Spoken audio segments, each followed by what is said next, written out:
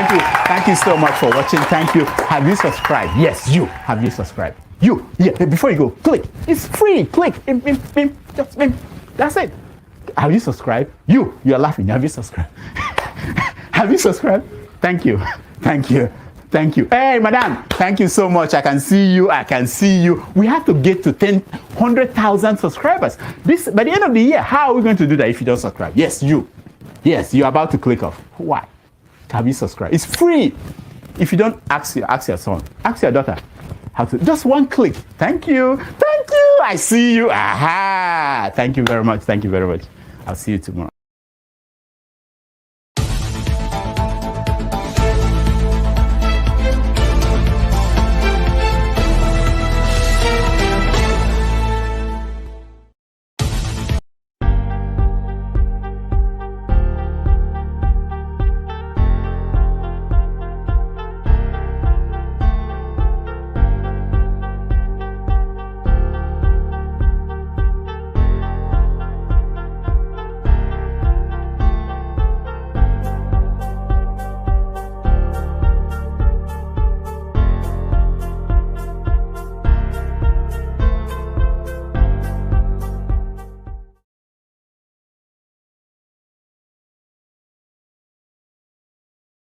Culture and full.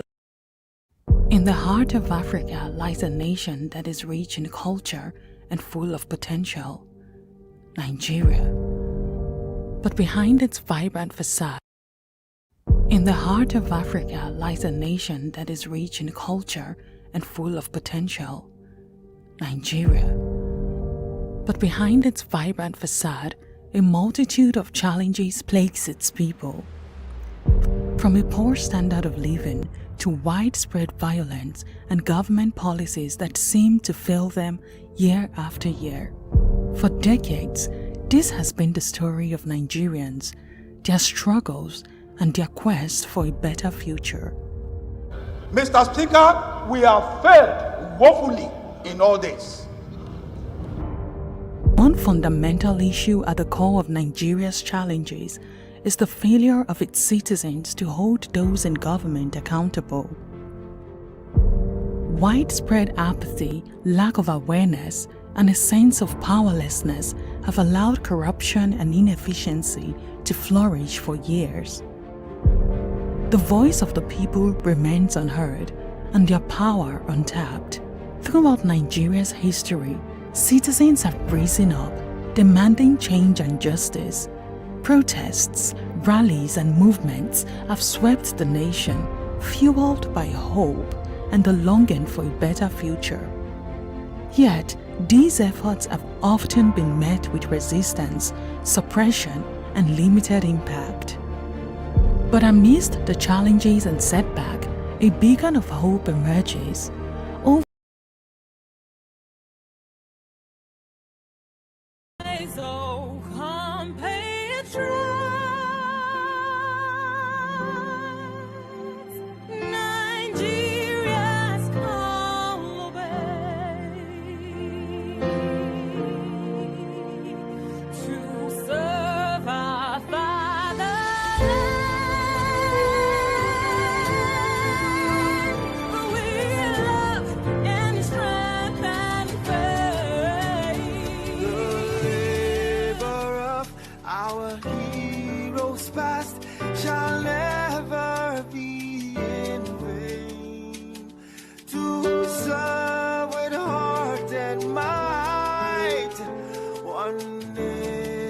Bound in freedom,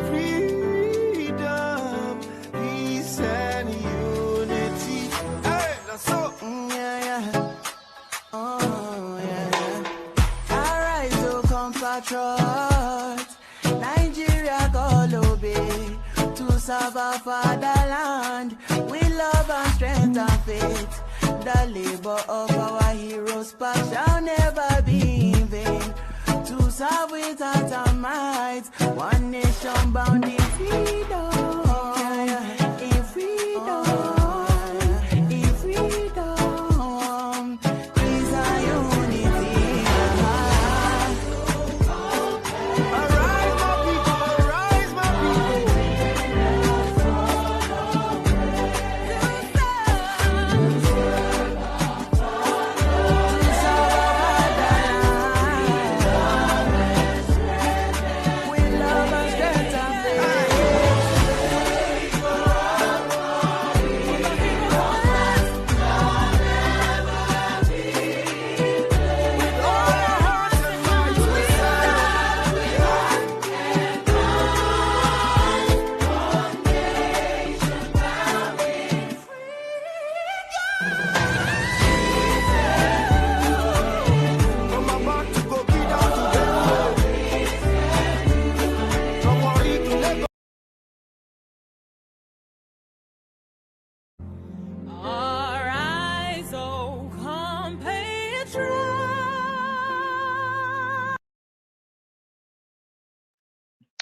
Good morning, good afternoon, good evening, depending on your geographical location.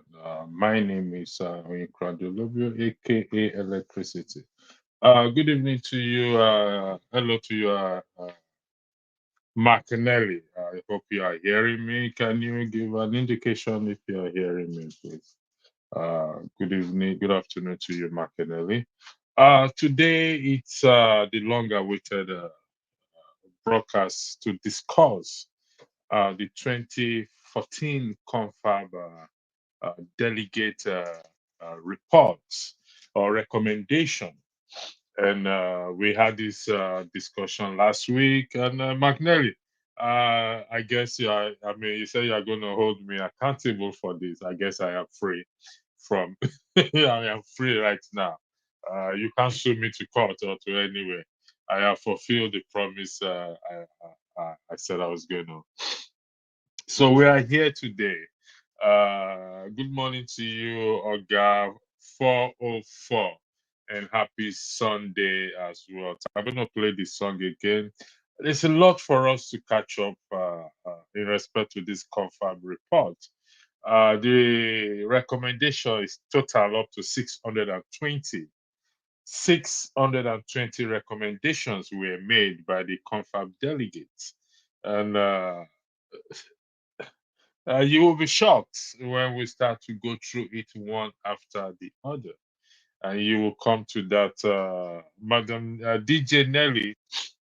I saw that you're in the background, that you left again. You did not have your camera on, and that's why I have not put you, I didn't bring you up uh, to the platform. So if you want to join the broadcast again, you can come in and turn on your camera, except you are joining from Nigeria. There's a section to that rule in turning on your camera. So as things stands, part of this broadcast is actually dedicated to forefathers. Why did I say so? Why did I do that? When he brought up the video, his last broadcast, or 2 days ago, 3 days ago, in respect to Barrister Kenneth Okonkwo interview on the Ginger Media, I think some of us were not happy with him, but I took a closer listen to the video, and I arrive at that conclusion. Well, don't let me say arrive at a conclusion. I'll pick my words carefully. It appears that it was made to do that video. I did my one of my background is investigation, forensic investigation, and I read statements, witness statement, and other things, and I was able to pick up some holes there, which is not consistent to even documents that are already available. So I want to thank him, even though a lot of people always attack him. He's doing a great job. His tenacity to absorb insult and everything. So I'm glad he did that broadcast. To all of you in the comment section, I'm going to greet you all over again. McNelly, good evening to you. Oga 404, good evening to you. Let me highlight you. No, sorry, I start with McNelly. Sorry, let me take this out first. I'll bring it back. McNelly, well done to you too. Hello to you. Nice song by George Bush. Hello to you for joining. Oga 404, hello to you for joining. Priest, keep sending into comment. We are tired of one Nigeria. I can understand that feeling. I believe a lot of people share that feeling. But hello, Ed, you edge free with such things you always deliver. Well, thank you for that. We try to keep the promises. Nadim Jerome, Nadim John, hello to you too. David Iyoha, he said P2B is not a hero. He's corrupt and part of the corrupt class of politicians in Nigeria. Omoyele Showore is the hero. I will visit your comment again, David Iyoha, because I need to play a video. I need to play a video, and We will come to that. So I'm going to play this video that forefather already played, but I need to play it all over again. Like I said, I'm partly dedicating this broadcast to him because he made me to go and listen to the video, and it's part of what we will discuss in the Confab 2014. Confab 2014. Let me put this up again. One of the recommendations of the 2014 is what is the national anthem. The old national anthem should be reintroduced. So I'm going to play this video. Then you will understand where I am coming from. There are other things we're going to discuss also. The diaspora participation in voting is also part of what the Confab report recommendation.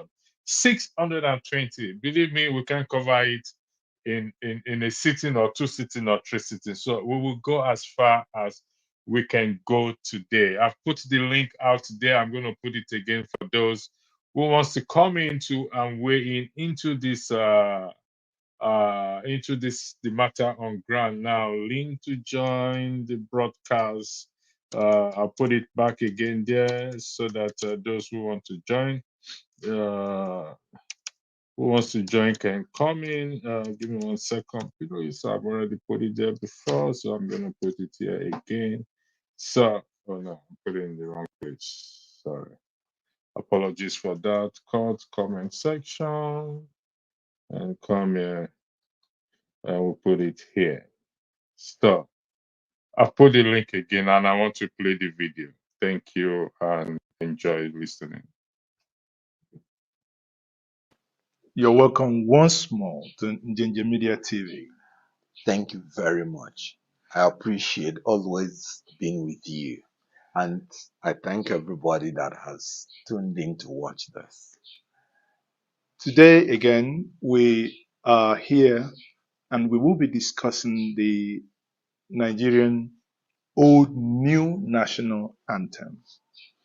Recently, the federal government of Nigeria, that is the executive and the National Assembly, quickly, within a week or thereabouts, rushed to approve the Old New National Anthem. And now, it has generated a lot of debate. Some are now calling that if we are able to do that within a short period of time, that means we could do a lot. What's your take on the whole debate? Well, the debate is actually what makes a democracy. Democracy is a system of government that thrives on dialogue, debate, and compromise. So debate is part of the beauty of democracy. And that is also part of the beauty of the first national anthem, that recognize that we may differ even in our debates, that we have differences. That tongue in the old national anthem does not simply mean we are multilingual. It still means that we have different ways of expressing ourselves. But even with the difference in manner of expression, is saying whatever we do, we must ensure it does not affect our brotherhood.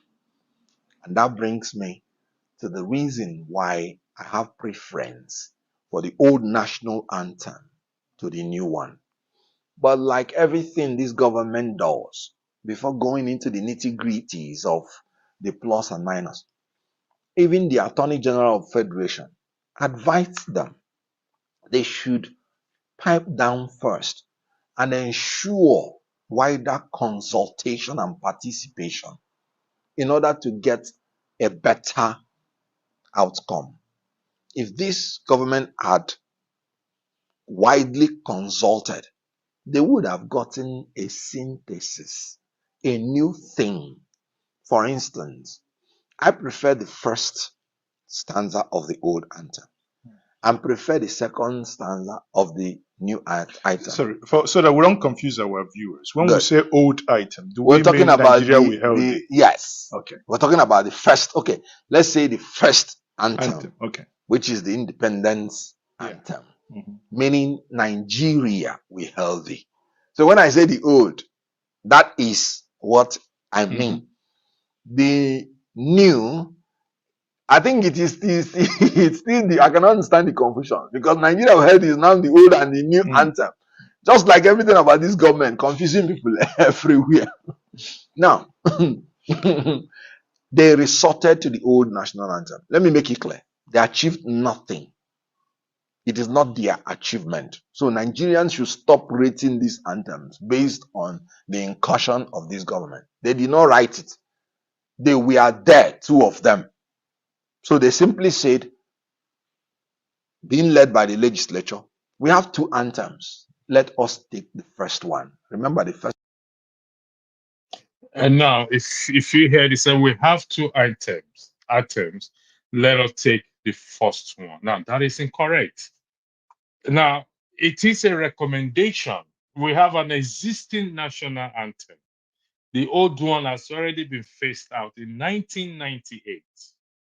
So we have an existing one. It's not a case that they have two national anthems to choose from. No, that is incorrect. It is a recommendation by the Confab Conference delegate that they should go back to the old national anthem. Now, why I decided to listen carefully is, like I said, it appears it was made to do this video. Early this morning, I pick up my phone and I went to Njenje Media, a man I have great respect for, and I will still have great respect for him. And I'm going to read what he posted on his YouTube channel today. In 1963, the year 1963, it was in the year 1963, and Nigeria's first only Prime Minister, Sir Abubakar Tafawa Balewa, took to his annual leave and was off to his village to spend it. Then a British photojournalist came along, but they told him that the PM had gone on vacation.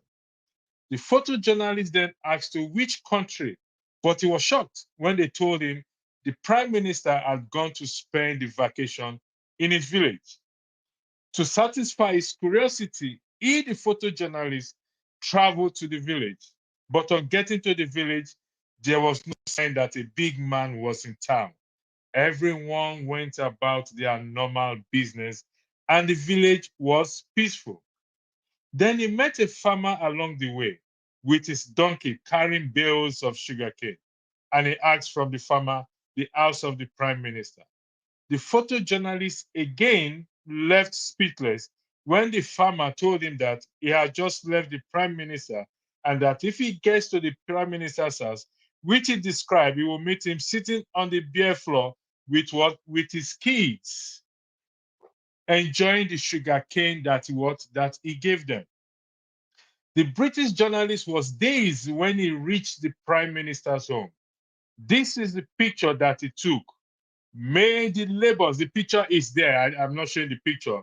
Then he said, this is from Njenje Media, may the labors of our heroes past never be in vain. Which we can safely conclude that Njenje Media did not agree with the claim made by Barrister Kenneth Okonkwo. Continue listening. Cut is always the deepest. But let me tell you why I have a preference for the first national anthem. First of all, that anthem started with Nigeria. The first thing you will mention in that item is Nigeria, showing dedication to country. And the next thing you're talking about is the people. So what constitutes a country is the people and the country. Contrast this with the second anthem, which started with Arise, O compatriots. and talking about leaders. and trying to make heroes out of leaders that are villains. We do not have a hero as a leader in Nigeria, and you can quote me. We have made heroes in sports, in entertainment, and they made this heroism through their sweat without governmental support. So which level of your heroes that you're saying should not be in vain? The heroes passed. So are you considering that Yes. Dr. Nnamdi Azikiwe, Sir Ahmadu Bello, and Awolowo, Chief Obafemi Awolowo, are they not heroes? If we look at Pa Enahoro, Herbert Macaulay, are these people, are they not heroes? I don't want to go into specifics. Okay. My words are very clear. We have not had any hero as a leader in Nigeria. Is that true that we've not had any hero in Nigeria so far? And so good. Thank you for joining again. Those of you in the comment section, thanks for putting in your comments there. We go to the comment section now. Let's see, where did I stop? Someone, yeah. I think I said I'll come to Mr. Obi's. Peter Obi is not a hero. He's corrupt and part of the corrupt class of politicians in Nigeria. Omoyele Sowore is the hero. How do you arrive at that conclusion that Omoyele Sowore is what the hero? Like I said, the national anthem, to revert to the old one, it's not a matter of choice that they have two national anthems. We need to set the record straight that they have two national anthems as claimed by Kenneth Okonkwo before the legislators. It is a case that was recommended by the 2014 Confab Delegates for reasons we are yet to know as to why they should revert to the old national anthem. So, again, for the record, it is incorrect claim made by Barrister Kenneth Okonkwo that they had a choice of two national anthem before one, and they have to choose one out of the two. That is an incorrect statement and claim. Not to be coming from somebody like him. Not to be coming from somebody like him whose principle has strived on the basis of what integrity, transparency, accountability, and what and verification. So this has been verified by me. You could go check the records there. It was not a case of, it was not even deliberated. It was a recommendation, and the House or the legislators adopted among 620 recommendations according to the document I read myself, provided to me by one of those in the comment section. So another recommendation is what is the diaspora voting, diaspora participation in voting, and this is crucial. We spoke about this last 2 weeks, myself, Local P, Revolution, and Victor, and I think about 4 of us or 5 of us, and we came to that conclusion to say it's time we make this demand for Nigerians in diaspora to be allowed to vote. But strangely, this was not attended to. What the legislators feel or think is more important is what is the national anthem, not diaspora participation in voting. This is one of among the recommendation provided. Another one also provided that was also recommended is let me look for it again. Okay, now it's over here. It's churches and that churches and mosques should begin to pay tax. I'll put it here again. Churches and mosques should begin to pay tax. This was ignored as well too. One of the recommendations that the delegates also provided. Then there's this other one also that has been discussed yesterday, but it's also important to highlight it because it's the livestock grazing reserves ranching, which is in the long term, the delegates agreed that cattle routes and grazing reserves be phased out to lay emphasis on ranching. But in the meantime, states which have large livestock population should endeavor to maintain grazing reserve. By this, it means by interpretation that they are not even supposed to be roaming about. But this was not pushed through legislation. All they were doing was arguing about cows, which to me, it's one of the madness that we see in the no. So I'll go back to the comment section again. Somebody asked me a question. Biafra said, Oga, Biafra is our last hope. Let me say something about this Biafra. Let me tell you this. To achieve this, to achieve anything, the process that we have to go through, the people we have to deal with is the legislative arm. We are all in this boat, regardless of what you want, regardless of your desire, regardless of whether you want a Biafra nation, you want an Oduduwa nation, you want an Ijaw nation, whatever you want. We want a referendum. We want anything we want at this particular time to turn the country around. We have to deal with what? Firstly, we have to deal with the legislative power, which is our senators and our representative in there. Now, Akpabio said something which I put on the this today, that the revolution, first and foremost, we start what? In the house of the National Assembly. That was what he said. And I agree with him totally. In the context of this statement was made when the national anthem was signed into law by the president, Buhari. It was signed into law. And that was when he made this statement. I'm going to read it out fully.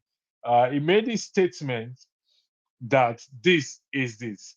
And he said, I quote, Akpabio addressing Tinubu said, of all the significant things you have done, I think one of the most important is to take us back to our genealogy, the genealogy of our birth. That though we may belong to different tribes, though we have different tongues, in what? In brotherhood we must stand. He went forward to say, we must hail, no, I'll skip that, for bringing back the national anthem. Where is this thing again? Bringing back the national anthem. The best place, yeah, I got it. The best place to start this revolution is the National Assembly, where we have the elected representative of the people. I'll put it up in the screen there. The best place for us to have what? This revolution. For those of us clamoring for a revolution, here at Akpabio have told us where we should start what? That revolution. With what? With the National Assembly.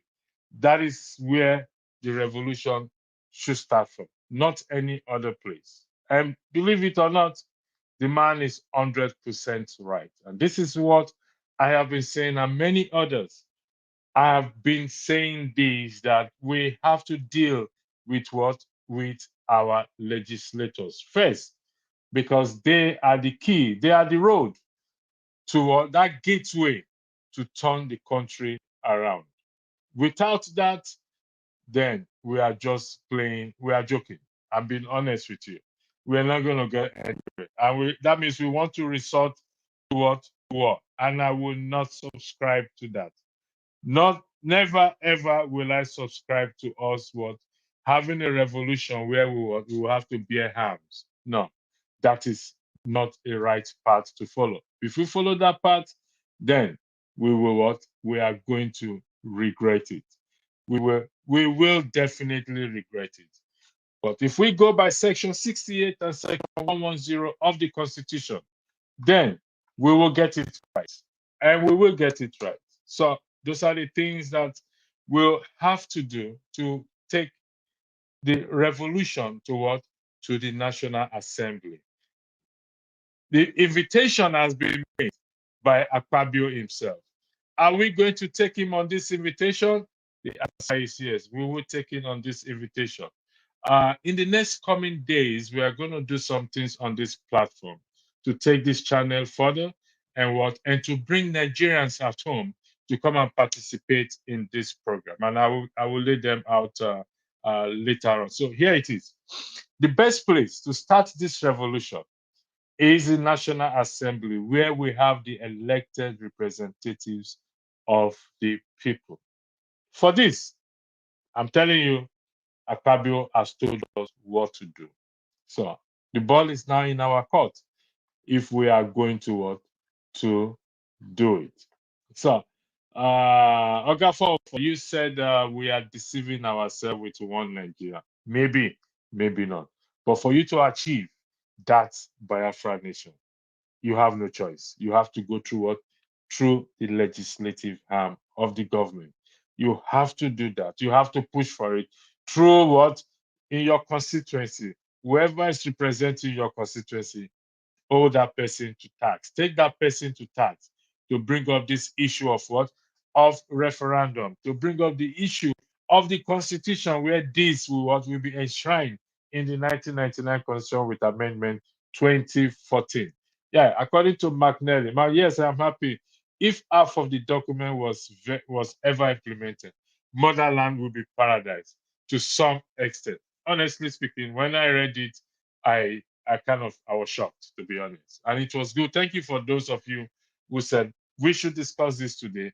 And I hope you will come online to discuss this thing before I bring this broadcast to a show. Again, thank you. Father is a great guy. Like I said, I partially dedicate this broadcast to him. He's trying. I must commend him for his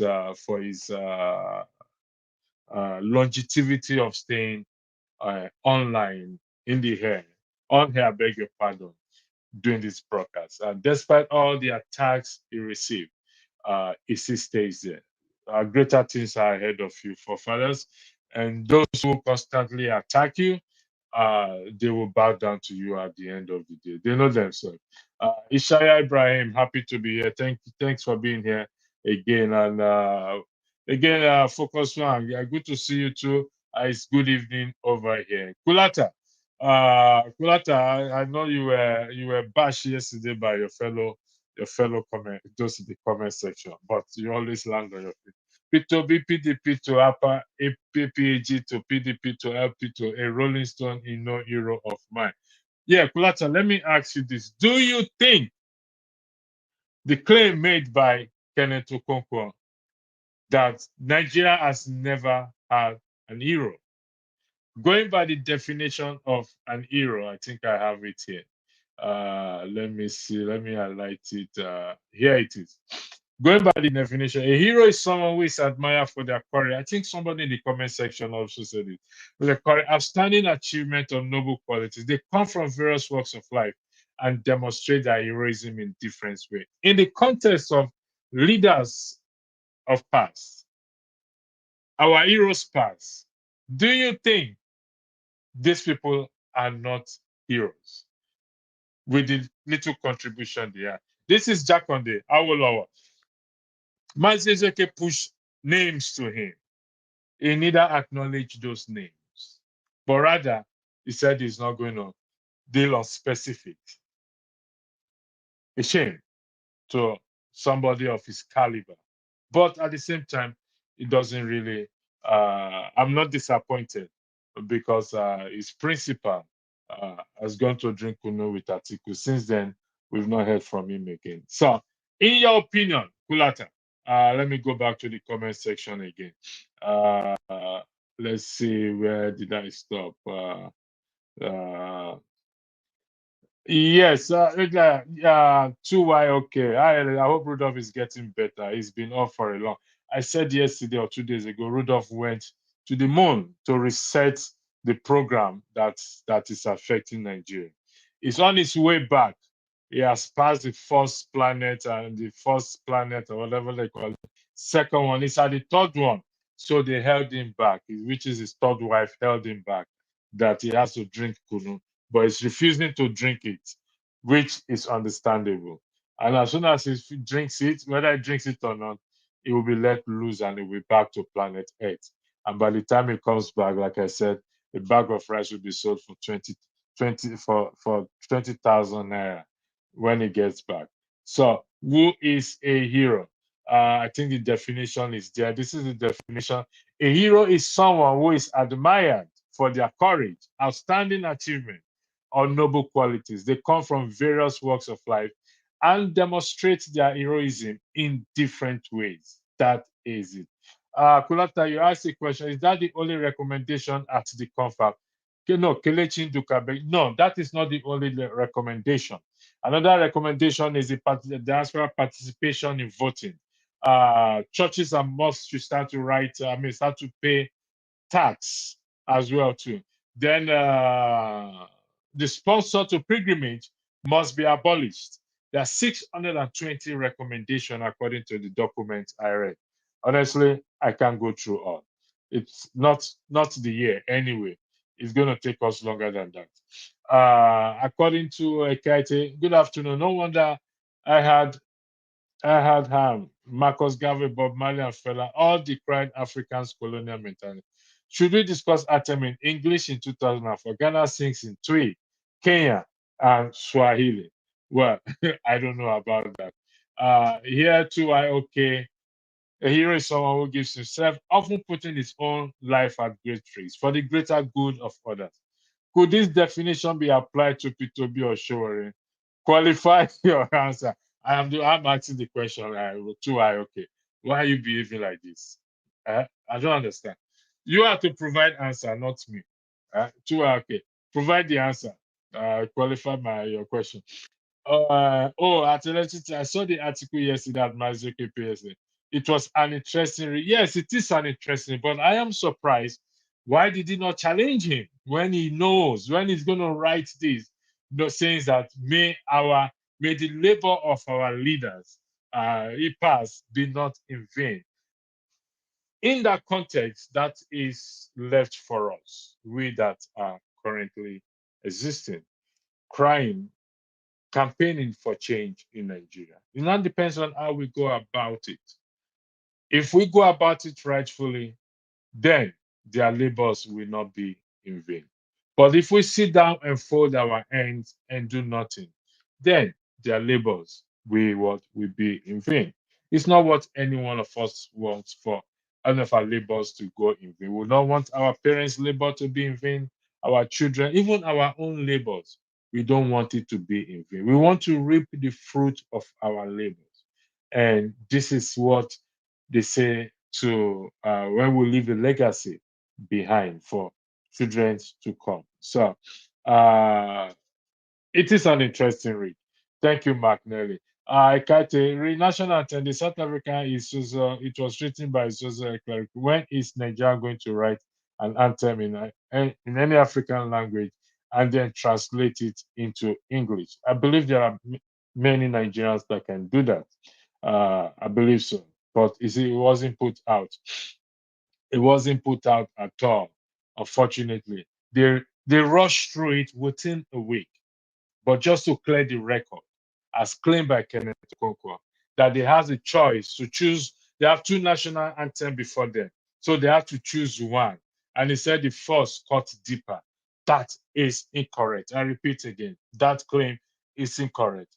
This was a recommendation contained in the Confab report that issued 2014 Confab that they should reverse to the old national anthem. The current one was written by a Nigerian. Unfortunately, that was dropped. A lot of coverage has been given to that, so we will let it. I'll let it slide for now. It's just to correct the record. So thank you again, those of you in the comment section. Jogo, to me, we never have any political hero. Reason why we are not growing. Are you saying the Tafawa Balewa, Jakonde, Awolowo, who allowed or privilege for some of us to gain education through free education and not heroes? What do you expect? If you look at the thumbnail, I have P2B with a question mark. Martin Luther King and Showore with a question mark. Who among these people do you consider to be heroes? Should somebody be killed first before we consider that person an hero? Do they need to be killed first, assassinated first, or die first before we consider that person an hero? What yardstick did Kenneth Okonkwo, Barrister Kenneth Okonkwo, used to arrive at this conclusion that Tafawa Balewa, Enahoro, Ojukwu, the names mentioned to him by what? By Nnamdi Azikiwe. What yardstick did he use to arrive at that conclusion? Their family will be angry. And I think those who knows these people should actually challenge him to provide evidence to such. Thank you very much. Makinelli, I reckon it was Solicitor Okonkwo opinion. No. You see, this is where we have to differentiate between opinion and fact. The man stated, he said, quote me on this. That is not an opinion. That is a fact. The man was not standing in an opinion pose. Even when Nnamdi Azikiwe pushed him further on it, he kept silent. He said he's not going to go on specifics, but he stand on his position.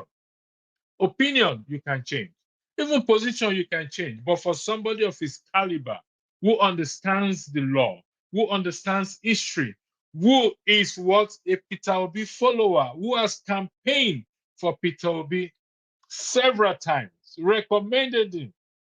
So you want to tell me that Jakonde or Peter Obi is better than Jakonde, better than Awolowo, better than Ojukwu, better than Enahoro, better than the names Nnamdi Azikiwe mentioned? These are the questions that we should ask ourselves. Vi Maxwell, thanks for joining again. Nigeria is in force on the ethnic nationalities in it. There has not been a heroine in Nigeria. Well, that is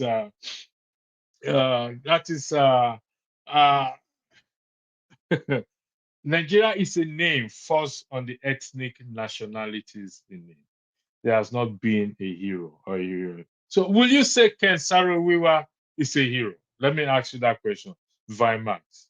Ken Saro-Wiwa and the 8 Ogonis. Would you say he's an hero? Max, Vimax, I'm asking you this question. Would you say Delegiwa is an hero? These are people who also push for change in Nigeria. Would you say, because in the context, he said we've not had an hero in leadership. Okay? But if we go by the definition of who an hero is someone, let me highlight it again. I think if I take this out, I will get it. 1 second. If I take this, where is it? By definition, he said, a hero is someone who is admired for their courage, outstanding achievement, or noble qualities. They come from various walks of life. He did state that we've had heroes in what? In sport, in entertainment, but we've not had heroes as leaders. Come on, guys. History is before us. We can dig. So if we've had heroes in sport and in entertainment, how about the days when we enjoy free education? Someone was behind it. The days that we enjoy free health in Nigeria, someone was behind it. Are these individuals not heroes? going by the definition of what? Of who an hero is. So I go back to the last comment that I highlighted. Let's see. 1 second, please. I think I've taken this comment. I've highlighted this one as well too. To make Vine Maxwell, yeah, Vine Maxwell. Vine Maxwell. So I asked Vine Maxwell a question. So Vine Maxwell, Olawale Adewale, Olale, does Nigeria need a mental evaluation? I don't know if we need a mentor. Probably. It depends, Mr. Oladwale. Do you mind shedding more light as to this your question? Why you ask this your question, please? I would greatly appreciate if you could shed more light on it. My Nigeria in the diaspora remit over 225 billion to Nigeria. Why in God's name would they not allow to vote in the country they contribute so much to? Vimaswa, you will be surprised. No, don't let me see you be surprised. One of the recommendation is what is allowing the diaspora vote. Ovie, welcome to the platform. Where have you been hiding? Who locked you up? Me? Nah, I did lobby for Tinubu government. They never answer me. They never answer you. They never answer me. You go explain, Taya. I'm trying to, I'm trying to get in, but You go love it, Taya. I never know anything. the list long. The list is too long, eh? Yes, The list is long. I'm my Oga Gonko, so no one submit my name. You don't want to submit your name upon all the campaign where you campaign giver. You can imagine. Imagine that campaign. Upon all the campaign where you campaign for her, we will join you for your Everything. platform. The insult where you Everything I receive, do. journal. Anyway, Everything. I'm still we receiving it. actually discussing the 2014, the Kenneth Okonkwo's video. I don't know if you watch it, and the 2014 Confab. And one of the things we are pushing for is this. We will be pushing for, I beg your pardon, is this, where is it again? Is this the diaspora participation in voting? So we are looking at how we will have a protest in all Nigeria embassies and consulates, those of us in diaspora, myself, Local P, Victor, Revolution, and I can't remember their name. They will soon be here anyway. They're probably still in church praying to God. When they finish, they will come and join. They'll come and join us. So that is what we are pushing for. And I don't know. What do you have to say? I think I would advise you guys to pray, to spend more time praying for that rather than pushing for it. I think you guys are closer to getting any tangible result with prayers than but on a more serious note, I mean, why are you guys clamoring for diaspora votes? What's the goal? We're Nigerians, regardless. Okay, Okay, so it is our right to vote. then go vote. But we are not allowed to vote. You have to be in No, Nigeria but to vote. no. Yeah, You so have don't to say you are be. not allowed. Don't We say you are have to not allowed be to in vote. Nigeria. Point of correction. We Of have to course. be. We have to be in Nigeria for us to be able to vote. But Yes, that is not Nigeria. what No, we we don't have. want. The last time I checked, we don't have any colony yet. We are still in the process of colonizing Ghana. Maybe when we get that, then we'll now start extending our What governance what do you considerably mean in diaspora. colonizing Ghana? I don't understand. No. Just it's very important. It's very important. We need to take Ghana under our wings. They are misbehaving. They are just. They are the only thing I like. The only thing I like. No, I know. Vince knows that I'm taking shot at him. But Vince, let me tell you this. Let me tell you. Don't say me and you they always fight.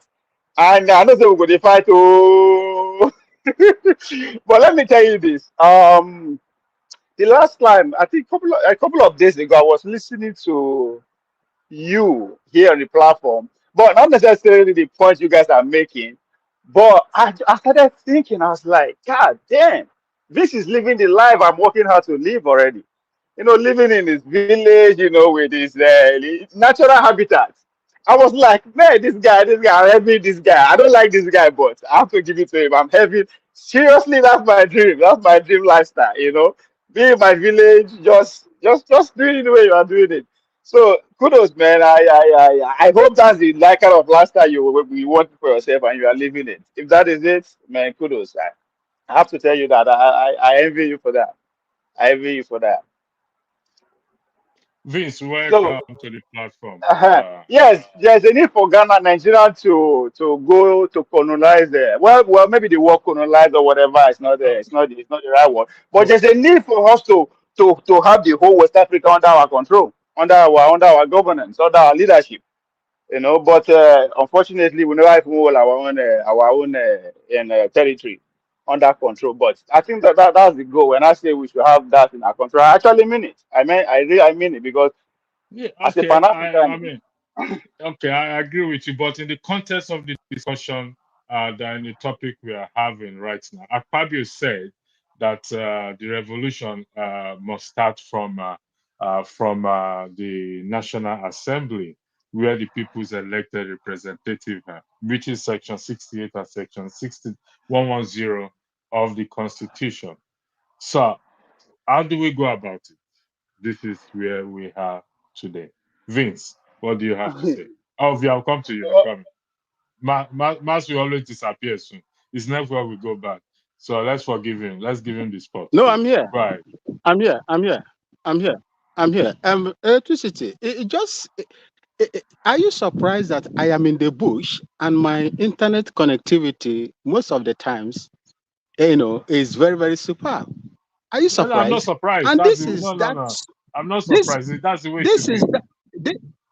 Yeah, this is that tiny Ghana that Ovie is Maybe denigrating in this platform.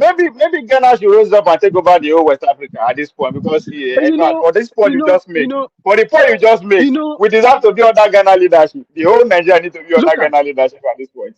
look around, look around, my brother. This is where my farm. My farm is behind me. That is where it is. You see, this is the thing that I speak about. You see, if Nigeria cannot stand their feet as the ECOWAS, leaders in Nigeria, giving an ultimatum to a tiny Niger republic with less than 15,000 troops in strength, how can you, Nigeria, come and colonize Ghana? It is not possible and can never happen.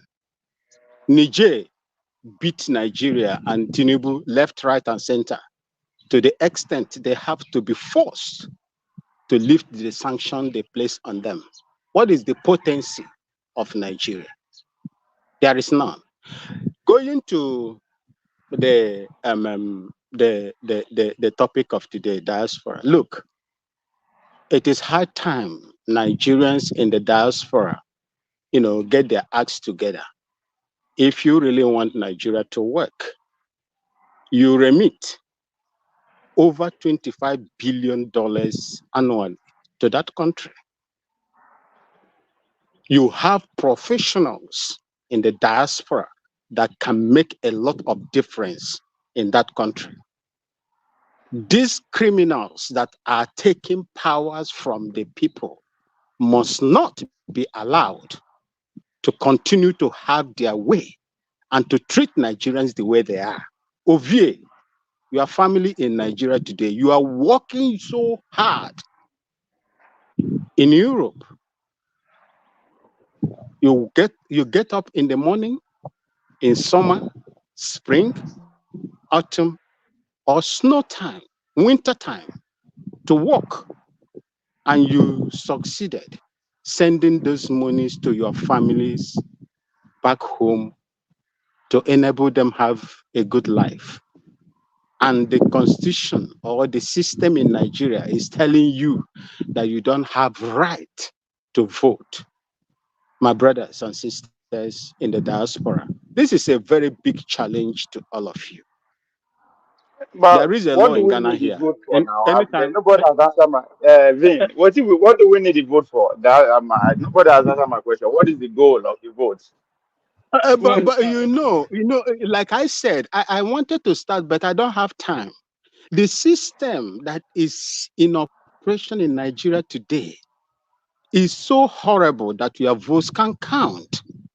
Even if you vote from the diaspora, what makes you think that the INEC will not balkanize it and share it among their preferred, candidate?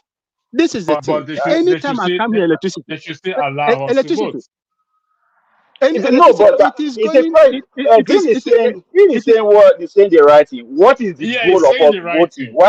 Yeah, What do we want Vince to is achieve? saying. That's my question. What do we want to achieve with our votes? What We, is it? What okay, whether Yes. whether we achieve or not, it is still what? a In my fundamental But right. opinion, and again, I will challenge you. There's nothing like in diaspora. electricity, There's nothing electricity. like that. There's nothing like Nigeria and diaspora.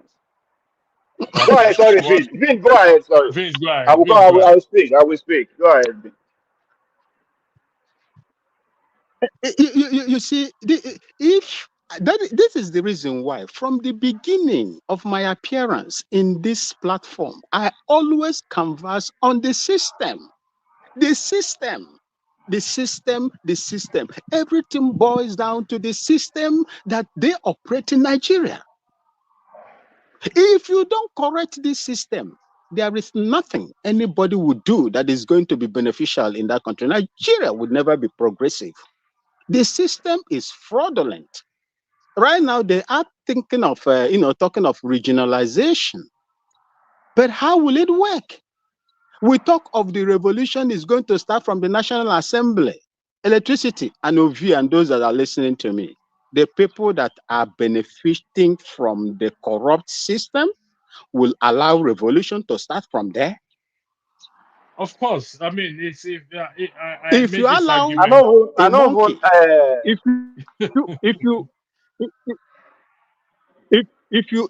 you allow a monkey, if you allow a monkey to steal your banana from you, the only option, if you have the necessary equipment, is to kill the monkey in order to retrieve your banana from it. But if you don't But have we are that, not. But we are not they dealing will with monkeys. continue We to are have their dealing way with and they will eat your banana. But we are dealing with a fellow human being. We are not dealing with monkeys. So we can't just carry on. Well, I know what you're saying. It is Because right. you When see, a monkey takes your banana, you can, in fact, you have to let it go. You ain't going to see that monkey. But we are not dealing with animals. We are dealing with fellow human beings. but these people, the electricity, these people are not ready to give up. They are Just wicked. imagine someone is We are on receiving the same page. It's 30 crazy. million naira, and the minimum wage is 30,000 naira. Whoa, And look at what is it's bad. I on leave it the here. screen there by Mr. Oladewale. He tried to contact representative, every effort made. If not even an email, I don't think he got a response back. And which is very, very sad. They will That not. these are They will people's not. representative. You can't even reach They them. will not. Electricity, they are not the people representatives. If you want to call them people representatives, how did they get there? How did they get there? Was it the people that elected them to that office? Then went there through godfatherism and the way they come about their things. Monetization of the politics in Nigeria. That is what is going on there. How will you hold them to account? This is the problem. The reason why they have the temerity. Right. Yes, they must have gotten there through fraudulent means.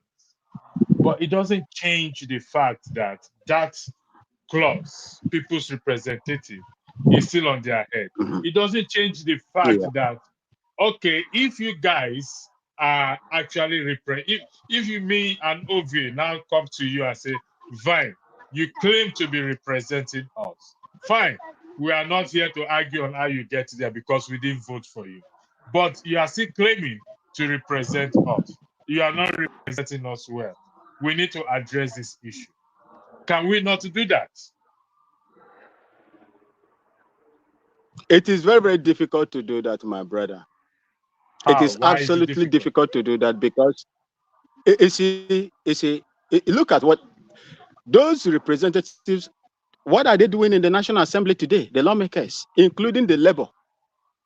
What are they doing there today? I need to make the announcement. They are. Hold on one second. Yeah. Give me 1 second, Vine. I'll come to you. Just give me 1 second. There was an incident on this broadcast some time back. We had a meeting with Rudolph and the moderators then, and a conclusion was reached, or I reached a conclusion that, and I have it on record. Ferreira is in backstage. I'm going to bring him on, but on the condition that he's going to apologize for giving the finger on a live broadcast. He can type yes in the private section. I'll bring him on stage. That he will give an open apology for giving the finger on a live broadcast. And I told Rudolph, I'm not going to change my position on that. He can come in, but on the condition that he has to apologize first. That is the position I stand on. We are trying to get rid of bad behaviors on this platform, insults on this platform. So if he's ready to do that, he can type it in the private section for those of you here to see it and those listening to me. If he's not ready to do that, then it will remain where it is. I can stay here alone with those in the comment section. I'm happy. Vine, the floor is back to you. Thank you.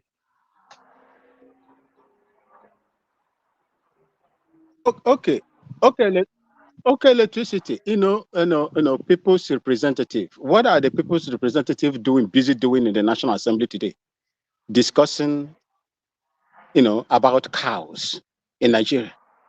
That is what they are representing you for.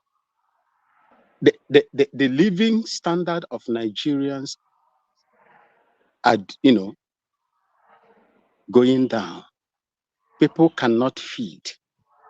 People cannot even pay transport fee, fares. The cost of electricity is high. The cost of doing business in Nigeria today is high because there is no electricity. People are dying, insecurity everywhere. But instead of them to discuss these vital, elements, commodities that makes lives of Nigerians better, they are busy discussing about lives. These are the people's representatives. I rest here. Thank you very much. Ovie, look at the Soji's comment there. Do you disagree with that? I agree with it 100%. That real revolution begins with the will and resolve of the people. See, I dey always talk and say English not good destroy all of us. We sense Ovie, what is wrong with we always get carried away with words. Or anybody thought revolution, ask them what is the meaning of revolution? Or may they transfer revolution, may they talk about their language, they don't know. So even when the revolution is happening right under their nose, they don't go know. I go listening to this guy broadcast today, which they call him Dele Farosimi. So we just did a revolution. Well, every small thing now revolution. Everybody say revolution. What it be revolution? When the revolution happen, what do you? So it's becoming very annoying at this point. Just like when if you listen to media these days, they begin to use the word tripartite committee, tripartite negotiation, tripartite. What the hell? When you guys discover the word tripartite? When they say now everything now tripartite.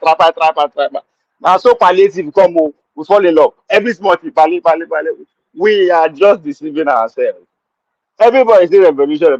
What are you doing? towards that revolution that you want.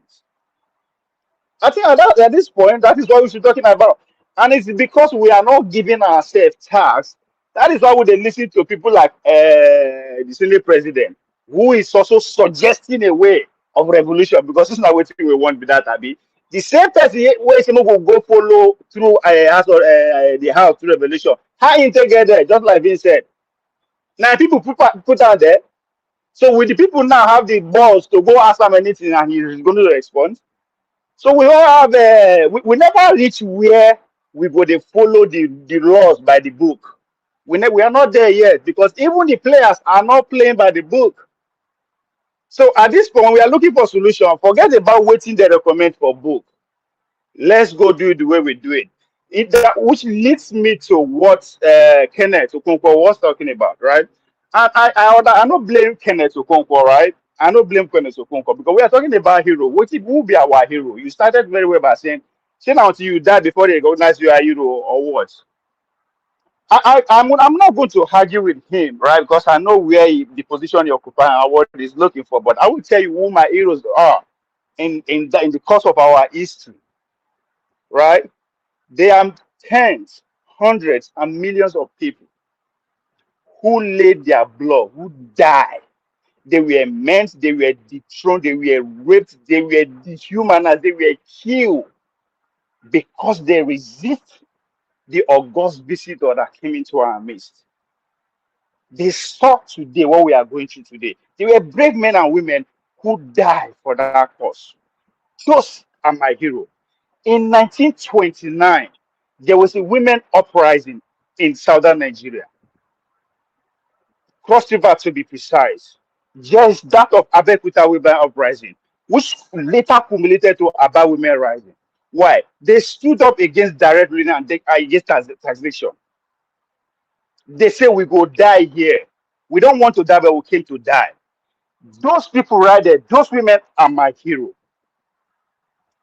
The likes of Anthony Enahoro, who, yes, is a descendant of the Oba of Benin. His grandfather was the victim of the invaders of the imperialists in the 1800s. His grandfather Osagi was exiled so many times in his presence as a young kid. And guess what? He promised himself that he is going to get a revenge. Not to anybody else, but unto these people.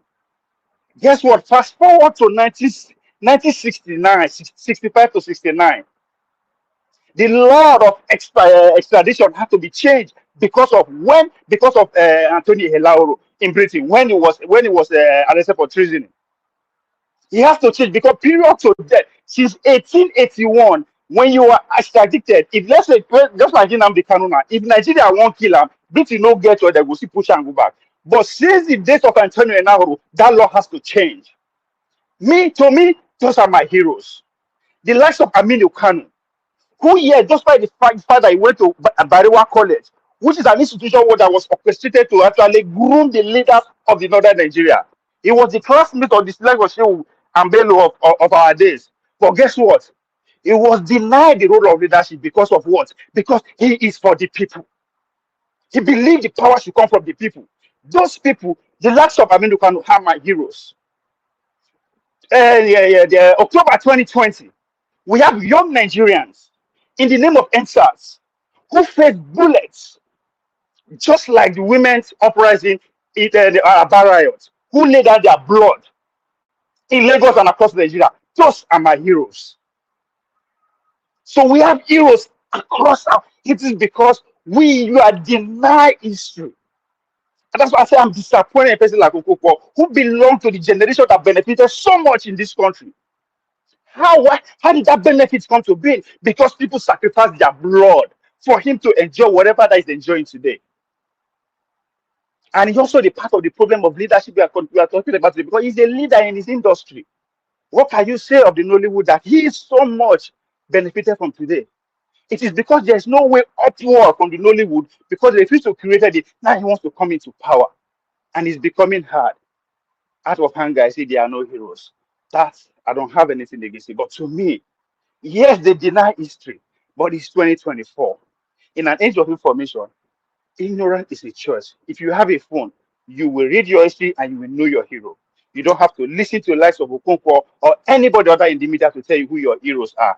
And if that is the position you are, listen to people to tell you your hero, then you are far gone. Thank you very So much. what am I saying?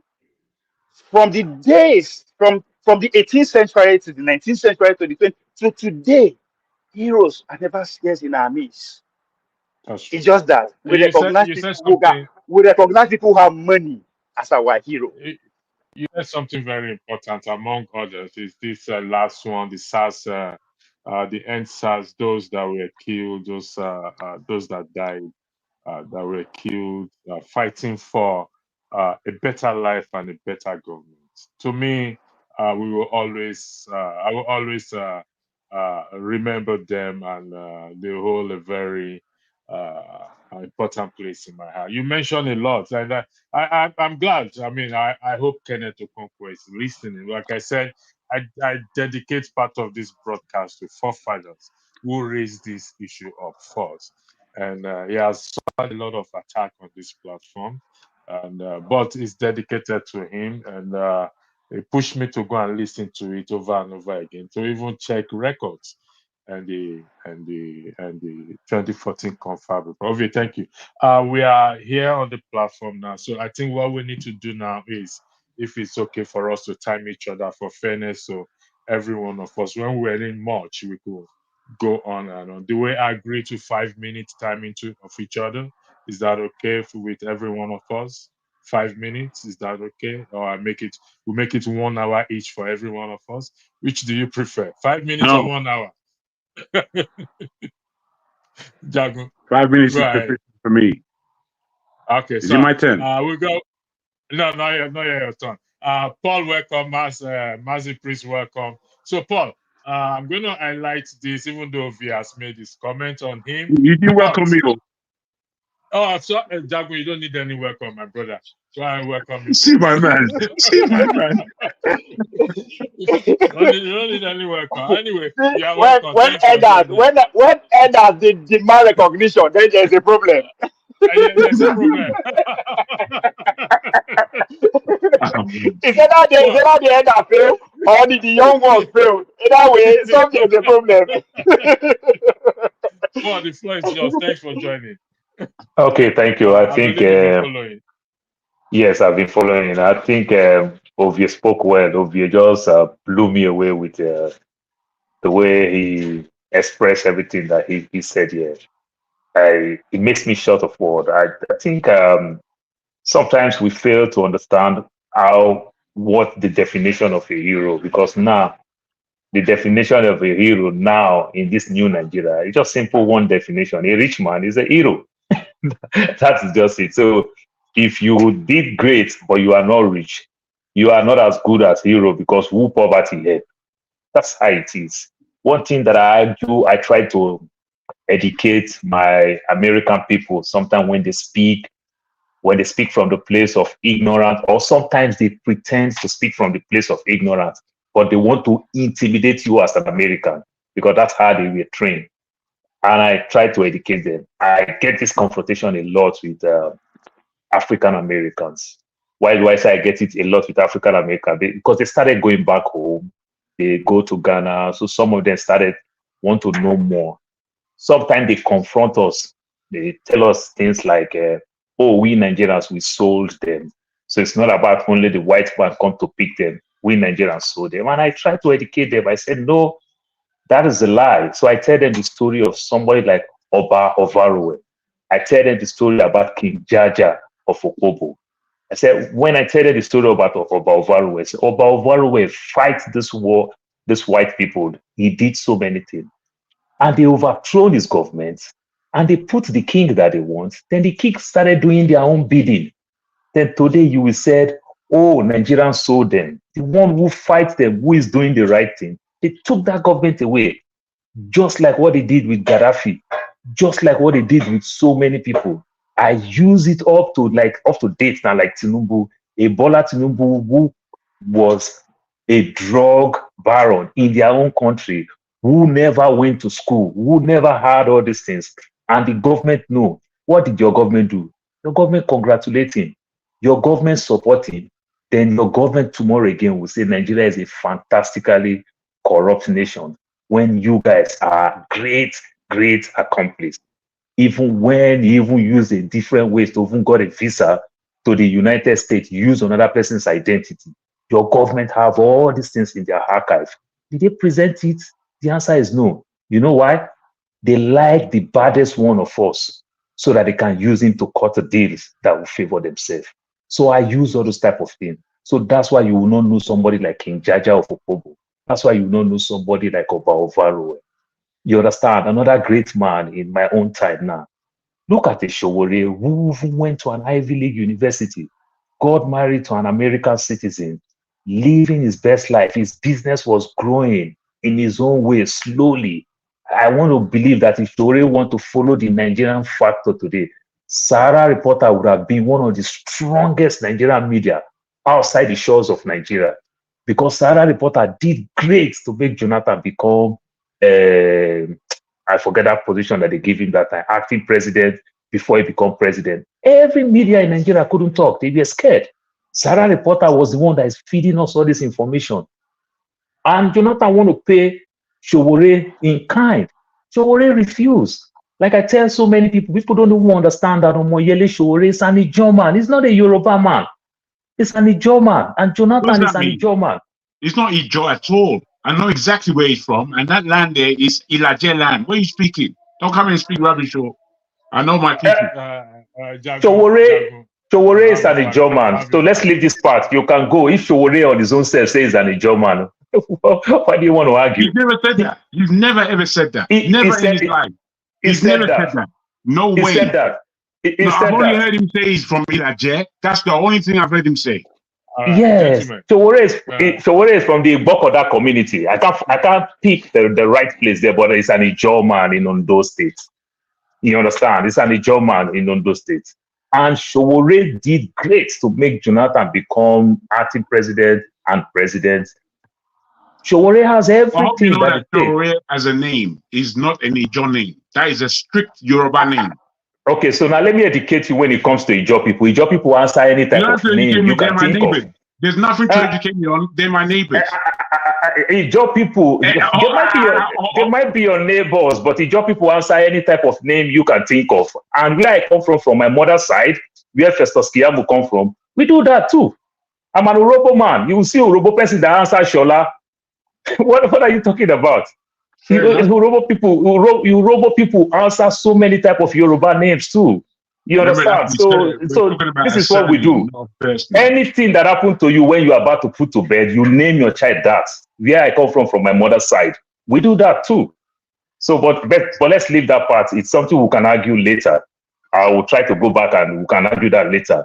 But what I'm saying is that how Showore did everything, this same Showore that fought for Jonathan, when Showore refused not to even benefit from that government, when Showore still see Jonathan, that Jonathan is also failing the country, Showore kick against Jonathan. How do we level Showore today? We criticize him. And guess what? And it's still okay. It is still politics. I'm not expecting everybody to think in one direction. These are my heroes. You understand? So we have our own different heroes in our different way, how we can think about them. There's another great man called late Gani Fawoyemi. Gani did well. He fought the government. Yeah. He had all it takes for fighting from one government to another government. Gani had all it takes to compromise like a Wole Soyinka today. You understand? To fill his pocket. Gani never did. These are my heroes. So we have all this type of things here and there. So when somebody want to come and say things like that, it is wrong. One of my friends said something in a subtle way that makes me laugh. When the dad built a house and he has his own full conveniences, the man built a 4-bedroom house with 5 bathrooms. My friend said, oh God, the first person that built Face Me and Face You in Nigeria will never make heaven. Because that person creates this problem that so many people continue to follow. Because he never understands the beauty of comfort, not until he get that comfort. He said the first person that did this. And today, he keep asking me, he will call me and say, Paul Afana, Face Me and Face You there for America. Find them anywhere. Say, who started this thing? And that makes me laugh. You know, so things like that, I understand what Kenneth Okonkwo is coming through. sometimes maybe indirectly is sending a signal across. You understand? Maybe he want to jump ship. Maybe I just don't know where he's coming from completely. Maybe he want to jump ship. That's why he's doing that. Or maybe he just felt bad that when can we see people that make great change? You understand? Without changing their policies. I don't know. That may be my take. Thank you very much. Mazi Prince, Mazi, what was Mazi? I want to highlight something else on the banner there. I mean, these are all recommendations from the Confab report as we agreed to discuss. But the most important, or the one that top the hierarchy, is the one in terms of diaspora participation in voting. Please, let's try to respect other people's 5 minutes, because if you cut into their 5 minutes, they may end up cutting into your own 5 minutes as well too. And I'm not going to Sure. stop there. So if we can do that, fine. But I'm not. As long as it's a debate, it's an argument, we are not insulting each other, I will leave everybody to do whatever argument they want to do with each other. So one of the So, recommendations is also that churches and mosques should begin to pay tax to the government. I, for one, support this. However, I support this. okay. I find it weird for why some religious leaders and kick against this. I find it very weird. I knew when they wanted to start it, people like Suleiman and other people kicked against it. If you have no skeleton in your cupboard, it's not something you should worry about. Even Jesus Christ spoke about transparency and accountability. So, Mazi Prince, Yeah. what do you have to say in respect to this, please? Okay. So let me start from first and foremost. You talked about diaspora voting. I'm totally in support of it. Why am I in support of it? I know some people will say Nigeria is not ready. However, that is false.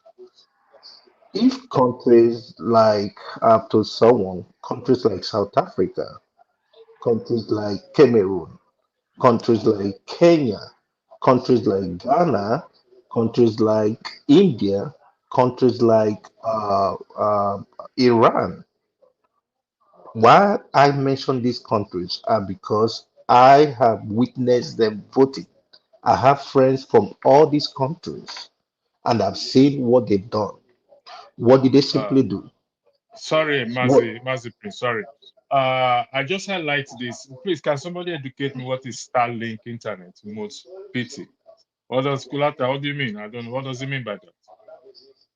just talking about Elon Musk, that's Elon Musk Okay, all right, go ahead. internet Thank you. service. All So right, thanks for your super chat. what I'm saying in essence is this: voting is an obligation and it's also a right. Those who doesn't vote stands to kind of like live with whatever choices other people makes for them.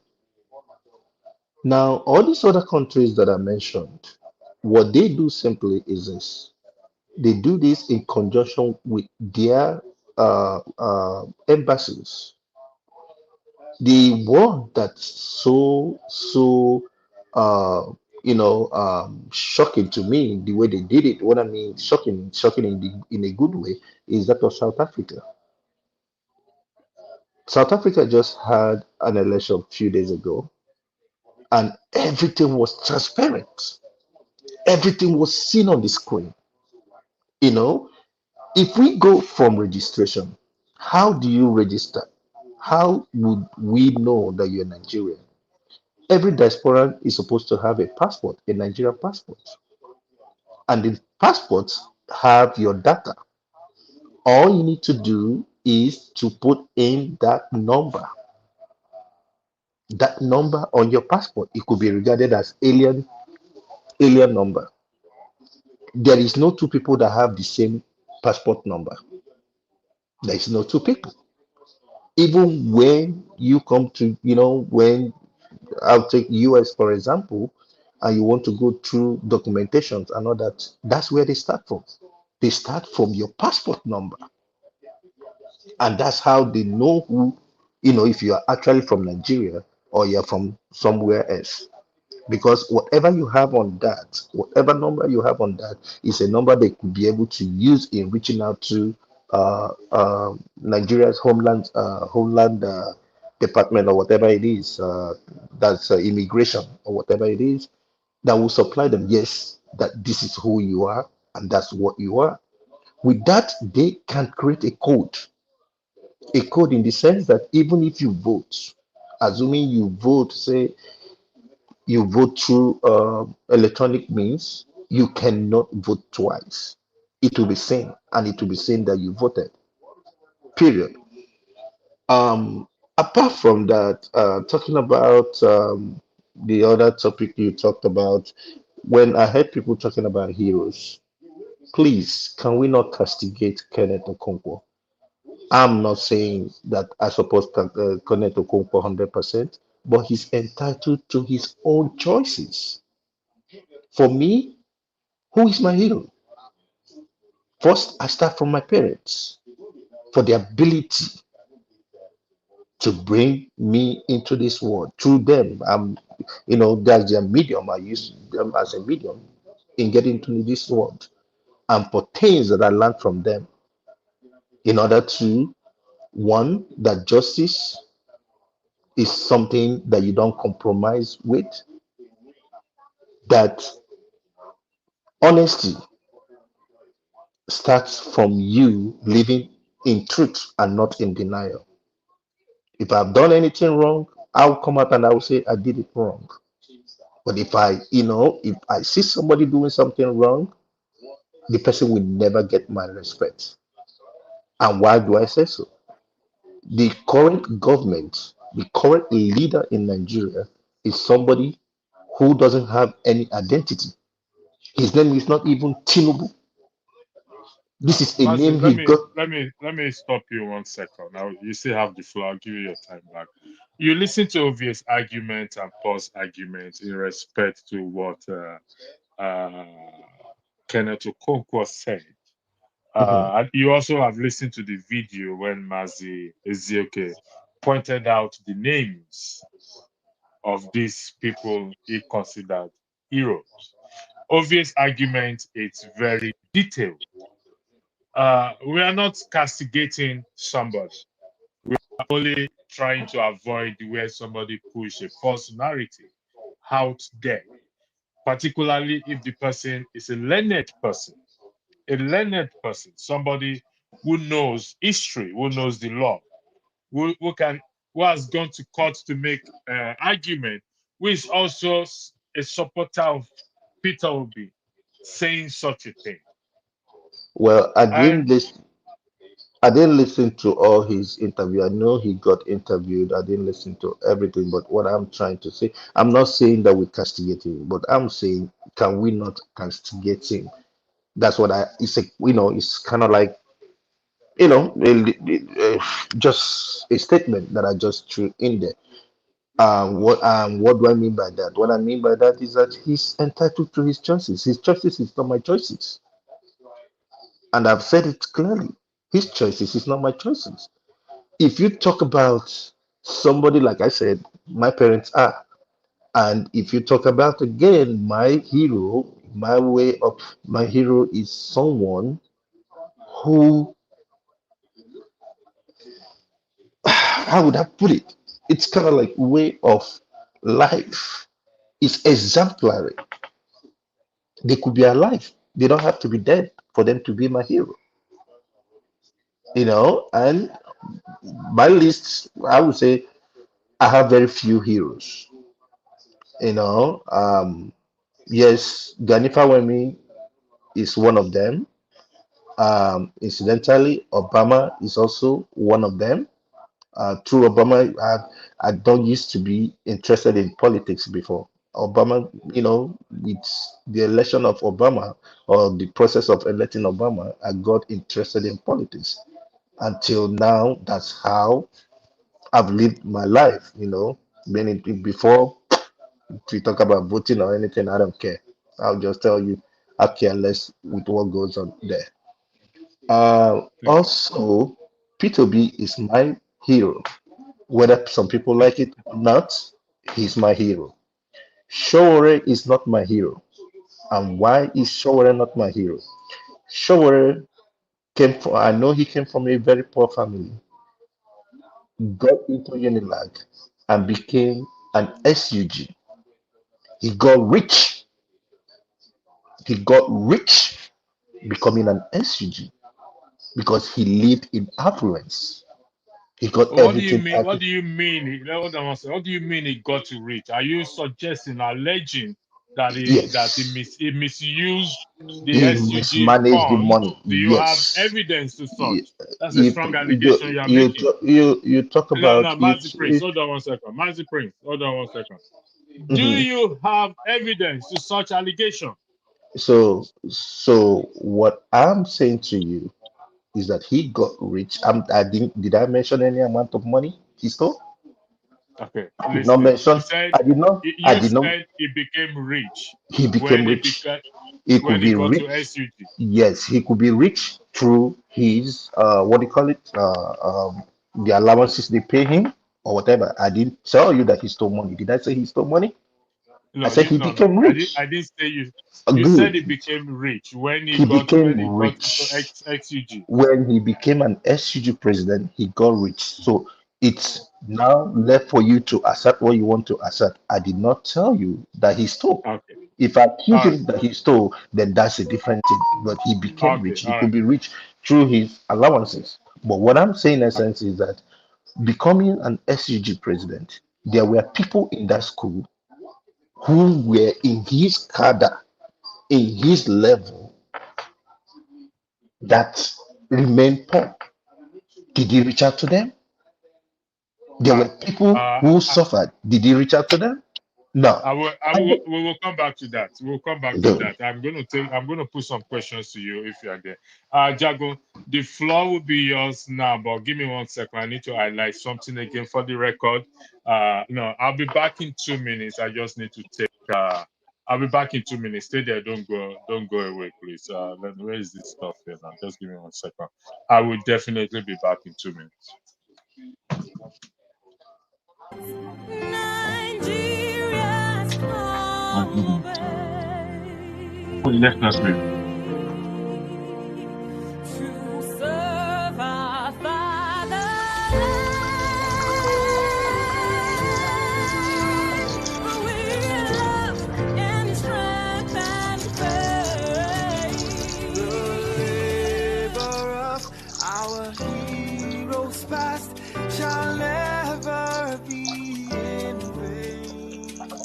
To serve with heart and mind, one nation bound in freedom, peace and unity.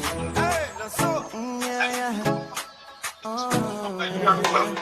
Arise, O compatriots, Nigeria call obey, to serve our fatherland, with love and strength and faith. The labor of our heroes past shall never be in vain.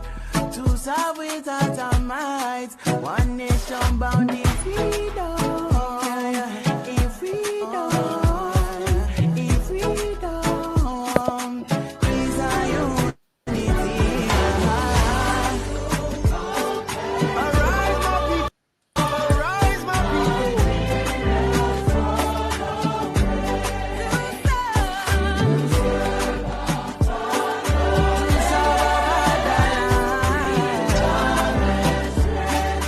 with love and strength and faith.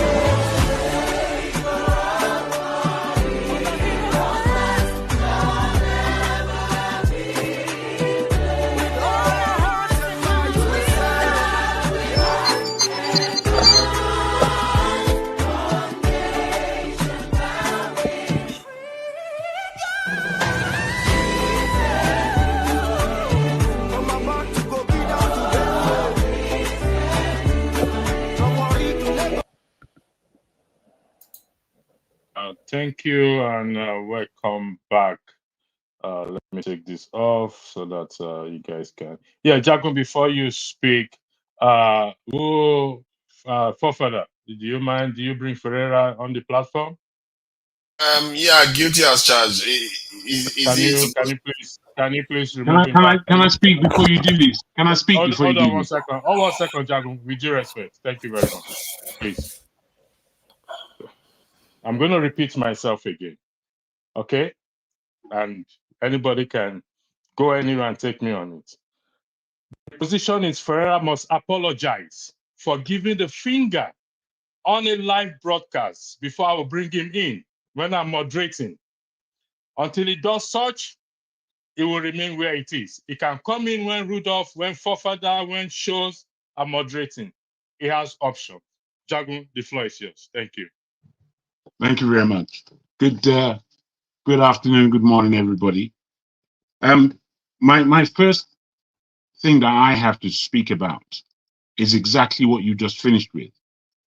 In watching a few of the shows where I didn't appear and seeing your conduct, your personal conduct towards Ferreira, I'm thinking, why are you being so power driven on a finger being given when every one of us, maybe excluding yourself, every other one of us has sworn visibly.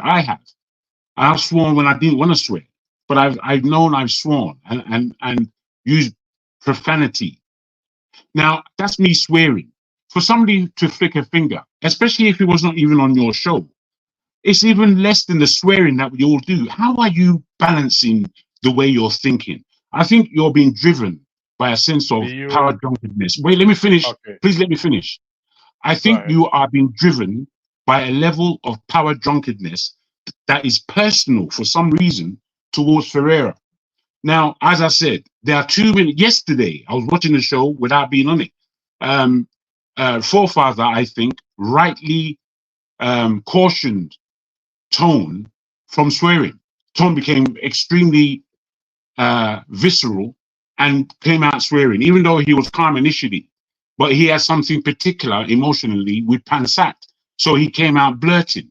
Now, there are too many examples of us having bad behavior on there. And I take my responsibility for my own.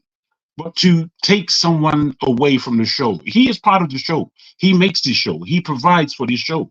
Why are you being so pointed at him? I don't think it's fair. Okay. You went on to You want say me to that respond? I Hold on haven't 1 finished, second. my brother. Please, I haven't Okay. finished. You went on to say that you had a meeting with the hosts, including Rudolph, and you put this to them. But you were already resolved that you're not going to accept anybody else's point of view. As far as you're concerned, No. that's what you Hold on. said. That's what you said. Now Jagun, let me finish, bro. Let me finish. Jagun, No, what you go stopped ahead. me from talking 2 or 3 times already. Please just let Go me ahead. finish. Thank Go you. ahead. Just hold it down. I've got things to say, particularly to you, sir. Uh, uh, Electricity. Me personally, I have a great degree of respect for you. I feel that you're a great thinker. I feel you're a good moderator. I think you're a reasonable individual. But I also believe that you do pontificate.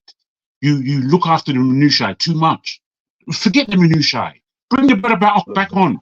Let him be a human being. Part of the show. That's what I'm putting forward to you right now. I All right. disagree with you entirely with your reasoning Okay. for holding a man away from the show. Okay. Thank you very much. Your admonition is taken on board. You did say we swear a lot, and it has to start somewhere. Okay. We are trying to eradicate this verbal abuse or have a zero tolerance on the broadcast as abuse and everything. And I maintain my position. Now, you are entitled to your opinion that I am power driven. That is incorrect, but you're entitled to it.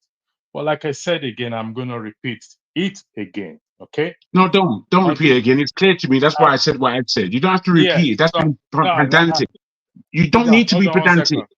Oh, Can I speak, please? So until such time, when I'm moderating, I can quit the show if Rudolph raised an objection towards it, which he has not raised an objection towards it.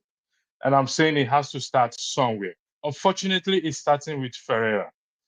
unfortunately, but it Do you has know? to Do start you know why somewhere. it can't start with Ferreira? Because just yesterday, Tone That is, swore.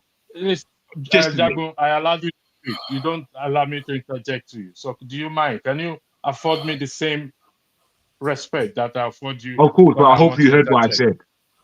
Yeah, I heard what you said. So the floor is just to speak on the subject matter. And the matter of Ferreira is a closed on deal for me. So that is it. So the floor is just to speak the matter of Ferreira. Thank you. As again, That as is the again, matter of the subject. absolutely. I put myself forward. I thought I may be able to bring you to a point of understanding. But as you said, you're going to stay where you are. Fair enough. It's been made clear. For me, the matter of heroes in our country, I think heroes are very difficult to find in our country, in our nation. I think it's very difficult to even become a hero in our nation, in our country, largely because, in general, our people aren't necessarily looking for heroes. In general, our people are just looking to follow and to have whatever small piece they can take, be that be peace of mind or piece of the cake. And you put my query up to what's that man's name, Ovier, asking him if he agrees with the point.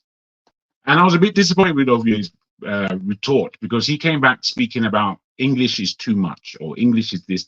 And I'm thinking, Nigerians that say this thing about English, I think, are you not stupid? English is the main language in Nigeria. And if we, at this stage, after 60 odd years of freedom, supposedly, and then 100 years prior to that of colonialism, that we haven't grappled with the English language and we're still complaining that we're using English, I think, are we pathetic? Are we being ignorant? English is the language that we use most in that country, more than any other language. And now you want to say that the grammar is too much, English. I mean, it's childishness. Words have meanings. If we speak these words and we put the meanings to them, they should be taken as such.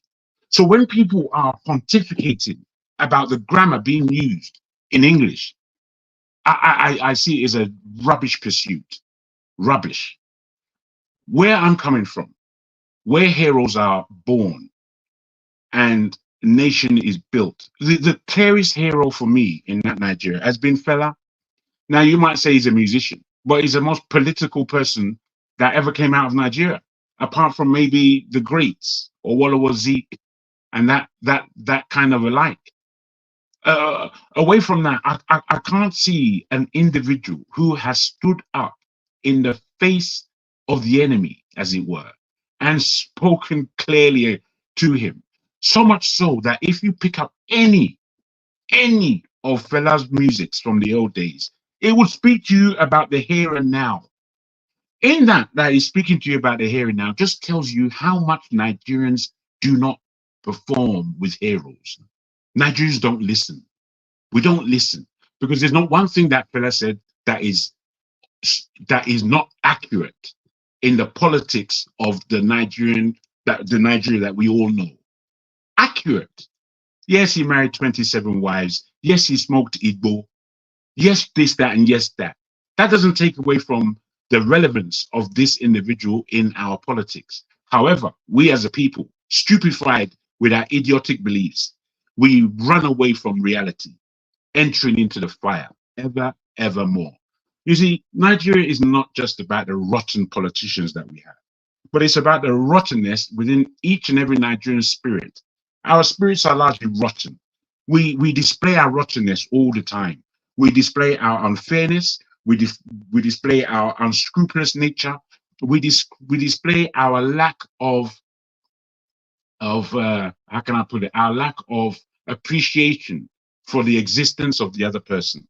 We even enter into how can we oppress this individual, as has been done on this platform several times.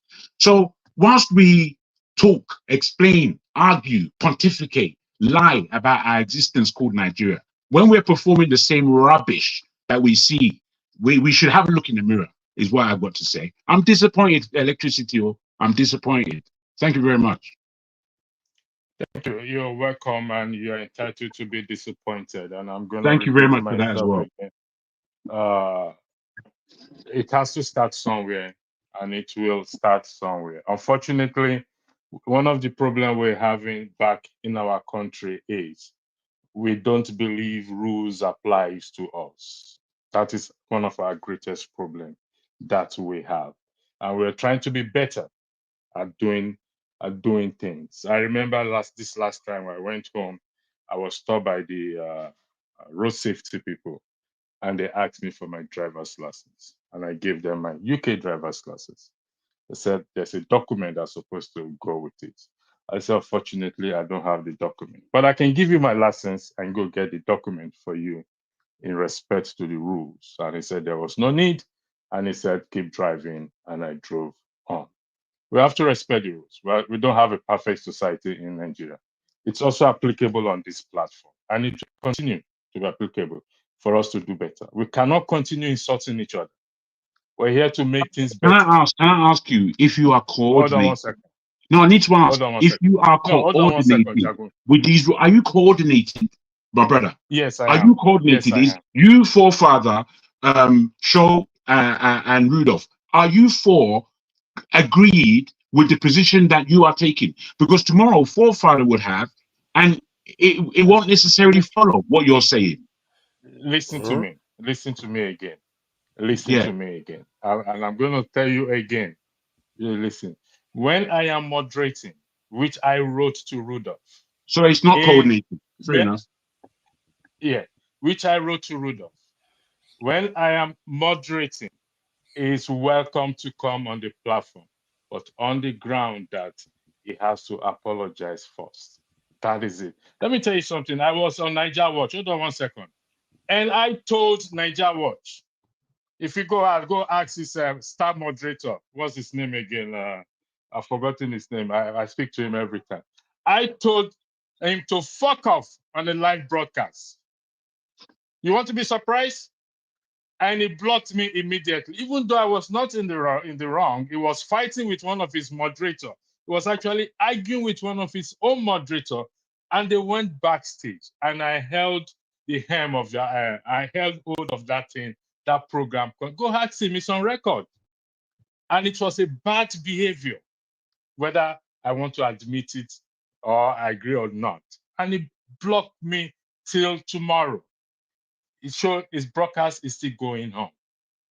His channel is still on. So until we come to that point to say, yes, we are ready to do better. I'm not saying I'm better than any person. I get angry myself. But I try my best to mind my language.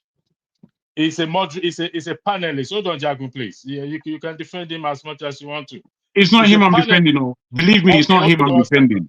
Okay, hold on 1 second. He's a panelist, okay? He wants to be a moderator. So we have to start from somewhere. We have to start. You live in the UK, you respect the law. Even if you go to your GP, there's a sign there that says zero tolerance for verbal abuse. Do you agree with me on that? Maybe it's not in your own GP place. Zero tolerance. No, We're doing the same thing here.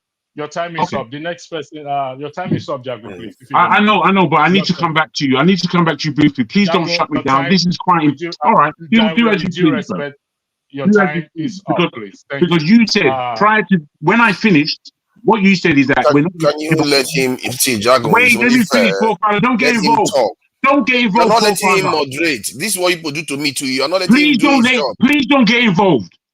I'm asking you, Electricity.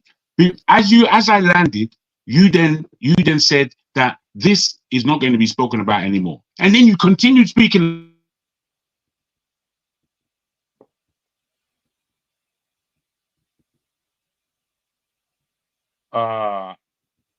Fair.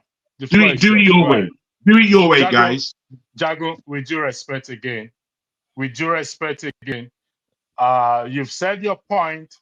You've said it several times that one is abusive of power here, but we'll see how far it will go. The floor is yours, Ferreira. You have 5 minutes, please. Electricity, I need you to apologize for violating my human rights. I'm waiting. You have 5 minutes, please.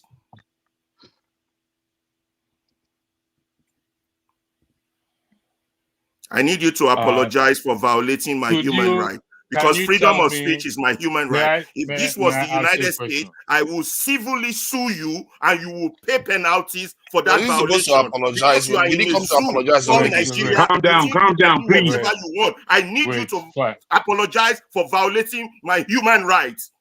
If you were here in the state, I will Ferreira, calm down and you will pay penalties. For Ferreira. Your skull head.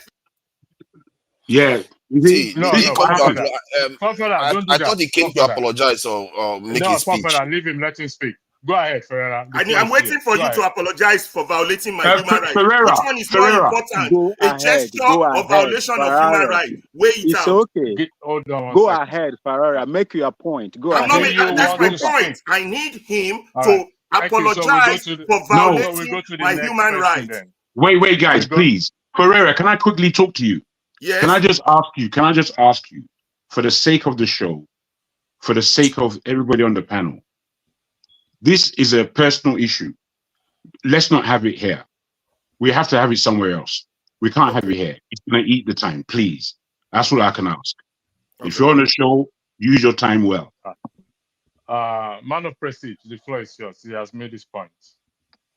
You have to turn on your camera according to the rules. Sorry, I was here before Man of Prestige. Man of Prestige. I'm an honorable panelist, like everyone else. Sorry. See, I think the idea that you require Ferrari to apologize for what he did is sound. I don't understand for the life of me why we defend nonsense. I really don't. And some of us pretend as if we want rule and order and all that stuff. Then we come here and advocate anarchy. Let's stop with this nonsense that we keep doing. And besides, you don't even need their permission. If you don't like it, go somewhere else where you have chaos. There are families out there. There are people that like a civil discussion, not people swearing and grown-ups throwing fingers at each other on screen. It's a very simple principle. You don't go to church and start throwing fingers at the pastor. Church. Then you are on a platform. They expect just a little bit of civility. Don't do this type of things. Withdraw. If you do something wrong, just apologize. They do it on other channels all the time. Where if you say something, they'll say, "Oh, withdraw the statement," and you withdraw the statement. They'll say, "Oh, I withdraw the statement." Very simple. But somehow we make it a kind of position like we are trying to fight for freedom of speech for somebody that actually is insulting people. Come here, call people all kinds of names. How is that freedom of speech? I really, sometimes we really need to search ourselves. Some of the things we inflict on our own people. I used to disagree with electricity all the time. While I was disagreeing with him, I always knew he was right about something, which is following rules, trying to do the right, leaning forward, trying to do the right thing. Can I just ask you, It doesn't matter how much I disagree with him. As a matter of fact, I've had arguments with him before. Forefather, can I make a question to you, please? Yeah, go ahead. Thank you. Yesterday on the show, did Tone swear or did he not swear? He swore. And you cautioned him? Yes. Did he apologize?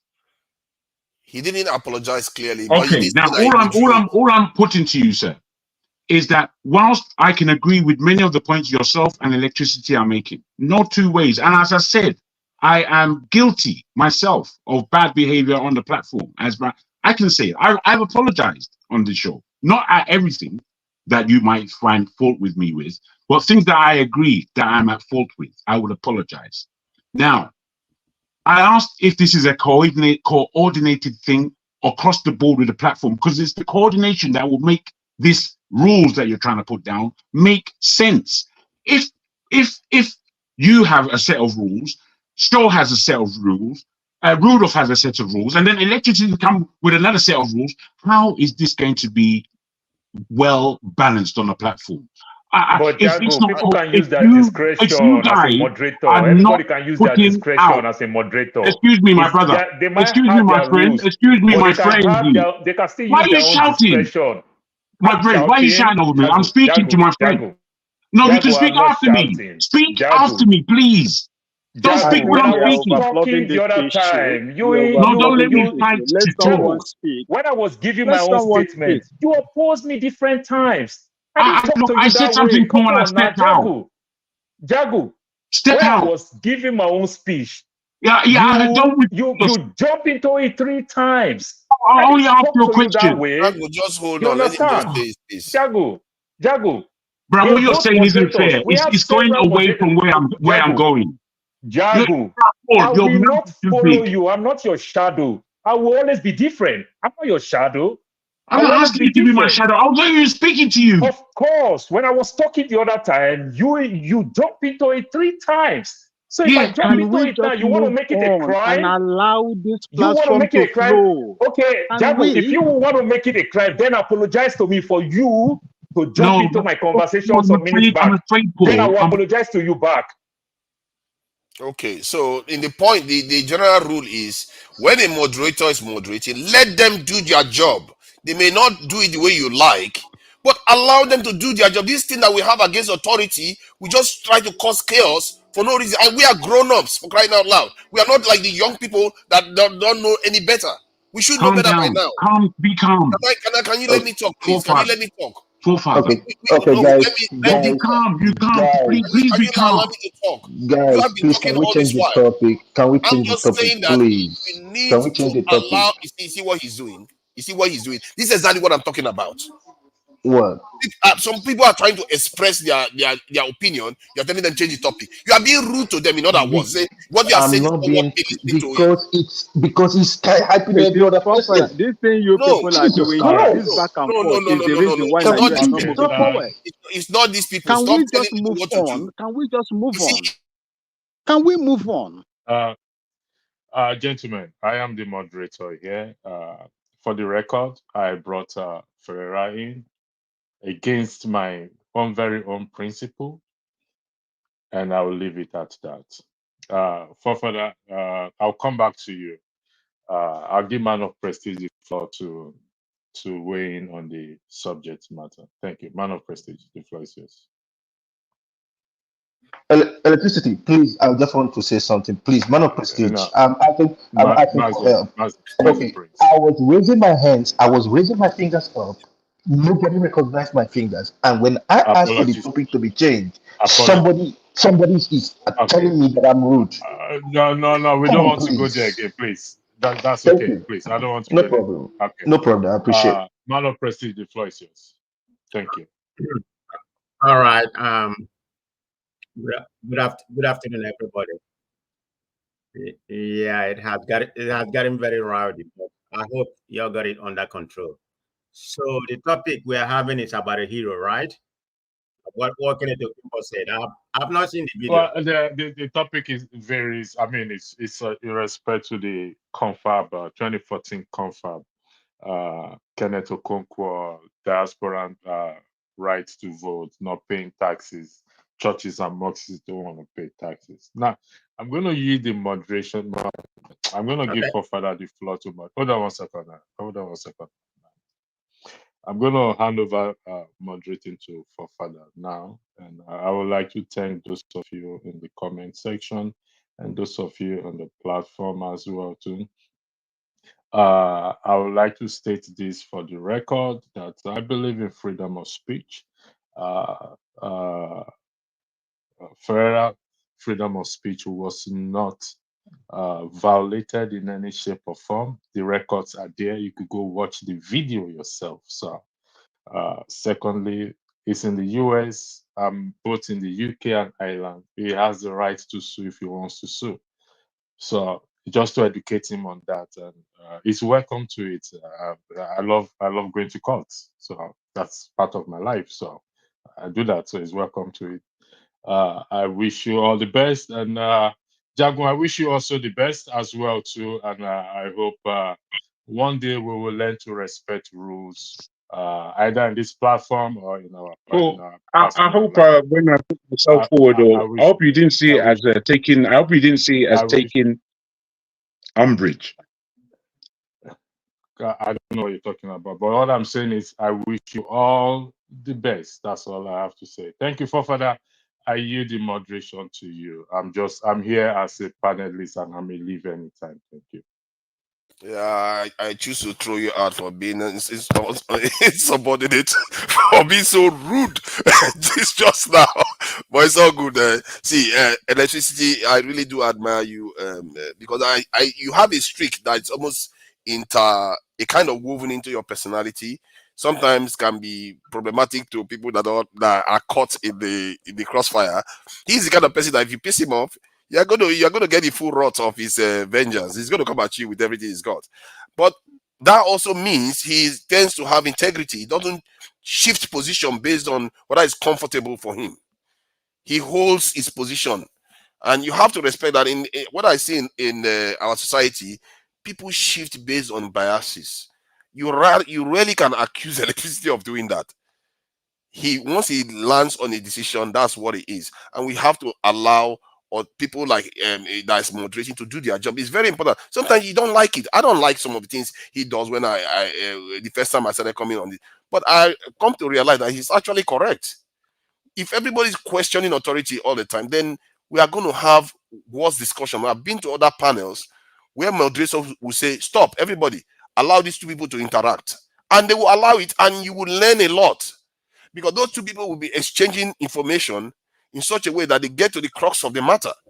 But all this shallow conversation where we all just come here to want to appear as if we are having conversation, while we are not really learning anything. Personally, I believe that we should be here to learn a little bit about our problems so that we can be better assessors of these issues and reach better judgment. That is the whole purpose, not just to socialize. Socialize is all good. But it's not just to socialize and raise our own profiles. So that's all I'm going to say about that. This issue about patriotism or I don't know where it came from, so I wouldn't say too much on that. California man, Mazi Prince, I think you are taking that a little bit too far. That I'm saying that you are being rude, because I don't like when people are having a serious conversation. You tell them move the topic on, because it feels like you're not listening to the grievances that are being expressed. That moving on, you are dismissing their pain. It's not nice when people do that to other people, especially if moderators are complaining about stuff like that. All right, so I'm going to leave it. I'm going to try to keep as quiet as possible, but I'm going to ask questions now and again. And sometimes we may allow two people to interact so that their ideas, because sometimes when they reach a high pitch, they are exchanging some good ideas. Let them interact so that we learn something from it. I want to learn. So who is then? Is it Man of Prestige? Yeah, it's my turn. Okay, Papa, before you continue with Man of Prestige, you just made a statement right now. Is that, am I free to give my rebuttal? Of course, you are free. Okay. You just said that I'm taking it too far. I didn't take it too far. If I'm taking it too far, I would have logged out and walked out. Okay. But what it says is that I was raising my finger. Is that not a civil way of asking to speak?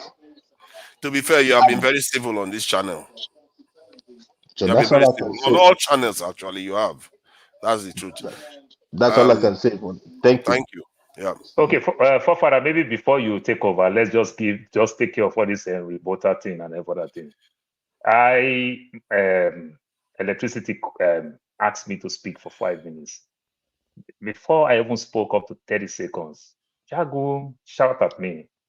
I didn't shout. Are you a baby? Jago, you don't have to respond. Jago, of course I have to respond. Just hear him out. Hear him out. Maybe you will get somewhere. You know, between me and you, yeah, I wrote something. I wrote something in the comment section. In the comment section, you should read it. Jago, you are the one that made the statement. You expect empathy, but you give none. Try to empathize. Jago, I read it. You said I'm being childish. That tells you that I read it. You understand? Well, that's good. If you read it, why don't you answer me there? Answer me there. Don't bring Dago. You cannot dictate to me. Come on, look at this thing. I just prayed. You cannot dictate how I will speak. Do you help me fuck my wife to raise my baby? Bring it to the platform. Let's not do this Let's make it now. an issue. Come on. Let's make it the biggest issue. You don't tell me how to speak. I'm not in a class. I'm not in a class. Don't do that. Don't do that. What I spoke, Please I have said your say, Omoyele. then I can bring it back home to have his say. Father, I'm sorry. I said Omoyele Sowore is an Ijaw. I even back it up with video where Omoyele Sowore himself said he's an Ijaw. You understand? Is that a Jago jumped into it 3 times? Electricity is here. Now, when the heat is coming up and everything, just try to use that. I know Jago do it all the time. You understand? Jago was mad that he's talking. Why did I jump into his conversation? When he did the same thing. My brother, I am very, very stubborn in my own way too. You understand? One thing you can do, you can't bully me from distance. It doesn't really work like that. I have mouth. I'm very strong with my mouth. You don't do that. When you do the same thing, you did that 3 times to me, and I try to do that, you get mad. What you said first, you said, Paul, don't shout at me. And when I started this report, I used the same thing. I say, Jago, you said, Paul, you are shouting. Do you see when I told you, I said you are shouting, you felt bad. Everything you use on me is the same thing I'm using on you back. And I understand that it's not pleasant while you are hearing it. But that's exactly what you did to me. And I think it's not fair. If we want to be very, very civil, you should apologize to me. Then I will shake you and say, let's bygone be bygone. Because you started it. You started it. You understand? If you don't want me to interrupt you whenever you are talking, please don't start. If you start, I will use my pen, I will minute it, and I will come back. I am Moses. I am not New Testament. When you do me, I do you back. Thank you. Can I come back? Can I come back on that now? Because let's have this conversation. Let me just say this. Let's just have this conversation in the spirit of trying to reconcile things. Okay, it's not about scoring point. Please go ahead. I'm not here to score point scoring. I have my personality and character. What I spoke to Paul about was on the subject that he was dealing with. It wasn't away from the subject. So I queried his understanding of who Sowore was. I think it was fair enough, and he allowed me. And then when we got over that, I stepped back. I didn't go back in.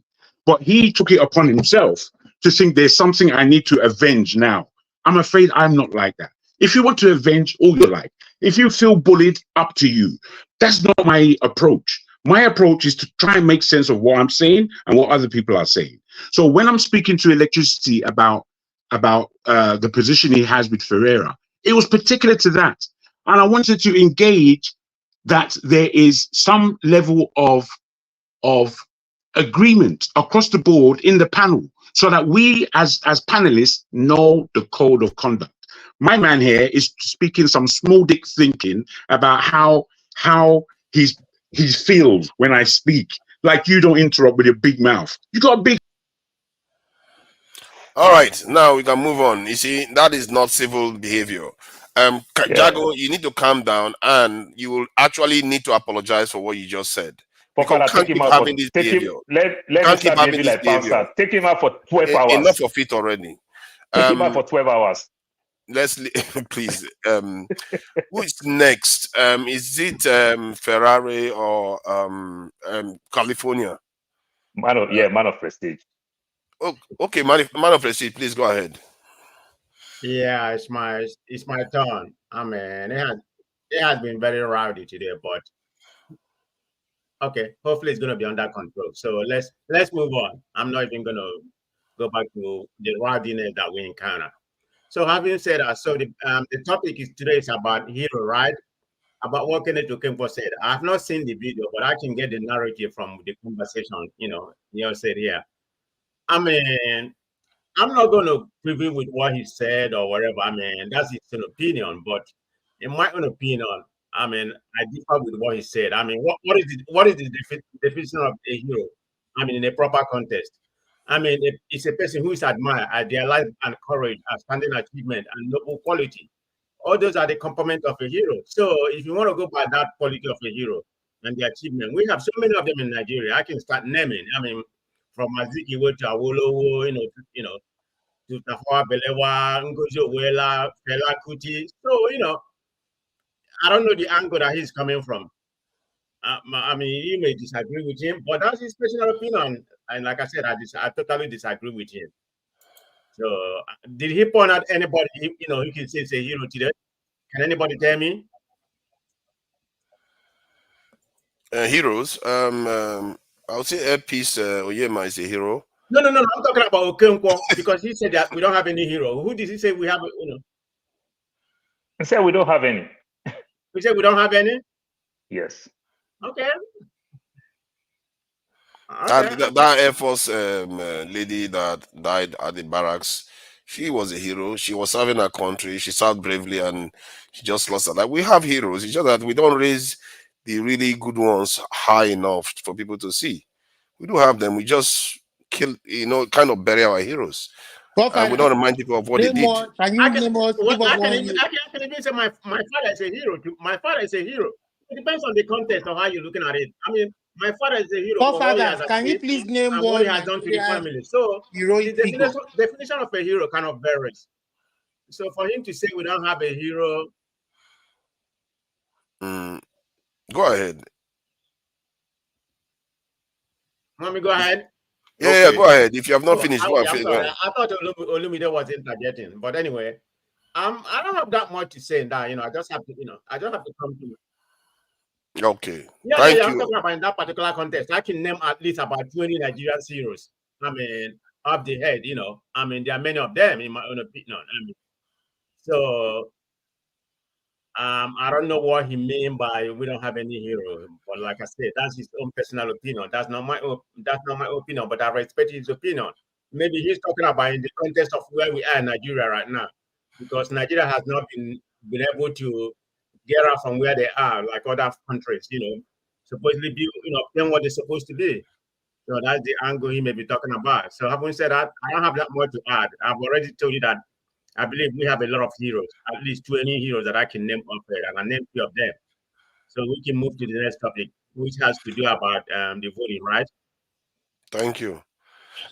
Who is Forefathers, can you give us one hero? Mazi Prince, we have heroes now. Oyema of Airpiece, the lady that I've forgotten her name. I apologize for that. The Air Force pilot that lost her life in the barracks. She served very well. There are a lot of Nigerian heroes out there if we seek them out. And I know Akpabio, I consider Akpabio a hero because she did a lot of good work and ascended to the hearts of I think Senate now, and she's also looking to do some better work. So we do have them. It's just that we don't sing enough praises for them. Just a quick contribution. For me, I'm not saying we don't have hero. What I'm saying is everybody, your hero might not be my hero. Your hero might not be my hero. And it's nothing bad about it. And then another thing I just want to say, just a comment. Please, we have a princess in the house. Is there a possibility that we can just validate and welcome her in before anything? Please, guys. Please. So awesome. The moment I moderate, any woman that works here is a princess and a queen at the same time. Whenever she wants to say anything, she's free. All she has to do is raise her hand and everybody keep quiet. That is what she knows she can do. I hope you know that, Ify, that you can say whatever you need to say at any time. Because that has always been the rule for me anyway. Okay, you want to say something, Ferrari? Please go ahead.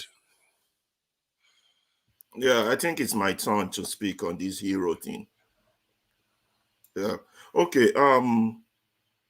Good question. Like I said, I agree mostly with what Kenneth Okonkwo said. Politically, Nigeria does not have heroes. I will tell you why. Because if we look at Nigeria, we're looking about north, south, east, and west, the entire geographical positioning. First of all, before you start talking about what a hero is, you have to understand what the meaning of the word is. 5 things has to be present in the conception of an hero. That person has to be admired. That person has to be idealized. That person has to be courageous. that person has to have outstanding achievement for, and that person has to have a noble quality. Now, some would have 4, some would have 5. But before you do that, you have to also juxtapose it with the opposite of hero, a scoundrel. That person has to be unprincipled, dishonorable, or a villain. Now, in my own world, in naming heroes, I would say Fela was an hero, Gani was a hero, the doctor that died during COVID in Nigeria was a hero. Now, Awolowo was a hero, but to some people, is not an hero. Jakonde was a hero, but to some people, is not an hero. So it cut both ways. So when you are naming Nigeria, that's why I didn't put them in the Nigerian political sphere. When you're naming Nigerian heroes, some things takes them out. For example, if you name Awolowo as an hero to the West, yes, he was. But to the East, he wasn't. Jakonde was my hero because he gave me free education, but he also served in Abacha's administration. So he fell out in that one. You see? So it's a balancing act. You understand? So what is an hero to you might be a scoundrel to another. And since we are all Nigerian, we're talking in the context of Nigeria, you have to look at it from that perspective. So for me, politically, we don't have political heroes. And Okonkwo was right. Okonkwo was right also on his point that the first item talks about people, while the second item talks about leaders. These leaders are so quick to name an airport after themselves, university after themselves, put themselves in our currency, while they have not actually given us something that is enduring for at least 100 years or 1,000 years. Go back to America and look at their own founding fathers. I don't even think they call them heroes, but the founding fathers gave them something enduring for 1,000 years, whereby they can make a perfect union. It's a process. They're not there yet. Even America is not there yet. But they set up the foundation that is solid to make a perfect union. Go back to our leaders and see what they set up. They set up things that only edifies themselves, that makes them big men, that makes them not questionable to others, not questionable to the people, not questionable to the country. And so when they leave that corridor of power, which often happens, that's why it's so hard for them to leave the corridor of power, because they've not left an enduring legacy that can be built on by others. They have done things for their own selfish end. You cannot in good faith call those people a hero. A hero is somebody who has left something for generation yet unborn. That's a hero. And who has noble character, not villains that we have, not dishonorable men that call themselves honorable in the house. And then that takes me to the issue of Akpabio. The word revolution and Akpabio should not be in the same sentence. Akpabio is saying that the Senate is what will give us our revolution when our people's votes don't even count. You can see the irony in that. The first revolution we need that will take us somewhere is for our votes to count.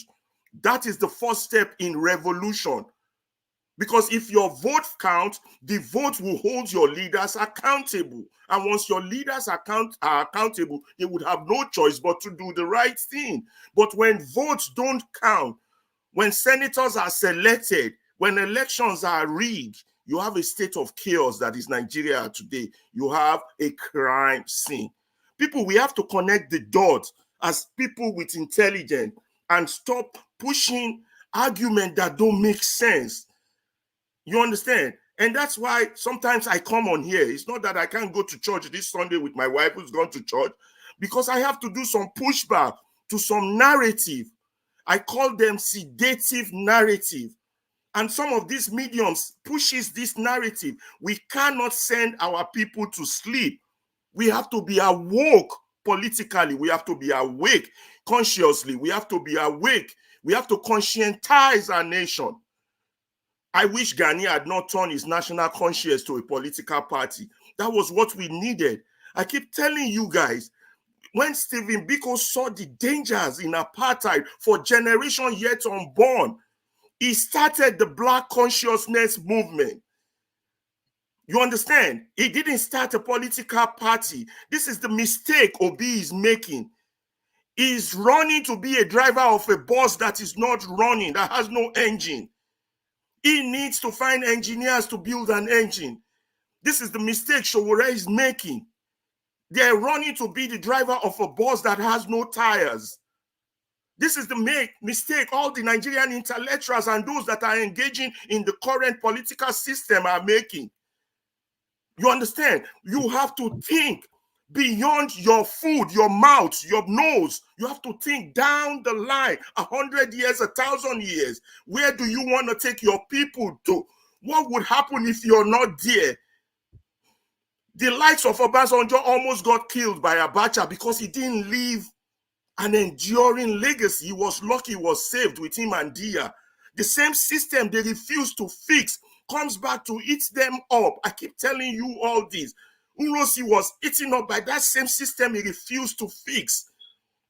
You understand? The same with Muritala, Gowon, the likes of them, whoever is alive. So Nigerians got to think and to elevate our conversation. You know, we have no heroes. These people want you to praise them, want you to worship them. They are big men. They want you to call them heroes. Tinubu is no hero. He's a drug dealer. He's not my hero. He might be an hero to that guy who went to the beach to be naked for him because he helped him for his hospital bill. But he's no hero. He's not even thinking of what the current people will eat, not to talk of the future generation. We don't have a development that is sustainable, that helps our people. And that's why I get mad. That's why I get into fight with people. I don't want to fight anybody. But please, we got to elevate the conversation. We got to be more, we have to have more foresight. So Akpabio, anybody who puts Akpabio is a criminal. He has been indicted. Only that because of that, how he got to be Senate leader himself is questionable. And you're quoting him.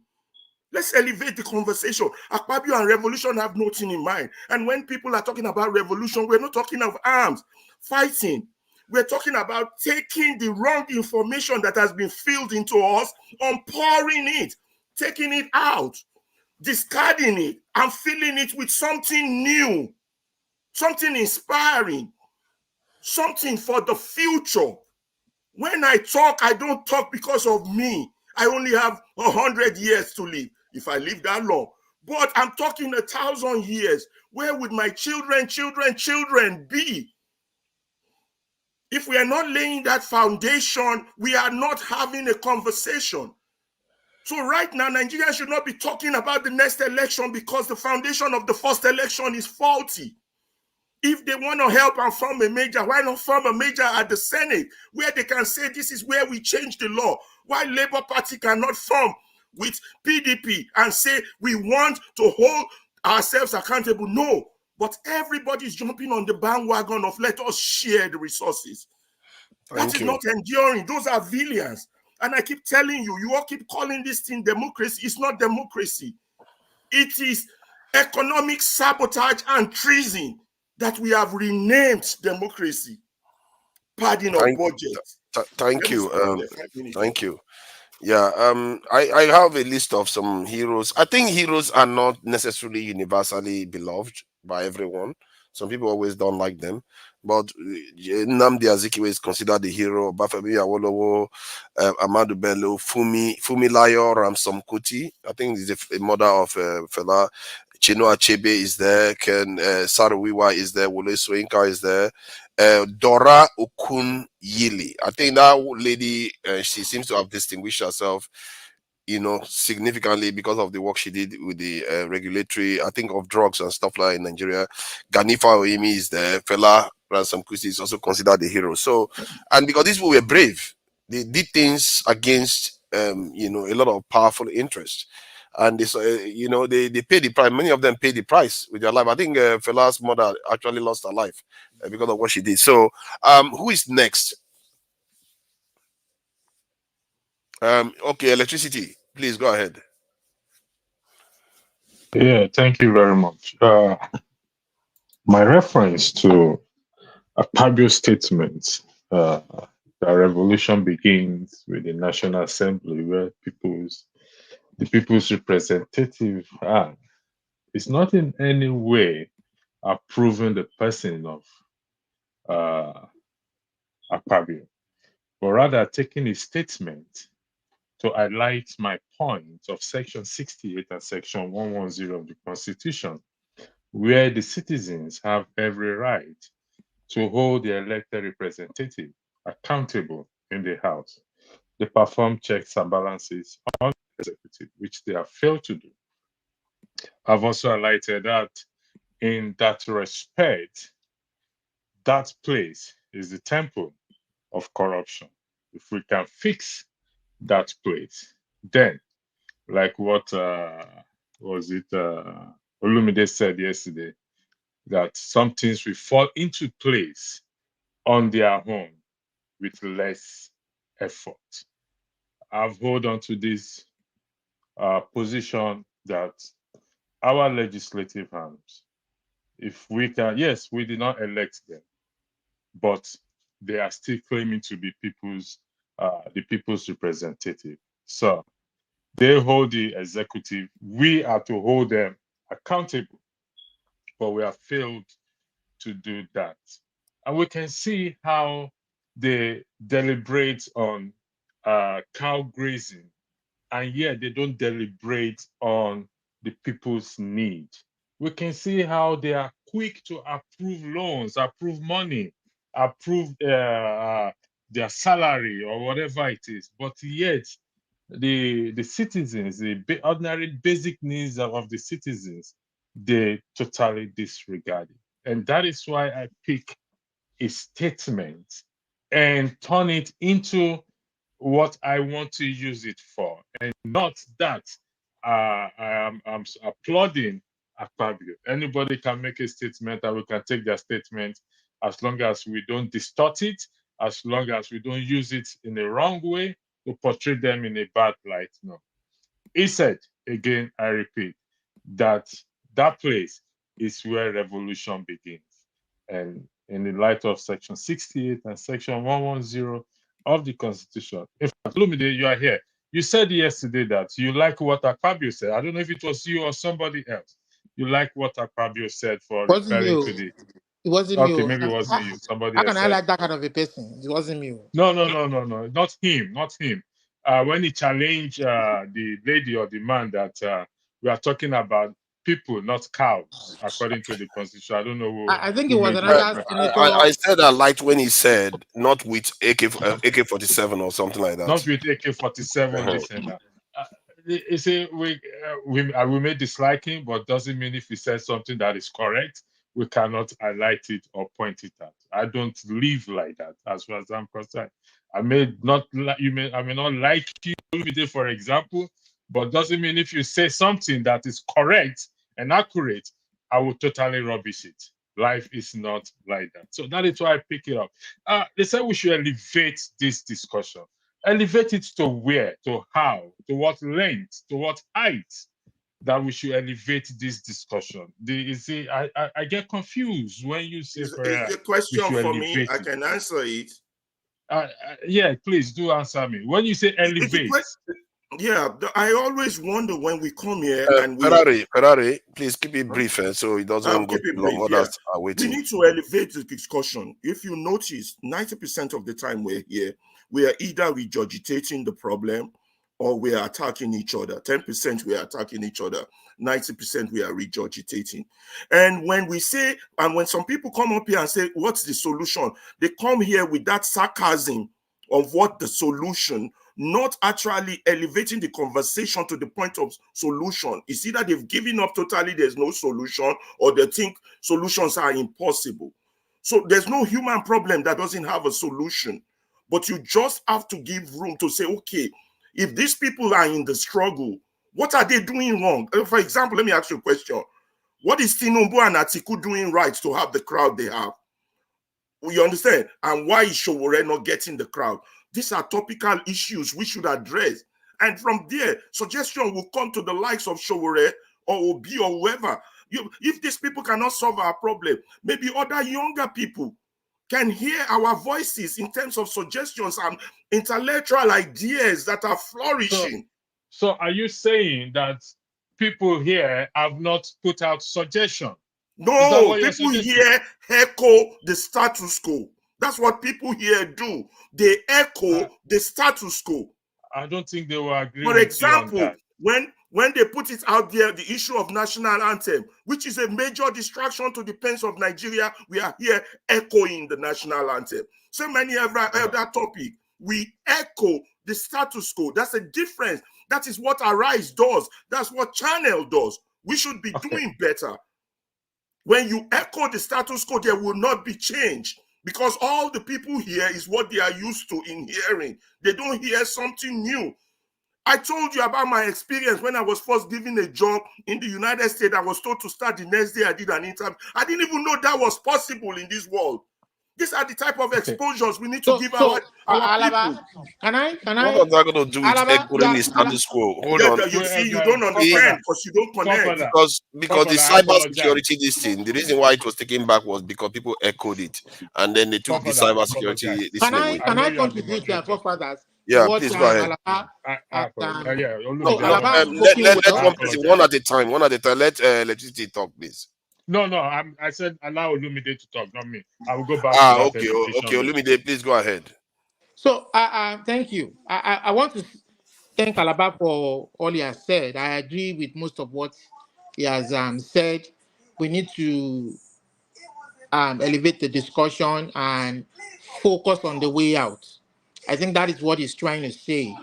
And in focus on the way out, I just want to summarize most of what we've been talking all along, all of this time. I mean, not just today, from before today, that we right now, majority of people have canvassed for a change in our constitution, that it is the bane of our society.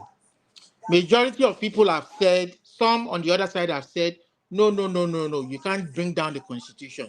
It is going to create chaos. We just have to allow the system to work its way out. So I think this is where we are at the moment. And some are very far to the extreme. We want our own country. We want our Biafra. We want our Yoruba nation, to which I belong. And this is where we find ourselves. And right now, those who are saying that they want the status quo and the system to play its way out have people prominent in the society like Showore, like Peter Obi, like some people in the civil society, Afenifere, Ezek, whatever the sociocultural organizations of different ethnic groups, Arewa and the rest of it. But I think what is now facing us, the existential threat that is facing us right now, is the inability of that system, even though they hold political power, they hold the military might, they hold all of the institutions that run that geographical space. Whether they are the ones in power or those outside in opposition, those who hold that view are the ones that are more in that society. But the problem, that existential threat right now, is that the inability of that system to then naturally walk its way. You understand? Vis-a-vis a free and fair election.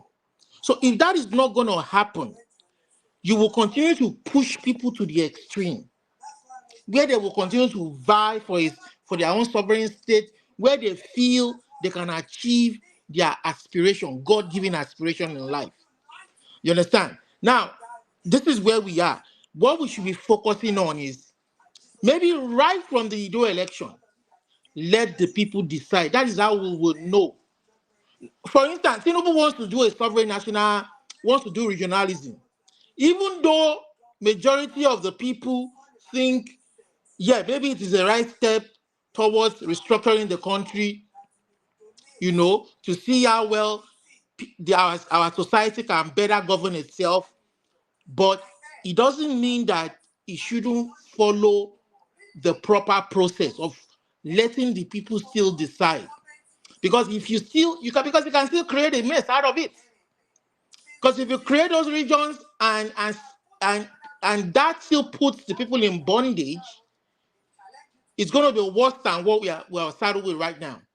So it needs to carry the people along, carry all the ethnicities along, carry the relevant sectors of the country along, and not one person just thinking that he has the dictatorial panacea for the ills of this society.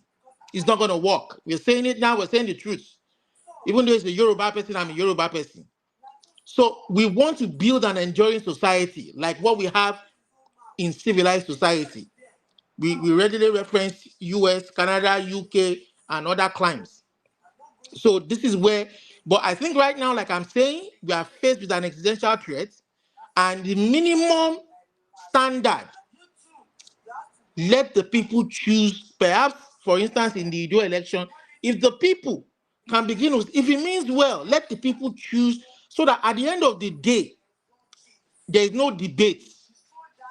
There's no point anybody going to court because the proper process was followed, like we had in Abia. Even the opposition didn't challenge it. You understand?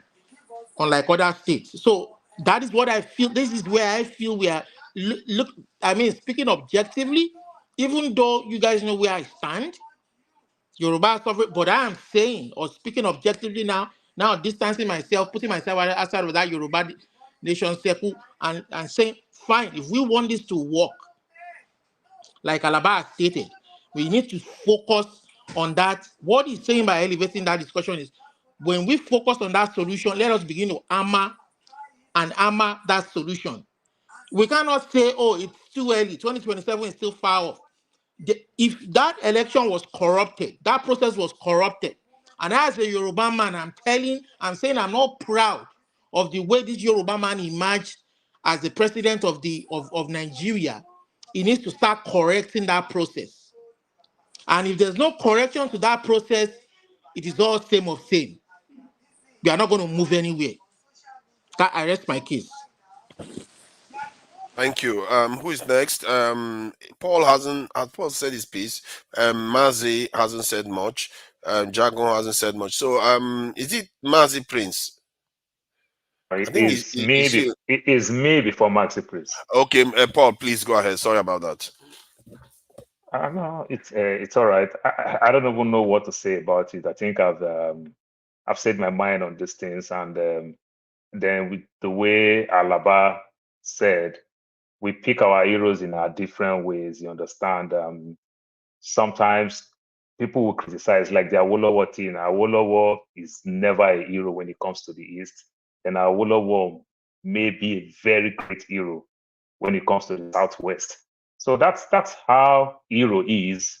Same thing, you want to make mention with somebody like George Washington today is a betrayer of trust when it comes to England.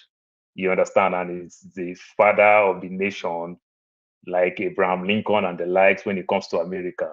So this is how hero works. But you just want to pick them, you just want to say things about them. But I just guess the way we Nigerians make mention of heroes these days, because things have changed tremendously. If you did everything great and you don't have money, sorry, nobody will remember you. Neither people will even curse you that you should have used that influence to make money, then so that we can call you hero. But if you don't use that influence to make money, then we don't need to call you hero. So that's basically that's how things is. But on another way around, why things is like that, the level of poverty in Nigeria is getting somewhere else. You understand? So when we have people around us that have what it takes to do well and use the opportunity, better people from his own community around, and if those people don't use that, who want to validate you? Nobody. So we still need to take the country to another level where we can be able to see things in a very rational way. That's my take for now. Thank you. I would like to change the topic to something else, something maybe a little bit more relaxing, so that we don't get. Okay, Mazi, please go ahead. Sorry, I apologize. I need to go finally take myself on this platform. Just one last question, if I'm allowed to put on just that's one fine. sentence. If I can answer this question. Rudolph Okonkwo, having great respect for him, I've brought men and women on this platform who have profiled solution. Would that be correct? That's correct. Yes. Good. So it's not a case that solution have not been profiled.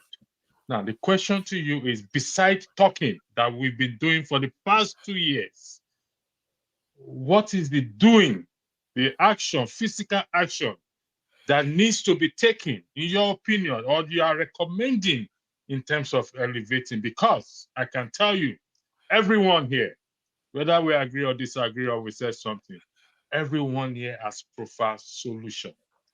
Okay, they've elevated the discussion to the highest point. So, okay, what is it doing that you are recommending? Yeah, electricity. Have you heard? Go to YouTube and Google if you've not seen it. Have you seen when Dele Farontimi talked about the concept of critical mass? No, I've not. You need to watch that video. You need to. Why is that video relevant? You see, in terms of numbers of those who agree that Nigeria cannot continue like this, sadly as it might sound, we are actually smaller than you can imagine. Those who want the status quo to continue are far larger than us. Look at this panel, for example. None of us are on the same page. So it's a question of what is called critical mass. We're not there yet. The Bible says there's a time for sleeping, there's a time for eating, there's a time for dying. We are at the time for convincing. We need disciples. We're not there yet. You see, the action you're talking about is like the march, make political demands. We're not there yet. When I can't even convince, how many of you are on this panel? When I can't even convince all of you on this panel that the democracy we have is a fraud, I can't even convince you that. Well, and what I'm trying to change is to discard that system. You see that I have a problem. So everything is stage by stage. What Rudolph is doing, perfect. What Elvis is doing in Niger Watch, perfect. What Mayegun is doing, perfect. Even what Nnamdi is doing, perfect. But we need to be well coordinated. We need a media house that is stronger than anything they have in Nigeria, that is as strong as CNN, so that our messages, the messages that each of these smaller groups, Omoye Corner and all these people, Ovie, are doing, are right in the house of Nigeria. Until those messages is what they hear, sleep, and drink. You use the phrase coordinating. We keep looking at this problem. Can you not do the coordination? That's what we are doing. What do you think? The woman is fighting me every day that I'm wasting my time with you guys. I just spoke with one of my colleagues that we did at Lusa together. He was my former student union president. He is so frustrated with the system that I'm trying to get him to come to this show. He doesn't want to come. I'm talking to him. That's what me and Rudolph. Listen. But before I lose my trust. Can you not coordinate it? Listen, that's what I'm doing. I'm giving all my... You think I like to be arguing with you or be dealing with forefather? But I need you. I need forefather. I need Paul. I need every one of us here to be on my side for that change to happen. And I'm not there yet. And we all have to be like Dele. We need 10,000 Dele Farontimi. None of us are there yet. And you all keep looking at this problem. The guy you want to beat, they've already recruited a child that's not yet born. Father, I yield the floor back to you. Thank you. Yeah, so that answers your question. Ferrari, hold on. See, so we need to Ferrari, hold on now. Ferrari, this thing that you do, you wear somebody's clothes and claim it for yourself. How? I've had this conversation several times. about what we need to do. In the end, it comes down to finance. We've already talked about it. I have actually went into more detail. It's not just only about sensitization. I talked about forming alliances with all different institutions in Nigeria. I talked about how you're going to sensitize the people through mass media, even through targeting the platforms that Nigerians visit, from Instagram to YouTube and Snapchat, name it, all of them. So all this stuff you're saying, you know I've talked about these things, and you wear my clothes and say I'm the difficult guy somehow, and that we don't have agreement. I wonder why you do that. I really wonder why you do that. When I came online, the first thing I always said, I didn't care about politics. I care about the people. The reason why is because if you change the people, you can change the government. If the Nigerian government and Tinubu says all Christians convert to Christianity, would they convert? Why? Because their mindset is made up. So if you convince the people, the leaders can't tell them what to do. I always knew that. That's one of the first things I came here to say. And for you to come and start lecturing me about that, I just find it weird why you do that. And then you make it look like I disagree with you. Never make anything about Nigerian issue personal, forefather. Don't make anything about Nigeria personal. Leave it alone. I don't disagree with you. So why do you say I disagree with you? It doesn't matter. Actually, I even went not deeper. On the same level yet. Oh, okay. If it depends on how you see it anyway. I like to believe that I know people that are around me. Personally, all these issues you're talking about, I'm leaning forward. If I have the means to do it, I will be doing them. I have only one life. Why should I delay? And I know someone like electricity will line behind it. Electricity wants to support our ability to recall elected officials. I will be ready to support him. Be on the ground, making sure that happens. Helping, even from the diaspora, helping people in Nigeria to make sure that happens. We know what needs to be done. If you don't have, you can have all the knowledge and everything, but if you don't have the right resources, you are not going to be able to do it. That is at the core of the problem. If you have it, provide it, and you see whether we don't move. All right. No, I want to, like I said, I wanted to move to a more philosophical topic. I was wondering the other day, let's say we all believe there is a God. We hear about religion and all this stuff. We hear, everybody believes, Muslims believe, Christians believe, Buddhists, all of them believe there is a higher power out there. But this thing I've always wondered. Well, Father, before you move on, can we just understand what has been said in the discussion between yourself, electricity, and Alaba?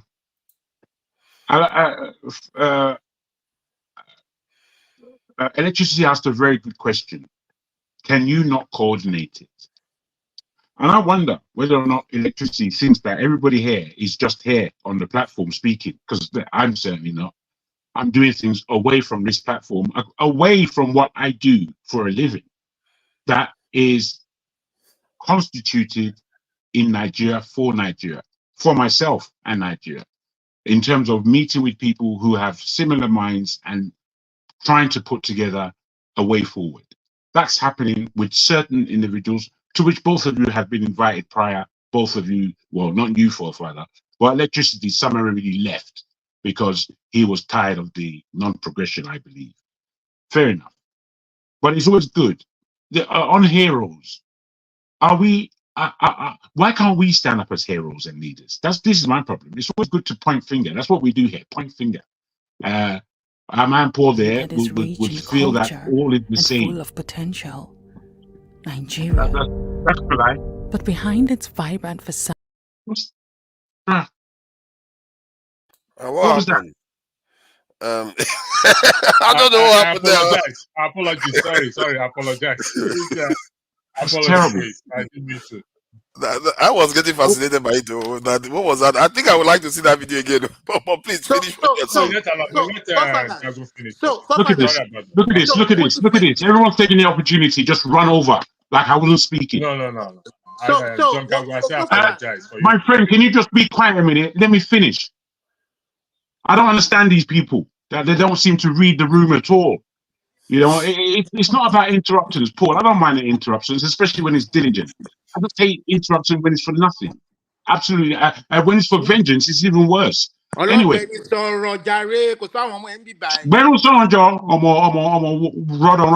Listen, what I want to speak about is basically that whilst we like to point the finger and like not to understand that the level of discussions that we're having does need heightening. Of course, it needs heightening. Are you saying it's perfect? Are you saying our level of conduct is perfect to object to somebody saying that it needs to be heightened? And then, forefather, again, Alaba did say, but I just need to underline it, that whilst we are human beings and that's all we are, and we take our emotions very seriously, what I heard from forefather was not personal to you, but you did take it as personal. And you're right. You know, what I've learned about you is that it seems that, you know, we're all skilled differently.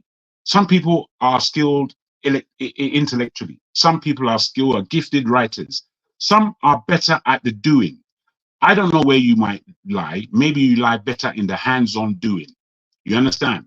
Which is tremendous, because a lot of people, especially of Nigerian stock, they don't want to put their hand to nothing. They just want to be pontificating, talking, all day long, complaining and rubbish. Now, I didn't swear earlier, but you took me off, which was very interesting. And I say to you all that the way we just do what we want and call it rules is fantastic. And then we're not allowed to complain. That's how they manage Nigeria. They silence the people into not having a mouth and then expecting anything to change for the better. On this platform, anytime I complain, it's only for the betterment of this show. Anyone who wants to take it personal, that's up to them. You know, if you want to be a kid, be a kid. You understand? But I'm not here trying to be anybody's child. I'm not trying to be anybody's bully. All these overstatements that people like to put to me, bully. How can I bully you? How do you feel bullied? By the truth in what I'm saying? Is that what's bullying you? Well, allow it to bully you, sir. Let it bully you all the way to hell. Now, I only wanted to butt in before you change the subject to let us know that as we're ending the subject, I think there should be some kind of understanding of what we feel about heroism. What do we feel about that? What is heroism to us? If this person and that person and this person are not your heroes, what about you standing up to be a candidate to be a hero? What about you? Oh, I want a hero because I'm a baby. Stand up like a man. Anytime I hear certain people speak in this show, it doesn't come across as masculine. It doesn't come across as you're a man. It comes across like you're a weeping baby and you want softening, cradling. Hello, baby. That's mine. I just before you change the subject, sir. Thank you for that. Okay. Drago, I just want to put a short question to you. Are you part of the idiots that you put in the comment section? Oh, Paul, please. You know, I was trying to end this. No, I just want to ask him if he's part of the idiots that he put in the comment section. Please. Let's try to leave Paul. Paul is trying to be clever and funny, but he's neither. Forefathers, in line with solutions, let us start this. The Edo election coming up. How can we rally around the structures on ground where we are not partisan, but the people are able to elect who they want? Because, I mean, if they do a free and fair election, who knows? Maybe the person who wins is not even a Labour Party, APC, or PDP person. If we can canvass for the authorities to conduct a civil, free, and fair election, partner with those who are on ground. There are people on ground, genuine people on ground. You know, for instance, the only person, the last local government election they did in your state, PDP cleared everything. We all know what transpired. AAC, Showore's people fought to try to make it. Was like they were like the lone wolf in the forest. Nobody supported them. Nobody gave publicity to it, and lo and behold, they declared PDP winner of all the local governments, and we all know what transpired. You understand? And these resources allocations start from that local level, and we know why they are interested in putting their people there. We all know why. done this from 1999 till date to know what is transpiring and what is happening. How to now dislodge this system is the major key problem. Professor, can I play the video? Then Alaba, let me just say this to you for one last time, okay? I try for that response is enough, is good, but you know, I'll play the video for you to understand that. I think you should make a switch and come to people's side, okay? Because everything you've argued about, people have done it here. Everybody have done it here. You don't know what people do behind closed doors. So I'm going to play a video for you. It doesn't break any rule, YouTube community rule. In culture and full of potential, Nigeria. But behind its vibrant facade, a multitude of challenges plagues its people. From a poor standard of living to widespread violence and government policies that seem to fail them year after year. For decades, this has been the story of Nigerians, their struggles, and their quest for a better future. Mr. Speaker, we have failed woefully in all this. One fundamental issue at the core of Nigeria's challenges is the failure of its citizens to hold those in government accountable. Widespread apathy, lack of awareness, and a sense of powerlessness have allowed corruption and inefficiency to flourish for years. The voice of the people remains unheard and their power untapped. Throughout Nigeria's history, citizens have risen up, demanding change and justice. Protests, rallies, and movements have swept the nation, fueled by hope and the longing for a better future. Yet, these efforts have often been met with resistance, suppression, and limited impact. But amidst the challenges and setback, a beacon of hope emerges. OVU Project Freedom, a grassroots organization dedicated to empowering Nigerians, is bringing a transformative solution to the table. OVU Project Freedom highlights Section 68 and Section 110 of the 1999 Constitution of Nigeria with amendments. These provisions grant Nigerians the power to recall elected officials of the legislative arm and hold them accountable for their actions or inactions. By raising awareness and mobilizing citizens, OVU Project Freedom seeks to activate these constitutional rights and create real change. Appearance, they say, can be deceiving. The truth of the matter is, if we stop ignoring the Constitution and the help of God, then we can move mountains.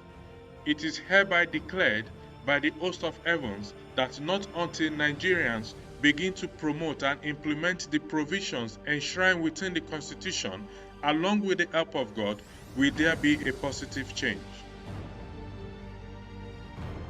To respect the will of the people is the core of any democratic process of governance. To achieve a new Nigeria, Nigerians must renew their mind to focus on the responsibilities of the National Assembly. I had to play that for you, Ferreira, to make you to understand that there are people working behind closed doors. I came here to this platform for that purpose. And I hope you will understand and give due respect to everyone here who have contributed into this platform, who want a change for Nigeria. And like what Jagun rightly said, things are not going at pace as one desire. And I will continue to hope and believe that Rudolph will give you that flood that you so much desire. Maybe you can swing it around, but I will leave it there. Father, I thank you for indulging me. I thank the other panelists for indulging me. And again, I wish every one of you the best. Thank you. I appreciate that. Yeah, and I respect the work you are doing there, because you are leaning forward, looking to do something like that. I remember speaking to Jagma about something similar, actually. So it's a very good, endeavor and project you are working on. And I hope maybe if you need support, we can always everybody can pitch in to add to it so that it gets better and better. I definitely would. That's for sure. There's no point talking when it comes down to it. Then we'll start turning around. I know Paul will support, and Mazi Prince. That Mazi title there. He's willing to endorse. He was willing to support any such endeavor. So this is one of the reasons why I like this in electricity. He actually believes in action, trying to do the best he can. So I wanted to for us to move the topic a bit. To a different area that is a little bit more, introspective. I don't know whether maybe we should just have a few seconds of break to sell, as they say, the channel. If you are if you are here, let me see how many are watching right now. We have 176 watching from YouTube alone. In Ginger Media, we have 32. Iroko Post TV 17. And then that is excluding the X. X is not even there. So please like, share, and subscribe to all the channels, from Iloko Post TV to Niger, Ovu Project, Dr. Damages. Like, share, and subscribe. Share to other people so that they can see. Because people that come here, they're actually looking to do something. I always know part of the reasons why they are not actually active is either for personal reasons, financial reasons. That's why they're not active. Most people want to actually get actually involved to do things. And I hope this channel evolves to a point where people can now have a way of contributing without necessarily giving up a lot of their time of the day to the project. And I'm sure Dr. Damage is going to be looking at things like that in the future. So that is finished selling on that front. And in terms of donations, I have to raise points about that. We've got 6 people that have contributed. With his $2. I really do appreciate it. And Kulata again, he puts his money where his mouth is. Whenever he's about to insult somebody, he puts money in it. Or at least try to say something about somebody. He puts his money where his mouth is. Kulata, thank you for that too. I'm sure Dr. Damages will appreciate it. Oscar Blackbone, I don't sing your praises enough. Thank you for the donation, because every time he comes in and he tries to support the channel, that is a good thing. This channel, for better or for worse, is doing a lot of good. Oscar Blackbone again, $5, and Kulata and Kulata. So viewers, 176. Even if you're watching from TV, there is a button at the chat section that allows you to contribute to the channel. You can contribute via super chat, and you can see the link, the PayPal link to PayPal, Rudolph Okonkwo at AOL.com. You can use that to donate directly to Dr. Rudolph so that he can get the funds. These things are very useful. He's using every single thing he's got from here to support the channel and adding more of his own. He's not making anything from this. This is to support. Imagine if he can do this with the little he's got, and he's supported on top of it. He can do a lot more. Some of all these things we are talking about, you start seeing people on the ground becoming more and more active. He's paying a lot of people money. Some of the things I discovered recently is the reason why I'm saying some of all these things. Nigerians, they are trying. Like myself, I'm in Nigeria. I try to do the best I can. We're all trying. And we are not that far apart. Mazi Prince, thank you for the $10 donation, $10 donation. This is foreign exchange. I hope I wish he was going through CBS. We should be making it go through CBS somehow, so that Nigeria has a little bit of foreign exchange to use. I appreciate this in the donation. And yeah, anybody, we go to churches. Most of us never turn away from church when the church, they bring their plates around. let's just do and contribute to people that are actually trying to help the country to do better. You know, many of these churches, they are just building larger churches. I know I'm surprised, but you know, some of them do a lot of community work too. So I appreciate that. So try to donate, support the channel as much as you can, and it's going to go a long way to do a lot of good. Thank you all very much. I will just play this video quickly so that we can now have time. Father, please, before you go, I know, like some of us in the US, I don't know the community rules about that, but I see it in some other channels. Can put his Zelle, because if I send him money on Zelle, he gets everything. But if I send him money through YouTube, he loses a lot. You understand? But I don't know whether it's required for him to put the Zelle there. Yeah, I think you're allowed to put go buy me coffee. He doesn't do go buy me coffee, but he does PayPal here. I put it underneath there, so that's very good. Show, thank you for the donation. The currency with a last name. Pound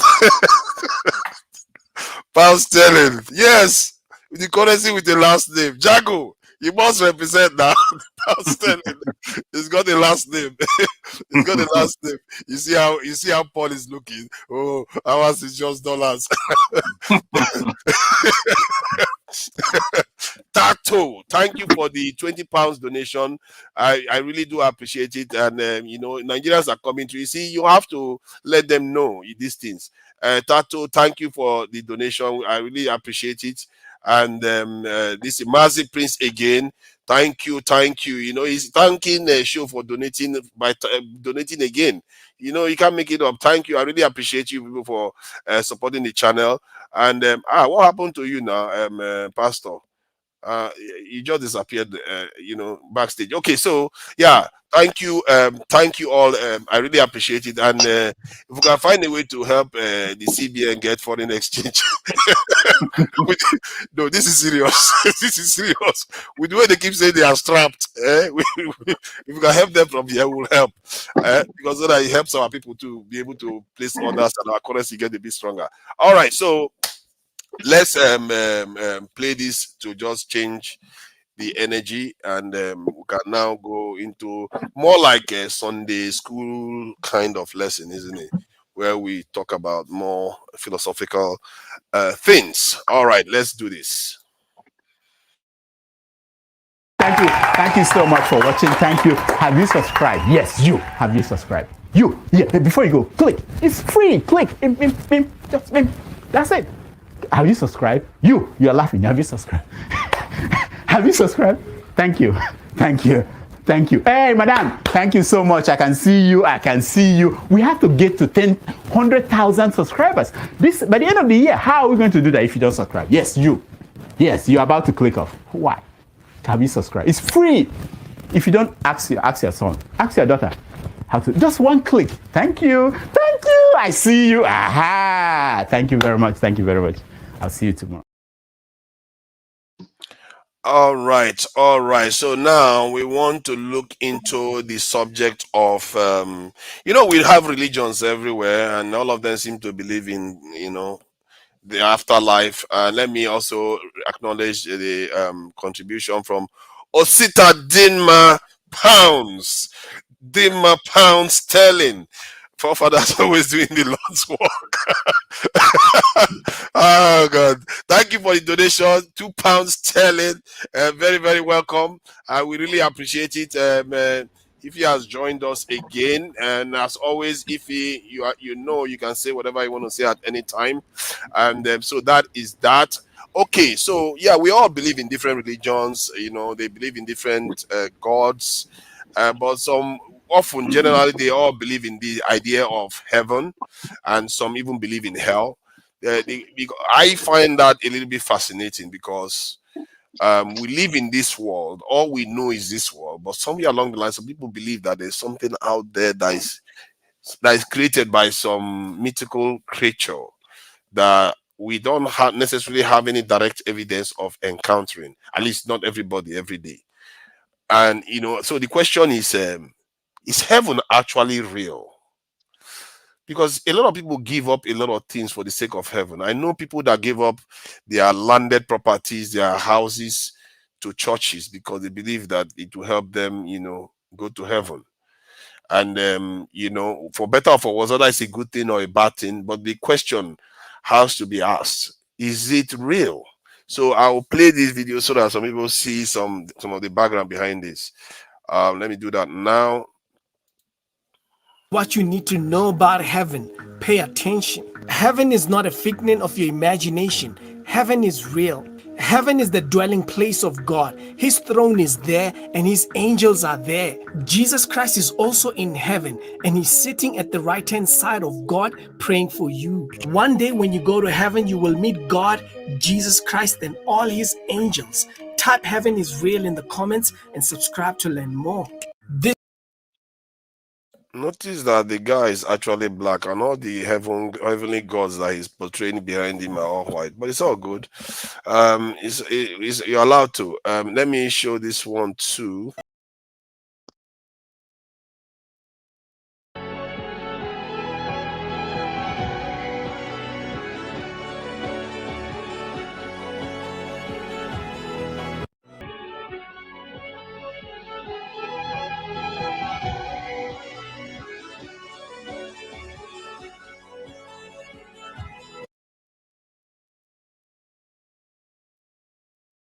The reason why I raise this, as you can see, there's a lot of videos going everywhere saying how.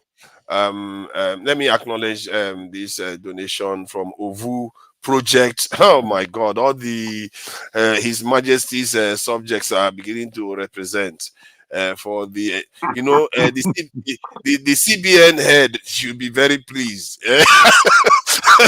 I need to have a serious word with Rudolph about this. They need to fight because it's based on Nigeria now. This channel is supposed to be based in Nigeria.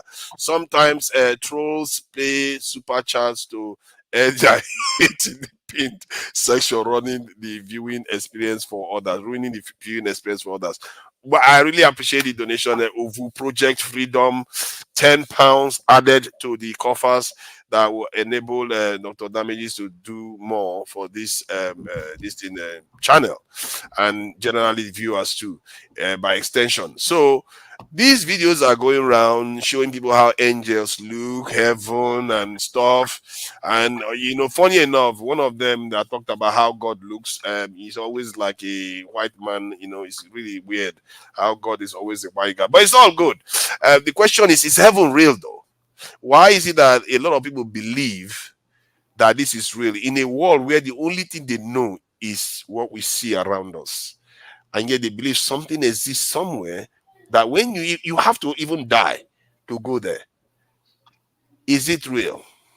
So I will start as from the top down.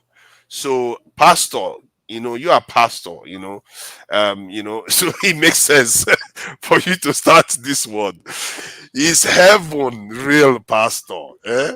Is it, or is it just somebody made up? Thank you very much. Why don't you let Pastor come last so that we all our criticism then exactly. That is what I wanted to say, Paul. Thank you. So I yield the floor to the next. I'll come last. You just let him off the hook now. Okay, Mercy, please go ahead then. When it comes to heaven or hell, I always look at it, for me personally, I always look at it in two ways. Would I say, incidentally, I am into a profession where we look at things in different... Sorry, Mazi Prince. Let me acknowledge all the flows of cash coming through. The people really do love Dr. Damages. Sekau Keller, Canadian $2. Always thank you for this.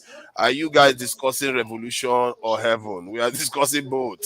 You have to understand what influences our people. People give up their inheritance to churches, in Nigeria. If it's not real, maybe we should think twice. What if it's real? Maybe we should not bother with revolution. Worry about heaven. We have to pick one side. No.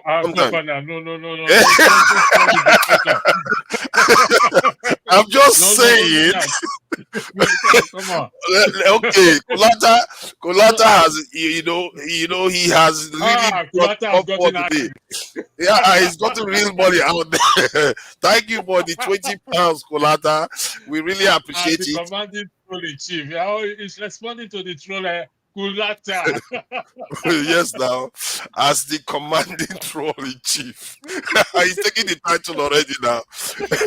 We enrich the conversation and call out weak and unfounded arguments. I appreciate that, Kulata. Thank you for the donation, Kulata. You are welcome. You are welcome. All right. Yeah, Mercy Prince, sorry for the interruption. I just had to acknowledge some of the stuff coming through. Please go ahead. Sure, sure. So, like I was saying, I think the person that will know much about what I'm talking about is Dr. Alexander. Um, there is something, when you say critical thinking means you accepting the fact that you're a being, and definitely there are different aspects of, that makes up a being.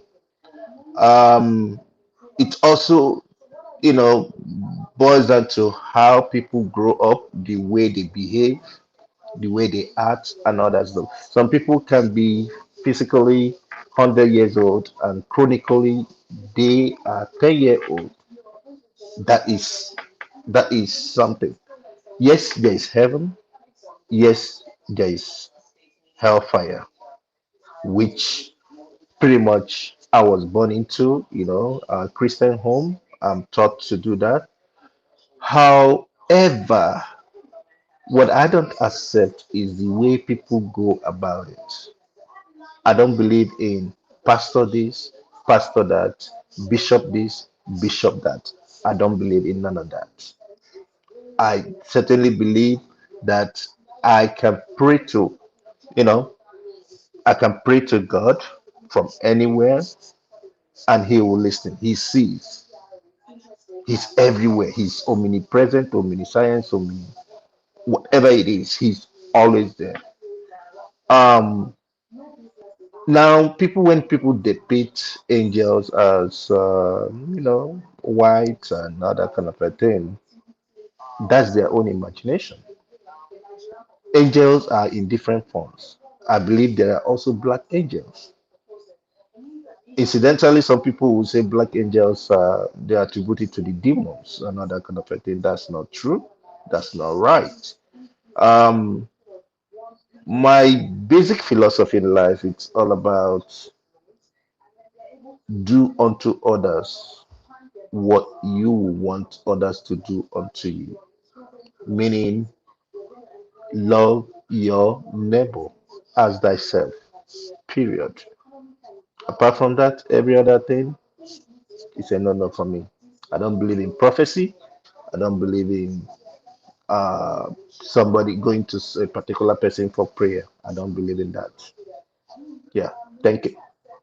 Yeah, thank you for that. I can see Jagmu is enjoying the term you use, black angels.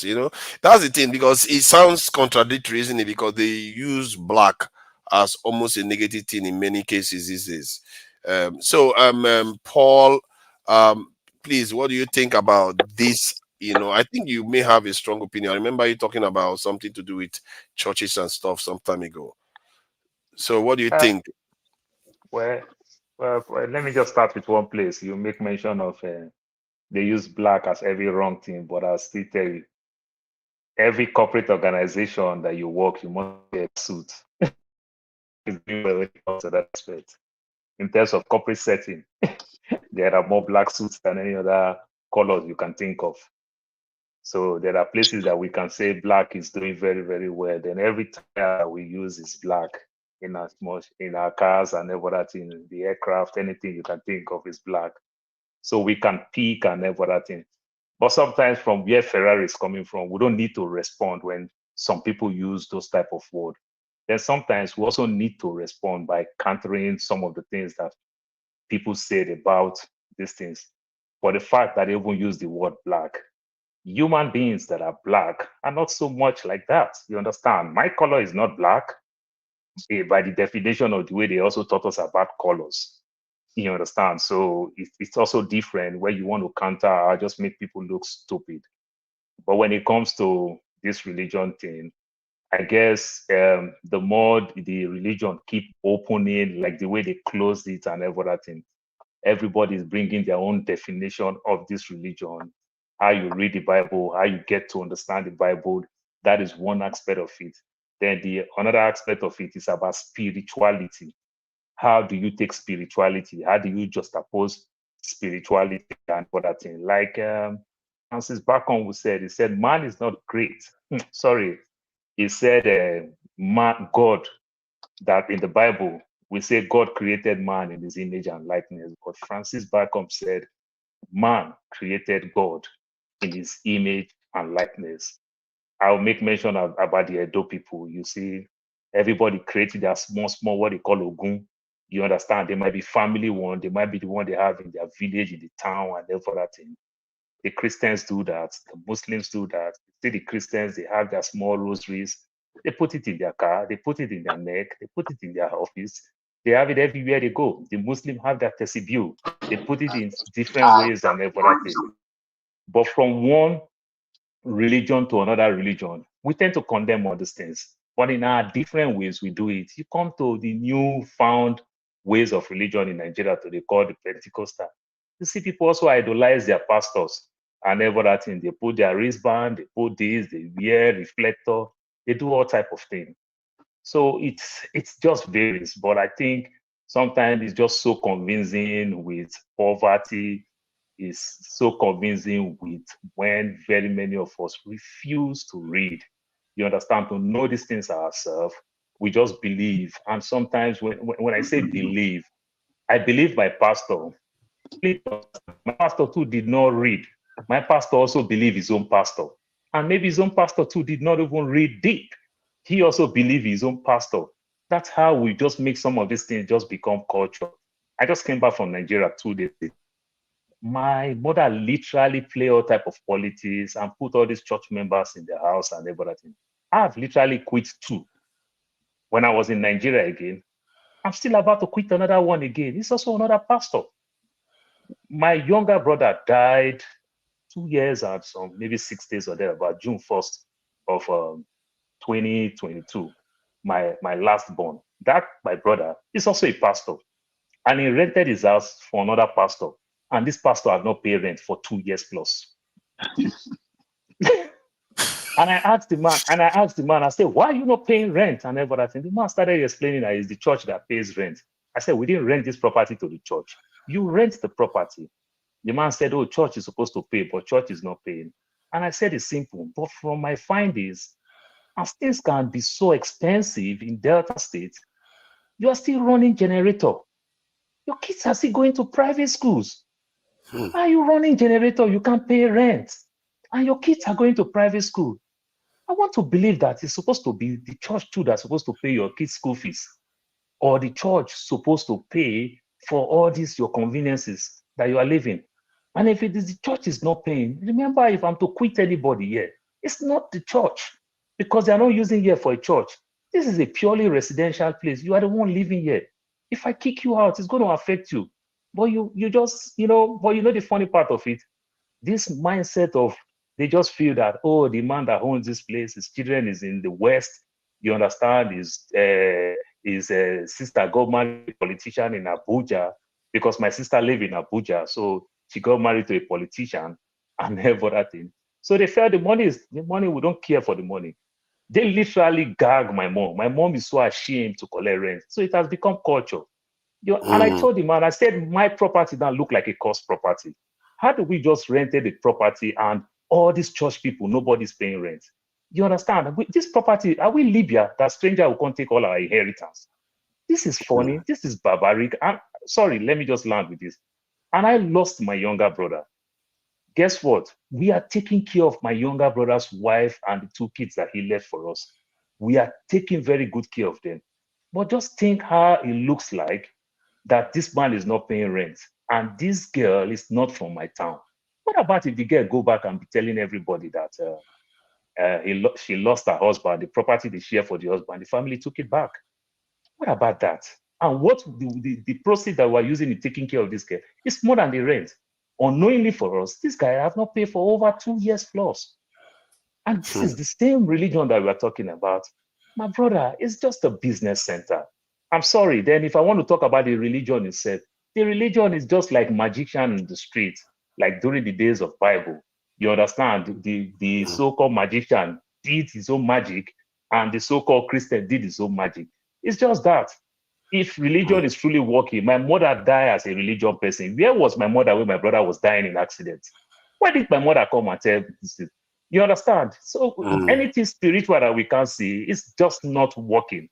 It's just magic. It's fiction of imagination. Let me ask you, does our own traditional beliefs believe in a form of like heaven in the context of, you know, the way other religions do?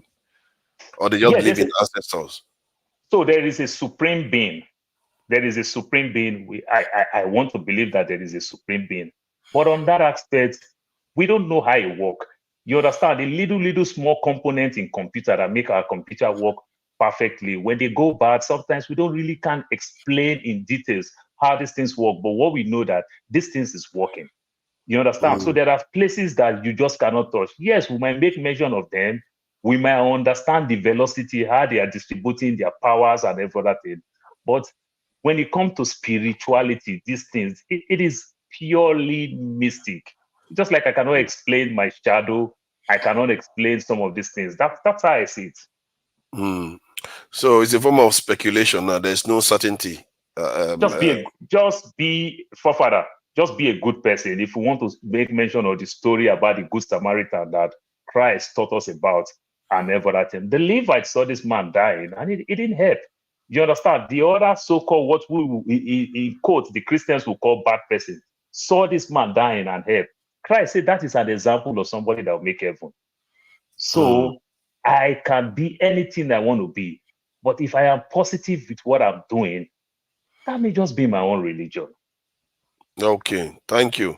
Jagun, so, you know, this heaven thing, what do you think about it? Is it something that is universal? Is it real? If something is not universal, then it's not true, basically. Okay. The way I see things, you know, Paul, you said a lot, but I don't know if you answered the question at all. When you speak of heaven, I think before you speak of heaven, you speak of your belief in God, who supposedly is the owner of heaven and earth. So in thinking on this and the belief in God, whoever may own that title, you have to look at life in itself and see where you can make mirrors. I've made many mirrors in life that tell me that God is real. And therefore, if God is real, what he has for us as a home should also be real. So whatever it's called, because I don't know necessarily what the meaning of heaven is. People say all kinds of different things where these esoteric things are concerned. When I look at primary school years, in our primary school, obviously we're learning our ABCs and getting to grips with language and such, the maths and all the rest of it, the subject matters. And we are told by our parents and our teachers that if we study hard, we'll go to a good school. That's in terms of our secondary school. And then at secondary school, we're told if we study hard, we'll go to a good university. And in that university, we're told if we study hard, we're going to get a great job. Now, reasonably, in the West at least, not looking at Nigeria and its circular strangeness, in the West at least, this progression is a reality. And those who went on to get good jobs and have a good life, be married, have children, and progress, a lot of those people have followed their parents' direction and the direction, I suppose, of the society. Now, when we look at this, each step up that we take, we do reach a kind of heaven. Sorry, I don't know. We reach a kind of heaven. And in reaching this heaven, we understand an esoteric level of how our spirit is carried forward. And I just give the education example as an example. It's not the only example. Now, in graduation to death, I'm afraid if we have lived this life and observed carefully, for any of us to think that this is not put together by Big Bang alone, that there is a intrinsic, intelligent mind that put everything together. And this really is, we don't have to be confused with religion. I know many people who are Nigerian love confusion of religion. Me, I'm not part of you lot. I don't get confused with religion. Because religion is simply a word that means if you pick your nose every single day, that be your religion. It's as simple as that. That's what religion is. It's just repetitiveness. But when you're connecting to the Father, when you're connecting with the deity, this is an action word. It's action. And within all these actions, you realize that you're not alone. Now, I don't know what people do on their individual basis and what they're searching for, if they're searching for anything at all. But me, myself, esoterically, there is graduation. And we are going to graduate through to death. Where do we go is the question. Do we go to the Father, forget heaven? Or do we go with the enemy? Now, in this life again, I'll bring you back. If we don't realize that there are forces working against us that we cannot see, we do not see, and then we want to say that somehow God is different, or the belief that there is a God is different, then again, I think we're deluding ourselves. We're not thinking. We're using our raw emotion, our biased, selfish minds that said us it's me, me, me. These things always are going to send us awry. Can I just try to like sharpen the point? Like, it's like everybody believes there is a God, but is there a heaven that people ascend up to? Well, after they pass? as I said, That's a critical question. You know what? As I said at the beginning, if there's a heaven, or what we call heaven, then prior to there being a heaven, there has to be a God. Heaven is not God. Heaven is a place, I suppose. Yes. So I'm narrowing it down to the belief in God before you get to anything called heaven. You understand? If you have a belief and you have a relationship, then you have a way forward in that spiritual realm where you realize that all the material around us is but material. There is something more within the material.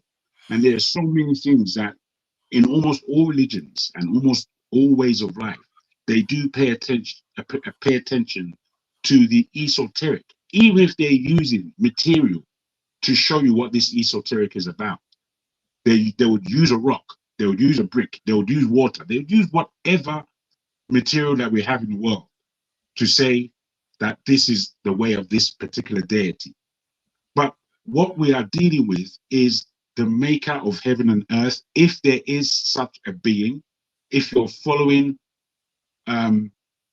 spiritual terms.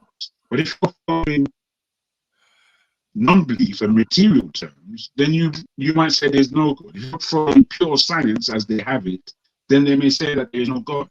But to me, science... Your audio is breaking up. Your audio is breaking up. Sorry about that. I was just saying that science is another thing that principally speaks to me about the existence of God, because they're finding out things that are in the invisible many of the times. That's what is what. But then they go deeper to now come to the point, if you're with this level, where you're talking about quantum physics. We begin on this level of thought and understanding, you realize that quantum physics and what it speaks of, and the God energy that religions may speak of, are one and the same thing. But many times, people who believe in a more physical, scientific arrangement may disclude that there is anything spiritual at all. Whilst the same is not to be said necessarily of those who have a spirit understanding. I hope that contributes. Thank you. I think it's Amadioha. Amadioha. You know, we know what the name means. So do you think heaven is real? And because because a lot of our people, what they tend to use to console themselves in these difficult times is that they are going to go and cater to their heavenly treasures, because why worry about the earth and Tinubu and all the people causing all this trouble, where you can just stay in your room and pray to God and hope to go to heaven? And if that is, what if it is false? What if it doesn't exist? Is this something that is leading us in a direction where people are giving up what they have? And can I just finish the question? That people are giving up what they could have here in this world, which I actually believe is quite mysterious and spiritual too. The idea that the physical is not spiritual. How do you know where all this is come from? All this is you see around you is as mystical as anything else. So, oh my God, mute your mic, please. Let me mute it for him since he doesn't bother. So the question is, a lot of people are giving up a lot in this world because they believe there's something else out there. And is it true that something actually exists for these people to go and enjoy after they depart the world? Amadioha. Are you asking me that? Yes. I don't know why this conversation, though. I don't know why you're bringing this conversation on this platform. Why are you scared? Look, I don't know if there's a benefit of it actually. You know what? You know why the benefit is? I just spelled out a very, very significant aspect. A lot of our people go to church on Sundays. Not for heaven. No. Listen. They didn't go for heaven. Can I discuss something that might be of benefit? Olumide, just hold on. You're going to get your chance. Let him say something. I'll let him finish. Okay, you want him to say something? Thank you, Amadioha. I just want to make a plea. I want to make a plea in the light of this discussion, discussing whether there's heaven or whether there's hell. I want to make a plea, and I know that the federal government of Nigerian agents and the Lagos state government agents are watching this channel. I want to believe so, or will have access to be able to watch this. I want to make a plea, please. There's a case going on currently right now. Wow, what happened to him? When he come back, please.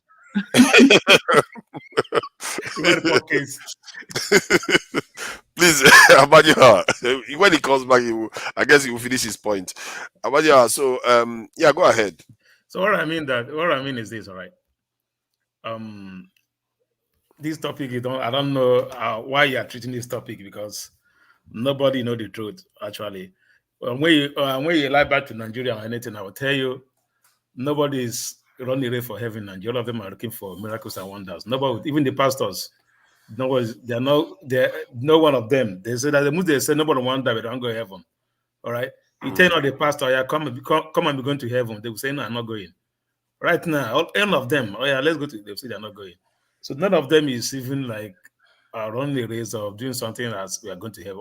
What they are doing in Nigeria is, everybody want to live today, enjoy today, and get some miracles and wonders. That's it. That's right? Interesting. So that's what is going on. So the heavenly race, I don't know if it's like they said, entering heaven is like this eye of a needle. You know, a camel passing through the eye of a needle. That's how it is to go to heaven. So for a rich man, though, how about the extremists? You know, these there are a lot of jihadists, militants that believe that. So that's what I said. You should not. This topic you are treating up from Christianity. No, from all of them, not only Christianity, all of them. It's not a topic we just come here and start treating if heaven is true or if it's not real. All right, everyone have to believe what they have got to believe in different ways. All right, I know some people even argue me here that there's no God. I said, okay, how do you get beds? Is that their mama? How do you get to sleep? Then I might teach them. How do you have to feed them? I might. They don't. Some people here argue that there's no God. Even in America, they tell there's no God. It's the mother they see as God that do everything for them. I've seen two people tell me that. I was like, whoa. All right. So generally for me, I don't like putting my mouth in what I don't know how other people are thinking. But secondly, I believe that sometimes heaven can be on this earth. All right. The way you lay your bed here, so you shall lay on it. All right, hell can be here. Some people is already on hell here already. You're talking about audience. Some people is already on hell, born in here already. It's no matter of going to hell. They're already on hell already. Some people are already on heaven here already. All right, depending how you put your own stuff. Jesus said, "In my Father's house, that there's so many mansions there." All right, even when he died at the cross, he tells you the criminal. He tell him, "From today, you'll be in paradise with me." He didn't tell him you're going to be in heaven with me. He said you're going to be in paradise where you suffer no more. All right. Here there's no death, no this, no that. That's what he said, going to be in paradise. So for me, paradise is real too. Which one is paradise? And is it far away from heaven? that's why I think this topic. You have to Google it. The logistics of all these things we need to confirm. You have to Google it. You want the address, Abi? You want the address? We need to get the logistics. Just go distance between heaven and paradise. And GPS locations. And just Google it, distance between heaven and paradise. Then you get the answer by yourself. So that on my own case, I don't know. I don't think I will have more to contribute on this. But end of the day, as Paul says, spirituality is different from whatever you have. Some people are spiritually gifted. Doesn't matter they are Christian or Muslim, but they are spiritual. Some people are Christians, but the herbalists are better than them. So sometimes when I tell you that people will die, the way I see my own things the other way, right? Somebody will die, all right. You see people tell you this person he live a good life, all right. They believe that this person will be in the hand of the Lord. People will testify your own life you live on earth. They already testify who you are, even at your death. They already like this person live a good life, all right. And some people die. You see some people tell you this one, if I say forget to heaven now, they already some that kind of thing. How you live your life here, that's what matters. Not even heaven or earth. And nobody, as I said earlier on, all this we are saying, no of the churches, everybody, they're just for miracles. I want that. Let's eat, put food on the table. Let's get healed. Let's do that. If you tell all of them, okay, this is heaven, die, go to heaven. They say they're not ready yet. Then what are you, every day you are going to church, every day. When they say, okay, see the heaven now, you say you're not ready yet. And when I go to be ready, some of my point, that's what the case. I said, everybody just, nobody want to go to heaven, but nobody want that, but don't go to heaven. It's just like that. So let's leave that topic, man. I don't want to go far. It's very interesting because you said that people go there for miracles. In other words, to make their heaven on earth, not necessarily to go to the one after. I never really looked at it like that, but I think there's some truth there. People go to church for 90% of preaching you see. Did they tell them that to go to heaven? What they tell them that do this, do that, do this? How many of them tell them that okay, when you live a righteous life, then you go to heaven?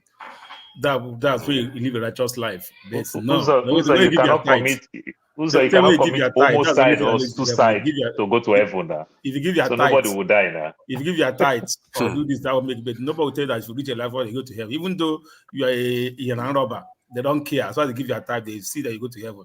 Even though you're nothing, you are murdering people anyhow. What they believe that let you give your tithe, heaven is for you. You see my point. So that's what I tell that most of them now. Anybody who's no. For me, my own heaven is my personal race. I'm not going there with anybody. About personal race to go or not. There was a time in history in Europe where they were making people pay money, and the priests will grant them absolution. In other words, they can now go to heaven, and a lot of people did. And it begs the question, because there's a lot of militants out there, a lot of ardent born again out there that actually believe this is real. And the question, and they make a lot of big decisions that affect societies because they believe in these things, and the idea of heaven. And that's why I'm asking the question: if this is real, then maybe it is worthy. And who have gone to heaven and come back? Who are going to heaven and come back? How do you know now? How do you know? Maybe somebody has gone and he decided not to tell anybody. But only our Lord Jesus Christ that came down and tell you. Did I pass my message across? It's not that person. Or did I even Enoch. Did I finish? Let him finish. Yes, you No, froze. you passed your message across, Olumide. We got your It was message loud and fantastic. clear. It was illuminating. Very illuminating. It was wonderful, bro. Just let this because I finish what you are saying. No, I'm on your so that we can. So what I mean that even in the oldies, the prophets, Enoch, Moses, all of them, any of them tell you they are in heaven or not. How any of them come and tell you how heaven is. All right, you see my point. So even Moses, even Abraham, all of them. All right. So as I said, the way you live your life, that is the way you're going to be here. Like I'll tell somebody, if you have a son, and you train him in school, you do well, you benefit the reward of living a good life, and heavily will be you have a good reward. But when you have a son that's a drug dealer, he's an robber, your reward is one day you're going to be shot. You're going to get your own reward also. You understand my point? So the other way around is everybody that said heaven is real, heaven is not real. It's a personal thing. You're not going to heaven with anybody. You're not going to hell with anybody. Even I'm a Catholic, even the Pope, even they run race, they run my own race. If I go to heaven, here will be my seat. Here will be his seat. All right. They won't talk about the Pope. You have a special seat or not. So that's how I see it. So okay. That's not mine. Let's allow you to do your father of the nation duties. Who is next? I think it's a Black Beauty actually. A Black Beauty. Thank you for joining us. She's speaking from Nigeria. She should have been there. Yeah, I know. She knows she can come in at any time if she wants to. Anytime I'm on this panel, you're always free to speak at any time. Please go ahead, Black Beauty. Yeah, I don't know. Hello to the panel, everyone on the panel, Jagoon, Paul, Mr. James, forefathers, everybody. Yeah, so I wasn't gonna join. I was about to take a walk because I was taking a nap, and then I heard this come up, and I was like, I have to join this convo because I was having this conversation earlier today with my husband too. And I think it's very interesting, the mindset of African people raised in Africa versus like Black American people who are religious. It just depends on what side of the coin you're coming from. Like even Black American like my dad, he's West Indian. He's religious, I guess, but he's not a fanatic in the way that some people are. I'm not necessarily a person to decide for anybody if there is a heaven or whatever you might want to call it. But I will say is that the belief of heaven is something that has held a lot of Black folk from all parts of the world down. I think that people believe that they're going to do some noble thing and arrive to this place where they are rewarded above everyone else who worked hard in life here on this earth. And I think that that's a falsehood. I think that sometimes with the religion thing, it actually gives people an excuse to be a little lazy because they figure if they don't push it to the limit, like if you don't go to the limits, you're going to be rewarded by being righteous. But really, you never achieve anything in real life that could actually benefit you throughout your life because you keep preparing for this thing that will eventually come. And it's almost an acceptance of where you're at. It's like an acceptance of your caste system. It's an acceptance of what you can be. Because I happen to believe in what I consider the God in me, Christos, in me. So I'm one of those people who believe that in me is a God and that it is my job to manifest it. I don't believe in the rules and I don't believe in the limitations that come with traditional, really any religion, I'll be honest. I am spiritual, very, but I don't believe that I have to follow some doctrine. And I don't believe that I also don't believe in groupthink.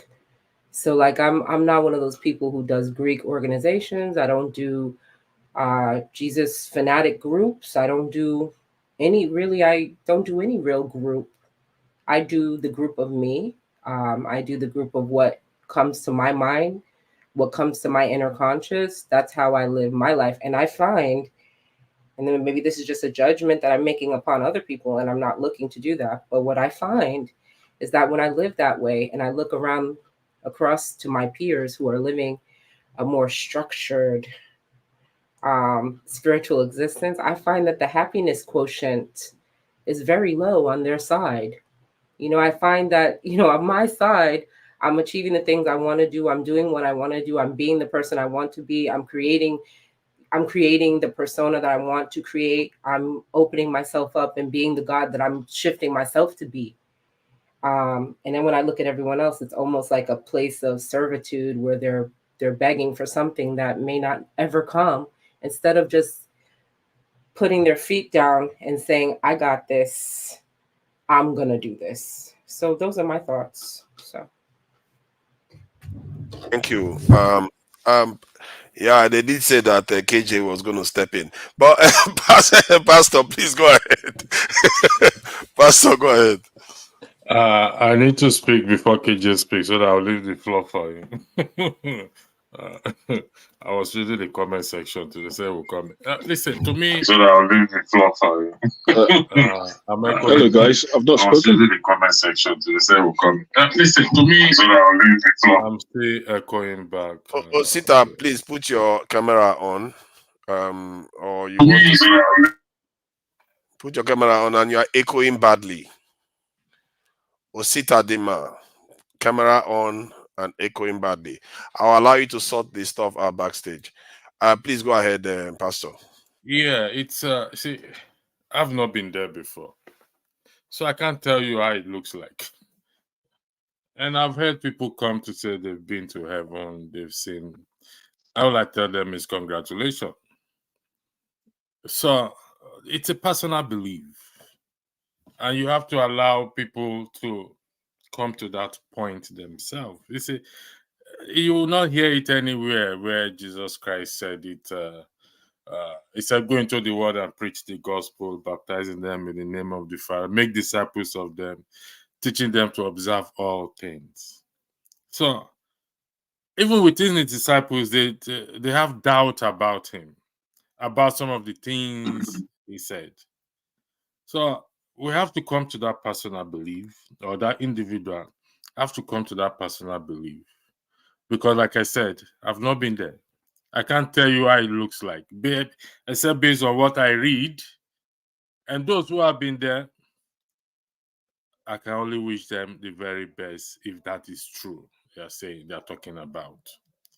That is just it. However, that is not an excuse or to be used as a cajoling tool on anyone. To be used as a cajoling tool to extort, to put people that fear. And that is what I often fight against.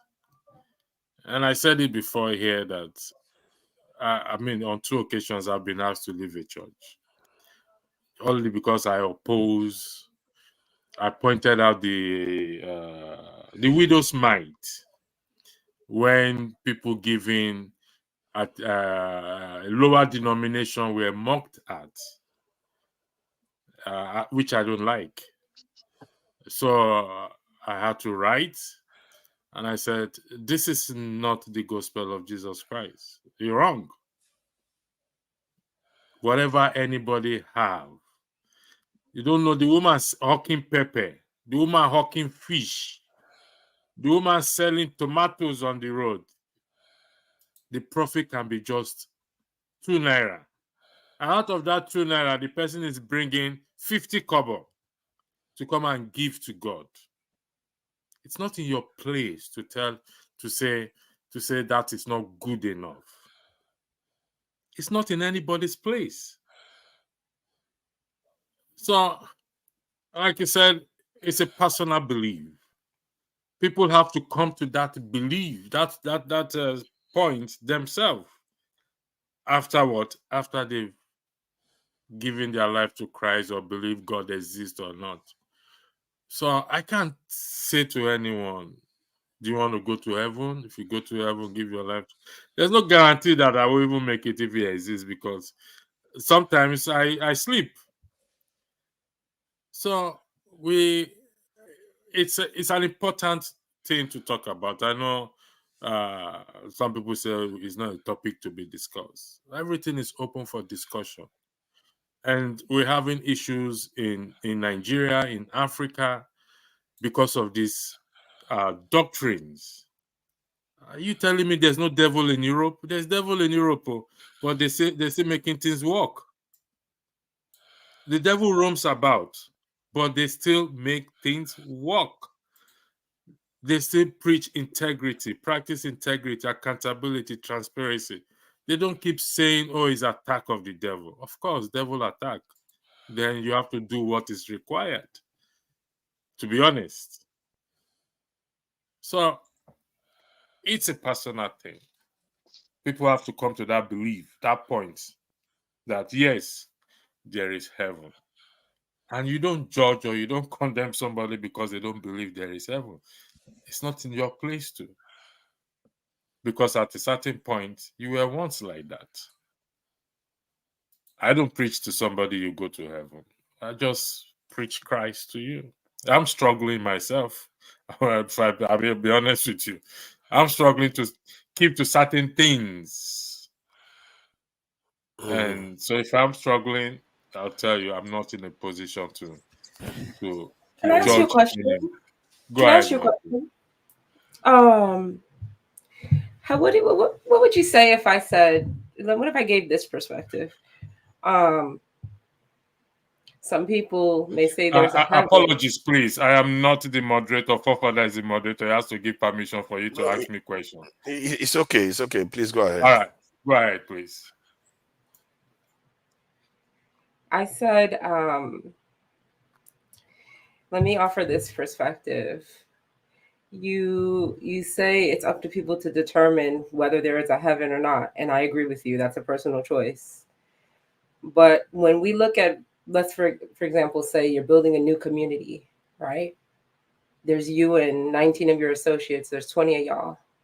And y'all are going into Arkansas, and y'all are building up a community, bunch of houses, bunch of lots, a shopping mall. You're putting your own hard work into it, your money into it.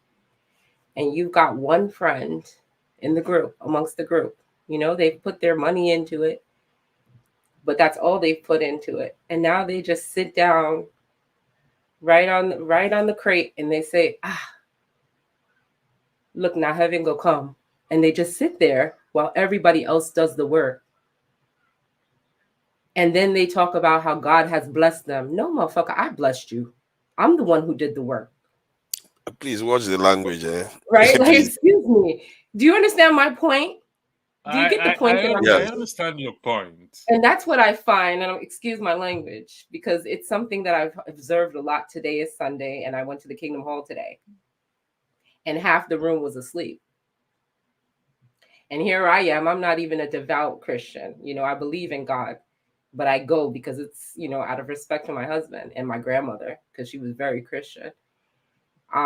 May she rest in peace. But I found it very funny that the man who was delivering, the gospel or the word, or,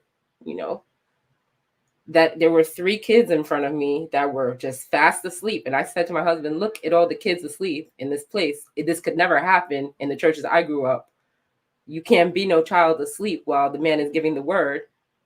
And then the man giving the word comes and sit down next to the 3 kids that are asleep. I said, your father was speaking and you weren't even up in the Kingdom Hall. I just find it to be, I find religion to be a little bit stifling.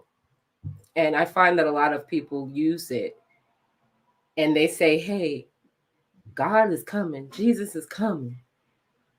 And then everybody else does the work around them and they say, hallelujah, there's a Lord. And I just find that to be so funny. What do you think about that? Yeah, thanks very much. There's a place in the Bible that says that let him that do not walk eat not. The Bible never encourages laziness. That's just one thing we have to. You see, I keep telling people this, and I'll say it out there. If I come to you to tell you something from the scripture, what I expect you to ask me is this consistent with the scripture? If this consistent with the scripture, I can bet you 99.9% of them will not give you an answer because what they are saying is not consistent with the Holy Scripture. What I'm saying? See, I said, do you understand what I'm saying?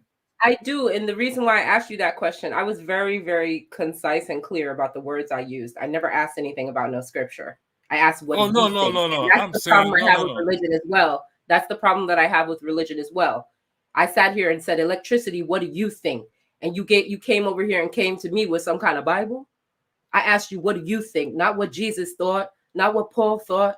I said, what do you think? And what that's I my think problem. first, listen, okay, may I That's answer my your problem question? right there. That's my own problem. See, you may find it as a problem. I'm telling you what I believe. Also, personally, I don't believe in laziness. I work hard. I believe people should work. But you reference somebody sitting down there saying, "Oh, I've done what I need to do. I'm going to heaven." You reference that. So why do you find it a problem in referencing the scripture? I don't understand. I don't think there's anything wrong with you referencing the scripture. I think the only but problem you is asked me a question and I answered you put it in the context of the scripture, and I'm over here asking you in the context of you. What do you think? And that's the thing about religion. What I think is, I don't believe in laziness. It forms a little bit of a how do I say it? It's like an intellectual latency, where it's like people don't apply their mental capabilities at the utmost because they're over here following the Bible. Now, I'm not speaking down on the Bible or any scripture. I'm not saying that. I'm not speaking down on it. But what I'm saying is what do you think? And I think that's the problem that we have in the community as Black people in the world. We sat here, we took the scripture and we mulled over the scripture. We care more about the scripture than everybody else. And then when you look at the community and development amongst everybody else's nations, everything is intact and we're enjoying it, saying, "Oh, hallelujah." But that's some other man's work. Do you understand? May I continue? Is that okay with you? Sure. Okay. If I ask you, where did you get the word hallelujah from? You say it's from the scripture. Would that be correct? Sure. You want me to use another one? Salamati. No. It's okay. Prost. Well, I answered your question. I don't support laziness. I don't encourage laziness. Okay. People have to work and contribute to the community, to the society that they live in, to their self. And I also said, even in respect to my belief, the Bible does not encourage laziness. The scripture never encourages laziness. The scripture never says, sit down and shout hallelujah and heaven will come on your lap or you don't do anything. But doesn't it, and then I don't want to hog up this conversation. I'm go to another person. I'm gonna throw this one I don't question. want it to be between after this, we can move on. It's really for everyone. I'm gonna throw out this one question. It's really not for you, Pastor, but it's kind of for the panel, which is, in that way, doesn't it almost encourage laziness of thought? That's what I'm talking about. I'm not talking about necessarily physical laziness is one thing, but doesn't it encourage the kind of laziness that doesn't allow the building of legacy, that doesn't allow intellectual depth of thought and exploration of concepts? That's what I'm asking. Y'all can go. Thank you. I appreciate it. Hold on now. KJ is the KJ, between you and Mr. James, I'm not sure who came first. Mr. James came first. I surely came before all of them. Osita was there before all of them. Osita was there first, but he jumped. His thing crashed. But he's back. KJ, you know you are the heaven specialist in the house. Don't worry, your time will come. You give us all the special details. So, Osita Dima, please go ahead. Okay. how many minutes do I have? Because I've been waiting for a very long time. But I'll say this. Although you have 2 minutes. I disagree. Religion wise, it's not something I like to, flog about. Okay, but most of us have our own religious inclination. Now, you cannot ask someone who is a Christian will always have an aspect of him that will make deliveries on topics. He will see things certainly from the perspective of being a Christian. Christianity is not supposed to make you lazy. If at all, anyone who has ever paid attention to maybe the Bible, you will actually understand that everything in our life today, everything we are suffering from, it has already been addressed by the Bible. But what happens as Christians is that even as Christians, we are lazy. A lot of us is what we call, in Nigerian terms, OS member. Anywhere we believe is, we just want to, that popular thing that people are saying, that's what we just want to follow. Christianity and the practitioners, and then now I mean I want to make reference to the pastors. See how they have evolved over time. Before, it used to be just about gospel of salvation. And this is where the gospel was when I was a child, where we spoke more about how do you, live a decent life here on earth, of which your reward will be in heaven. But as of then, Christianity wasn't as popular as it is now. Then you only had things like the Catholic Church, which is that were dominant, the Siemens churches. Now came the Pentecostals, who now unlocked the keys of crowd mobilization when they tapped into the gospel of the kingdom. The gospel of the kingdom is the one that tells you about how you can become wealthy on earth, how you can become rich, how you can live well, how you can live off sickness, how you can be prominent, how you can gain fame, how you can gain relevance. And this is what people want to hear. Because as human beings, sometimes we have susceptibility to certain things. There are things we keep ourselves absolutely, permeable to. And that is the gospel of the kingdom, where people go and they tell you, you had no job. You had no skills. Tomorrow you become a millionaire. And they tapped into our weaknesses. And that is why you find people telling you, even some, there was a video I saw 2 days ago. Someone was asking, a pastor was asking his congregation, why do you bring such small amount of money? That is only a native doctor or an Amadioha or a shrine that you collect such a small amount of money. It is in these places that they quote the Bible for you. They are very instructive and they remind you, do not rob God. It is in this place that they tell you that your tithes ensure that the heavens are open to you.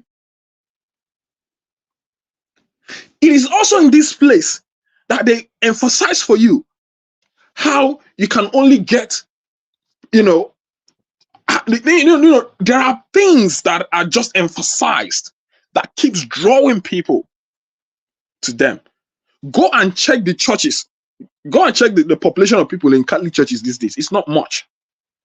But go to Pentecostal churches, because they know that people here, first of all, want to satisfy themselves here on earth first before thinking about heaven.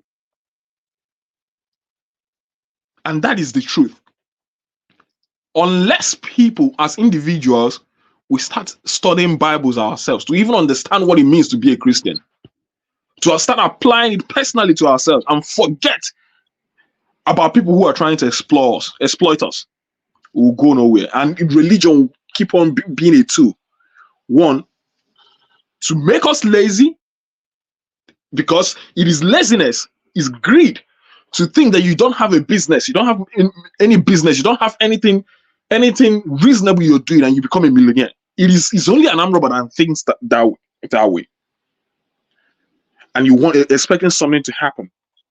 So on that basis, my dear sister, I don't know, Black Beauty, Christianity was not in its intention. The biblical intention is not to make us lazy.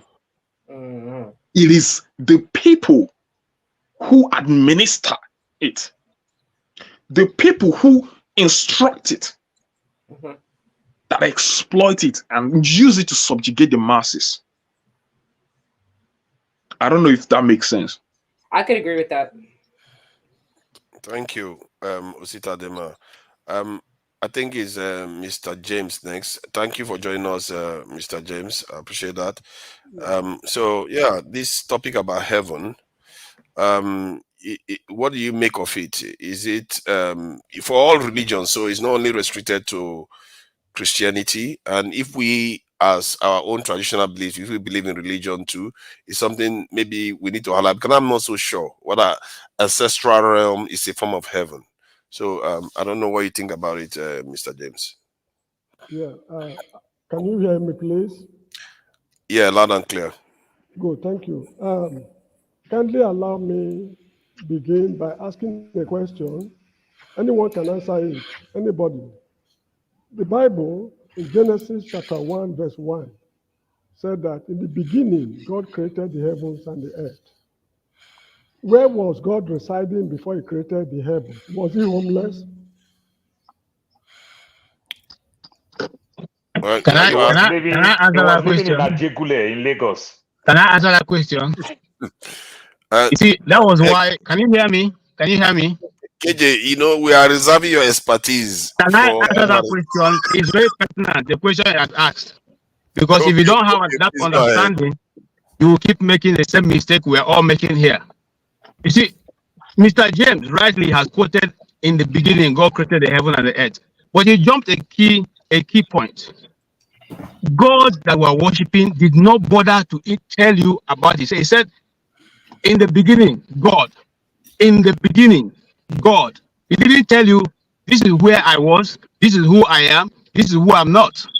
So it is not behoves on you to accept from that which he's speaking to you about, or to leave it. You see, sometimes we as Christians, we bother too much to try to explain to people what God is all about. But God himself didn't bother to explain to you who he is. Some things you are discussing here can only be discerned from learning, from your spirit. You see, I came in, I wouldn't have come in, just like a forefather said. I came in because of Mr. Paul. I like Mr. Paul so much. But I think some of the things he's saying is totally, it's something, you see, from an ordinary perspective, you would think you are making points, but you are not. Okay? And I will stop at that until I get to my point. But I just want to let Mr. James know that what he has asked is very important, because God himself did not tell you where he was or who he is. He said in the beginning, God. In the beginning, God. Very important. He didn't tell you where he was. He didn't tell you whether he had been existing or before now. He just said this. And if you take that with that, then you can go on with an open mind. If you don't have an open mind, you cannot follow God. And there are certain things you cannot know except you go into it. And then my sister who was speaking earlier on was talking about. Is it your turn yet? Is it your turn yet? Wait for your turn now. No, I just these are questions that have been asked before. Wait for your turn. What are you going to say in your turn now if you are saying all this now? You are saying everything. You already said this is my constituency. I have enough information. Just continue your turn. Let's see Mr. James hand over to you. Okay. I asked the question because the Bible was written, according to the Bible, I think in 2 Timothy chapter 3, verse 16, for the good of man. It was written by inspiration for man, not for God, not for angels. If it is written in a language that man cannot understand except going through an intermediary, it means the Bible was not written for man. It was written for that intermediary to explain to man. If I'm to explain anything to my child, I don't need to speak a language which another man will interpret to my own child to understand. The Bible is written for man, not for any you don't need spiritual understanding to understand the Bible, because I'm not a spirit. If I'm to convert to Christianity, to Islam, or whatever it is, if the Bible is written for spirits, let the spirits read their Bible. I'm not a spirit. It means it's not written for me. I cannot understand it. Anyway, that is that. This issue of heaven and hell, I think is one of the greatest fraud man has ever invented. Because religion itself is a nuisance to man. This is my own opinion. Because there's a book written by the Jehovah's Witnesses many years ago. I read it when I was in high school. The title is, What Has Religion Done for Mankind? If you read that book, you'll discover that most of the terrible wars, calamities that has befallen man, they are all rooted in religion. And you are telling me that religion involves the worship of God, and that same worship of God has brought so much calamity to the human race. So of what importance, of what use is the worship of God to man? Just to, make life unbearable for him? Now, some will ask me, how did you come about? How did that? These are just, I see them as very elementary questions, because modern science and technology is less than 1,000 years old. If I'm not, in fact, well below, less than 1,000 years old. Before then, a lot of things were mysterious to man. No matter how difficult a problem is, if reasonable men sit down to find a common ground, that problem can be solved. At the beginning of last century, if you talk about brain surgery, people will tell you it's not possible. Heart transplant was impossible. Kidney organ transplant in general was impossible. But today, these things are possibilities. Man used his brain to solve those problems. So this issue of God and devil, man should use his brain to solve the problem, if they actually exist or not. Now, the way I look at it is this. If you ask me, who killed Yasser Arafat? I will tell you quite frankly, I do not know who killed the man. Instead, I will tell you, I know two people at least who certainly did not kill him. These two people are Nelson Mandela and Kwame Nkrumah. Kwame Nkrumah died so many decades before Arafat, so certainly he's not the one who killed him. Nelson Mandela, because of his moral credibility. So if the police is to investigate the death of Yasser Arafat, Nelson Mandela and Kwame Nkrumah, they are off the scene. It's just exercising futility investigating them. This is how this problem of God and devil is. If we are to find out if there is heaven or not, it is through scientific discoveries. Man has taken giant steps towards, finding solutions to the problems of nature. Man has gone to the moon and returned. Man is exploring space. They are now planning to go to Mars. Eventually, in future, we might not be here. They will go to the most distant planets. Great discoveries are yet to take place. So this idea of pinning everything down on religion is dragging us backward. And I believe that actually God does not exist. Man is the measure of all things. That's what one Greek philosopher said. I think his name is Anaxagoras. Man is the measure of all things. God does not exist. So let us find solutions to our problems. We should investigate the nature and causes of all things. If man can donate his organ to another man at the point of death and the other man survives, what is greater than that? Men went to the moon in 1969 and they returned safely. What is more difficult than that? So why should we pin down everything on prayers? This is just a lazy man approach to issues. That is how I see it. Heaven does not exist. Thank you. Let me share something with KJ before he goes. I appreciate your submission. That is a very strong opinion there. Let me share something with KJ. You see, this is Nietzsche quoting Zarathustra. He says, "And when man invented hell, lo, hell was his heaven on earth. He could put up with suffering now by contemplating the eternal punishment of his oppressors in the other world." You see, that last phrase there, that last sentence it may actually be relevant to us, which means we can put up with suffering because we prioritize heaven. And given that we don't know what heaven is, that could be a massive tragedy of whole generations, because they are putting up with suffering on the face of the earth. There's something that they could have fixed, because they are anticipating their oppressors will be punished when they get to heaven. And let me quickly chip in a sentence. We should stop worshiping a God who wants to be praised all the time. We should use our brains to solve our problems. So that point, and somebody made a point, I think sometime ago when I was having a conversation, the person said the reason why the Romans embraced Christianity wasn't for any altruistic reason. It was during when they were having troubles with their empire, and they felt that their soldiers were not being motivated enough by their religion to go through the hardship. So they embraced Christianity, because Christianity allows them to be willing to suffer, because they were persecuting the Christians, and the Christians, they were feeding the Christians to lions, and they were not changing. They were still holding on to their faith. So they felt, okay, if the soldiers are convinced to follow this religion, they are willing to sacrifice for their faith in other words to go to heaven. And the same thing with what Islam has done too.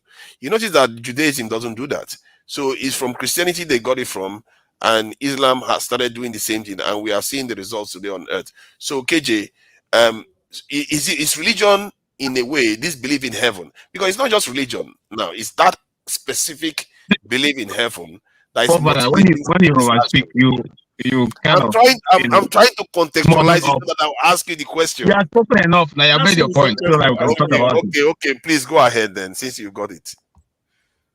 See, first and foremost, I want to deal with that notion that certain individuals parade, and this is my own. I'm not coming with an expertise understanding or trying to put anybody who has spoken earlier down. No, far be it. Because I've walked along this path for a long time, I probably have more experience. Now, there is nowhere in the Bible that it says to you, you go be poor.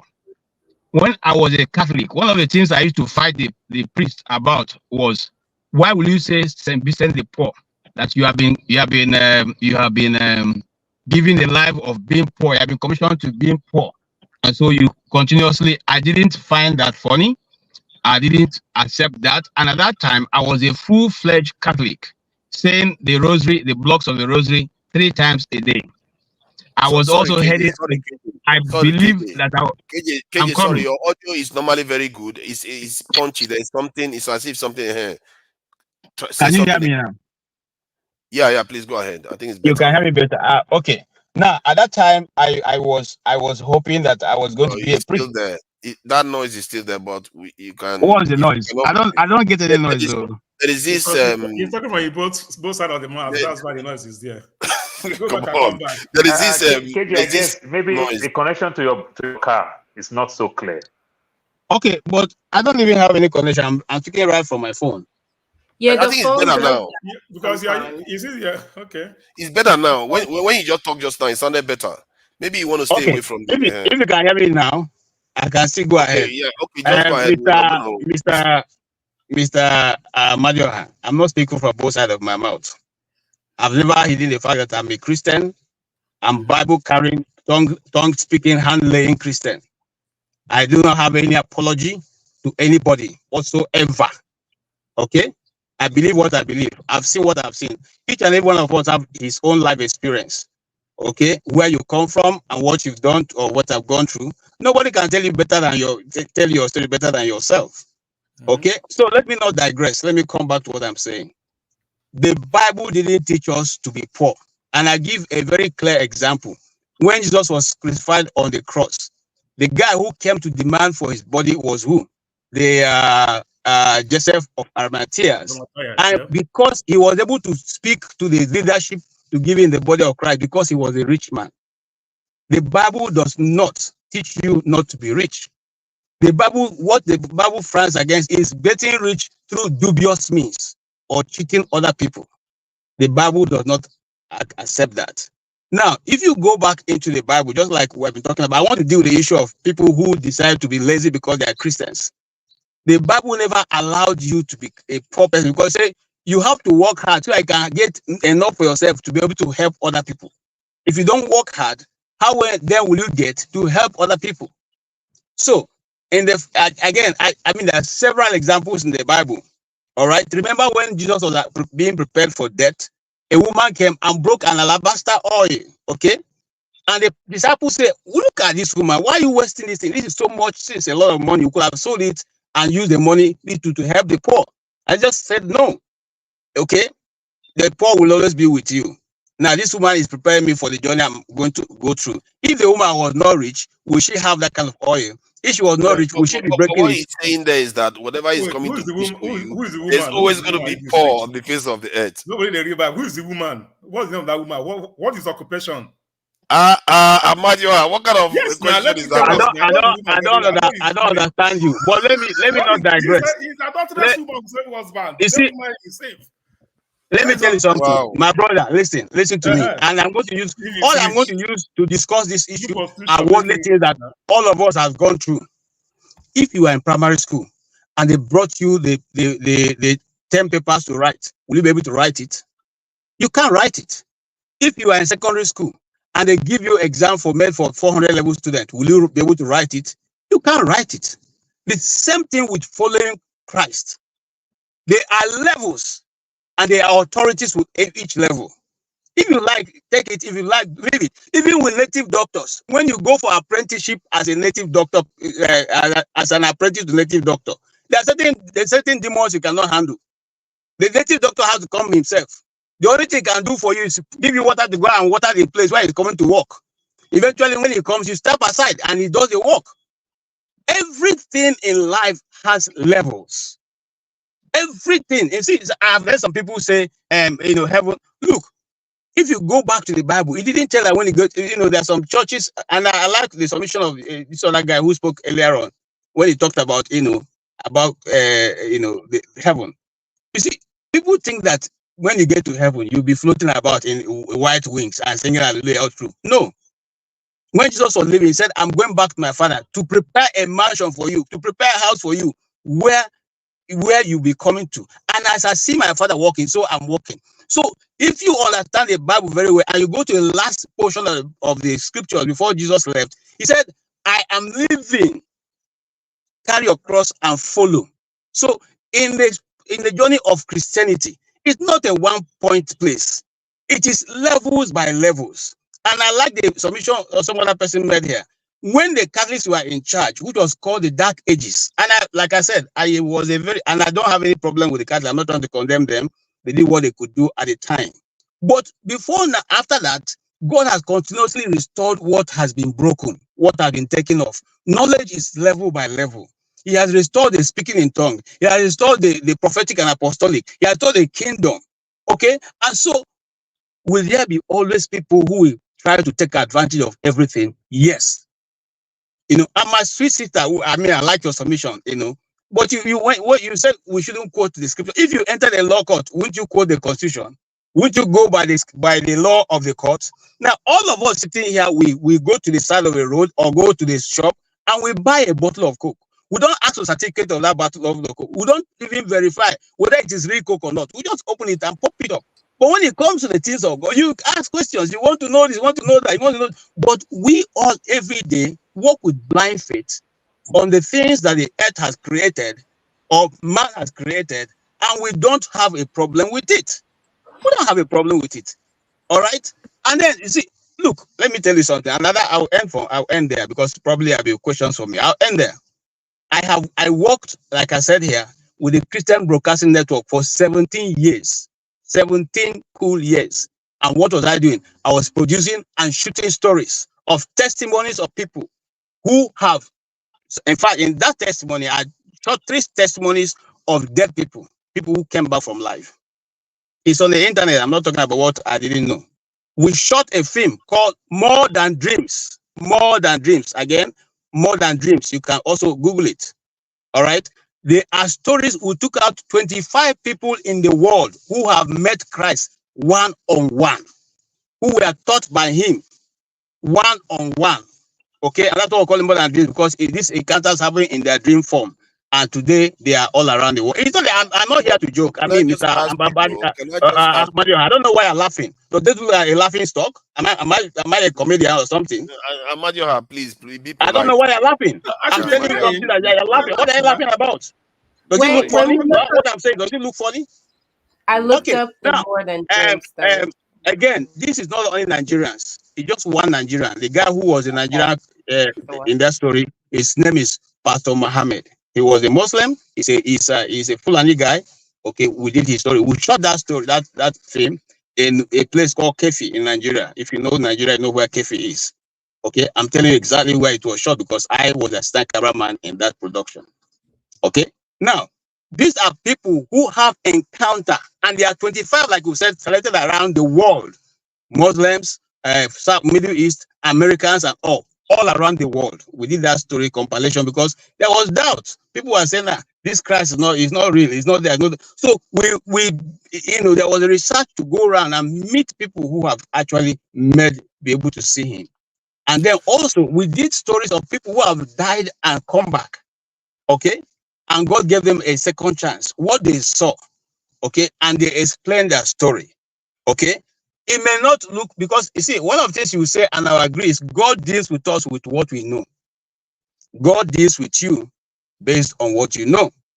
The woman who we interviewed her story, who we shot her story in Benin Republic, didn't go to school.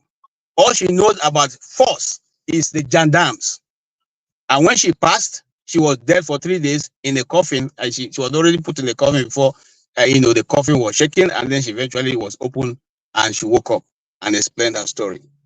Now she said that when she got to the gate, I'm telling you, I mean, like I said, the stories are on the internet. I don't have to lie to you. I'm not trying to defend God. God doesn't need you to defend him. If the Igbo is called a great spirit that guides himself. I don't have to, make any decision to praise God. He can praise himself. Now, the woman said she went to the gate. The gate was so bright and beautiful, and there were a line up of people, and she stood in the line. It got to her time, and then she saw the gendarmes. You know, gendarmes are like the military, the immigration officers in the Benin Republic side. They call them gendarmes. And said the gendarme demanded for her paper, and so she handed her paper, and the man looked at her and said to her, "You're not supposed to be here. You can't go in." So she said, no, she must go in. The man said, you can't go in. So she stood by the side while other people were going in. Some were going in, some were being turned back, some were going in. So she stood there. The man said, you cannot go in because you're not supposed to be here. Anyway, it was in that process that she woke up and came back to life. I'm telling you a story that I, Ojukwu Robert, shot. That's my real name. If you want to know me, I shot it. Okay? And there are many other ones people have shot that are there for you to see. So it's not a question. Like I said, we're not trying to. It's not politics. This is real life. And my late father said something to me. He said, "If you eventually die, God forbid, if I die today, and you find out that there's no heaven, you will have left a good name among men. So you don't have anything to regret. You will have left a good name among men." So that's a fire point. KJ, I kind of agree with that part. I agree with that part. I agree with the fact that religion in the community, that it usually does create good individuals, usually. So I will agree with that. Like that. That's the best thing I've said today. All I'm trying to say, like I said earlier, I didn't want to go and begin to define who God is, because in the Bible, God himself did not say to you, I am so, and so. Eventually, if you decide to take beyond that first page of the Bible, in the beginning, God, you begin to discover God as you go in. Everything on earth points to one fact, that the bank theory, which is a very big force, even I heard Mr. James say we have gone to the moon. Go and check again. It's like that thing is not correct. We have not gone to any moon. No. There's nothing like Apollo, but let us leave it at that's a discussion another day. Okay, and that is it. I like to leave it at that. Thank you. Thank you. Let Mr. James ask question, and everybody can, the expert. I just want to come in on a few points. Actually, let Mr. James go first. Then go ahead, Mr. James. Go ahead. I know you will not spend much time. Mr. James, thank you very much, and I greet you, sir. I greet you. A lot of things have been said, and my first statement on this subject, I tried to round things up, and I wondered if people understood what I was saying. But in the view of the way the conversation is going, let me start with those things that, to me, seem simplistic. Brother James, I must put to you that you sound like a man who has come to his wits' end, where forces of the spirit and religion, I suppose, are concerned. And I do understand this very much.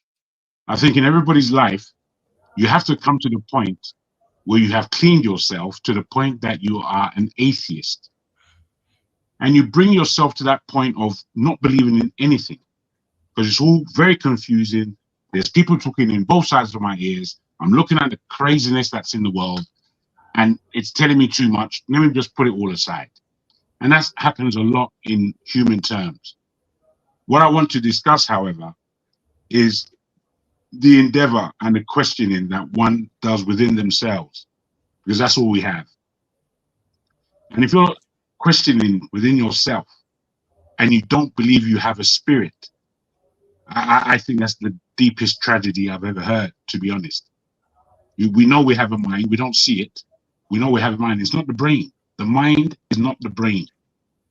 We know we can exercise the brain, we know we can exercise the physique, but we have no understanding normally in the way we take this world of how we exercise our spirit. Well, I must say, in one way or the other, your spirit is being used or exercised by somebody. It's whether or not you yourself have a hold over your own spirit. And this is very important. So I'll put to you that in terms of Mr. James and what he said, I find your utterances simplistic. There are deep things in this earth, deep things, mysteries, as forefathers puts it, mysteries. And if we can't answer these mysteries, then we do have to hold the understanding of it or the acceptance of it to a mind that is higher than our own, and whether or not there is such a thing. Man did not create man, and I know that me and you can agree on that, but somehow you can posit that man is the highest of beings. I'm not sure, bro. I'm not sure what measures you're using to deduce that. When I look at what Black Beauty said, I'm listening very well. And you spoke about the individualism that you have within your spirit. You're not allowing communal thought processes to take place. I'm kind of there myself in a way, but I'm not there. Because I myself need and look for other spirit beings that think similarly to myself, that believe similarly to myself, so that there is power that can be seen. And it is said in the Bible, when two or more are gathered, the spirit is there, God is there. Now, I don't want to be quoting the Bible, because that's for us to read. I've read the Bible several times, and as I've read it, it's told me several different things over the years. And I feel I've come to a point now where I give it a lot more understanding. And I feel not enough people read the Bible before they start being particular about it. And I'm thinking, well, what were you talking about? How dare you? Read the thing. Go and read it. The whole idea of laziness and looking at people in Nigeria, hot climate, where children are sleeping around, you know, that could be observant of you. However, it could also be judgmental of you, because you don't know these people's lives. In Nigeria, they have rough lives. Everyone's up and down somewhere, getting tired in that roasting sun. Come Sunday, man, I'm sleeping as a 5-year-old. I'm sleeping next to mommy's breast, mate, nice and comfortably. So,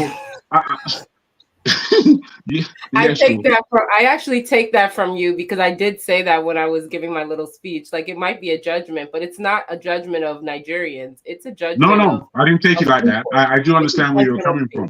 You know, like yeah, I think where you came from initially, where you're talking about Nigerian or African believers against Black American believers. I wanted you to expand on that so I could understand more. However, no, I mean, when I say that, I don't even have to say much to expand on it. When I say that, I mean there's lost opportunities on both sides to realize self, is what I'm saying. On both the African side and the African American side. I believe in self-actualization, self-realization. Absolutely. So there are missed opportunities all across the Black diaspora, across Europe, across Africa, across every place where there's a Black person that believes that there is a being that creates and structures something for them that they are unwilling to do for themselves. I understand very well where you're coming from, and I'm in a much similar position to your own. But what I do say, I do read the book. Okay. I do look at the planet and the world's religions and faiths. I do look at our own Ifa in Nigeria, Yoruba culture. I look at it very well, and there's a lot there. I look at the Chinese and what they've been able to appreciate. And when I look at the whole world, I do somehow, I don't know if it's my Christian background, I do somehow look at these Abrahamic religions, and I look at the travel between Jew, Christendom, and Islam. And I look at what's central within their controversies. And when I look at what's central within their controversies, one man stands out. I investigate the story and the man in question. When I look at all these things, I come to the point where I have to understand that I am not the only person on the planet. I have to understand that every being has a similar experience to myself at one level or the other. Whether I love them or hate them, I should be able to relate to them because they're human beings. And at this point, the thing that really touches us electrically between us not even shaking hands is that spirit. And if you're engaging in that spirit with any human being, I'm afraid you have to know what you're doing. I'm afraid you have to know the power of that spirit. I'm afraid you have to know that many who come across your spirit are enemies. I'm afraid you have to recognize those spirits that are not enemies, you don't treat them as enemies. Now, all these things, they seem to go over our heads as though we're not living in the same planet sometimes, the way we speak. In listening to what I've been listening to, it's as though we are not really paying attention, and we are not really looking for this truth within ourselves. We keep looking on it outside of ourselves. That's not where it's to be found. That's only where it's to be mirrored. It's not where it's found. So when you say, oh, Christians, oh, Islam, oh, yeah, it's like, well, do you have an inside life? Do you relate to yourself at all? Yeah, I'm asking these questions for real, for real. If we're having this subject, let's have it. If we're having this conversation, let's have it. So I put to everybody on this planet, on this platform right now, especially to Mr. James for his utterances. What do you believe? What do you believe? Not what you don't believe. Okay, What do you? Okay. I leave the floor. Okay. Thank you. I think Mr. James wanted to say something. Yeah, James, please go ahead. Yeah, I'll quickly dwell on just 2 points quickly, then I sign out. First of all, I'm not saying that man has discovered all that is there to be discovered. With my very elementary knowledge of mathematics, I'm fully aware that space has no limit. For now, we don't know the limit of space. Just as we had the capability to go to the moon, also we don't know the limit of space. Through scientific research and any other form of knowledge, not only science, the limit of space can be known. And once it is known, that's a new frontier. This issue of God and devil and what we call heaven and hell, we'll get to know more about it instead of resigning ourselves to faith. Faith is believing without seeing. I think that is Hebrews chapter 11, verse 1 in the Bible. So that is one of the points I want you to know. I want to ask a question. Assuming, first of all, we know that, we are told that heaven is a place of bliss, happiness, no quarrels, people live in harmony and things like that. I don't think it is true, because if, let's say, Mr. Paul lied against me and made me face a firing squad by the authorities in order for him to possess my junior wife, and I go to heaven. In his lifetime, he happened to embrace Christ and he was forgiven his sins. When we meet in heaven, how can we live in harmony? You got the point I'm making? Because one thing is certain.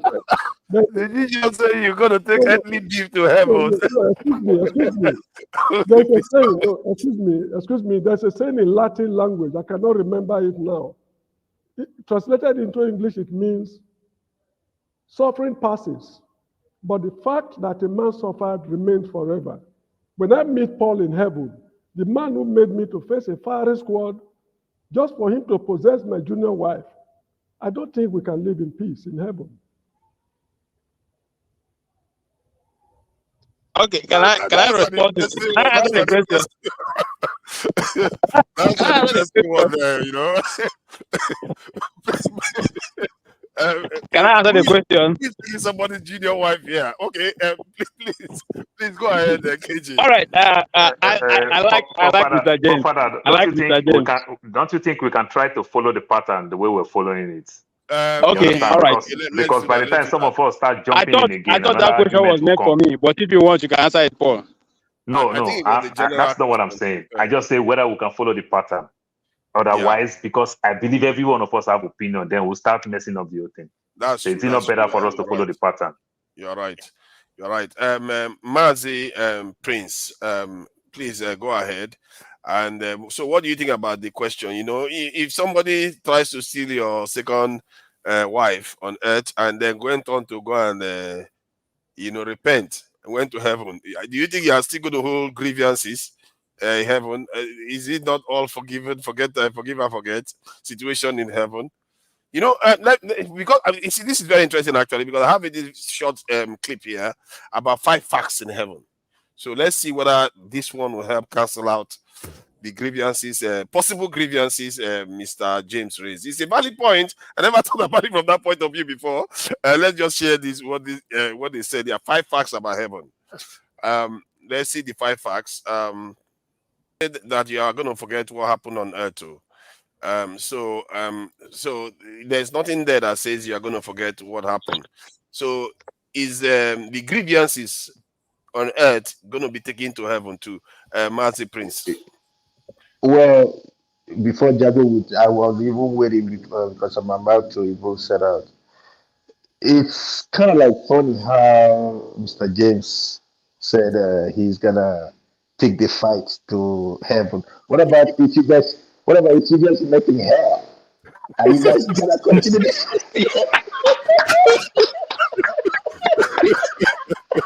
Absolutely. Is that Please, I'm very sorry for interrupting. It's just a sentence or two. I'm terribly sorry. I was a teacher somewhere in a high school, and the principal told me that my reward is in heaven.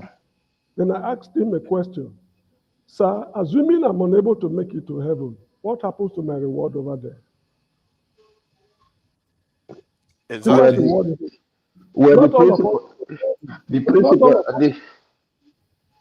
Not all of us will go to heaven. If I'm unable to not all of us. Yes, of course. That's what I was going to say. Give me my reward now, rather than waiting till I go to heaven. That's what I was, Mr. James. That's what I was trying to say, the principal, whatever it is being selfish, because he himself, by denying you what you are supposed to be earned or whatever it is also committing whatever is this sin or whatever. So he's going to hell. That's what I understand. They said he's going to hell. Pretty much like I said, my friends will always say I'm a Libra. and that's my thinking. I'm a Libra in thinking. I'm a Libra in acts or behavior, and I'm also very much Libra in in real life. I was born in September, so I believe in those signs. So overall, I'm a Libra. What does it mean? It means that I'm open-minded, meaning that in as much like I said earlier, that there is heaven, there is hell, there is God, which definitely there's God. There's something that created every one of us. I don't think we just came out from fire, or some will say we came out from the moon, or we came out from stones and other. But everybody's entitled to their own belief. What I do not subscribe to is somebody telling me just for their own selfish, like the daddy geos telling me to pay tithes so that they will drive nice cars and live in a posh houses out of my own sweat. And lots of people will say, what about taxes? You pay taxes to government. Yes, I pay taxes to government, but they use it for purpose. They use it to create infrastructures. They use it to, beautify the city or do something that I see. What about the church? What do they use it for? So we say, oh, what about the philanthropy, whatever that they do? That's them. I can as well give to people when I see they don't have, I give it to them. I don't have to go through a pastor in order to reach out to the poor ones. Um, just pretty much, like I said, we all are saying almost the same thing. And what I mean, same thing in the sense that we all have our different beliefs, you know. I use myself as an example. My parents were, called Christians, but my maternal grandmother was not, she's not a Christian. She have a little shrine, little shrine in her room, of which every morning she will wake up with what do you call it? This cola nut, and the first thing that comes out from her mouth is God. She offer prayers and she calls everybody's name and offer prayers. Is someone coming to tell me that that woman will not make it to heaven? Will someone tell me that? And then I will ask the person, is the person better than that woman? Because for what I know about her, for all, for the time that I spent knowing her, that woman has always told me to be considerate of every other person, to be nice to people, and to give when possible. That's her own belief. That's her own way. And if I asked some Christians, I said, in the Bible, we hear much about Israel. But Israel, they are not even Christians. They are the Jews. Are we going to say that these people who we read about, that they talk about, are they not going to go to the heaven too? Please, somebody wake me up and tell me. That's all I can say for now. Thank you. Yeah, well said. That stuff about some shrine in the room is interesting.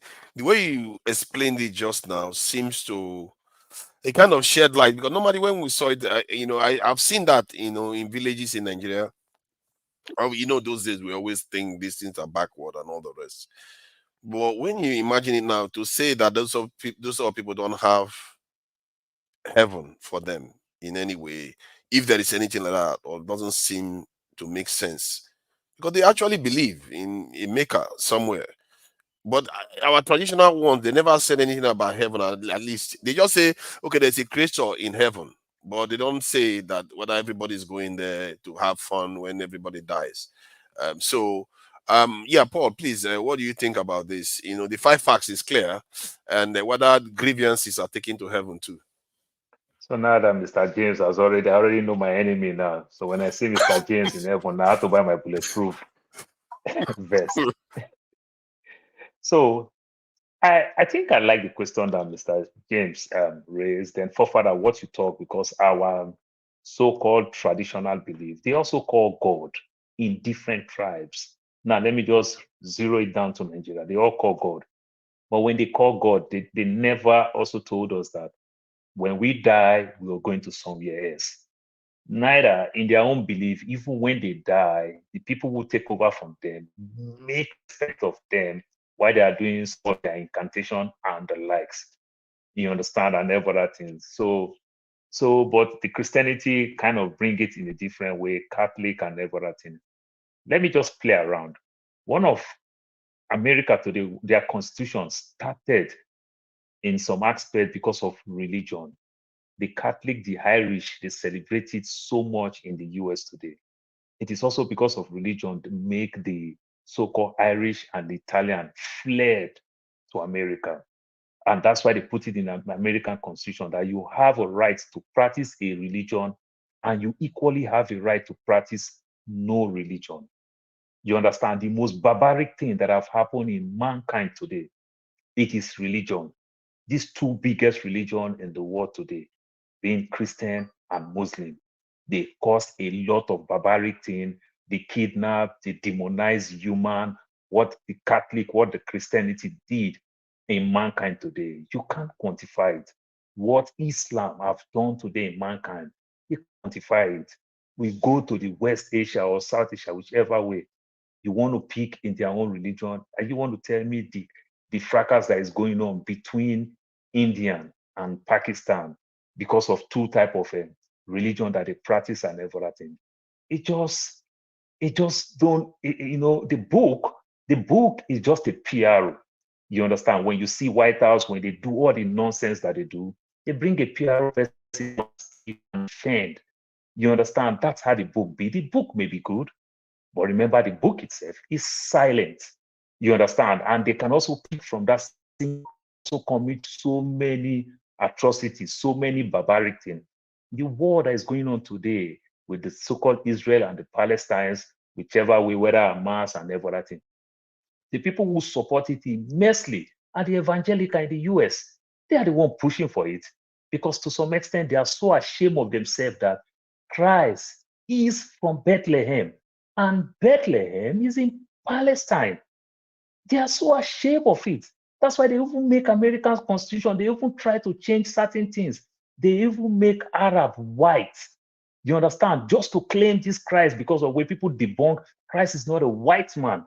They even make Arab white to claim it.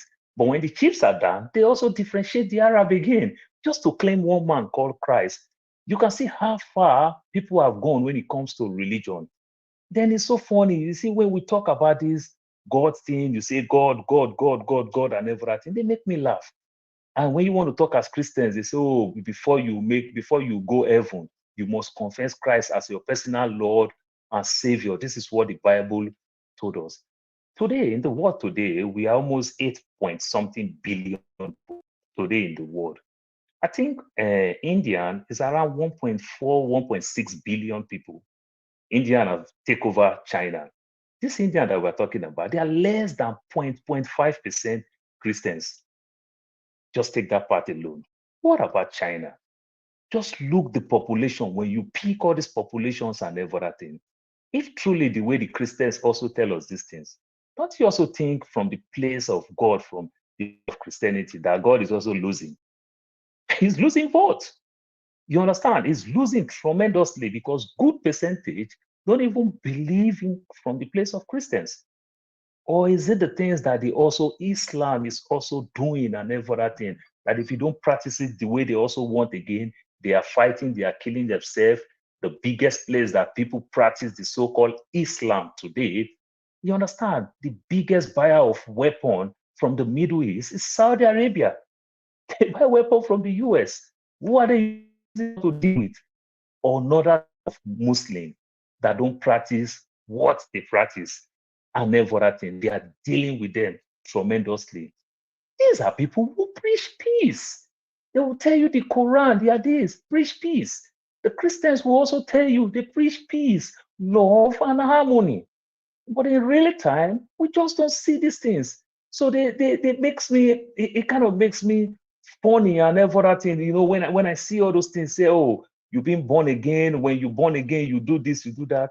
I still can't get it. Like Mr. James will answer some of these questions that if you make phone, you know, they tell you, say, oh, when you challenge Christ has gone to heaven to go build a mansion for you. So we have to do all these things just to go to heaven to make these things. What about if we don't make heaven?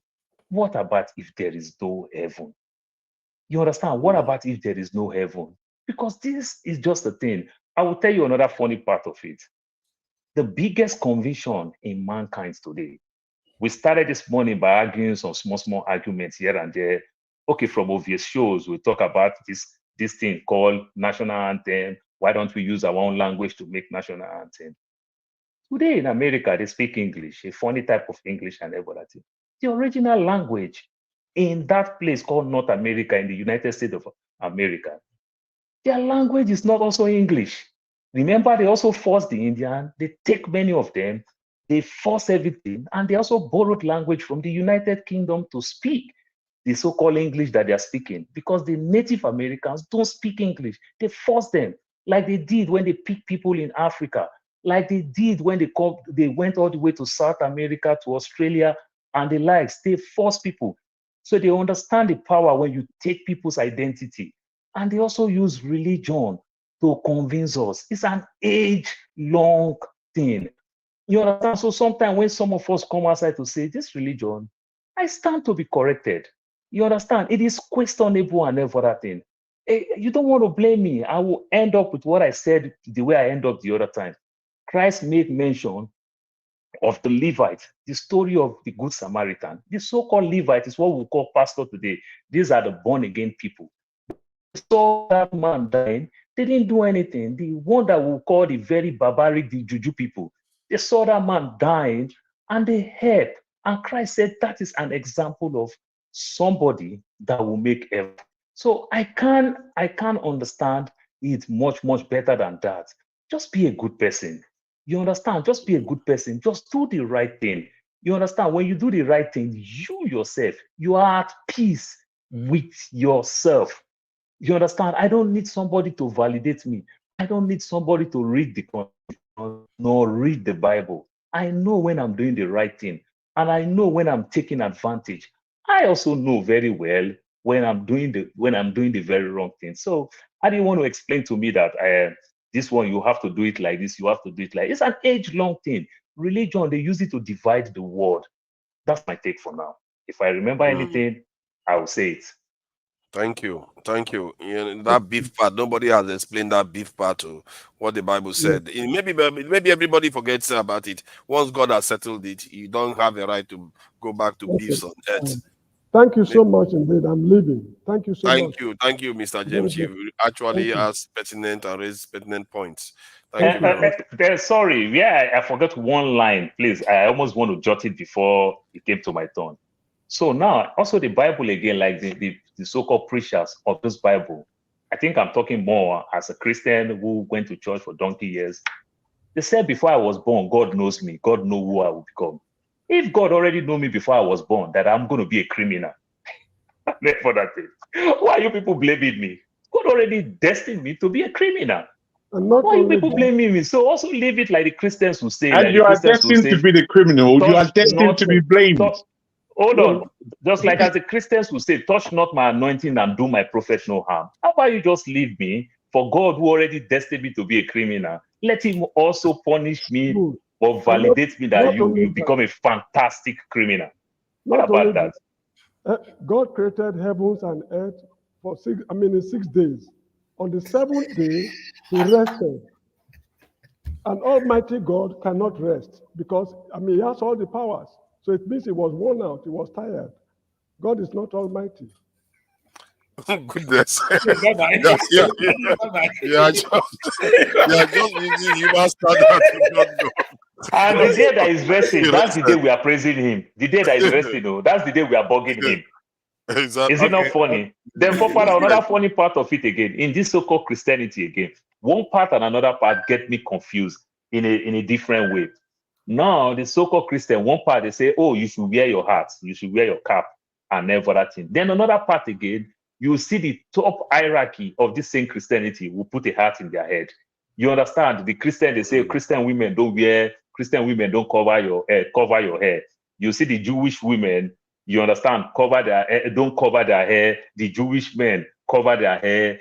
All these things, it's just so much conflict. Today, the so-called big bishop in the Pentecostal now cover their hair. The Reverend Father cover their hair, or they tell me not to cover my hair. So right now that I'm not in church, they say if I cover my hair, it's like I didn't open myself to God. So right now that I'm not in church, it's as good as if we want to use technology to judge it. I just log out from God.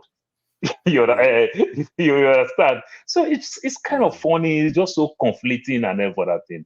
So if I'm saying what I'm saying, Mr. KJ, I stand to be corrected. I just want to be a good person.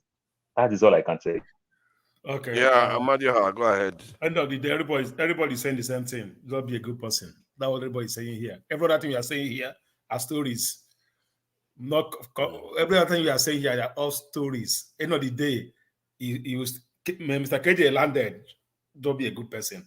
Paul John landed again. Don't be a good person. End of the day, be a good person. Every other thing is stories. So yeah, that's why I say it. I don't normally go into talking about Bible. I don't argue the Bible. I'm a Christian, but I don't stay and argue what the spirit in me didn't take me. I argue what I know, what I can see with my eye, what I can feel. I believe in our Lord Jesus Christ. I believe in that there's heaven, but I don't argue when somebody telling me opposite of it. Leave me for what I believe. Let me live with it. At the end of the day, allow me to do my. If I'm doing good, let me do my good. If I'm doing bad, tell me what I'm doing is bad. You know, all right. They don't, try to speak stuff that we know that physically is not. It knows that they have seen Jesus. Even Apostle Paul, who saw, didn't see Jesus eyeball to eyeball. He didn't see him become like a flash and pass a message. Everybody that died, I don't know how someone will die after 3 days. Only Jesus that have died and rose again. No other person in this world have died after confirming that he's dead. He rose again, that he have gone to heaven to see this, to see that. Who confirmed that he was dead? What I know surgeon? I don't say all these things that we keep saying. What I know, what I know is that it may be true, but me, I don't believe that somebody will die after so many hours, after 1 or 2 days, person will resurrect again and come and tell us that he has seen Jesus. And who compare. As we all know, Bible is written by the men who spent by the Holy Spirit. It's accountability of what happened on earth. It's not that, okay, this is the imagination. This is accountability. Paul wrote to this, Timothy wrote to this, just like a letter. Hey, Timothy, when you go that place, bring Barnabas along with you. You record that in the Bible. That's what Bible is. When you go that place, make sure you don't drink. Make sure you eat.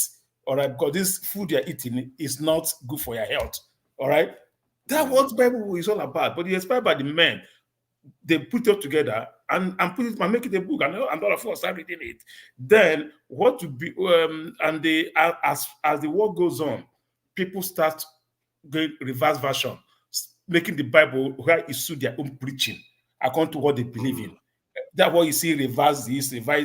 They will, every person will come now, and King James came on what he believed on.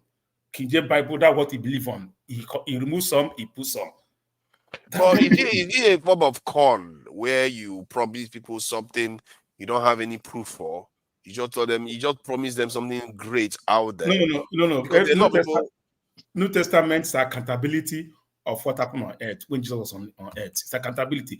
Everything happened in New Testament. I'm talking about heaven itself. Now, yeah, you can see what somebody says on heaven. Heaven is your belief. Let me just share something with you so that you see what I mean. Because some people say they see visions, they see all kinds of stuff. But let me just give you an idea of what tends to happen. This is a drug they call DMT, where people alter can alter their consciousness. You say, why is Black Beauty smiling? Because I'm from New York. I'm from New York, so you already know. I'm from the craziest town. So. Yeah, there's a drug they call DMT. They can use it. Let me just play it briefly. Dimethyltryptamine. It's a powerful psychedelic drug. Is DMT a hallucinogen? Yes, DMT has effects similar to LSD and magic mushrooms. DMT is the main ingredient in ayahuasca, a plant-based psychedelic used for centuries in the Americas. How does DMT work? DMT works by blocking the effects of serotonin in the brain. So for most people who use DMT, this produces intense hallucinations, changing the way people experience the world around them. How is DMT consumed? DMT can be snorted. So the reason why I wanted to show that is that our consciousness itself, how we perceive the world, can be altered by chemicals. So what makes us think just because you see something that it is real? You know, it could be an altered consciousness. Even all those people that are about that have near-death experience, it could be an alter because your systems are in distress already. If your system are in distress, what makes you think your brain is not in distress? So some things could be firing all over the place. Your perception is not as concrete as you would think it should be. Then that's why you see those things. Why is it that normal people don't just see heaven, walking around, just see heaven like that? It's very rare you hear people say that. It's often when they're about to die. But that's it anyway. That's just forefathers, even down to alcohol, because a lot of people will ask me, do I drink? I do drink. I consume wine. I don't drink spirits. People ask me, why don't you drink spirits? I don't drink spirits because I don't want spirits. That's why I don't drink spirits. I see. That's a play on words. I have you. Okay, as I'm saying, listen, forefathers, I'm saying, all right. As you say, even I know people that smoke, like Nigeria would not do they smoke in America, you know. If somebody's telling you that when they smoke, they change their reasoning, all right? But that's not where I'm going. Now I'm coming from on heaven. It's my personal race, it's my personal decision. So nobody have the right to question me about it. It's my own belief, what I believe in. All right. So nobody have the right to believe what you believe in. Let me know what I believe in. Don't tell me this is what you believe. I must believe what you believe in. So many Christians have made Christianity look childish. That's just the problem we are getting. They make the Christianity look childish. I'm a strong Catholic, all right. I remember Bishop Okonkwo when he came to one of our, he went to a dedicated church, a school, like to Joseph, let me say a foundation layer, right? So we the youth, everyone was gathering. So he was saying that you should contribute, do that. Now we are start waking up. We are starting waking up then. That our reward is in heaven. I will say which reward is in heaven. We point to somebody which we know when we are growing up that was be a major contributor to build the primary school, and he lost his job. He's not riding Okada. Even he was the major, the kids which he gave back cannot even go to that school anymore. Then which reward has the man got after contributing heavily on the building of that school? Now he lost his job. The kids can't be able to pay the school fees. Then you tell me to come out and contribute heavily again. My reward will be. If I cannot take my rewards here, see my kids and being happy, see things going the way it should be, how will I think I will go heaven and get the reward? Best of all, let me believe what I believe in. Let me do what I can do, what I can do with my eyes, and what I can do when I have my leg. Not when I die. Then people will start, okay, is it in heaven or on earth? As I said earlier on, when you are alive, the life you live, that means people will tell you, okay, thank God. Some people that they say, thank God, the person is dead. You see somebody, why would this person? The people will say, thank God, this person is dead. People will just thank God, this person is dead. And some people will say, God, why? Why did you take this person away from us? People will be crying.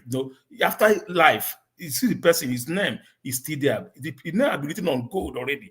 People talk about the person because the good things he did. So what you can remember, we can all remember is the good things we have done, not any other thing, right? Now, Christianity, the way they practice this in, all over the world, I couldn't say Nigeria, even here we are, things have already fly. It already fly back to this place, all over the world. The way it is in the party right now, it's no matter of heaven anymore. None of them want to go. All of them are practicing. If God will send you money through your phone. Your account will be ringing. $5,000 into your account. It's a miracle. Yay, you might have taken place. I wonder. Hey, man, this kind of thing. Sometimes it wonders me. If we hear, okay, somebody that have a headache, all right, you know that, okay, it's on a noisy place or a place that is not coming for him. Then he start praying for the headache to go. I was like, okay, come on, bring the person out, put what on his head, do some, person will be well. All right. So all those things make me like, okay, Christianity, we are even the one causing our people start living the Christianity life because our actions are not what people want to make. People want to like see us as. I asked my friend, why are you called Christian? You call Christ-like. Christian is from the word Christ, Christ-like, well, because they be like Christ. That's why they are called Christian, because they be like they be like this Son of Man, that Son of God that come to this world, walk on earth, and his followers are behaving like him. So these people, they are like Christ-like, they be like Christ, they are like Christ-like. So are you a Christ-like? The way you behave, is it the same thing, or just Christian on your lips, or the way you behave? Right? Jesus walked on the earth. He never surrounded himself with. He didn't talk about tithe in the Bible. He even talk about tax. Tax was a compulsion in the Bible than even tax. You know that they talk about tax more in the Bible than even tithes. Tax, yeah. If you don't pay your tax, don't support your government, you don't pay your tax. It's a big problem. It may not even make heaven if you don't pay your tax. It may not make heaven. If you read the Bible very well, many places the Bible talk about tax, not tithe. All right. If you don't pay your tithe, you don't support your government, don't support it, you may not go to heaven. If a pastor, if you don't pay your tax to the government, I don't know where I never heard the Bible say that. Go and read where Bible talk about tax and tithe. You see which one Bible more focus on, if it's tithe or tithe. You see which one of them the Bible focus on mostly, if it's tithe or tithe. Then you can read some version where tithe is not tithe is measured, not one, not two, not three. All right. It's not even like. But that one is for the earthlings. We are talking about heaven. Yeah, that's what I mean. That's what I mean.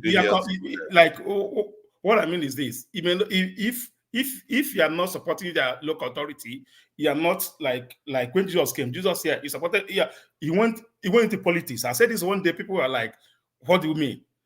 Jesus he didn't just stay. All right, he challenged the Roman governor. He challenged them. The chief priest. He challenged them. All right, he wanted to challenge. He go to synagogue. He challenged them. Like synagogue is like I would say our assembly.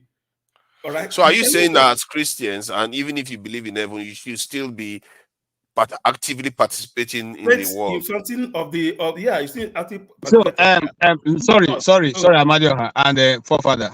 Let us. You see, we cannot be everywhere. The Bible is verse. Sorry, there so are two right now we're jumping everywhere. Let us focus on what we're discussing. Yeah. No, what I mean, what we're discussing, heaven. Amadio, please try to complete so that I don't know about you. I don't know about another person. I believe in heaven. I don't know about better. I will tell you what I'm still saying is that for me, I have to do what I have to do to make my own heaven. I don't know what you're doing. I don't know how you're doing yours. I will not condemn, say that I won't join those that say this or that or this or that. For me, I believe that heaven is free. All right. I believe in God Almighty, Supreme God. Let me say, sometimes I don't know how people think, but me, I don't see somebody like I was beaten once when I was like 14 years. I was beaten by a viper snake. All right. I was pronounced almost like I can't live. There's nobody can kill me. They said this snake never beat anybody. He's never beat anybody. But I was beaten. They said they she me like abomination that I have to die. You see my point? They said take me to River State. They said before I go to River State, I die on the way. That how seriously people start crying. Everyone start shouting. Wait. The man that killed me is the native doctor. He can't be pray. I was looking at him. The man raised his staff and started calling God Almighty. That this little boy, that his father killed or know how to kill all the poisonous snake, but they never cared to even know how to kill this particular one. But he's going to the forest. If he comes out, may he like the father should lead him to get what is to kill me. This man went to sleep after 30 minutes. The man came out and told something like, I was still looking at them. People are looking at me if I'm going. It's something like yam. They said they should pound it and give the liquid to drink. I vomited all the poison out. All right. I never gone here for since. That was my first major. I thought that okay, even those that people fear them a lot in the village, that they are evil people, they still kneel down and call upon Almighty God to save somebody. You understand my point? So whatever you believe that heaven that heaven. Did you say that he was a pastor or a herbalist? No, native healer, native doctor. Native healer. Okay. People see them as a bad person, but he's kneel down and call upon God Almighty to. You know, it was so not that it, more than 100 of people were gathered. You know, you boy, this as it is, he's dying. Everyone was looking at me. And it's a market day. All right, my time at home, everybody was there waiting for me to die. So what kind of crowd is that waiting for you to die? No, because it's a poisonous snake, no cure for it. It doesn't bite people, so people feel that only one local herbalist that is in River State that even know how to how to consult the snake do that. They say for me to get to that place, it's like about an hour plus. Out of curiosity, how did the snake manage to tag you? Where were you? They say I came back from the city, all right? So I went to help my mom in the farmland, all right? They say I step on the tail. The snake, Ajwala. It doesn't bite. They say I step on the tail. It's a little tail, it's little like this. It doesn't come out. He puts it on the ground. I don't know what happened. They say I step on it, so it doesn't. You must have stepped on it more than 3 times. Now I'm trying to cut. No, what happened? I was trying to cut pantry 3 times. Right? That's why I'm telling him, because that snake is in my place also. You must have stepped on it more than 3 times, and in those 3 times, it will have warned you. Okay, because when you step on it on the ground, sometimes it shakes his body, so you think the ground is moving. It normally buries itself inside the ground. Oh, that's interesting. Or under leaf. Yes. Yeah, so that was a person that came. Am I right? The place where you were had leaves. As I'm trying to cut a pantry for the goat, right? And it was trying to rain. I didn't figure out that. So when I shouted, everyone was like, "Whose snake is that?" I made sure the name. Everybody pack their load. Everybody start packing their load. Because it doesn't bite. It doesn't bite. So it's not normal. It's not normal. It's not my point. Were you wearing shoes when he beat you? See this one. You were walking around barefooted. I'm just checking now. So my point I'm making is this: everybody see God as a supreme being. Even the native people, they see God, but it depends what they do with it. All right. So that's my point. Everybody just have to be righteous. If you are doing, try to do good, let your name speak good. It doesn't matter what you believe on, just do your good. If you say that, some people will tell me, as somebody come to my house, are trying to preach me that Muslims are not going to, or if it's the only people that are going to heaven, people that believe in Jesus Christ. Say, okay, where would the Islam, Muslim, Buddhist, where would they go? So you can't convince me out of that. It's their own belief, not their belief. Their belief they're going to have. You believe, say you're going to. So believe your belief and work on yourself. Let them live their belief and work on themselves. End of the day, what you believe work for you. So that's just my own point. So I know they hear that argue, say God. I say they hear, I don't get people. Some people tell me say there's no God. They don't believe that there's God. I say, how do you sleep and wake up? They say it's their mother that teach them how to sleep. Their mother teach them how to brush teeth. So their mother, they see their mother as the God. They don't see that there's any. I'm on your heart though. I'm maybe curious. So let me ask one other controversial question. Just similar to the inline, because we have really taken time from the ladies. And you all know you can interject. Can you post the link? Can you post the link? I think Maska's gonna come up and talk about heaven. Yeah, okay, good. So about heaven, can you go to heaven and start worshiping Lucifer? Do you have freedom of thought in heaven? And that's why I want to come in. Who they ask? I don't go there. Who they ask? I don't go there. Why do you believe now? You've not been there. You are believing something. Yeah, it's my faith. It's my belief and my faith. So there was a war there. And we are saying we want to run away from war, and war happened in heaven. And can I add? forefather. So, I think the ladies are, you have to go to Black Beauty first before it gets to you. If you accept, you want to do 30 seconds interjection. Just very short. First and foremost, you see, the devil is not opposite of God. The devil is not opposite of God. I don't know how. It's not a supreme being. It doesn't have authority, supreme authority.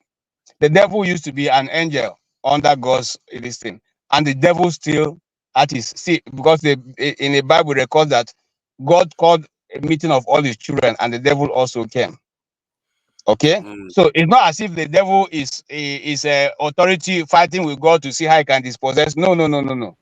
The devil does God's work. But isn't angels followed him now?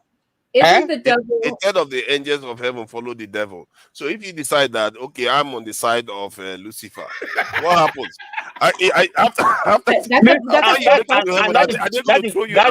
That is where I'm going. That's where I'm going with the answer I'm giving you.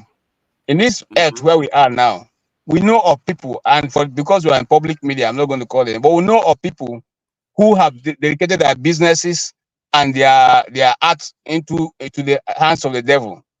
Okay? Because the devil used to be what? He used to be in charge of worship and commerce. That was the work it was doing in heaven. So some people, some companies, and I give an example of a company that's no longer in existence. And you know why I can speak this more? Because it's something I'm an apostolically driven person. I'm apostolic and prophetically driven. So I have a deeper understanding than maybe what we are. Can I ask you something? Let me ask you something. Hold on, let me answer this. What is the devil? What is the devil? Let's not do this now. Let's allow other people to speak. Please, a Black Beauty, go ahead. You know, this question, Mr. Jane brought a pertinent question about having beefs in heaven, taking it to heaven. And at the same time, I'm also curious, do you have freedom of expression in heaven? You didn't allow me to answer the question now. You didn't allow me to answer the question. I gave you time, more than 30 seconds now. Okay, so it's not a 30 questions. It's not a 30 second answer. So you can leave it. Hold on. No wahala. He's going to get to you. He's going to get to you. You have your chance. Maska is probably going to shed light on this, whether people have freedom of thought in heaven. And if so, could you just decide that, you know what, this Angel Michael worshiping thing is not for me. I want to join Lucifer's gang. And will you be allowed to stay, or will you be kicked out of heaven? Is that possible? Please go ahead, Black Beauty. Will you be allowed to stay? No. I was actually going to ask that question, essentially the question you just asked, and that's been my whole basis. All the comments that I made today have been about the freedom of thought and the ability to conceptualize something from self outward. That's actually what a God does. It is a one with force and power, with the ability to create and to bring things to fruition. So that's actually my biggest point. My biggest point is that I am spiritual and I do believe in God, but I'm not religious because I don't believe in groupthink. I believe that I can talk to God and he can communicate directly with me, and I can get the messages that are pertinent for my life in order for me to do the things that I need to do to be successful and to leave my mark on this world, because ultimately that's what I want. And I also wanted to ask Amadio, if it was I butchered that one. I wanted to ask you if it's possible for a person to kind of create from their own mind, or if they need to be guided, because that's kind of what KJ and you guys were alluding to. The fact that people have to almost be told like a guidebook, but can they go within self and determine that killing someone is wrong, that robbing someone is wrong? Because I do believe they can. I don't think they need this text. I'm not against spiritual, but I don't think they need the text of the Bible or the Quran to know what is inherently, innately wrong as a human being. So I'm asking you, is it possible for people to derive their own opinions, to derive their own thoughts independent of these texts? That's what I'm asking. Yeah, as I said, Bible is an account of what happened. All right, it's an account of, okay, so thing happened, so time. It's what happened. It's a true life story of account of what happened. There's nothing there, all right? Then you have your own, see, as I said, you can do whatever you want to do. You cannot, good or bad. Whichever you choose, you bear the consequence of it. All right. If you choose bad, as the Christian said, you go to hellfire. You choose good, you go to heaven. That's it. All right. But you have the right to choose whatever you want. Bible is just a guideline. The Bible is not okay. As I said, it's just a account of what happened. It's not matter okay, this is how it should be. It's an account of what happened when Jesus was on the earth and when some men of God was on the earth. It doesn't fly from heaven or it comes from anywhere. It's an account of what happened.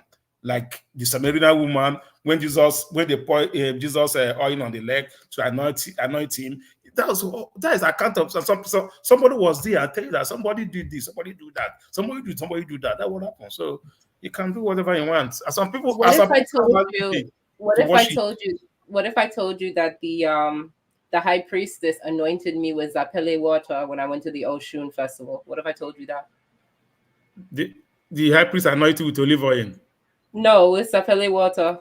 That's what she sprayed over my head when she was doing her. That's what she sprayed. Water. Yes, that's what she sprayed over my head. On that, let me tell you something. On that, whatever you call something, so shall it be. If you drop a cup of alcohol on the water, I say this drop will heal my sickness. It can heal your sickness. So it doesn't matter what you use. It doesn't matter what you use. You see what you just said? I like what you just said, and I want to ask you about that. I actually agree with what you said right there because I really do believe that is true. That's one thing in the Bible I do believe, which is the ability to speak into existence, a power that only certain spiritually anointed beings have the ability to do, right? So I believe that if you're spiritually anointed, you can put forth in your life. Black beauty, you believe that you're going to use Talinona to cure cancer? I mean, I guess if you are anointed, you can bless it. And yeah, that's a blessing, not physical, not sickness. That's a blessing. All right. Paul, did you watch this movie, The Pilgrimage of Harold Fry?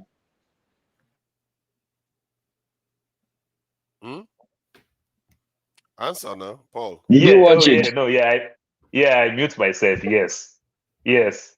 You watched the movie where a lady was suffering from cancer, and a friend of hers told her that, okay, he will be trekking across England and will be coming to meet her. And it's evident that her cancer was actually receding because she was waiting for him. Yes. Well, from the beginning of our conversation, your word is that, did you watch the movie? That's why it's a movie. Oh, well, but don't you think that movies are a representation of reality? In certain ways.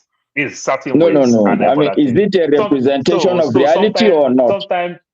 Sometimes they project some of the things that are about to happen while they are doing research and everything. Like some of the things we watched in James Bond many years ago, they started coming to light and everything. So we know things like that. But if it has not come, it has not come. That's all I'm saying. Well, Paul, okay, maybe it's not my turn, so let me keep quiet. But it's okay. Master, do you believe that? No, but Master, I see what you're saying. Do you believe that? Because I do believe. I see what you're saying, but I also think the other way. I believe that art shapes and influences. That's the question I did have, Amadio. I wanted to ask you about the ability, and KJ also, about the ability of Satan to influence, right? Because it's not necessarily about God or Satan. It's about whatever deity.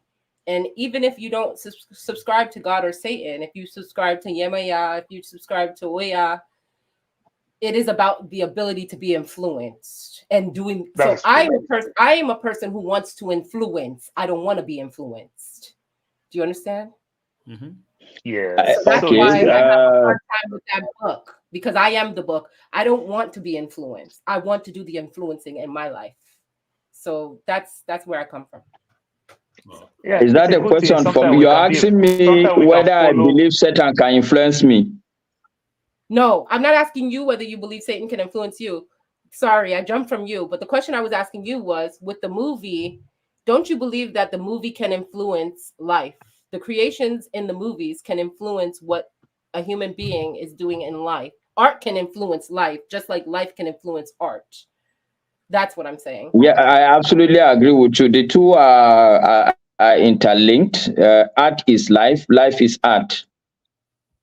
That is true. So positive and negative. Negative now may be ignorance. Positive maybe they can look that in and go back to class and put a work to it, and it might just work. So growing up as a young boy in Nigeria, what very many of us, we that is coming from Nigeria, we go to doctor, the doctor treats us. The first thing we do, we write the pill that they give us, so that whenever we fall ill again, we want to go buy those pills in the pharmacies and take that thing. Sometimes we buy all those things and discover that we take those pills and we're still sick. Do you know the etymology of etymology of pharmaceutical, of what the word actually means? Pharmaceutical, the etymology behind it. It actually means, it's actually to invoke spiritual, it's actually a spiritual incantation. That's what pharmaceuticals means. Okay. So now what I'm doing is I'm taking these chemicals and I'm anointing them pharmaceuticals. Yeah. So what I'm saying is that we sick, the doctor prescribed these pills for us, this medicine to us. We quickly write the name. Whenever we fall sick, that same type of sickness again, say I had malaria, they prescribe a particular medicine, I write the name.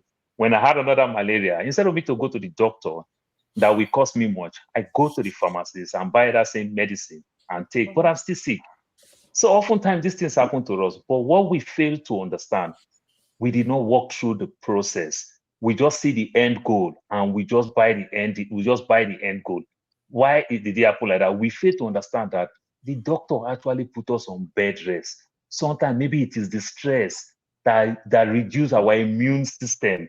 That's why nothing is working. But when we rest where we take that bed rest, we rest where the doctor come, how are you? They put your eyes like this, they check this, they talk to you, they tell you those positive vibes, you're going to be fine, and you take this medicine, you rest, and everything here.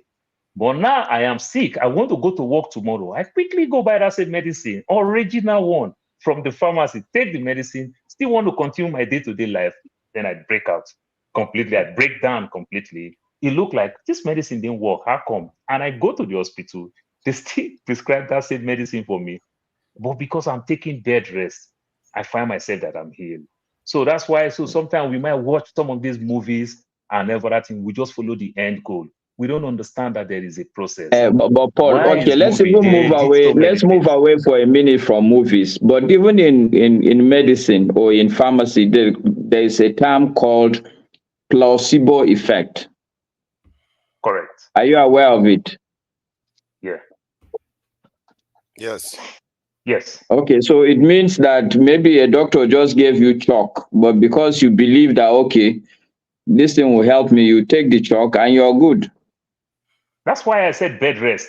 That's why I said oftentimes we just follow the end goal. No, I'm even saying without the bed rest, work, like you because said, you believe, because psychologically you believe that this is the medicine, you actually get healed.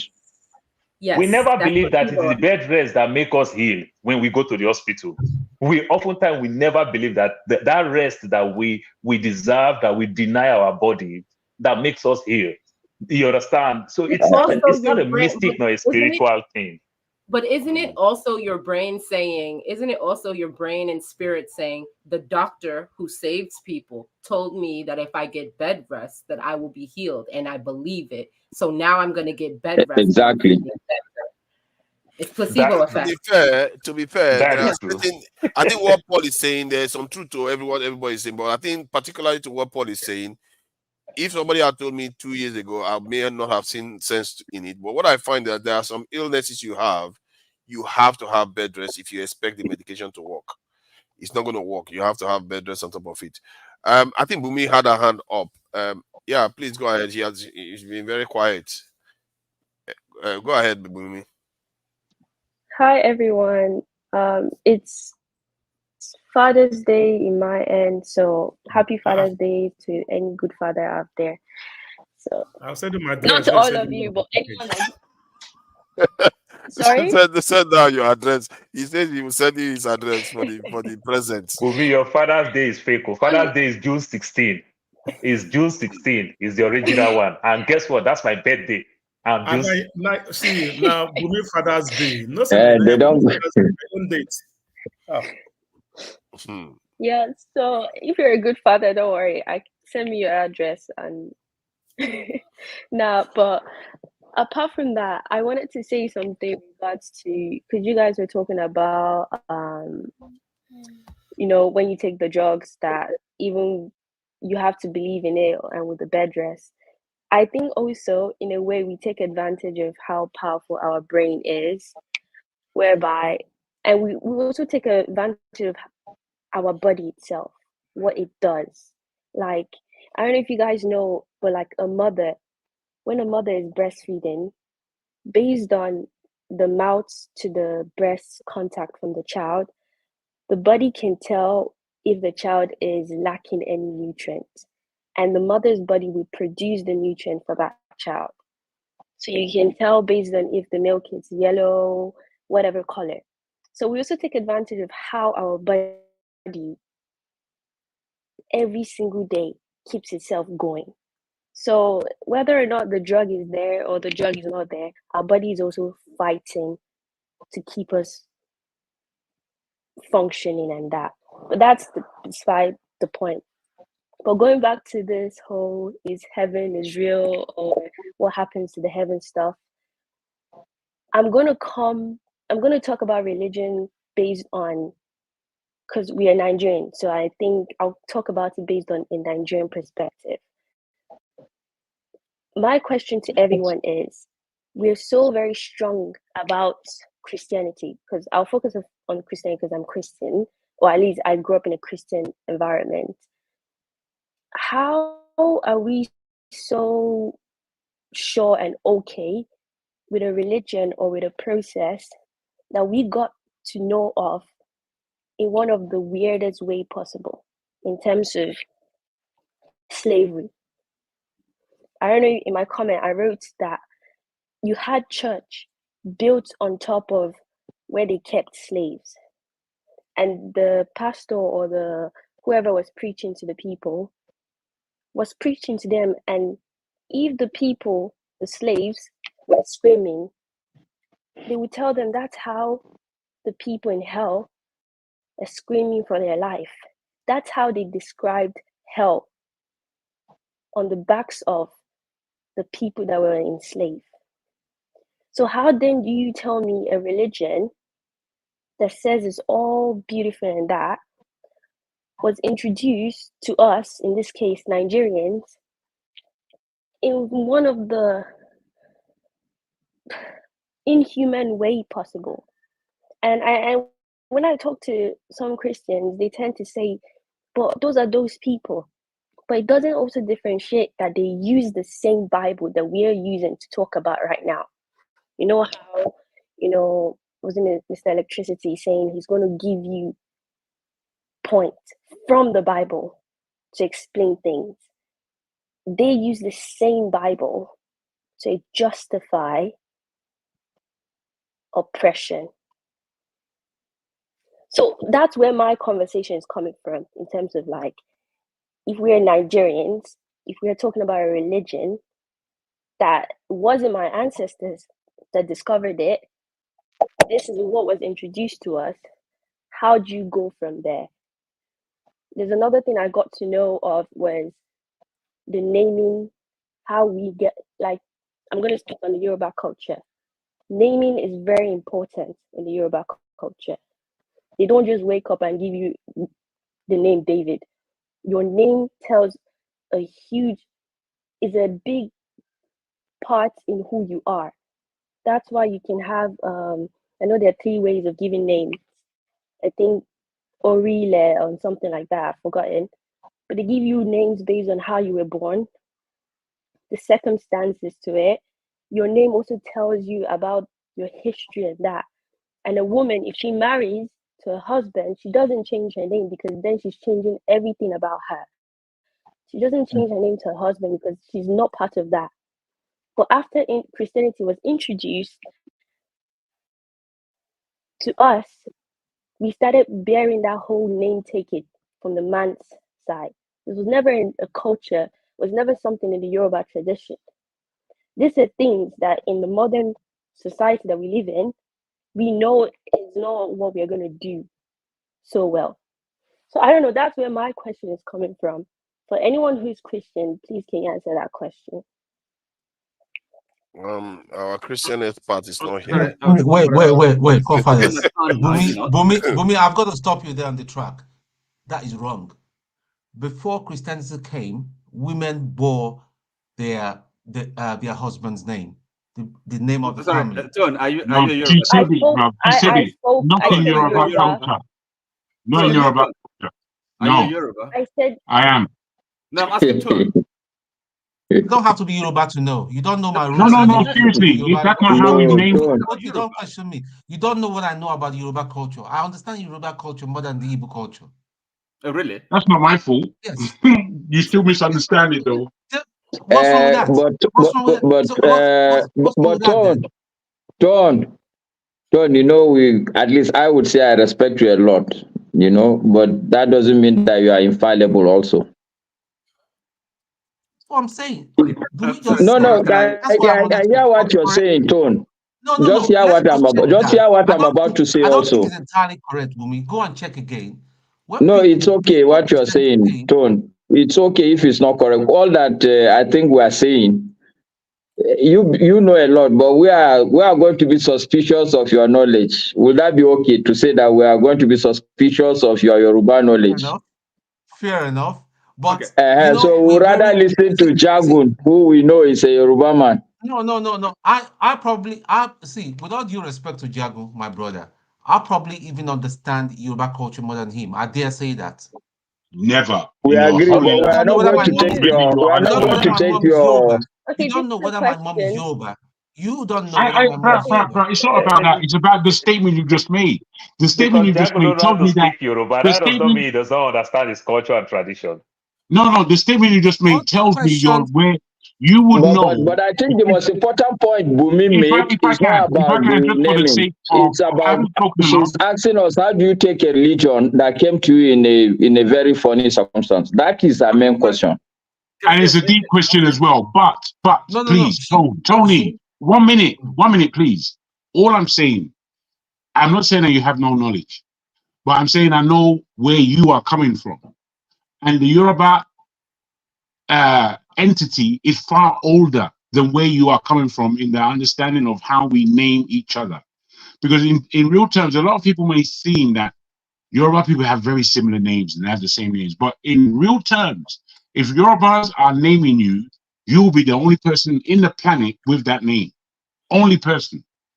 Because it's that unique. How we initially named people. Only person in the world. And you're not carrying anybody's surname.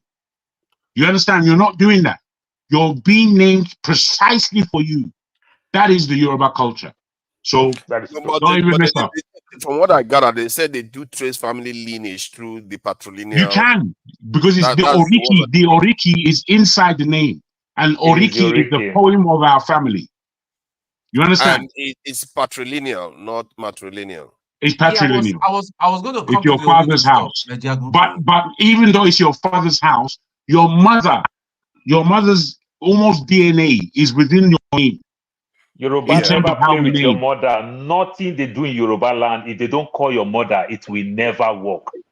No, you understand? If they would use you to do anything, they must call the mother's name.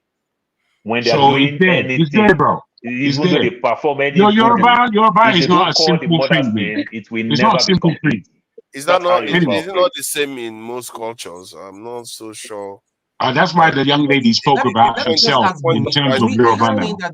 There's the concept of surname does not exist before Christianity. It didn't exist before. Can I? That's what I'm telling you as a fact. Can I clarify why I gave that? Surname is actually European, bro. It's not even global. It's European, and they use the surnames to depict the serfdom that you are under. Yes. So if you're a cropper or a farmer or a tailor or this or that, that will be your surname.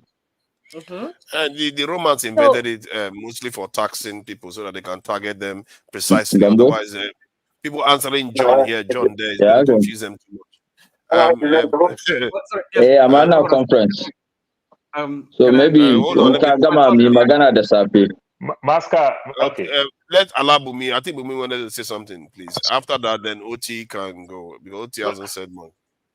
Bumi, please go ahead. So just to clarify why I brought the name stuff was because based on how Christianity was introduced to us, it was a business form. It was a way of control.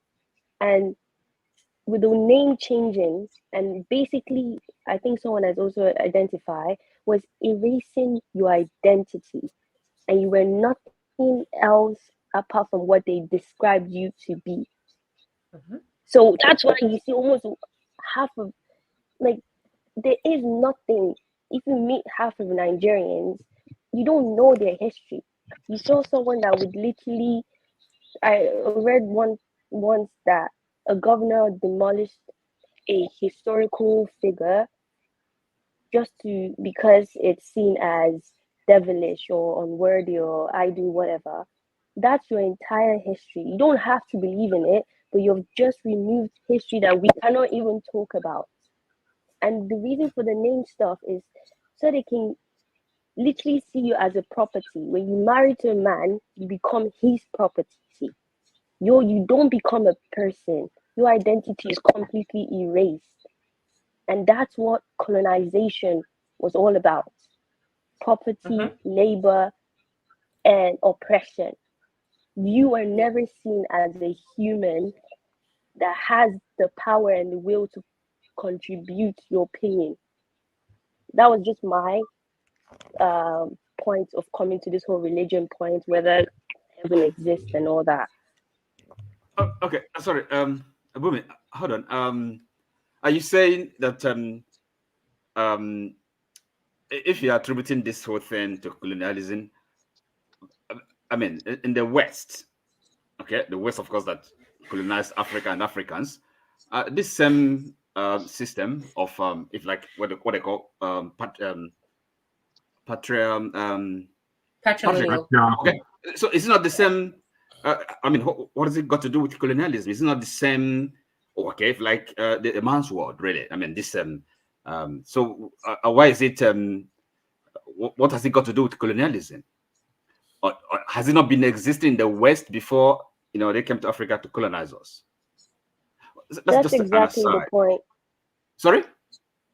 That's exactly the point. Because I mean, you're kind of connecting this with the question of Christianity. In other words, question really the point or the truth and validity of Christianity. I think the way Christianity was brought to Africa, yes, we understand the situation, but that's not really the issue. Now, because even as we're practicing Christianity in our practice, that is not a standard by which to judge it. Because it's a religion of the scriptures. We've got the scriptures. It's a religion of the book. So and you have to read the text if you're a Christian and understand the text, understand what it's talking about. You don't look up to any man, any group of people, okay, in your Christian life. That is because maybe Christianity was brought to Africans by Western colonialists. I don't think that is really an argument against Christianity. We have to try and understand what the message is. What is Christianity? The religion is more in the way people live their life and practice. It's not this thing. Religion. When we talk about religion, we think it's something propositional. Do you believe in this? Do you believe in this doctrine? That is not really. That is kind of missing the point. It's more to do with how do you orientate your life? What is the meaning of your life? And I'm sure most of us here, whether you profess any religion or not, sometimes we ask ourselves questions and try to understand what is the whole purpose of our existence. Where are we? I mean, is that all what we're doing here? I don't think any of us here really will rest content with that, with the knowledge or maybe with the understanding that this is it. When our existence is just limited to temporal experience. Once we die, and that's the end of it. I don't know who believes that. And if you say you believe that, I mean, what really explains your effort? All these struggles, we engage in life. What's the point of it? Ask this. I mean, is a human being required to ask profound questions about their existence? What meaning to our lives? And some of the questions we ask really. I mean, nobody has been for us. You are asking these questions. How does heaven, this, that? I don't know if Akeje has said that he's been to heaven and come back to be able to answer those questions. I don't think they're not. I don't understand how sensible these questions are really. We are living in this world. But aren't you allowed to? And there is helps us, guide us. The question of, for example, morality. I mean, the question right and wrong. These things we have to have some anchor. It is not something we can decide for ourselves. Why are you telling people? Why are you? Go on, ask a question. Ask a question. Why are you insisting that people don't have the right to question? I think that's no. You have the right to question. That's not what you said. That's not what I'm saying. But you see, I'm saying. If I can, Oti, sorry, just to agree with you. I heard what you said. I just wanted to know. Just to agree with him. Just to agree. The question is almost before an answer. What I mean to say is that heaven or hell is determined upon your belief system and the merits of your belief and where that takes you. To talk about heaven and hell is almost like to talk about an address. And we don't know this address. We don't know where it is. We don't, it's foreign. It's completely foreign to us. And I must just underline this, where if you're talking from Bible state, Jesus spoke more about the kingdom than he ever did about anything called heaven. He spoke about the kingdom. And what the kingdom was supposed to be was about the heavens and the earth coming together, creating a new plane, a new earth, in order for us to run the camp, those of us who are chosen, for the rest of the world, in Christian terms. Now, you see, this is what I mean by read the book. If you don't read the book, you haven't got a clue. You haven't got a clue what you're really talking about. You're basing all your objectivity on the utterances of others, and you've taken this aboard as the reality. Well, that's not. If you read a book for yourself, you'll know what the reality is. Nobody has to tell you. So, can we hear from? What do you think about heaven itself, Oti? Is it something? Is it real? Look, if I tell you, it's not that important to me, quite frankly. Look, you're not a Christian. I'm a Christian. Okay. How can it not be important to you? Look, because it's like the end result. I don't know what I don't know what it looks like, and you see, if you try to. But Oti, in fairness, let's be honest and respectful. Exactly. Oti, how can you say it's not important? How can you say heaven is not important? Are you honest? No, hold on. But I'm saying it. So you have to ask me. Maybe don't say how they're asking me the wrong question. How can I say? I'm saying it. I'm telling it to you because for me, what is the question I'm asking you: are you honest? Am I honest? Are you being honest to say that it's not important? I'm honest. You see, but of course I don't know everything. And if you ask me a question I cannot answer, I'll tell you I don't know the answer. So if you're asking somebody how is heaven, what is gonna happen? I've not been to heaven. I think that would have been a more honorable answer that I don't know because I've not been there. Not to say that it's not important. Well, listen. Well, you see, it's just like I said before. If I can, sorry, it's just like for the sake of clearing this one up, please. We know the rule. Bumi, please go ahead. I haven't spoken a lot. I just want to clear this up. Just allow Bumi to go ahead. You can speak after that. Listen, you see, Bumi, please go ahead. I see why Jagun is saying that you don't like him forefathers. I mean, I interjected. Please go ahead. Sorry, please so go ahead. When I said that, I was trying to get Bumi to. I was trying to let you. It's not. No. Jagun is my man. He knows that. No, you don't like Jagun. I can see it, forefathers. Let's call it spade a spade. How can you cut the man like that? You guys are just being evil right now. Can we allow this Bumi to say something? Oti, please allow Bumi to say something. Okay. Please, Bumi, go ahead. Yes. I wanted to say that I agree with Mr. Oti when he said that he doesn't think heaven is important. I only think that people who tend to think heaven is important, they just want to enjoy again. But if he's a Christian, how can he say heaven is not important? Can he say it's not important? Let me tell you why. But I'm Christian too. I don't. In fact, I don't trust Oti again. Can I clear this up now? I said, okay, we have the. Okay, let's allow Jago to clear it up before I'm accused of. The only reason I want to clear up is because I've said it. What I said is that heaven or hell are not as important as what you do on this earth. So if Oti outlines that he is not interested as such in heaven, I can take it for a point of view, but I have to take it from the point of view of what he is doing on the earth. And That's whatever correct. he's doing on the earth, as much as he may take himself as a The Christian, commandments. Okay. as much as he may take himself as a Christian, he may not be following that path necessarily. So therefore, heaven can't be important to him. But if you're following that path, I would suspect that going to the side of the Father, which is what I will call heaven, is where anybody should want to be. And but again, you see, we should recall. No, sorry, Oti. Let me ask Jagun a question. No, I don't trust you again, Oti. Unfortunately, I have lost complete trust in you. So let me ask Jagun. Allow me to explain myself. You know. Okay, go ahead, Oti. Go ahead. Let me keep quiet. Because you know, heaven and remember, Jesus Christ, you know, talks about the kingdom of God. Okay, in you, right? So, and if you're a Christian, what really should matter so much to you is, you know, I mean, the Ten Commandments. Are you following the teaching, the tenets, and then how you, what heaven looks like? Nobody has been to heaven and then back to tell you what, you know, what obtains there. And you know, so I mean, it's like you're all speculating. It's practice. It's what you do. How do you live your Christian life?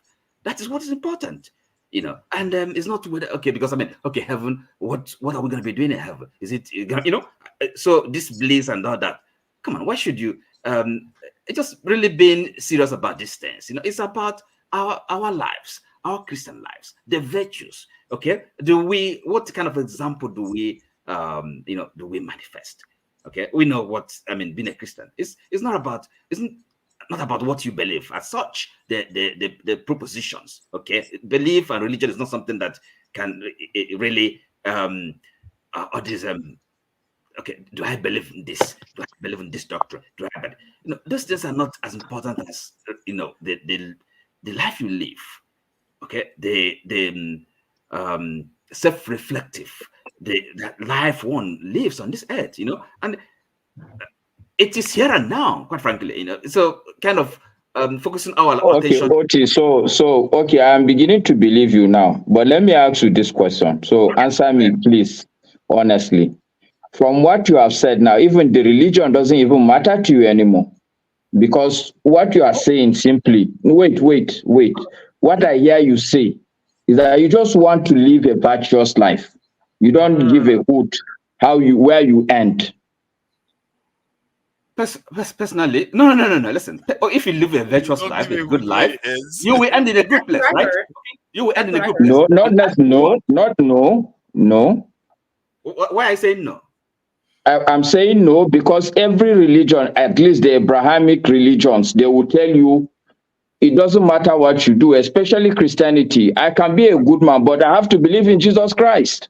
Okay, that's correct. Okay, that's correct. So what are you saying? That's correct. Okay, let me answer that question this way. Okay, you're right. No, but again, in the end, the judgment, who enters the kingdom, is not up to you and I. Okay. No. We're not asking you to be the judge. What I'm asking you is whether you care or you don't care if the judge would give you a pass mark or a fail. And you're saying that you don't care if the judge gives you a fail. In the end, there are people that lived before Jesus Christ came. I don't know with this, but I don't know where they are. Who says they're not going to be in heaven? How do you know that? And no, bro. As a Christian, where you're coming from as a Christian, you're talking scribble. You're talking like divorce from the scripture, and you're talking what do they call it when you're just living ordinarily? Secular. Well, you're speaking from a secular point of view, which is fair enough. But that what you're speaking is not Christianity. It's not. Yeah, because I want to say, I want to make a comment. Okay, tell me, what does the Christianity say about people? Hold on. This is what I want to say. Allow the lady, whenever the ladies speak, let's allow them, because underrepresented, we have to try to give them. Please go ahead. I want to say that I was going to say, OT, as you were speaking, that I believe in Christian virtues, and I do. I was raised as a Christian. I believe in Christian virtues and living a virtuous life, but I also believe in living whatever life I so please. I don't follow a Christian standard of life on a daily basis, but I do live virtuously. That's what I heard you say. Okay, so now see now the question about following. Because if you don't care about heaven, why should I care about it? If the man because if you don't care about it, why should I care about it? Why should a secular person who doesn't really follow any Christian way of living but lives virtuously care more than a person who professes to be a Christian? It's not for me to judge you, right? So the Christianity is a practice. I mean, you follow it. See, another question you have to grapple with is this. We're talking about maybe going to heaven, okay? Now, people that lived and died before Jesus Christ came, are you saying all these people are condemned to eternity? They don't have any hope of whatever? No. So let me answer that question from my logical mindset. And this is why I don't believe what you're saying. And not that I don't believe what you're saying. I don't believe you're being entirely honest. I think you're just running away from acknowledging the fact that, you were wrong. You should have said, I don't know how heaven looks like. That would have been the correct answer. I've said that. You see? Not wait, I haven't landed now, OT. I will listen to you, but listen to me also. So I think that is what you should have said. But the answer to your question of the people that lived before Jesus Christ, okay? I don't think God will be fair on them. He didn't come to them with a message that this is what you should do, this is what you should stop. So on what basis is God going to judge them?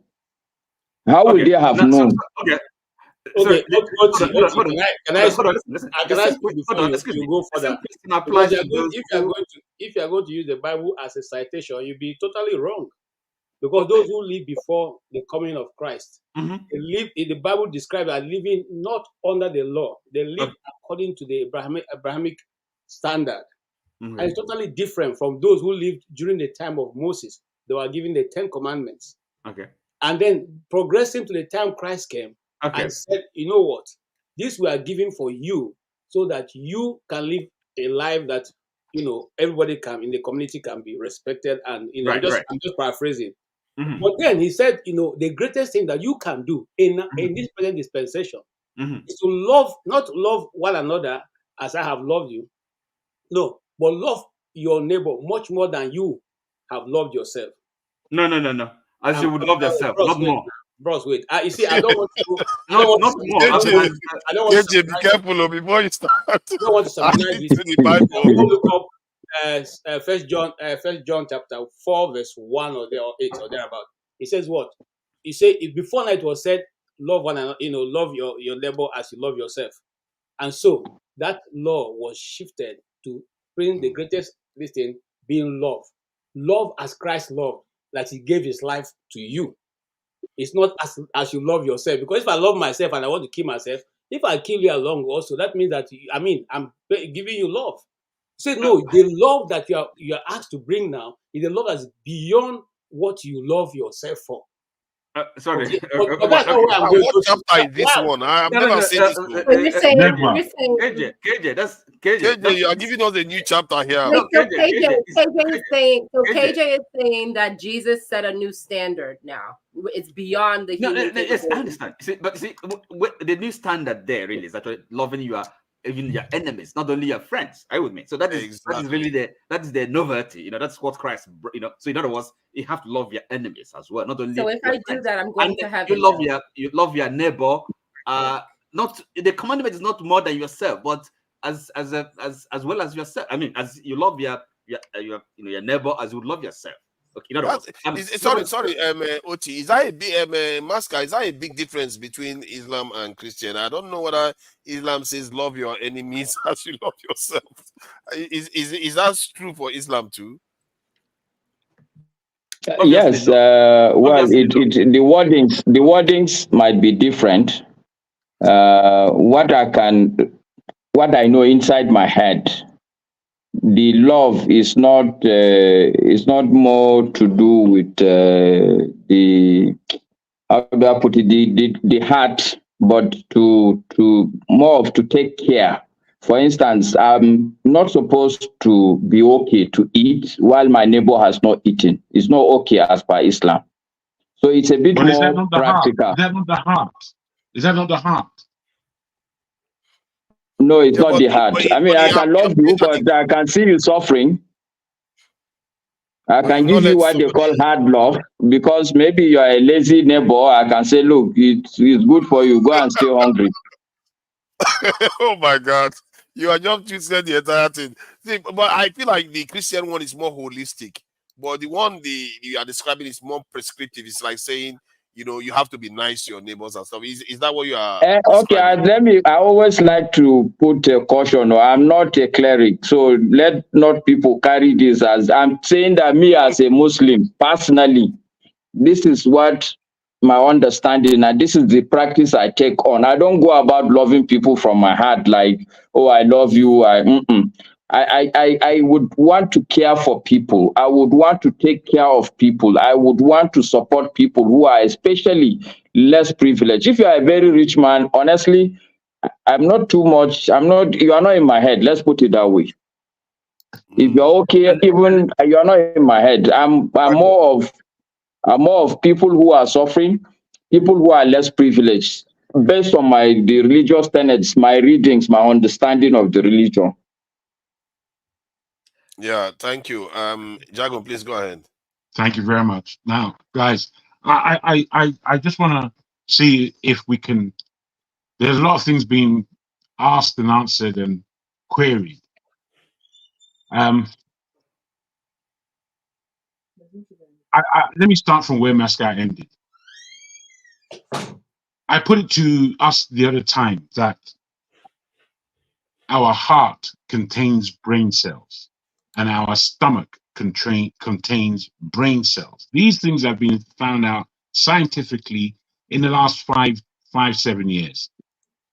In my understanding, it does show me that there's a reality to that, because there has to be a combining in your oneness between your brain and your heart. And we know sometimes we want to make decisions based on heart revelations only, and sometimes we become very stoic and we are exercising the mind in a very strategic way.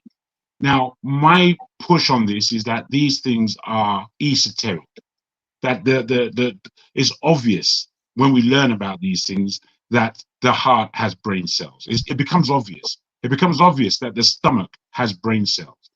We talk about gut feeling and we understand what that means. But we've been speaking about that far longer than the science has come out to suggest that we have brain cells in these two body parts. So I put it to everybody that sometimes when we're speaking, we must really endeavor into ourselves to offer a man a meal who is hungry on the road. That is love. Now, you can call it something else if you want, but that's love. That's what's going on there. And it's pure heart and mind combining to the affliction of somebody else, which is to put yourself in somebody else's shoes. And what would you want there? You would want love and attention by way of a nice meal, please, with some curry on top. You understand? So we shouldn't get things overly twisted because we're religious. This is why I don't use that word, because all it does is confound. It's just confounding everyone. I'm just listening to everyone. Everyone's confounded to the point that our man KJ is adding more to the scriptures than is actually there. We shouldn't do these things. We should really look for truth within the book, yes. But that truth has to be counted inside us, and it has to be mirrored in the world for us to recognize that there is truth. These things aren't easy to come by. Now, earlier there was, I think, Black Beauty who suggests that we know in ourselves wrong from right. Now, in a deep way, I would agree with a lot of that. But we have inherited a lot from our culture, from our parents, from our grandparents. We've inherited a lot. And sometimes we mistake that for our own personal knowledge, and it's not. It's given to us. I And agree with you. where it now came from is the aspect of understanding that we don't know anything about we know wrong from right. We don't know shit. And I have to put it in that way. We don't know anything. We're either guessing or we're relying on other people's principles. What we find out new in this world for us is what the search is. That's what the search is. Because you are your only individual and you came here for something, whether you know it or not.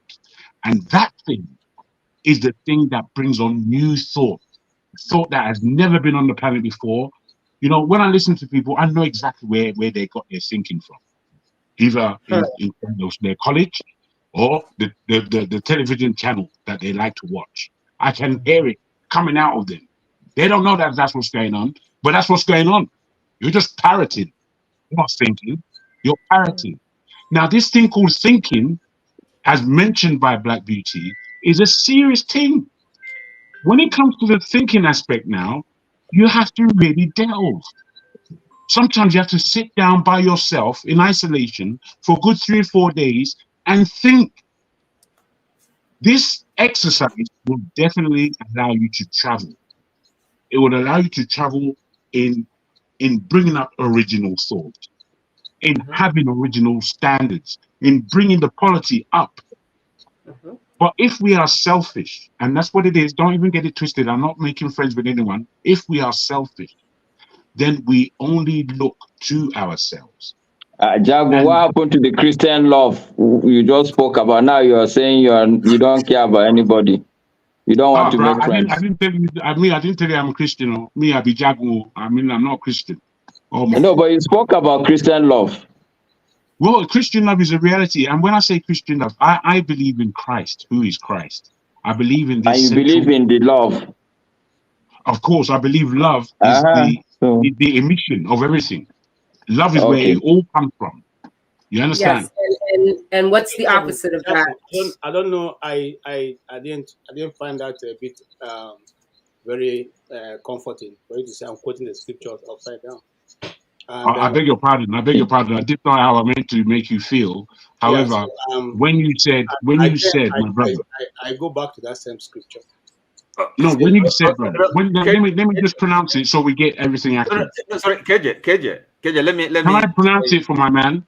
No, can I, Jago? Let me tell KJ how. I mean, where he got it wrong a bit, just a bit, not okay. Because now Christ actually, right? Yes, I remember. It's also in the scriptures. St. Paul. I don't know where it is the episodes. No, but that Christ. I mean, there's no love. In other words, there's no love comparable to that shown by Christ. Okay, that he loved his friends even to die for them. Death on the cross. Right. So I don't think that is not what we Christians are called to do, because yes, we follow Christ, but we cannot measure up to his standard. Right. But at least we have to love in our neighbors as we love ourselves. But you are saying that we should love our neighbors more than we love ourselves. I don't think this is a new teaching. Okay? If we manage to love one another as we love ourselves, that's the big one there. There will be peace in the world. So I think that is the only correction. Can I just continue slightly? I will end very quickly. Love your neighbor more than there's some people in the panel I say I'm a. What's happening with his connection? I'm here back. Thank you. There are guys in the panel saying I'm a Christian. I'm not a Christian, but I'm speaking like a Christian. I said it before many times on this channel that I don't call myself a Christian. I follow the book to the point of Christ. And where I look at his life, I can't see any example like this in the planet. There's no other example like the Jesus Christ or the Yeshua, whatever you would like to call him. There's no example of that kind of person. This person itself, he's expected by the Jews because the Jews don't believe he's come. The Christians believe him to be God incarnate and that he is going to return. Islam says he lived and is he that will come back. They didn't say Muhammad will come back or Ali or anybody else. They said Jesus is the one coming back. So this gives all of us some kind of definition in terms of the Abrahamic religions. And when we look at it, we have to ask ourselves, who is who amongst these? Who is who amongst these? Once we can assimilate that, for me, what I did is to branch my understanding with Christ. Based on that, I do not call myself a Christian because I don't see myself anywhere near that Christ example. And the Christians who do call themselves Christians, when I look upon them, I don't see anything near the example of Christ that I read about. Nothing. You're not near him at all. Yes. So based on that, let people understand where I'm coming from. I've been open and honest. I don't know what you guys in the panel, not the panel, the comment section, I don't know what religion you are or how you see yourself spiritually. If that makes it clear, if it's not too stumbling for you, that's and to support what you're saying, as a matter of fact, Christ is actually marks the beginning of history. Okay, it is that fundamental significant, and he says he's the truth. I mean, that is this thing we call truth is a person, and is Christ. That's the truth. If you is the way he says these things, and is either if you accept it, then you can really understand what we're talking about. So we Christians, yes, can we know where you come from in the spiritual climate, even though we can't know your name or where you come from in Nigeria? Can you open up to who you are spiritually? I think, Jagun, you should speak for yourself. I am not interested in forefathers' religion. Before you start speaking, can I remind you that you jumped me and I'm holding my cool? Oh my. For I have sinned. And he's the light. And these things are, Mama is still talking. If you're a believer, and really, as far as human history is concerned, well, you said something, and I have a question for you. I have a question for you because you did say something interesting a few sentences back. You said that Christ marks the beginning of history. That's right. Yes. Yes. See, because the reason is this. Following the scripture, the creation of the world and the fall of man and the sin and everything else. So Christ is a new Adam, a new beginning for humankind. For a new beginning. Okay, that's different from the beginning. Actually, when you think about it historically, you find out that with the coming of Christ, it's kind of a new age, a new thing. This emancipation we're talking about, this human rights, all this is back to OT. Sorry. Beginning and new, there are two different things. So I don't like when we mix things up. Is it the beginning or is it new? Which one is it, OT? Of course, you see the fall of man, Adam and Eve, right? Okay, and then so what happened? For a new beginning for mankind to be reconciled to God, right? Okay, that would be so, and that's why he's the only way. I'm the way. I'm the truth. I'm the light. So these claims are not. Is either is either they are true claims, or that the Christ was just kind of I don't know. You know what I mean? Guys, I have a question for you. So this is there are other two possibilities. Either that he is what he claims to be, or that he's either he was mad, or he's somebody that is Let me ask your question. Are we arguing about this, or we are here to learn? Which one are we doing? So that we're not everywhere. And what is yeah, the yeah. of the argument? I think KJ, you are right. What is Let's the purpose of it? Tone, it's Tone's turn. Olumide, let's not do this. Tone, I'm sorry I missed you, and he's been very quiet. I have a question before you go on with the topic. Is there freedom of speech in heaven? Please, can you say anything you like? We still need your answer to my own question. Just because we want to have an idea, because a lot of people sacrifice a lot of things just for the sake that they want to go to heaven. So such questions should not. I don't see why such questions should arise in the first place. Why? It's not a serious question. Tone, please answer the question. It's not OT. Tone, please answer the question. No, it can be a serious question. Quite frankly, it's a serious one. Please, it's a serious question. OT, can I talk, please? Go ahead. Thank you. Right. Okay. First of all, OT, you should be ashamed of yourself. It is a respectful manner. I'm not trying to have a go. Masker there's a Muslim is telling you about your own good books. Why should I be ashamed of myself? Masker. Massive respect. No, sorry, why should I be ashamed of myself?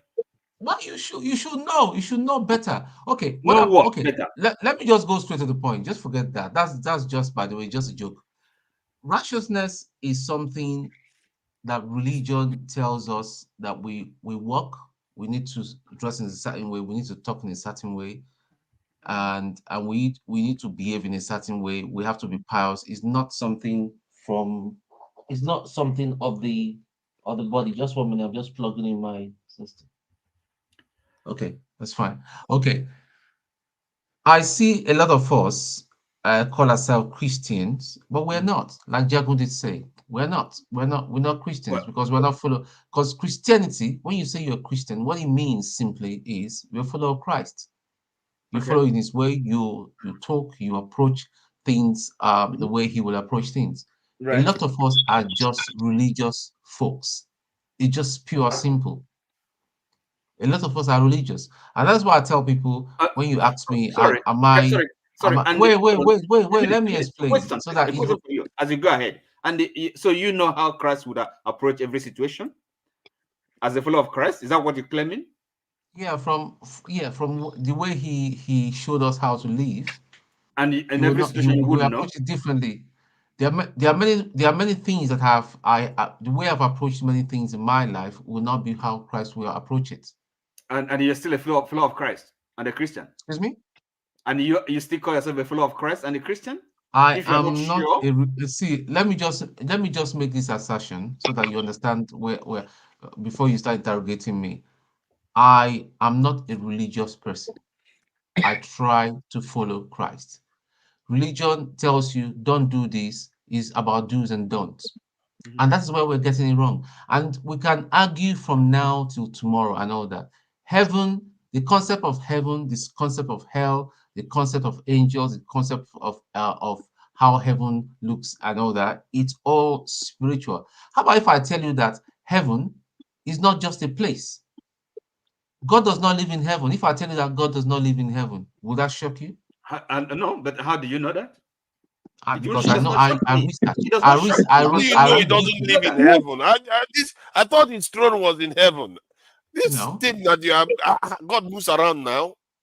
God lives where God does not live in heaven. How do you know that? How do you know that? Confusing. I thought his throne was in heaven.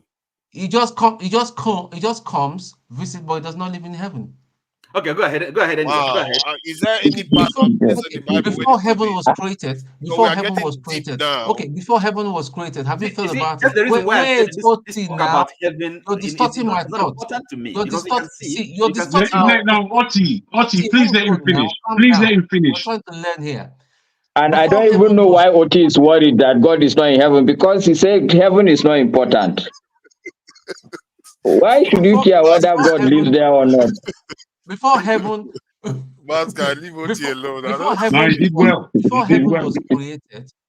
Before heaven was created, God was living somewhere. And I want to shock you again. Genesis is not the first book of the Bible.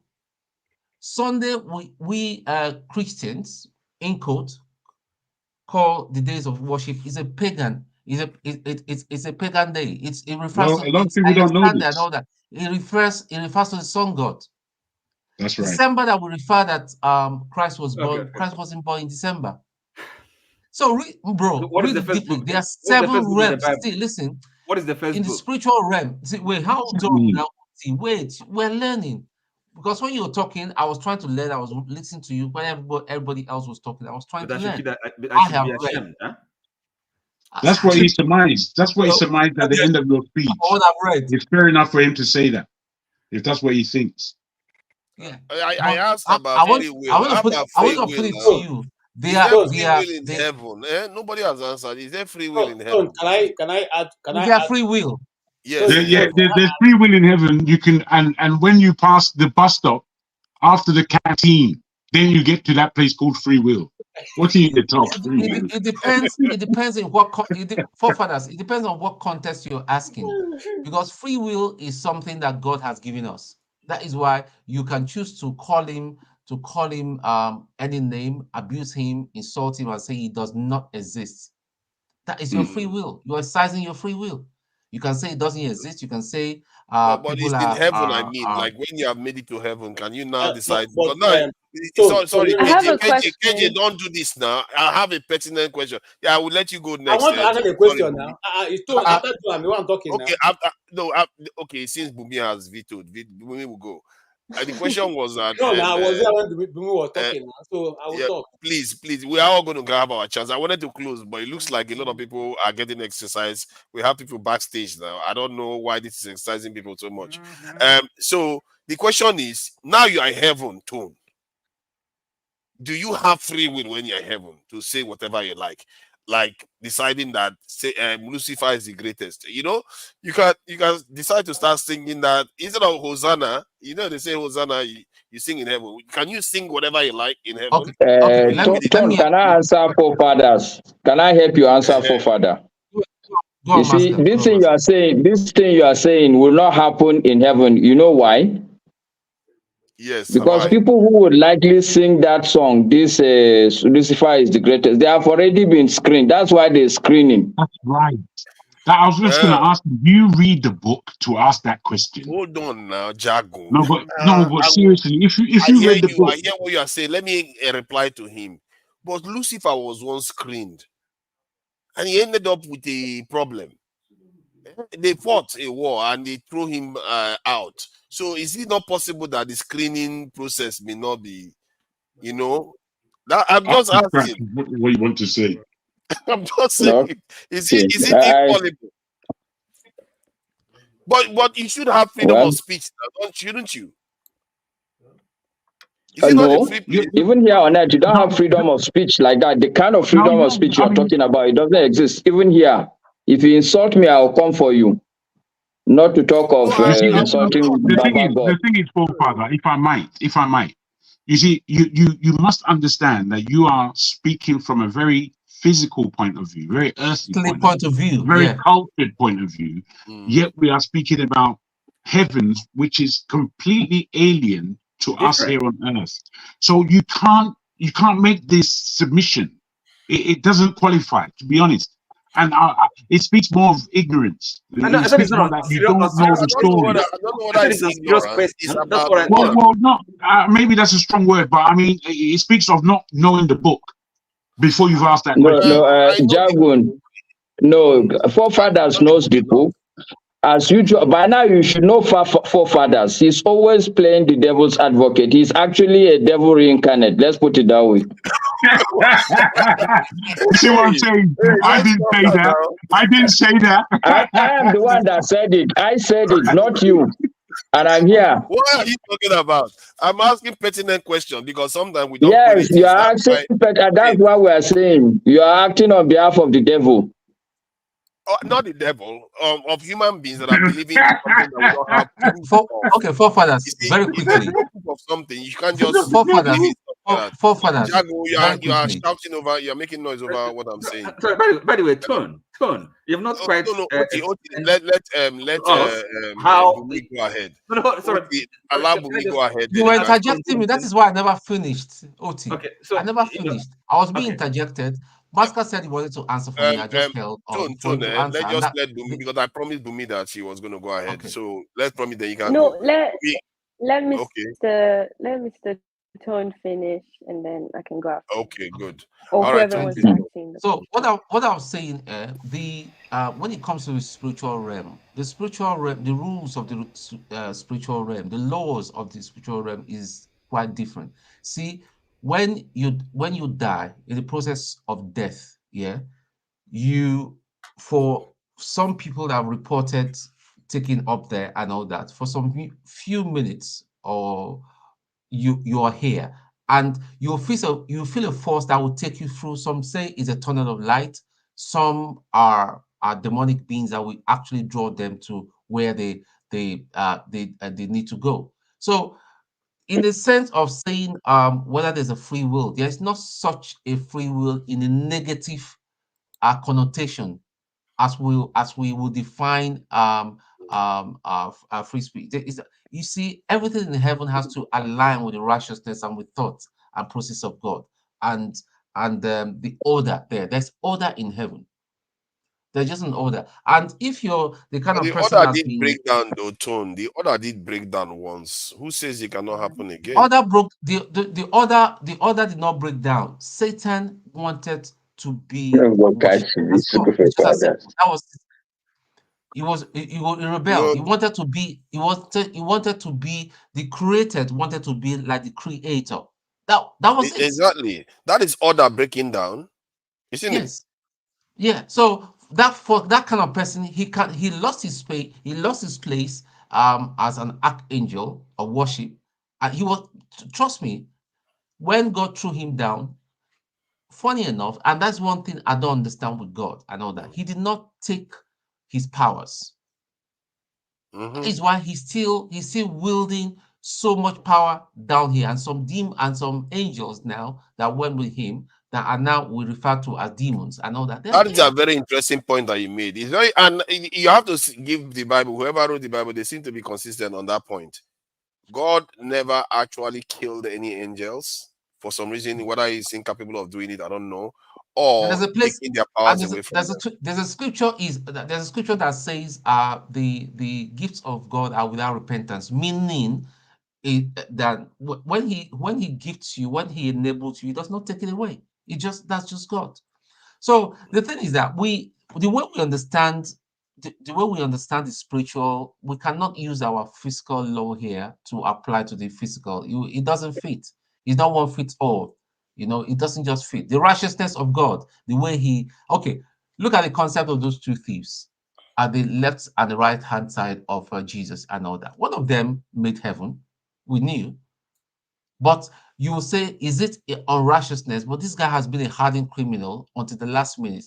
Then when he realized that this was the Son of God, he said, Son of God, he repented. While the other one was still mocking, even into eternity. So that is just God for you. So the ways he views love, the way he views righteousness is quite different. Or the way the person that wrote it feels about these things. We have to be careful when we say it's God that wrote this. It is inspired. The Bible is inspired word of God. It is inspired. It's not what somebody thought about and just penned down. It's let me ask you, as a follow-up to what you just said. So would it not be right for somebody to actually not claim to know the mechanics, how this thing, how somebody gets to heaven, who is going to be saved and not? When I said it's not for any of us to judge whether you're nobody is judging. Nobody, Oti, you're going into another realm. We're not judging. No. See, that was the point I was making, and then somehow you seem to think that is it's not judging. We're not judging anybody. Can I come in? In fact, we are reserving you for the experts. You are the expert, and we have to reserve you to summarize all the views because you are the most knowledgeable. Listen, I personally, as a follower of Christ, I believe in heaven. I believe in hell. Believing in heaven is one thing, but knowing what heaven looks like, what going to heaven means, I cannot tell you the details of where I've never been. How can I tell you details? So, but now conversely, since there's no freedom in heaven, since there's no freedom of speech in heaven, is there freedom of speech in hell? Just in case there's a different opinion on that, I'm just curious. I don't know what forefather you intend to gain or benefit from this question. Because I want to understand how people understand. It's irrelevant. Forefather, there's none. There's only weeping and gnashing of teeth. In hell, there's only weeping so you and can't say gnashing of whatever teeth. you like in it. There's no consequences anymore now. You can say whatever. Can I take it from where you're already in hell. What is the worst that can happen to you there? I don't understand. Go ahead. The vetting process we are all going through. Question: if you start coming to the realization of who you are, the first question that comes to your mind is, who am I and what am I doing here? Those questions, if you can probe it by yourself and for yourself, it will open up a lot of channels for you to understand what your purpose is, the reason why you are here, and probably where you're going to be. The meaning of life. One is living in 3 dimensions. You are living in the body, you have a spirit and a soul. At the end of the day, your body will go back to where it was taken from, the ground. Your spirit will go to the man who created it and answer.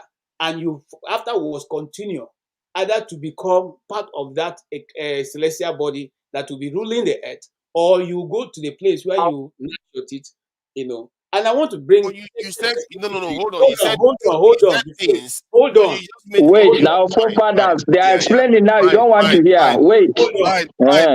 Fine. You see, you'll be asking a lot of questions. I want to, because Christ was speaking to his disciples. Say, you are asking him, how will heaven look like? I said to them, I'm talking to you about the things of earth. You're not able to understand. Is it the one in heaven that you understand? That's what he said. But let us take it for instance. We are all Nigerians. Is it every Nigerian that lives in Abuja that enters Aso Rock? No. The question is no. Is it every Nigerian that is every resident of Abuja that lives in Asokoro, Metama, or the Aso Villa? No. Is it every Nigerian because a Nigerian? No, you walk to Aso Villa and say, I want to see Tinubu. I just come now. I want to see Tinubu. And just to help you, KJ, even inside the Aso Villa itself, Tinubu's residence is different from Shetima's residence. So what am I trying to say here? There's a prayer that we pray, and which was the first when Jesus Christ, his disciples asked him to teach them how to pray, as John taught his disciples. He said, pray this way: Our Father, who art in heaven, hallowed be thy name. Thy kingdom come, that will be done on earth as is done in heaven. Now, that is the totality of what we have been trying to put together since morning. All right. And the question people have been asking is, are we all going to go to heaven, or are we going to all dwell here? The truth is that the kingdom we are praying for to come is to come here on earth, as is also done in heaven. So, in other words, what Prophet is asking, is there going to be chaos in heaven? Is there going to be? No, there is not, because by the time you get to that place, you already have your thought pattern and everything has been sealed. And it's in alignment with the authority. Hold on. In alignment with the authority that is in heaven. On earth here, me and you are supposed to bring the kingdom of God here on earth. That is why we are useful here. The way you live your life, the way you interact with other people will determine whether you are doing that which you are praying for or not. It's simple. It doesn't have. We don't have to struggle over it. So everything you said is based on the Christian faith. And it was well said. It was very well said. You're going to stop doing that. It's not nice. No, I just congratulate anyone and say, you trying to break up. You are interrupting me. No, forefathers, please. I think whatever it is you have against Jago, you must make peace. This is not okay. No, he's the one interrupting me now. How did he interrupt No, he's not the only one. Oti is talking now. Now you are interrupting me too. So and you are not stopping me. I'm stopping you now. That's what I just told you. I've stopped. The claims that KJ made is based on the Christian faith. One, he said we have a body, a soul, and spirit realm. The other two, we don't have any clue.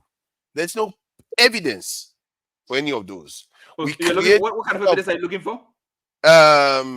Evidence that you can trace that it exists. What evidence? You know, GPS, no, there is evidence. There's evidence for There's evidence for the or something. there's evidence for the brain, which they say contains the mind. There's evidence for the physical body, which is alive, and when it's dead, that is evidence that the spirit has left that vessel. Yes, That is the evidence of the spirit. That's not evidence. That's That basically is. no. You can because if you cannot see it, if you cannot measure it, if you cannot track it, then you're just believing something that doesn't exist. It's like saying, Bruv, we can't see oxygen. No, see, We can't so see oxygen. But it's forefathers, apparent sorry, to us. it's a concept. Jagun, sorry. Forefathers, do you believe that there is Mars as a planet? Yes, I believe there is Mars as a planet. Have you seen Mars with your eyes? No. So what is this evidence you're talking about? Why? The reason why I believe it is because it's based No, on it's okay. evidence. No, you see, that's the point. That's the precise point. When you say the reason, then you are going into a subjective realm. You are living facts. No. See, precisely. that's where you are mistaken. No, what I'm talking about is based on empirical evidence. You know what that means? Something you can see and experience in this world, not something that you cannot. Empirical evidence is something I'm asking you, you've not seen Mars with your eyes. So what empirical evidence? The evidence is the photographs. All right. You see, this is what I'm saying. This is precisely the point I'm making. Forefathers, let's have a back and forth a little bit. So these things, I'm sure KJ didn't fabricate it. I'm sure he read it somewhere. Something that is written is as good as a picture.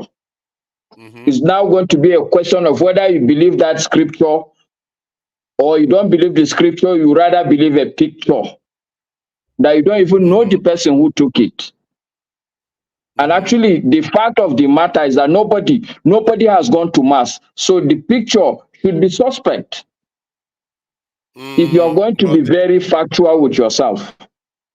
Okay, now, if you want to go in that direction, I would say, if you want evidence that Mars exists, they will build a robot and fly it into space and send it straight to Mars, and they will take a picture. How do I know that he went to Mars, not that he landed in Moon? So it's based on the same science that is they used to. I don't even believe in science. Let's start from there.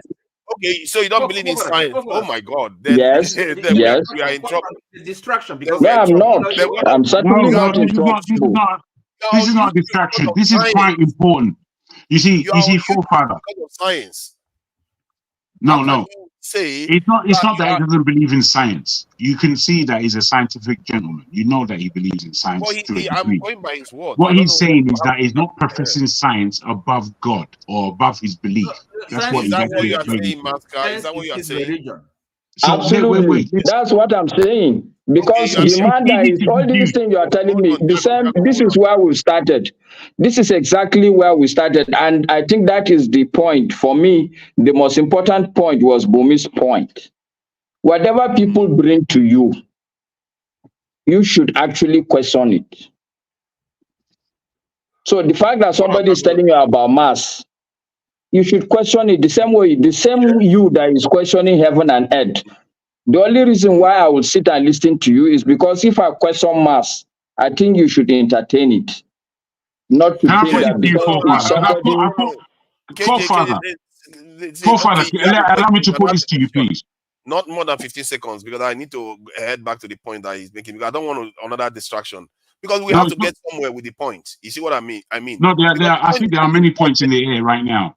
I have to. If it's not 15 seconds, they don't ask it yet. Let me just reply to what Maska said. See, Maska, what you are saying is that I can write anything, and if people believe it, it's valid. Without any. No, that's what you are saying. That's what you are saying. That's what you are saying. That what I'm saying. You're saying seeing is believing. You see, Jago, stop interrupting me. No, I'm not interjecting. I'm just pointing to you. Like Jago. You just don't like Jago. I'm in the same conversation. See, I'm in the same conversation. See, I'm going to bring some other person. Other people are in the backstage. If you keep interrupting me, so I'm not interrupting you. I'm putting to you what it is. Jago, you are saying that doesn't like you. I think you need to find peace. Make peace with forefathers. There's something you must have done. He keeps interrupting me and telling me he's not interrupting me. See, the point I'm making is that if you just make any claim, especially when you are making, what do they say? When you are making a very great claim, something like that, that you have to have extraordinary evidence when you are making extraordinary claims. And it is a logical thing to say. If people are supposed to give up and alter their lives on the face of the earth for a realm that nobody has been to, nobody has measured, nothing. No, you have to question yourself whether something is wrong with that belief. A con man actually puts a lot more effort in conning people than that. No, forefathers. Hold on, no, You've made your point. I know. You've made your point now. No, I want to give evidence to my own way of thinking. Okay. When we talk about empirical methods, it's based on what you actually see, measure, can be repeatable, you can prove it, and possibly what you learn from there, you can scale it up. This is why people can predict that the earth is going to travel around the sun in a certain time, because they are actually measuring it and doing the hard work of knowing how the creator. Remember, this is almost divine too. Hold on, please. Hold on. Oti, allow him to land. Oti, allow him. Hold on. You see, what those people are doing, that people like to think that, oh, it's just science and all that stuff. This is almost divine work, really, when you look at it. They are studying the very creation of the creator. And they understand the nature of life itself more than most people that just say no evidence and they just believe stuff like that. So that's my point. I'm saying what you are saying without evidence may actually be violating the divine purpose itself. No. Have you landed, forefathers, so that you won't say we're interrupting? Are you done? Yes. Are you done, forefathers? Yes, I'm done. You're done. Okay, so my counter argument is very simple. Okay. You yourself, in your statement, you've alluded to the fact that divinity is higher than science. Let's agree on that. I didn't say that. No, you said that. I said it's you part said of that. the work of the divine. No, don't retract, forefathers. People are listening now. People are listening. If you are looking for evidence now, okay, you that like evidence, how many of you guys have had forefathers? You are now interrupting me. To him. What you said is what I always say, actually. That's why I remember it. What you said is that the scientists are actually opening up what the creator has created. That is levels. You're talking levels. So Masca is correct, and you don't know what you're saying, obviously. You see, that's why Jago, that's why forefather doesn't like you. Jago, that's why forefather doesn't like you. This kind of statements. It just insult. What I said, how does that apply? It's just a fact. Okay, no, Jago, hold on. So forefathers, you are evidence-based. There's enough evidence. I have enough evidence that you said it. Jagun is my first evidence. KJ, did forefathers say it? Are you going to bear witness? You bear witness. Hold on. No, Oti,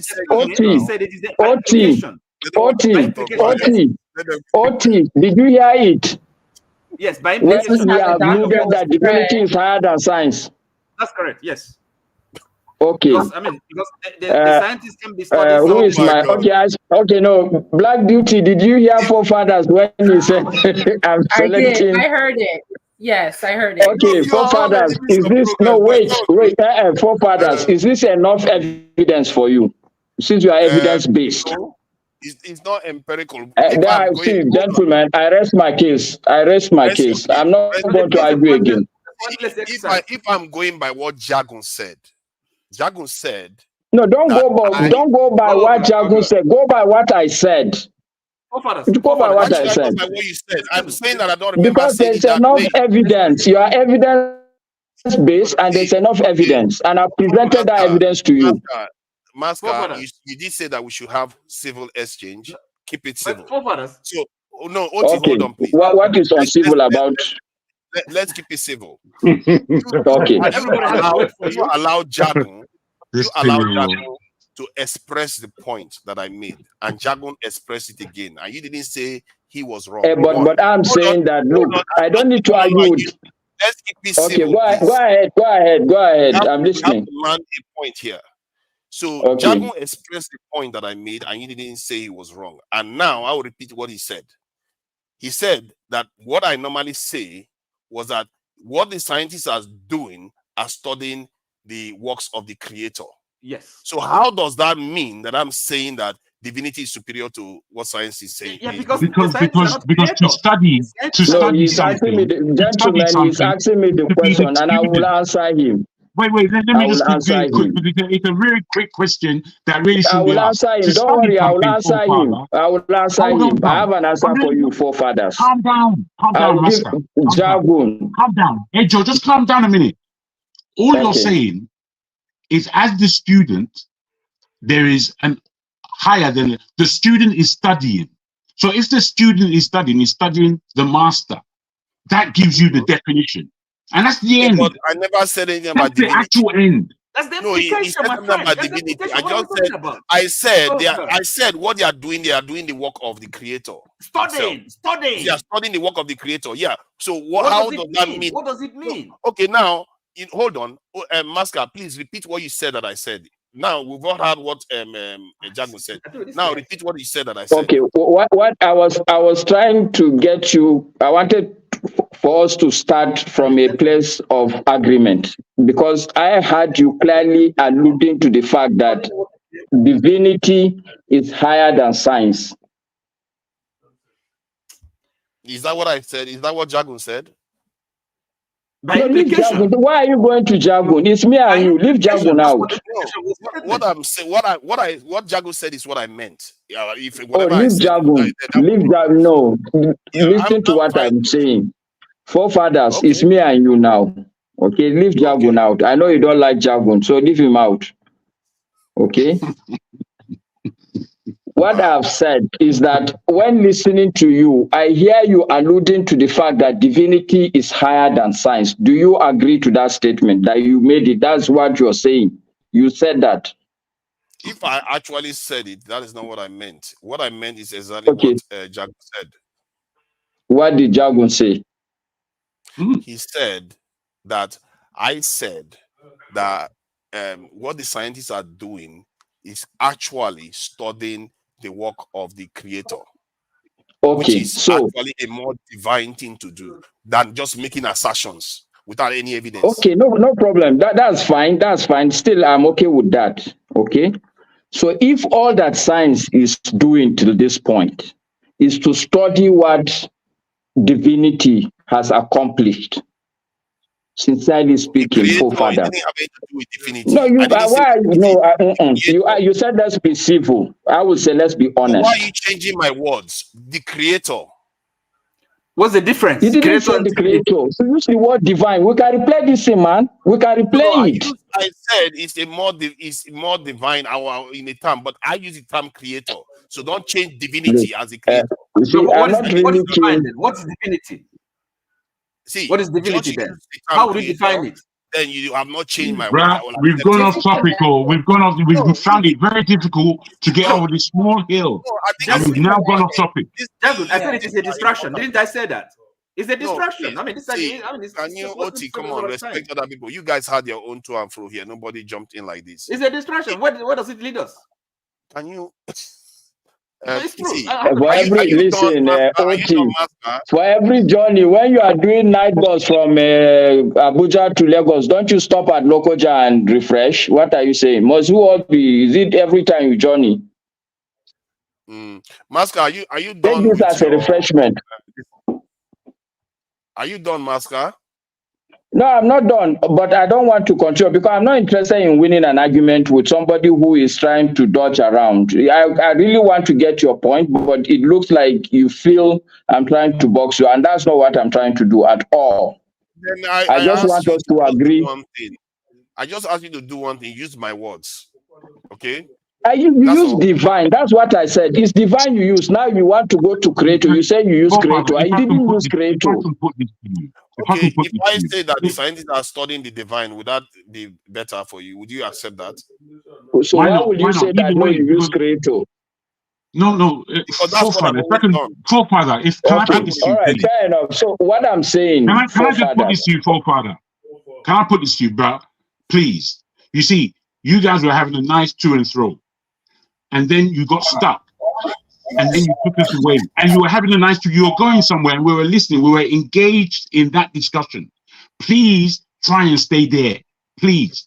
If okay, there's another thank thing you, that Jagun. can Okay, balance, all right, Jagun, please. I like that. Thank you. Forefathers, just give me 2 minutes. Let me land quickly in my point. Okay.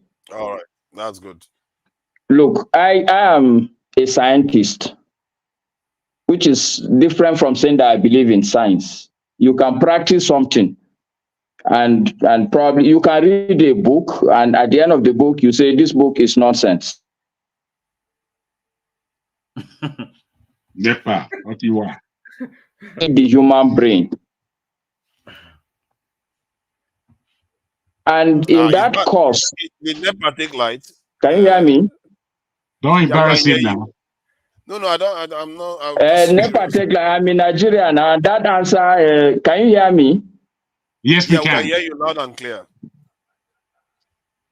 Okay, but I hope show that is in the comment section. This is the answer to I'm in Nigeria. So because he was asking, because he felt my mic is okay. All right, the point I'm making, forefathers, is that as a student of science, if you study the human brain, what I mean by study the human brain is to read what other people have researched about the brain. And they honestly say they have not scratched up to 10%. And if you do a study, any cause in the brain, you will see that the entity that created the human brain, you must respect it, forefathers.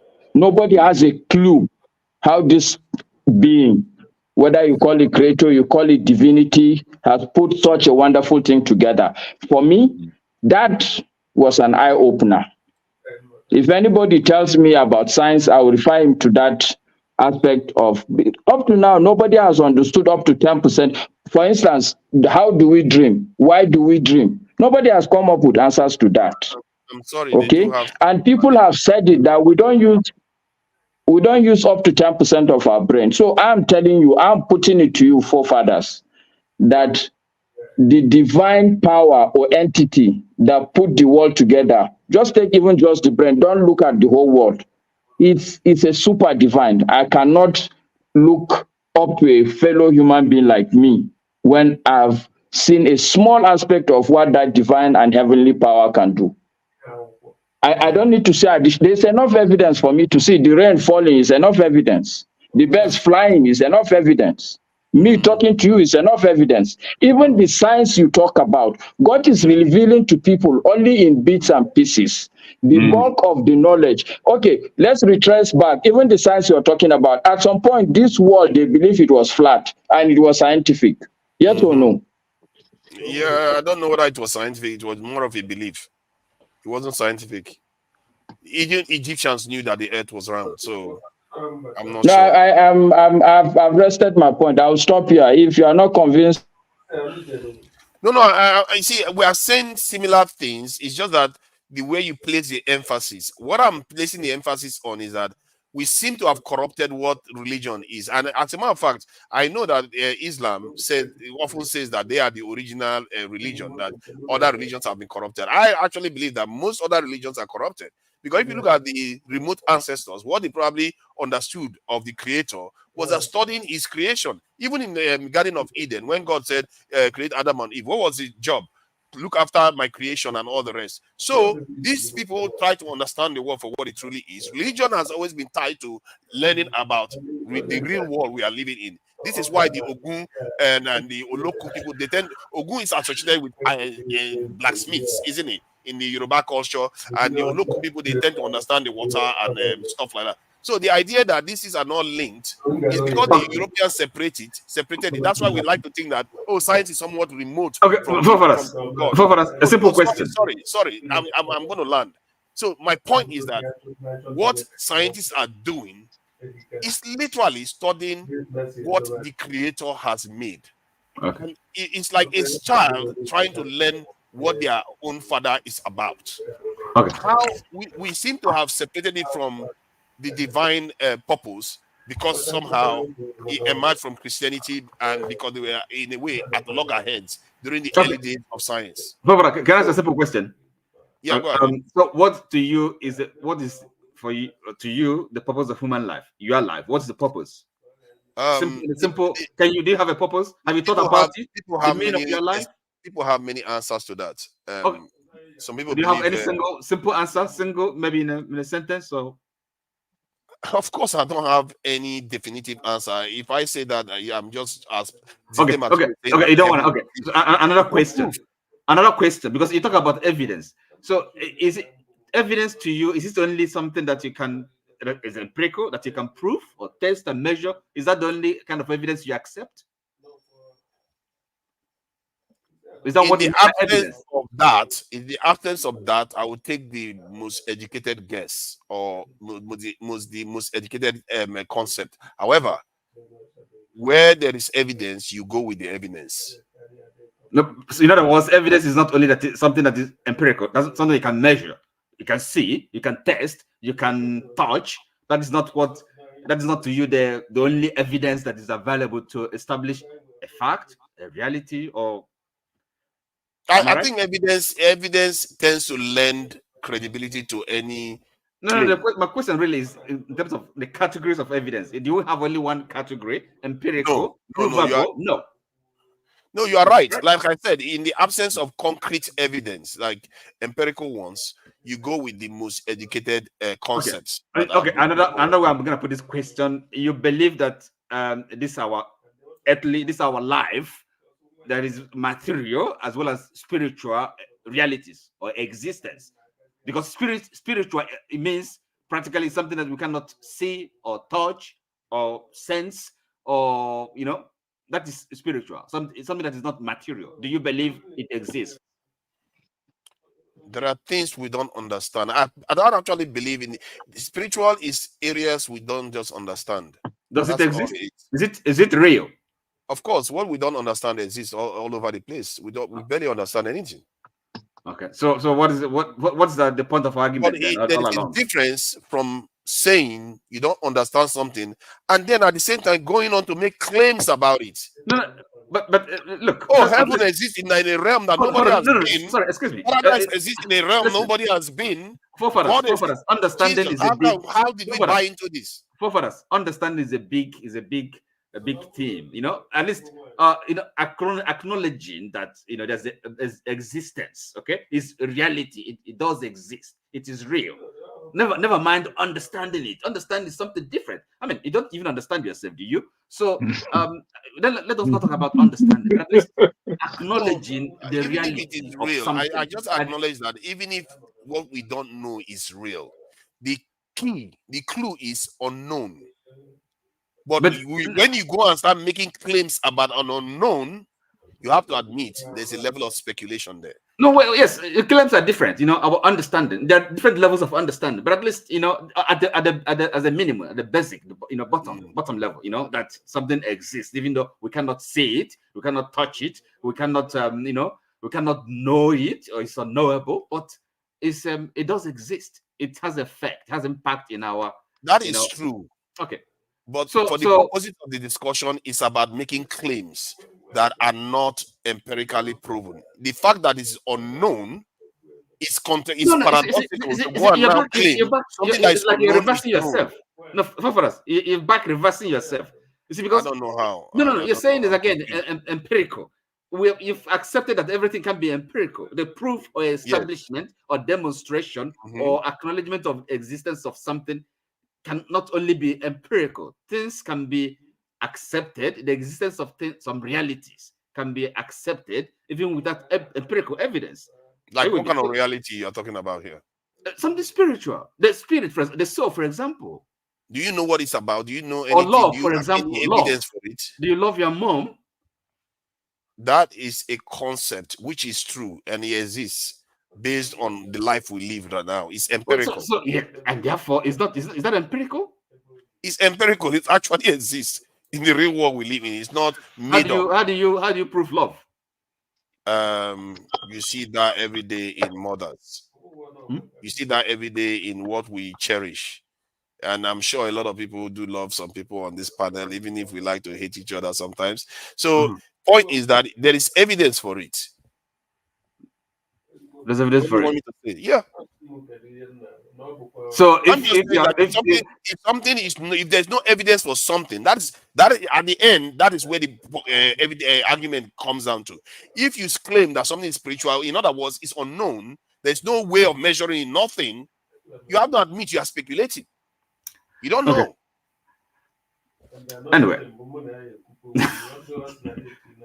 Thank you. I think I managed to get OT to stand still. That is beauty. Well, I'm only trying to abide by the instruction, the message. To go around, please. It's getting boring. Before you do, can I ask if you had a spiritual experience tomorrow morning and it was visceral to you and probably you alone, the next day or that day, do you express what you've gone through, or do you tell yourself that if I speak this thing, because I have no empirical evidence, let me just shut up? What would you do in that climate? Oh, I would definitely speak of it, but it doesn't mean I will make any definition of it. For all I know, it's all in my mind. For all I know, there could be other explanation, logical explanation for it. My concern is people make pronouncements on things in a concrete way when there is no concrete basis for it. Favoras, do you know a guy called William James? Can we allow this thing to go around, please? It's getting boring. It's beginning to people. People are complaining. OT, please. I recommend this book to you. It's called Varieties of Religious Experience by a guy called William James. Somebody has said it earlier on already. It's like it's me actually. Okay. William James is the founder of psychology. So varieties of religious experience. Thank you. This is a lecture he gave in Glasgow in 1901. Varieties of Gifford lectures. He's the founder of psychology, William James. Okay. Yeah, I'm really sorry, guys. Because it looks like the a lot brother of people have been in a long time. But it got fascinating, isn't it, for a bit? So who is next? Oh my, who is really next? Eme or I Speak the Truth? One of them are next. And Speak the Truth, you want Eme to go first? Yeah, that's fine. You see, I speak to. Thank you very much. Eme, please go first. I'm thank you. I will be coming to you. Eme, please go ahead. The question is about heaven and whether it's real, and because it's important to a lot of people. People make a lot of sacrifices in this world because they believe that there is something out there. So that's the premise of the conversation. You can come in from any direction, really. But liars can't get to heaven, eh? Do we accept that?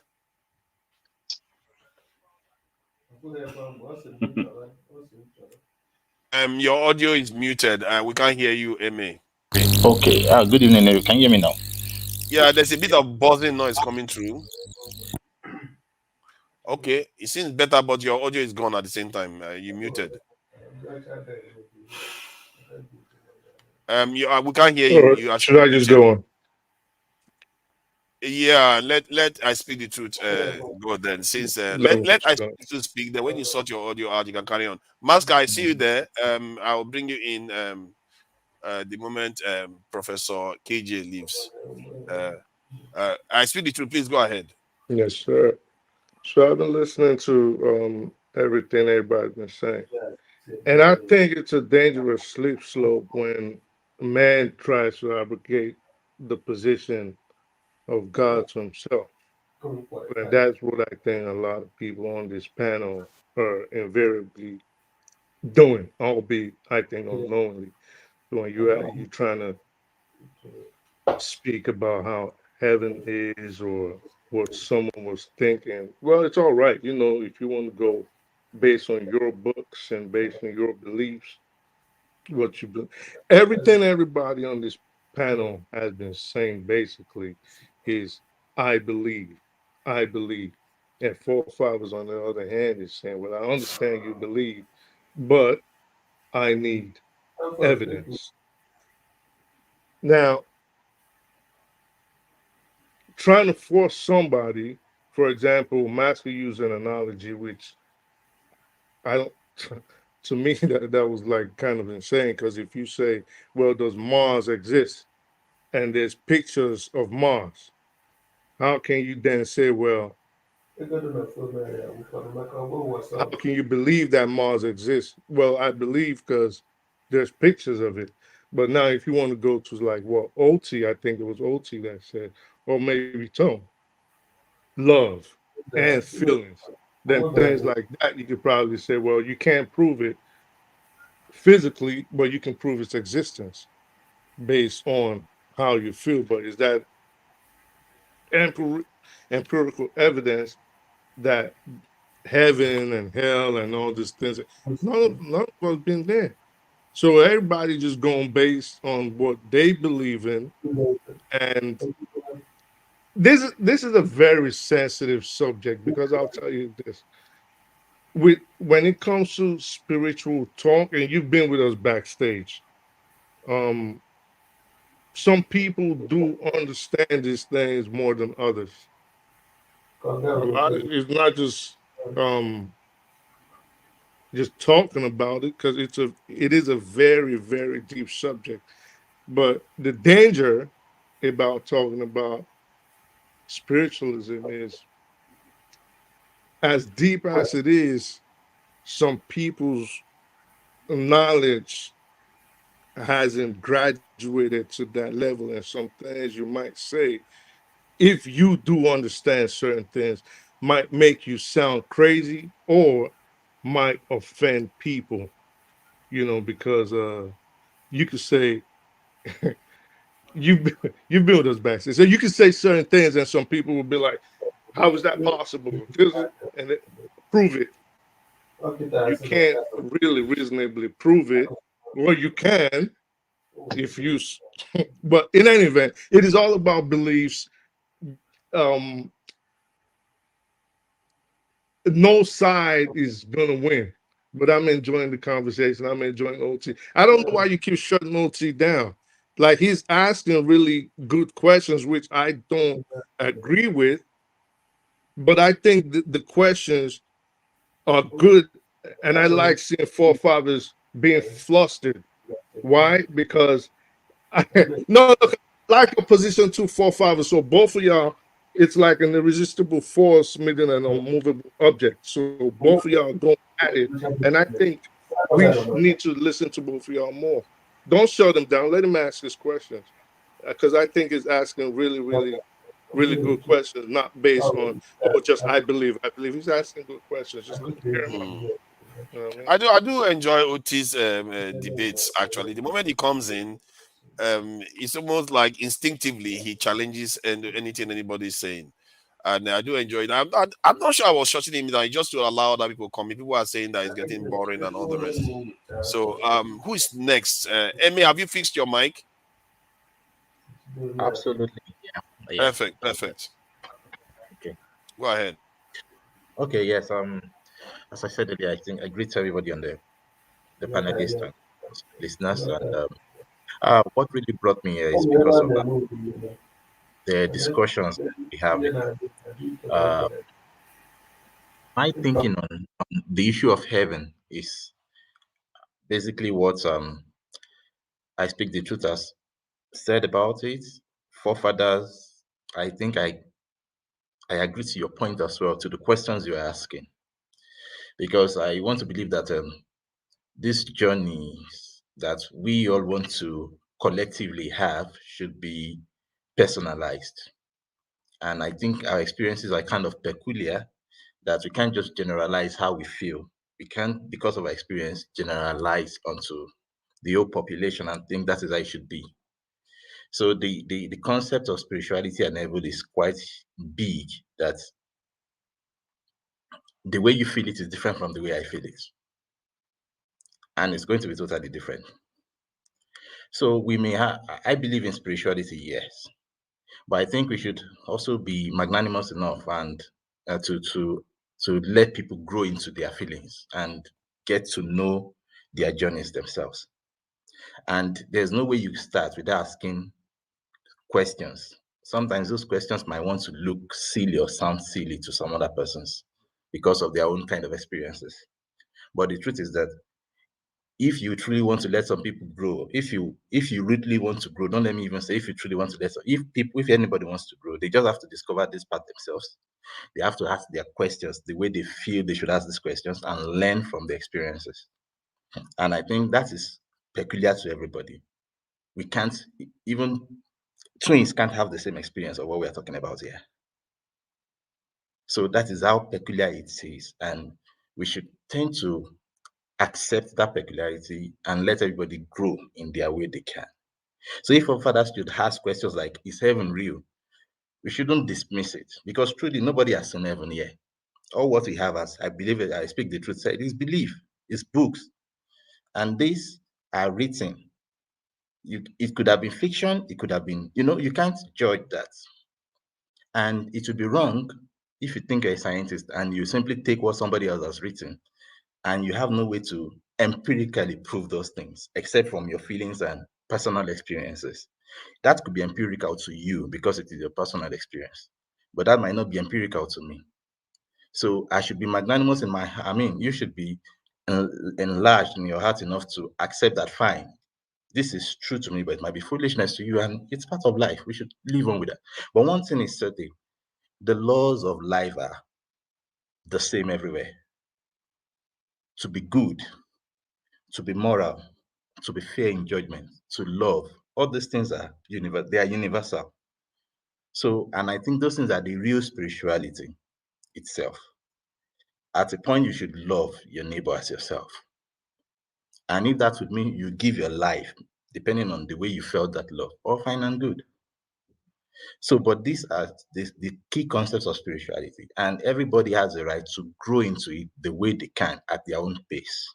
So please, why I came here is that we shouldn't denigrate people who ask questions that sound, in quote, foolish. There are no foolish questions to these things. These are personal experiences. You might have seen God, you might have seen Jesus. Masker might have not seen him. Masker believes in Allah and Muhammad. He could share his own experience. So it depends on the way it convinces me. It depends on the way I feel about it and my experience, but it has to come down to my experience eventually. And I've always come to that point. The path that you should tread is the path that you can teach other people to tread. But the path that other people will eventually tread is the path that they must come to discover for themselves. So they must learn, know what they need to see, and eventually. But in this learning journey, there are still some principles which we can't just change. You can't say, what is the meaning of love? How can you prove that? Love is an action. I can't say I love you if I don't act it, you will know. It is obvious. That is empirical enough. So this is just why I came here and say, come, we shouldn't denigrate anybody on this question of spirituality. If it doesn't sound right to you, maybe you should question yourself and try to check yourself, because that means you are really seeing a part of yourself that is not right. You are simply judging yourself at that instant. So please be magnanimous enough. Let people make their mistakes. Even God himself is not forcing anything on anybody, if there is God, in quotes. So we just need to accept that. And that is just my own stand on the issue of spirituality and religion. And of course, there are other, there are peculiarities which I have to my own self, but I can't force it on people. I will discuss it if I want to, but it is left to you to be convinced and to go and find that part yourself. That is my question. That is my own submission. Thank you. Very nice submission. Nobody, nothing controversial. They know they can come after you. Ewesi, you see, Ewesi, the Ewesi thought that family members are distracting. Oga Ewesi, thank you for joining us. Thank you for being patient backstage. What do you think about the discussion regarding heaven?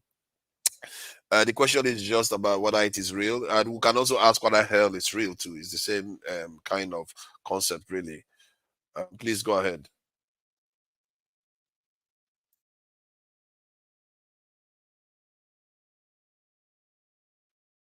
We can't hear you. You're muted,. Ewesi, you are muted. maybe delayed too. So maybe we can go to the Oga Ewesi, you can sort out your system so that when it's ready, we can come back to you. Let's go to Anwibon. Yeah. Thank you for Hello? it's Hello? okay now. Hello? Oh yeah, okay, we can hear Hello? you now. Hello? Hello? We can hear you now. There's an echo. You want to stop the one that is playing in the background?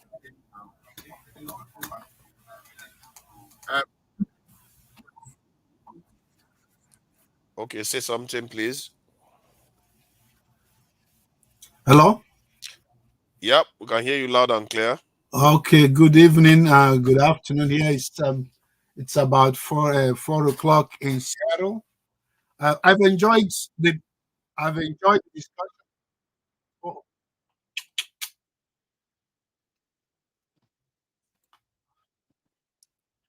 I don't know where the echo is coming. Hello?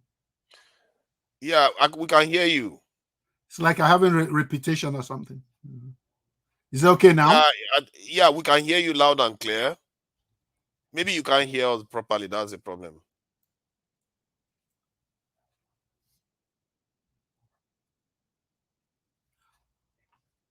Please go out and come back in again so that the delay can go away. There's a delay in your audio. That's why you can't, you seem to you are hearing it out of sync. But it seems like it's in sync though. Yeah, please. Okay. Owibo, please go ahead. Regarding heaven and hell, and then when Ewesi is ready, we can go back to him. Please go ahead, Owibo. Thank you. Thank you so much. To Niger, and good evening as well. Once again, to everybody that is here and those in the comment section. To Niger, I will start by asking you, are you a Christian? Not really. Even if I was raised as a Christian, I'm not technically a Christian. Oh, okay. Before Christianity came to us, we had our own way of worship. And we had things that our forefathers were worshiping. And I grew up to see my father worshiping what they called Chukwu Okike Abiyama. Chukwu Okike in Igbo language, Onyami, Ewurade Nyankopon in Ghana is God. And Chukwu Okike is the God of creation in Igbo version. That was the God they were worshiping before Christianity came. And the rule, the universal law that everybody is talking about today, love, do not kill, don't murder, and so on and so forth, are universal laws that kept human beings together and to do the right things. For me, I have never been to heaven. I do not know how heaven looks like. I have never been to hell. I don't know how it looks like.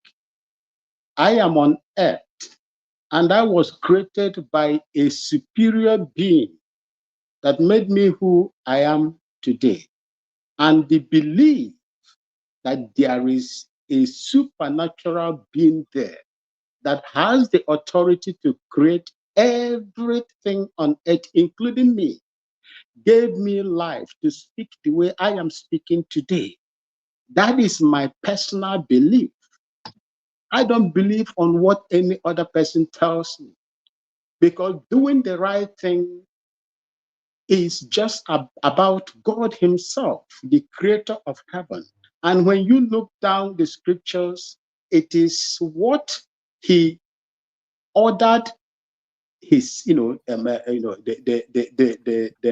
prophets at that time to write. These are some of the things that are in the Bible that we read today.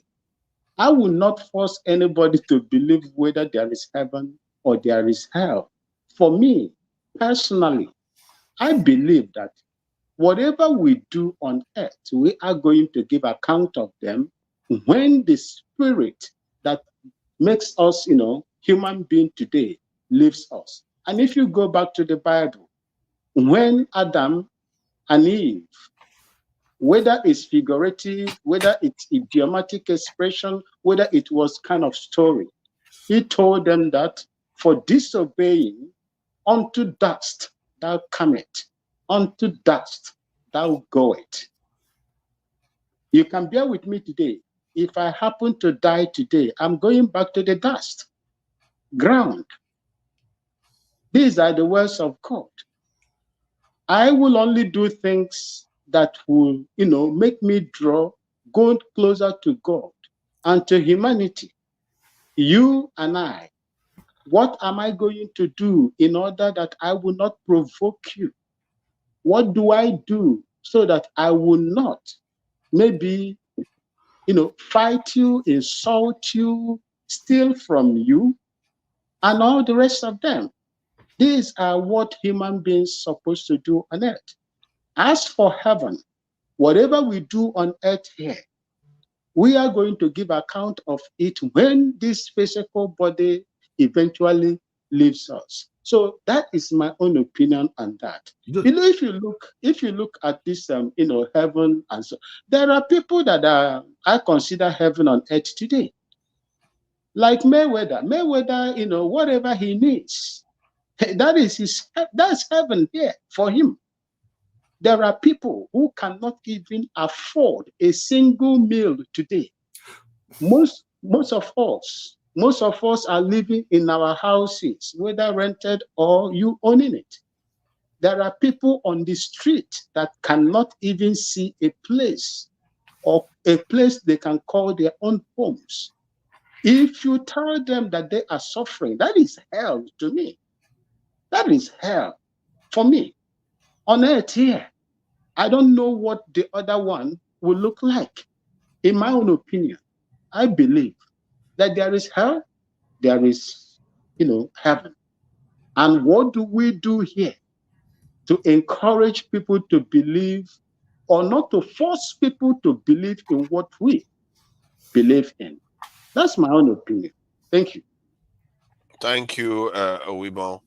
That is a religious point of view. Yeah, Ewesi, please go ahead. Okay, good evening, everybody. Can you hear me now? Perfectly. Okay, yeah, I enjoyed the discussion, and I've been enjoying the discussion since around 12 o'clock my time, 3 hours now.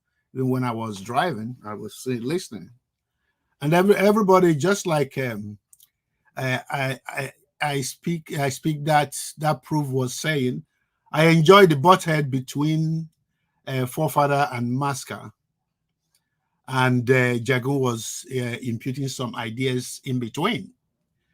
And just like Awimbo just said, and Oti, I enjoy your excitement when you talk too. With KJ, the pastor.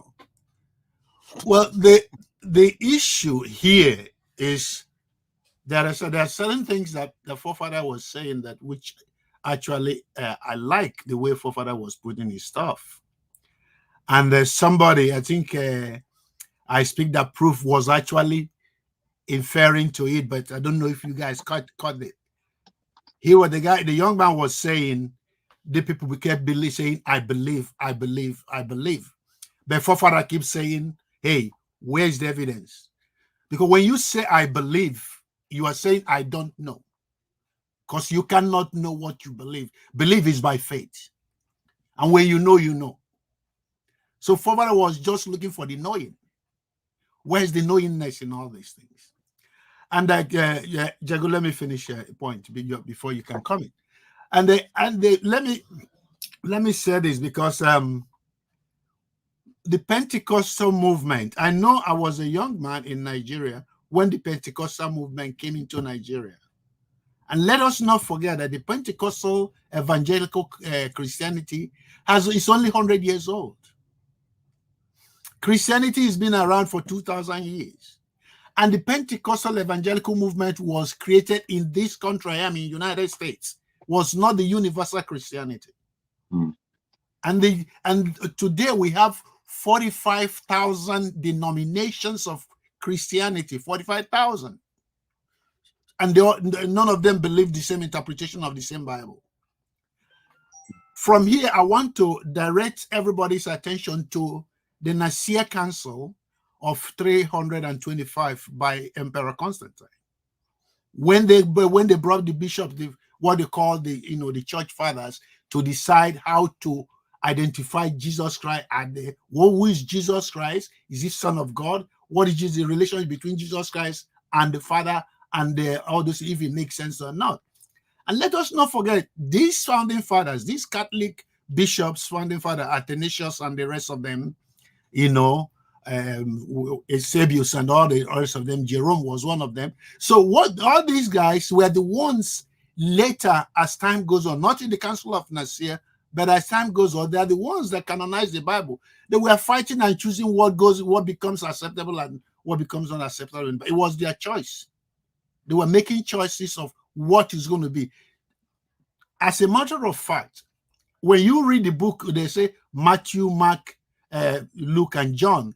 They were not written by Matthew, Mark, Luke, and John. It was the founding fathers that gave them those names. Those gospels were anonymously written. Now, let me just cut it short because I don't want to keep everybody waiting. Let's go to heaven and hell. Maybe that my young man I speak that proof may know Dr. Professor Bert E. Ehrman of UNC North Carolina, the professor of the New Testament and Greek. He has a book in the market since 2002 on heaven and hell. Everybody should at least, if you want to debate heaven and hell, go do some research. You don't have to do too much, just a little Google, and see where the idea of heaven and hell came in. Because most of the Jews that live in the time of the Palestine and when the so-called Jesus Christ was alive, they were influenced by Hellenistic belief system. They were adopting a lot of Greek methodology, Greek ideas that framed the idea of heaven and hell. It was when in the Old Testament Bible, the Jews were never pursuing heaven and hell as a goal of life. And when Jesus Christ was preaching, Jesus Christ was never emphasized heaven and hell. His emphasis was repent because the kingdom of God is at hand. Mm-hmm. Now, if you go back to the other side, well, that's why there's a conflict right now among church, the Bible scholars, talking about people like Joshua Bowen, Kip Davis, and then a lot of them. There's so many of them here in the United States. If you go to YouTube, you find a lot of them. There is a pure distinctive ministry between Paul and Jesus, but people don't know that. Jesus Christ never said, "I'm going to shed my blood to rescue, so that you believe in my blood, then you'll be kind of saved." But that was posed by the resurrection of Christ. But because our problem, as I have said it before, is we are Nigerians, we are Africans, we are interested in one thing. We are interested in education, the education that you can use to make money. If education does not pay, we are not interested in it. I mean, immediate cash money, according to some of my guys in the South. If we so for that reason, most Nigerians, I have a lot of them who have the medical doctors. I have a lot of them who have 2 PhDs. They have never taken time to read one book. Of all these years, they have never taken time to research one information. I saw the book you mentioned, and I know that book very, very well. Because I'm a psychologist by training, okay, if I have to say that. So the key thing is, guys, it's okay to have debate. It's okay not to agree. But the most important is to be grounded in your knowledge of how the world works and where things come from. It cannot remove you from your belief system, KJ or tone. If you want to be a Christian, that's good. Make that choice that you want to be a Christian, but let that not stop you to understand where other people have researched what you're what you believe to extent. Because what we want to understand, because I used to be an assistant pastor myself until I abandoned the whole thing. And I made that choice to walk away. What forefather basically is trying to say is this. And I had Awinboom, say, was saying that I'm created by the creator of it. Fine, all those good and dandy. I do not believe that it makes sense that if there is creator of the universe, the Almighty God, the maker of the whole world, the only way you can introduce it to me is through a literature. If you want to understand my God, come, let me read the Quran for you. If you want to understand God, come, let me read the Bible for you. Why have we brought ourselves to the level where it's only true? And even listen to this part. The people who were following Jesus Christ, they were not believing Jesus Christ because it was read to them. Because Jesus Christ himself said something. If you don't believe me for what I say, believe me for what I do. Why did he emphasize what he did? Because he knows that people need to prove empirical evidence that forefather was talking about. How can we be Christian for 40 years in Nigeria? Have you seen, most of you don't know how Nigerians pray. When Nigerians pray, they are sincere. When Nigerians pray, they are devoted. When Nigerians pray, they put everything in it. When Nigerians pray, they pray after all 40 years praying as Christians and fasting, this is all we get as a proof that God is real. Is that evidence that God is helping anybody? Are you going to come and tell people who wake up every day and see their neighbors who have died, who have been Christian all their life and died poor, died suffering, some of them were killed, some of them after all these years, you still want to tell them, guys, let's be kind. Let's show some kindness and not try to be right with our own faith or religion all the time. Show some kindness, show some concern.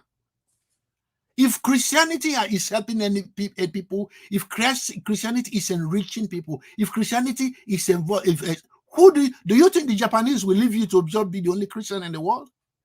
Or the Chinese will sit about and watch you every day you pray, they see evidence that God answered your prayer, they're going to just be there and say, we don't want this. Everybody will love it.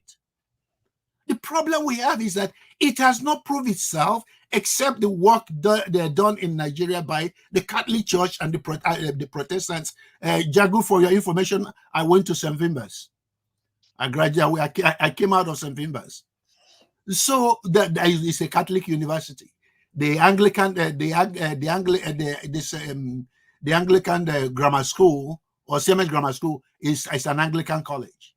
These are the things. If you are from Anambra State, you probably know Boromir Hospital. Boromir Hospital is a Catholic built hospital. Oti, you know that. So the Catholics have done so much. The Catholic and Anglicans have done so much for us in Anambra State, that in Anambra and Imo, that if there's any church, any religion we are supposed to bow down to, it is the Catholics. And we're supposed to accept that. We're supposed to embrace that. So the thing is, religion is what it is, religion. And the only way you practice religion is by faith. Anything you do by faith is not through knowing. It's just something you believed in because somebody convinced you. Maybe as a child, when you were a baby, your parents convinced you. And when you grow up as an adult, you've already invested your emotion into it, that there is no more way you can walk away from it. I want to be a Christian if you can tell me what you're going to pray for today, and then tomorrow I see it happen. Okay, Oga, Brother Isaac, can I ask you a quick question, which is why I put my hand up before? Yes, please. Let me take one from Jacob. Thank you. I wanted to just ask whether you see faith, what is greater, faith or knowledge in your mind? Knowledge. Knowledge is greater. For what reason, sir? Knowledge is greater because, there's a book I have here. I don't know if it's, but let me just answer your question directly. The ability to know something means you are banishing doubt. When knowing is plain, the doubt is obliterated. Yes. But what about the wonder? You see, what faith does in my time. I ask this to a lot of people. What faith is going into the unknown where there is doubt. But you're carrying some kind of knowledge that is, or some kind of understanding that is giving you that faith. Now, when your faith is used in certain circumstances, you actually meet the reality that your faith was leading you towards. And I see a kind of greatness about that in comparison, in comparing that to knowledge, because you're entering into the unknown led by some kind of force, as opposed to knowing and being able to do. I understand the power of knowing, don't get me wrong, but I just wanted everyone to hear that that balance, that difference of what it is. Okay, let me unpack the idea. You see, you have to understand that there's something we would call visualization,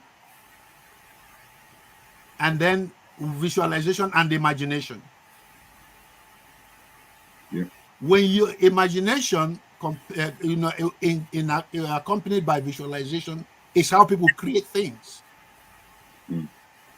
And what is imagination? Imagination is when you picture something in your mind vividly, but it's mentally, to the extent that you start believing, you start seeing it as real. What happened to your nervousness, Jagan? What happened to your nervousness, your nervous system? Your nervous system. When you imagine something as real, your nervous system. Okay, yes. Your nervous system converts that thing into a reality. Absolutely. It brings you to the point where, if I come and tell you, Jago, that there's no way you can create anything that will fly called aeroplane, you tell me, Ewesi, you don't understand. I have imagined it, and I know it's real, and I'm going to watch me make it happen. But is that when you say I've imagined it and I know it's real? Yeah. Is that what somebody would say, or would somebody say I believe, or is that action, that whole action of imagination, is that not faith realmed? No, because you know why it's not faith realm? Because that's how creativity works. That's where you go to create, because as human beings, or let me use another word for humanity, as beings of light, we are in this world to create. Yes. But we have not embraced that. Well, this is what I'm saying. I don't believe that human beings exercise the spirit as they exercise every other part of their being. Fine. And that most of our spirit light is weak in this world because we don't know, some of us don't believe, some of us throw out the understanding that there's a spirit at all. And then those of us who do believe, again, they are somewhat panicked by the world and showing themselves as believers. So all I'm putting to you is the aspect of what faith actually is in its depth, because it all metamorphosizes within ourselves to have this thing called faith. It's a very difficult thing to explain, but we all use it, but many times we don't admit that that's what's going on. And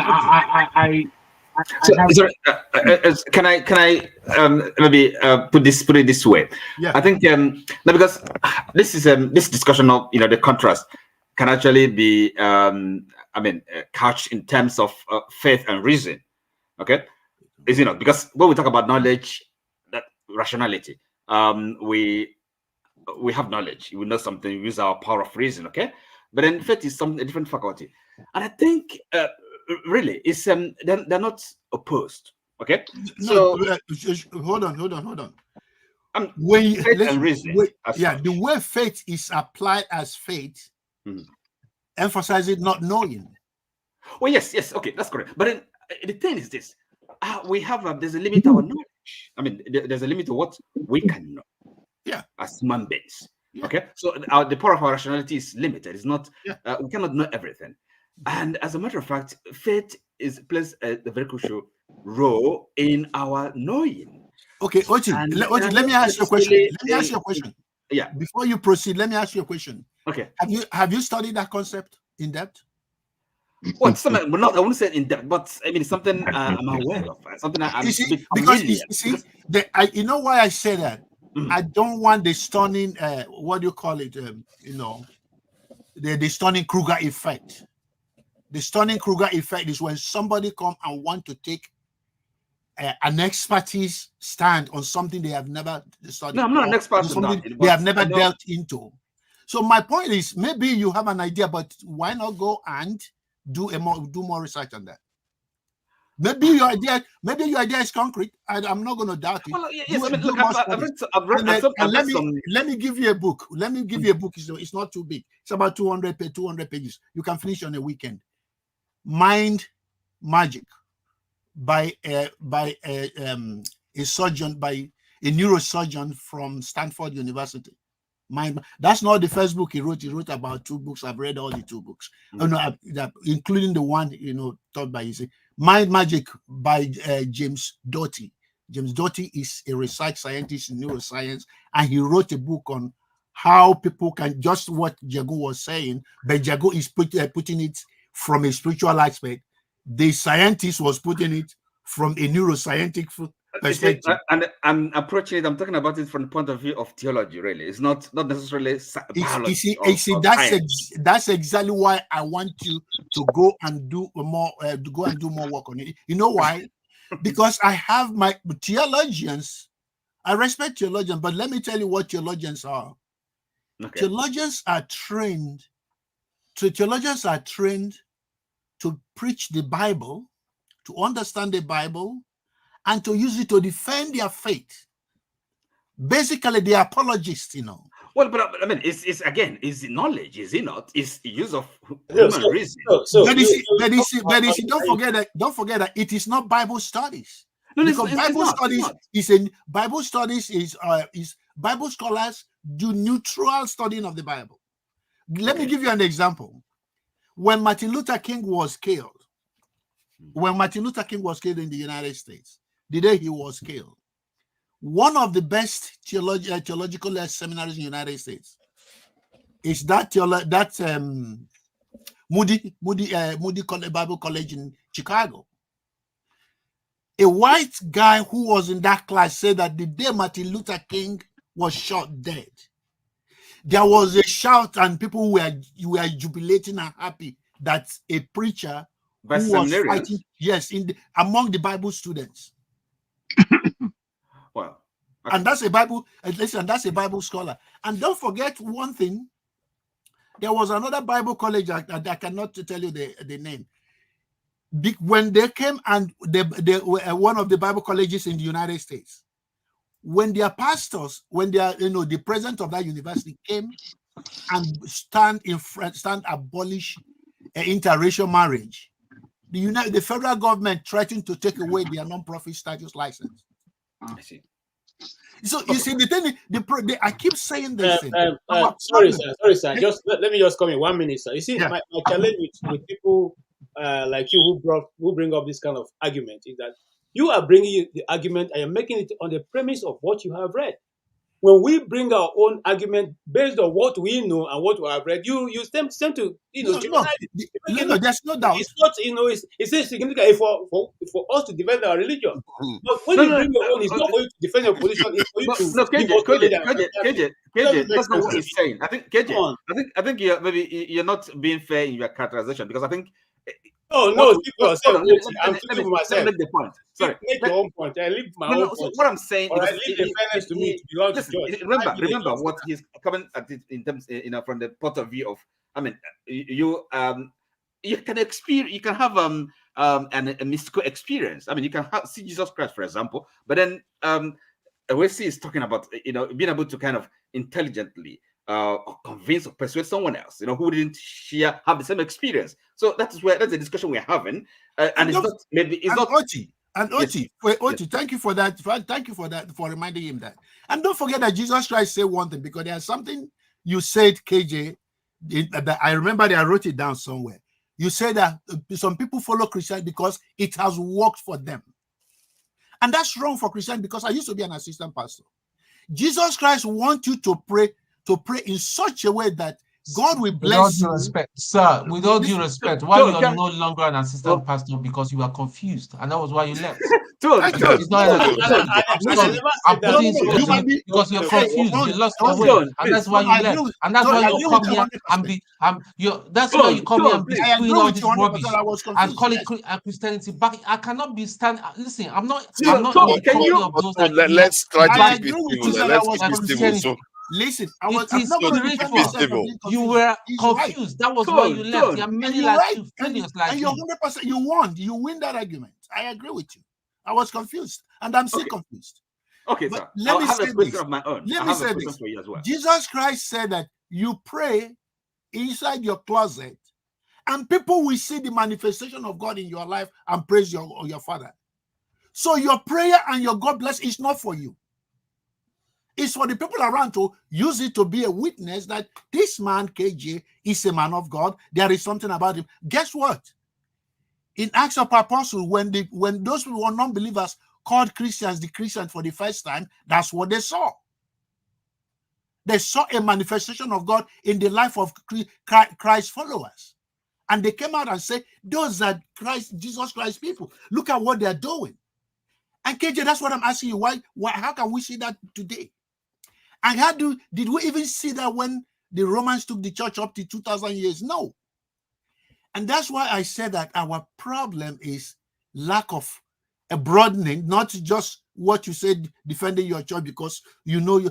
I agree with you, KJ, that you know your faith, you believe in your Bible, you believe in your Sir, scripture. why do you making What I'm reference that saying you is used to be a we pastor? need to You used to be an broaden that assistant pastor. For understanding. us to believe your trash. Yeah, What you're we need talking to is trash. I'm understand. just telling why? you. See, It's it's not. trash. It's not. Now, come on. Okay, Let's be We civil. need to Now. broaden You can't that be calling people trash understanding. because you don't like the Listen, argument. we need to broaden that understanding sure. so Agree. that we do not listen. Some of our forefathers, there are some people who are better Christian than you, KJ. They are dead in Nigeria. They die suffering. How do you explain that to them? How do you explain? Do you know in this United States, a lot of pastors resign being past? Benny Hinn just came out and said that a lot of things he said that God did not say, God said that God did not say. How could that have been true if you go to the context of the people we read about in the New Testament scripture? It wasn't going to happen because everything they were doing was real and it was tangible. They did not believe in God. They know Jesus Christ and they know how God works. Today, we practice Christianity through faith. Those people never practice Christianity through faith. They practice Christianity through knowing. Yes, go ahead. Can I ask a question, please? So now, okay, a personal question. I raised my hand. What does my hand was raised? No, sorry. Let me ask him a question. We are going to be rounding up soon. Okay, so that you know. What does that's our should. I mean, the meaning of salvation? What does it mean to you? In other words, how do you understand it in your own life, personal life? Salvation. That's correct. Okay, if I'll answer you this. If I go to the original text from the Hebrew theology, not Septuagint, because Septuagint is different from the original Old Testament Bible. What is Septuagint? Septuagint is the Old Testament Bible translated from Hebrew to Greek and then attached with the New Testament Bible to make the Bible. The Jews do not believe in that version of the Old Testament Bible. They still have their own original. The one is that the Torah? The Torah and all that, the laws and the rest of them. They still have that in. But the Septuagint is the translation of it from Hebrew to Greek, which is combined with the New Testament Bible to make the Bible we have. But it's part of it's Old Testament, but it's a different translation of it. And that's why a lot of things, if you go to the people who do these studies, who do all these Bible scholars, you find out that a lot of their interpretations in their own New Old Testament does not rhyme with the Old Testament section of the Pentecostal or the modern Christianity. So if I want to answer you from there, the Jews say that it is impossible for an innocent man to die for the ungodly. So that's why they don't believe that Jesus Christ is a Messiah. Because their Torah teaches that it is not congruent with what they believe in their Torah you talk about. Okay, so and to you, what is your own? I don't believe that. I do not believe that. Personal salvation? You don't believe in it? I don't believe in the salvation because we don't have the time to go there because okay, that's fine. If we have the time, we can. But you know what I want you to do though? I want you to just go and just do some search. Maybe we can meet again some other time, and then we can discuss this better. You see, I would like to really meet. Imagine, Bubi. Sorry, I just said this. Can we allow Bubi say something? You guys are not letting us say. Hold on. Look at what she has gone and said. Look at what she's going to see. KJ. You see, what is this now? KJ, hold on now. KJ. Behavior. That's why she went and wrote that thing in the chat now. That we are not letting her talk. Why are you cutting me off now? This is what you do. No. Me, I support. She has not said anything in a long time. Nobody wants to let her talk. Please, Bubi, go ahead. Then Wibon. He didn't think we were paying attention to the chat. He went and started saying stuff about the panel on chat. We can't hear you. You are muted. For some reason, we can't hear you. Your audio is off. Yes, KJ. That's what KJ does to people. Let Awibon speak, please. Okay, Awibon, please go ahead while she sorts her mic out. Yeah, thank you. With all due respect, sir, you said that Christ said the way human beings, his disciples should live by what he was doing and the way he was doing things. That is exhibiting his own character and actions to those that they want to, convert, isn't it? That's not what. You're mischaracterizing my statement. I was emphasizing the prayer section of it, where you pray in your secret, and then God will bless you openly. That the people around you will see that you are really a child of God. Okay. Can you hear me now? Thank you. Yeah, we can hear you now. Please go ahead. Okay. So what I wanted to say, based on what Mr. Wese, is that how you say your name, sir? Wese, yeah, Wese is good. Wese, okay. Is you mentioned something in terms of like Nigerians don't tend to read or do research when it doesn't profit them, like money-wise. Yeah. And that is so true. And being that I was raised in a Christian background, but at some point I started questioning things because some things were not making sense. And in terms of not making sense is because I saw no effort when it came from our perspective for us to ask questions that was of provide answers from that, give answers that were provided by us. I feel like it was very much this person said, this person said. There was no, we have said, and this is what it is. When we come back to this Christianity, like I said, this is not me questioning if God exists or not. That's not the question. But it doesn't change the fact that when you're talking about something that you're practicing, but actually, when you look deep into it, it wasn't something that you created by yourself. It was something that was introduced to it. And this does not mean that Christianity is wrong. It just means that we have not done our fact checking for ourselves. When I was listening to Forefathers and the other discussion, and when he was saying, give it proof to me, and he was talking about, Mars, for example. And I think some people asked, have you seen Mars with your own eyes? That's a valid question, but it doesn't change the fact that there are proof. The only difference that the proof is not given by Nigerians, it's given by a foreigner. Because there is proof there.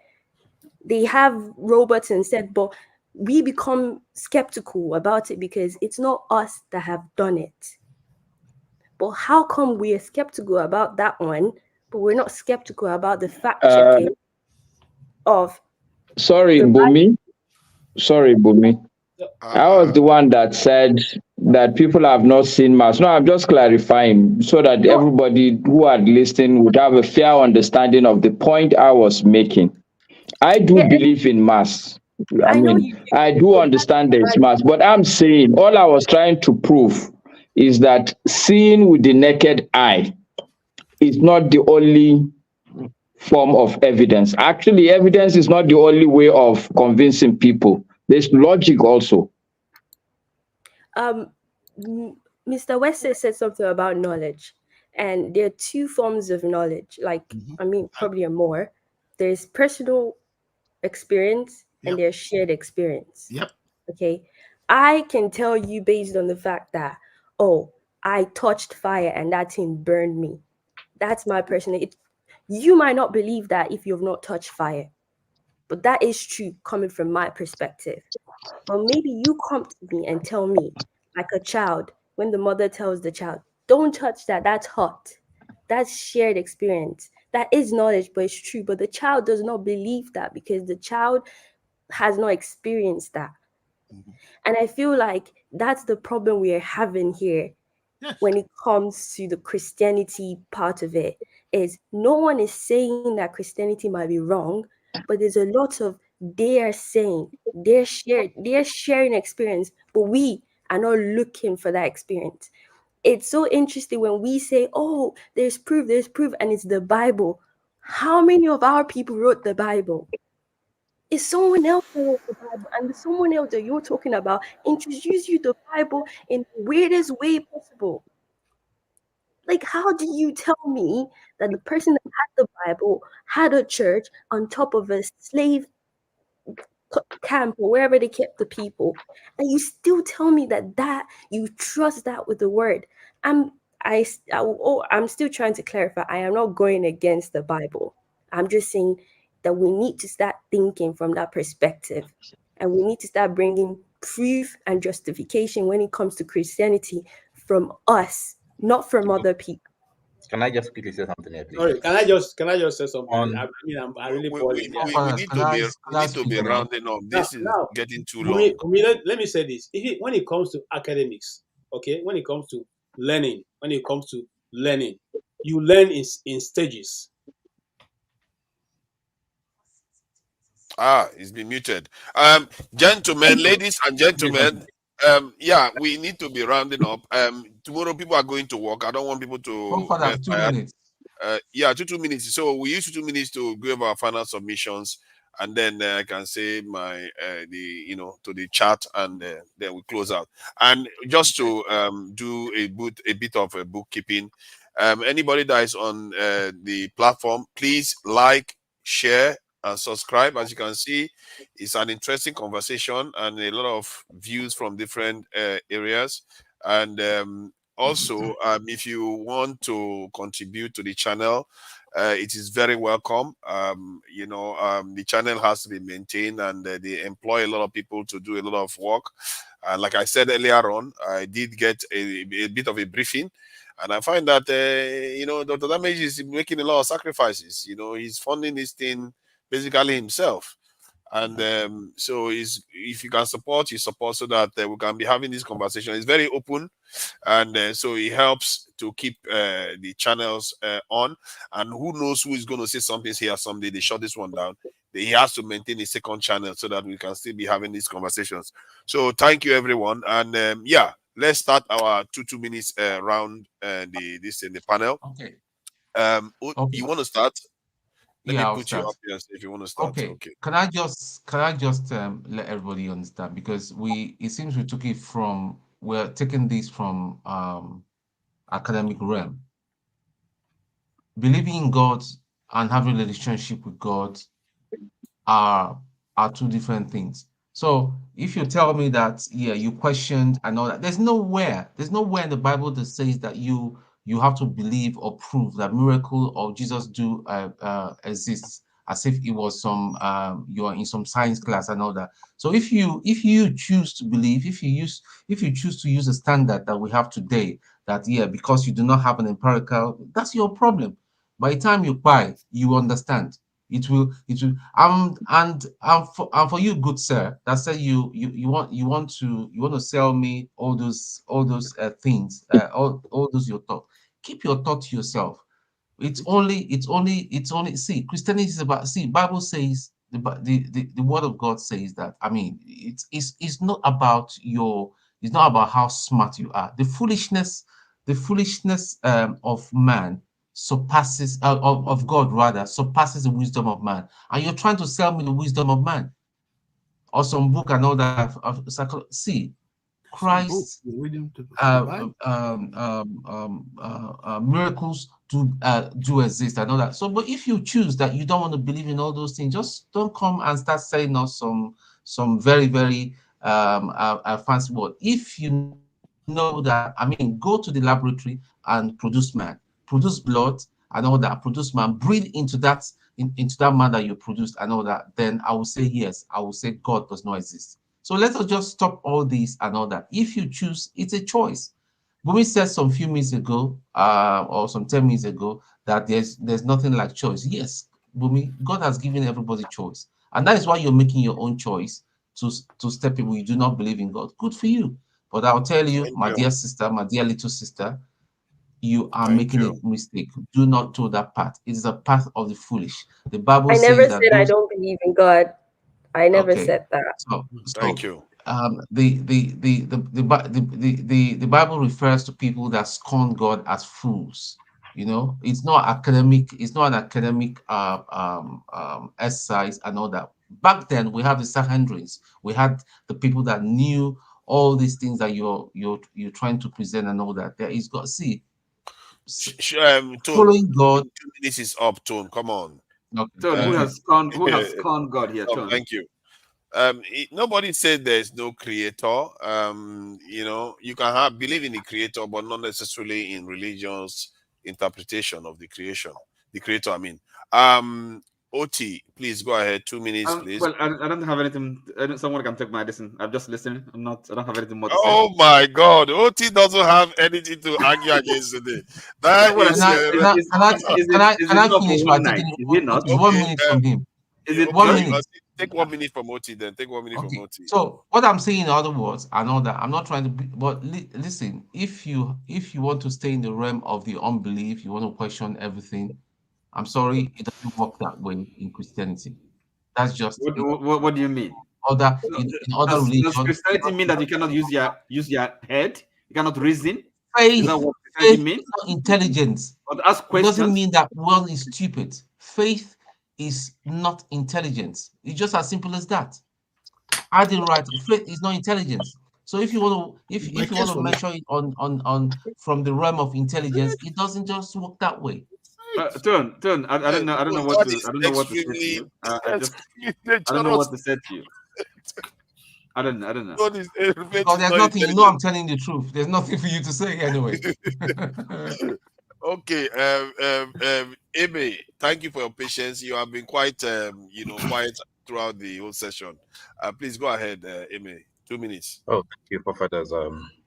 I think me being quiet is not because I don't have a lot of words to say or to be verbose in my explanations. But I think the summary of all of this, because that is the way I think as a scientist, is that what is the end point of all this, and what is the best line fit for all the different variant points on this chart of spirituality that we are talking about. And I think the best fit is that everybody has his own path to live, has his own path to follow. Your path is different from mine. We might eventually arrive at the same destination, but we must learn our own unique ways. So I think it is quite rude to think that your feelings and your thinking and your learning over time should be generalized on everybody and everybody should accept. No. Emma, can you tell us about your own personal salvation? What do you think is there? You say you don't have anything to say. Leave him to No, please, because he didn't. I think I'm going to come for you. He don't have anything to say. He has general points. I let him use his general points. Emma, please, what is salvation? What is it to you? I believe in God. I believe in salvation. But I'm magnanimous in my heart enough to allow some other persons to feel like they need to question those things. Right. Personal salvation, right? Good. Okay. You understand my point? And that I won't, because they want to question, say they are foolish or they don't know what they are doing. No, that is even God doesn't do that to us. That's right. Okay. So That's we right. must we're making progress. Respect. We're making progress.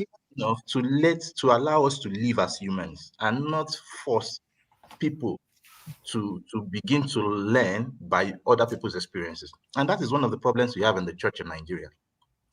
You've seen pastors who have had their own personal experiences come and share their experiences with passion. They passionately share those experiences, and you have a general large number of people who believe that is the statement of God. And eventually, after 10, 20, 30 years, that these decisions have affected a lot of lives, they come back to the same pulpit and now begin to adjust those positions again. Thank you. And this is just because we have not Thank you. Appreciate that. Appreciate that. So the end of it all is that let us all live and accept our independent growth. But one thing is just certain, which I want to say, even in these journeys that are different, okay, same anywhere. Kindness is the same. Fairness in judgment is the same. Labor, hard work is the same. Smart work is the same. And wickedness and evil is also the same. So we must learn to live with those principles, because just like in relativity, the velocity of light is the same in every frame of reference. These principles are the same in all the frames of references that we are all in. But these frames of references are different for individuals, and we must accept that, and must not force another person's frame of reference, your own frame of reference, onto another person. No, that shouldn't be tolerated. Thank you very much. Thank you very much. You know, coming up with frame of reference, boundary conditions, and infinity amongst infinities, and that is a good way to put it. And context is a way people generally use these things. Your own context is not always the same as other people's wants. Thank you for that submission. That's quite you have a mind of a scientist, hence the frame of reference. Are you into physicists Can or we physics? Go ahead, forefather? Can we go ahead? What, KJ? Why you are the expert? We are reserving you for last. You are the faith expert. We have to reserve you. You know that. Bubi, please go ahead before KJ loses it here today. I just want to say something in regards to fate. I think fate is amazing. It's a beautiful thing, but we should also know that it's a scary thing, because people who had fate, and they were basically in a court. Like those people who were killed in Uganda or so, they were Christians. They had faith in what their pastor was teaching them, and they basically just died like that. There are people who have faith, and in America too, I think there's a big one that happened, and the man gave them something to drink and they died. So even though I know the Bible says fate, I think God gave us a brain for a reason, to question things and to understand things better. If we follow things blindly, we're going to follow things blindly to our grave.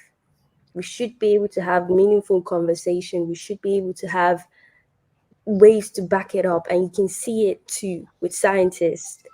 Like, I know sometimes some scientists might not want to say, oh, God exists, but they try to do everything possible to prove something else.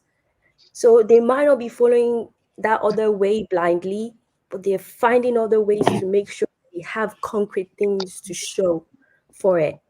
And I think that's where we use our brain for. It should not just be sat there floating for no reason. It should be used. That's just where I'm coming from.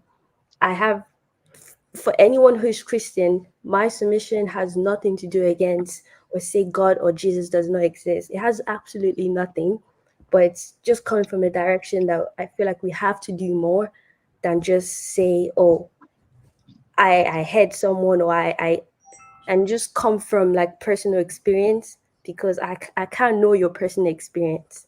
And we should start giving more of shared or physical or more kind of concrete things, because even in the Bible, it says, go out and preach the word of God. You can't preach the word of God and say, trust me, bro. You should be able to convince and get people to believe in it. And I cannot just say, God exists. Look at the water is floating. I should be able to get you to understand that. So that's where I'm coming from. Thank you, Bumi. We appreciate your contributions today. It's funny, I want to call you doctor, but you look like a doctor. You know, what can I say? Wesley, please go ahead. You know, it's not everybody. Or something. It's not everybody that with PhD want to be called a doctor. Thank you so much, though. Welcome. Thank you, everybody. I appreciate the inputs and I appreciate Tone with his passion. There's nothing wrong with having a passion like that.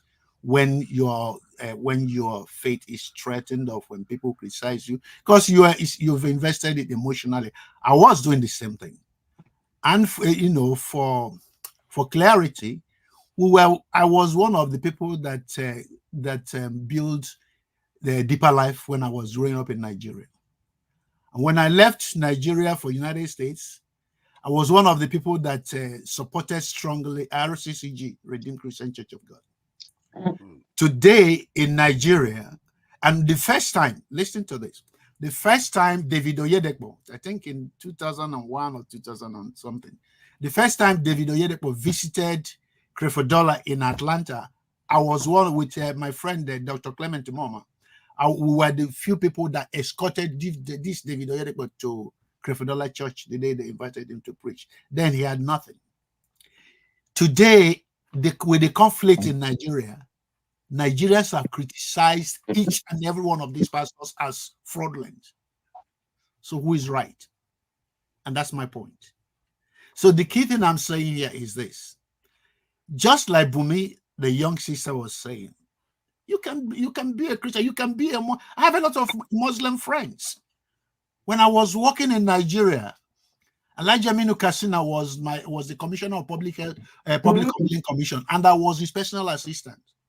And I was like this with Aminu. Aminu is the one that used to be head of the organizing person. He's from Kassina area.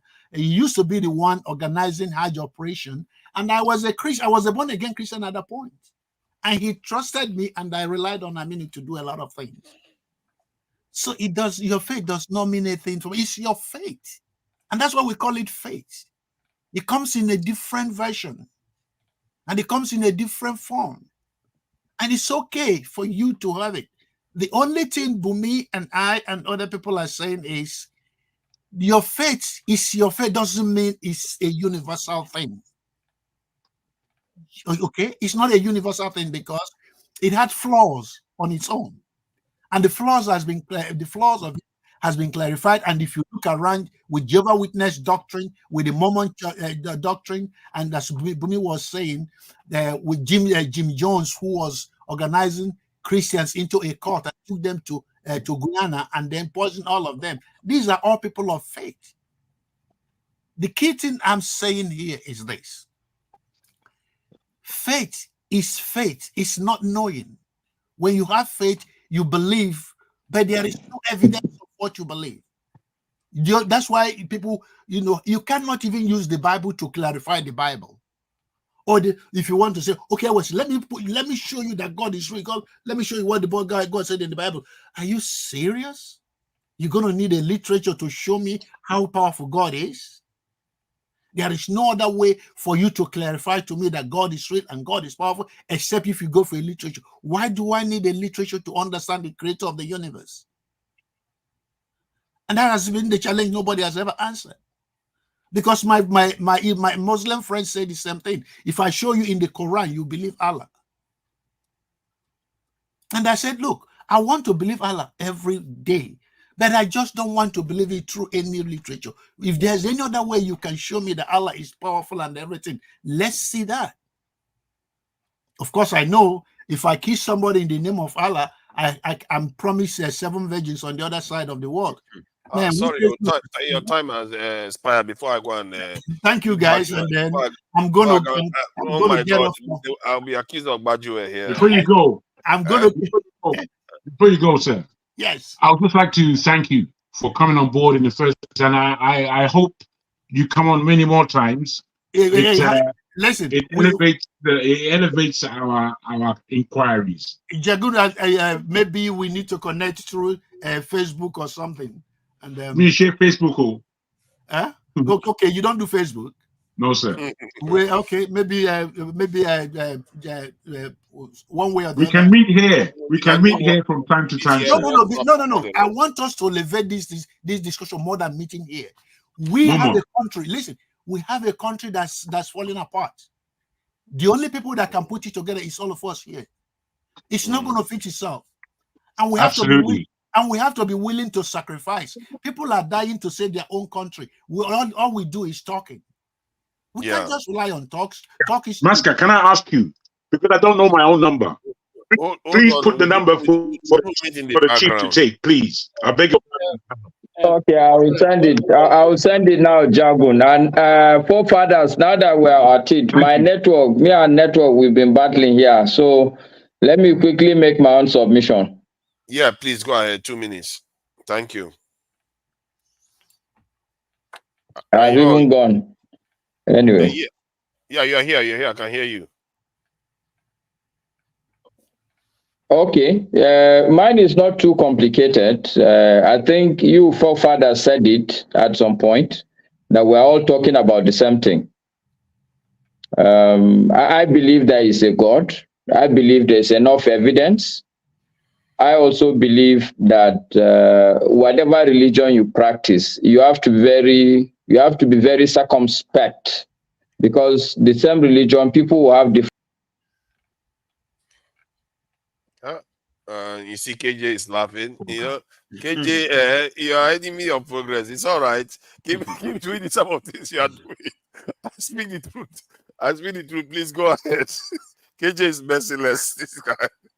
I speak the truth. Please go ahead. 2 minutes. All right. Beautiful submission from Professor Owesi, or Dr. Owesi, and booming, excellent, and Emmy.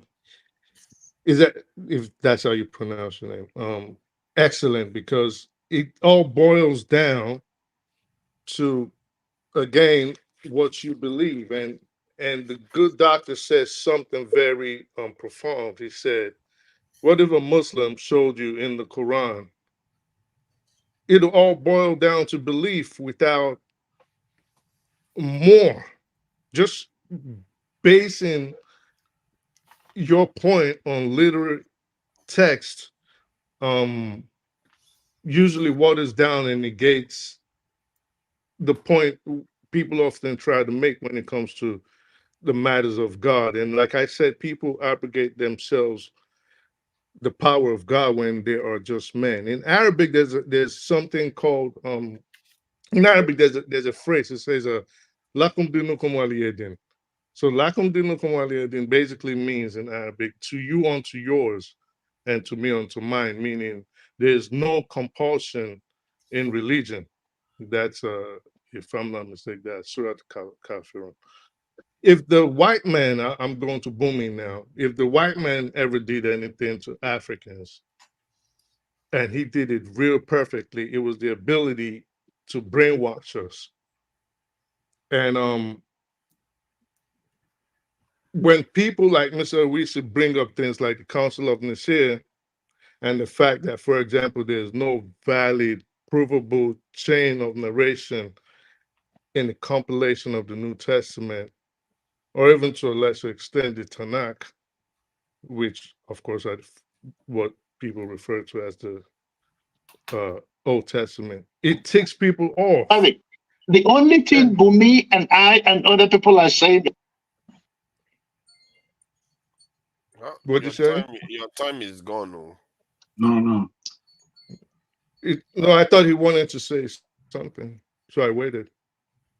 30 seconds, just round up. Okay, so yeah, I'm almost done. It ticks people off, and when people like Bumi also question how enslaved people that were brutally enslaved could possibly, someone that enslaved you so brutally could possibly show you a way to get to heaven, that also becomes a very touchy subject. So, like you said, shared experience, personal experience cannot be discounted. So, in summary, when you study all these various religions intently, especially Judaism and Islam, questioning and acting on your questions, it matters. I'm done. It matters very much so, especially with those two religions. But yeah, I'll just leave it at that. Thank you. I speak the truth. Yeah. We have now arrived at the appropriate stop. Yes, I just Now, want to say, sorry, I have very few things to talk about. KJ. Yeah, KJ, please go ahead. 2 minutes. First and foremost, faith. Without faith, we will not even have anything at all. Knowledge, faith will always be superior to knowledge. Because it's by faith that all of you sitting here are going to go to bed today and sleep and have the faith that you wake up tomorrow. It's not knowledge. It's faith that you wake up tomorrow. Nothing more than that. That's one. So let's put these things in their proper perspective. Science is good, but science is not running the world. The Industrial Revolution didn't come till yesterday, but the world had been existing before the Industrial Revolution. And apart from that, science have done more harm than even the religion that we're discussing here. If you doubt me, there are over 200 children in northern Nigeria that was crippled by Pfizer. That is science. It's not faith that put them that condition. They would have been doing better without your science. So don't tell me about science and tell me what you think or what you don't think. Okay? Really? The mere fact that you are using science to try to justify what is going on is totally. I don't want to use the wrong word. My brother, it's not nice now.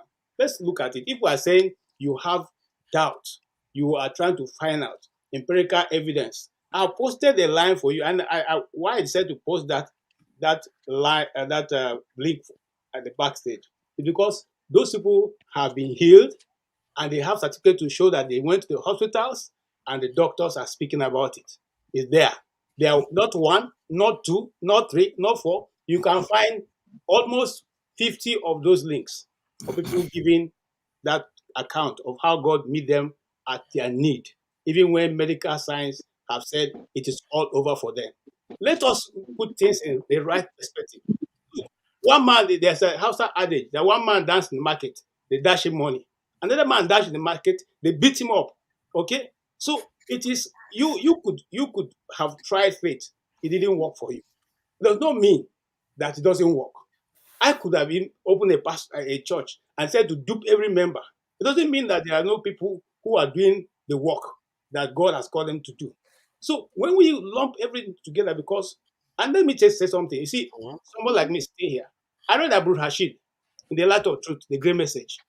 There are many knowledge out there that you can use and try to justify your positions because you seem to be fighting against the faith in Christ or faith in. No, I'm not saying don't practice your whatever you decide to read, but I'm saying do not come with it and then try to use the same knowledge. You see, and that's the problem I have with politicians, especially.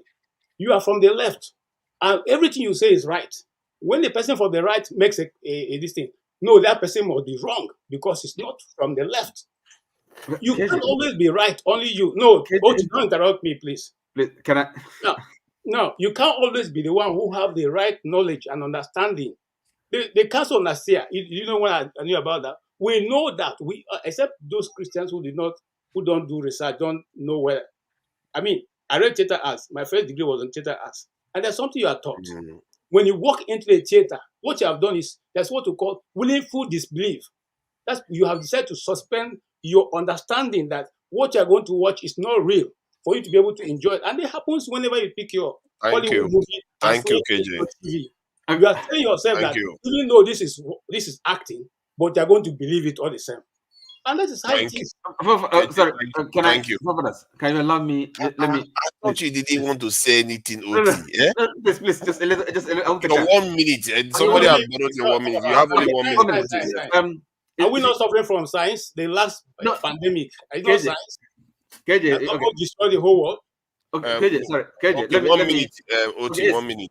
Sorry, look. You see, KJ, I think perhaps maybe we are kind of misunderstanding the essence of the discussion we're having. Because now I said here that I as a Christian, I believe that when Christ says that He's the truth, truth is a person. He's the way. He's the light. I believe that. Now, but we Christians, I mean, with all these our beliefs, it doesn't stop us from having discussion, entertaining people, the doubt people have, or people's unbelief. Okay, it's part of even the practice of a Christian faith, right? And we shouldn't really take it as an offense, as an affront, or that people are being imprudent or insulting or whatever. We should be able to engage intellectual exercise, while having our belief. And if our belief is strong enough, if it's firmly rooted, so I don't really see the point of being too excised when people question your belief, your faith, or say that don't have I don't know. It's just try and have this kind of the spirit of it's a play. We have to intellectualize, right? Thank you. As for proof. Well, you should try. You should make the effort thank you. KJ. That's my KJ. Let just okay, take a position so I know where you are. I mean, KJ, I know you are I told you where I am. Oh my where I am, but listen, I believe in miracles, right? I know oh my goodness. Hold on now. You are going to have chance to discuss this backstage. We are not running. If it is Jago now, you will have put him backstage. Oh God! Why do you put him back? Masca, don't do this. Masca, don't do this. You are trying to troll me, Jago, please go ahead. You spoil my internet. You no go work. Thank you. Guys. Yeah, Jago, please go ahead. Thank you. Yes, definitely a very nice end to the discussion in many ways. I'll try to say this about faith. You see, especially faith in religion, because sometimes religiosity and the depth of knowledge that people are gaining through religiosity sometimes takes their eye away from the Creator, I feel. And it's practically sometimes why people who are religious in their standpoint are kind of easily offended by a lot of common questions. And I think that's a bit unfortunate, because it really should be an opportunity to speak more about your faith, your way of life, and what you want to put across. You never know.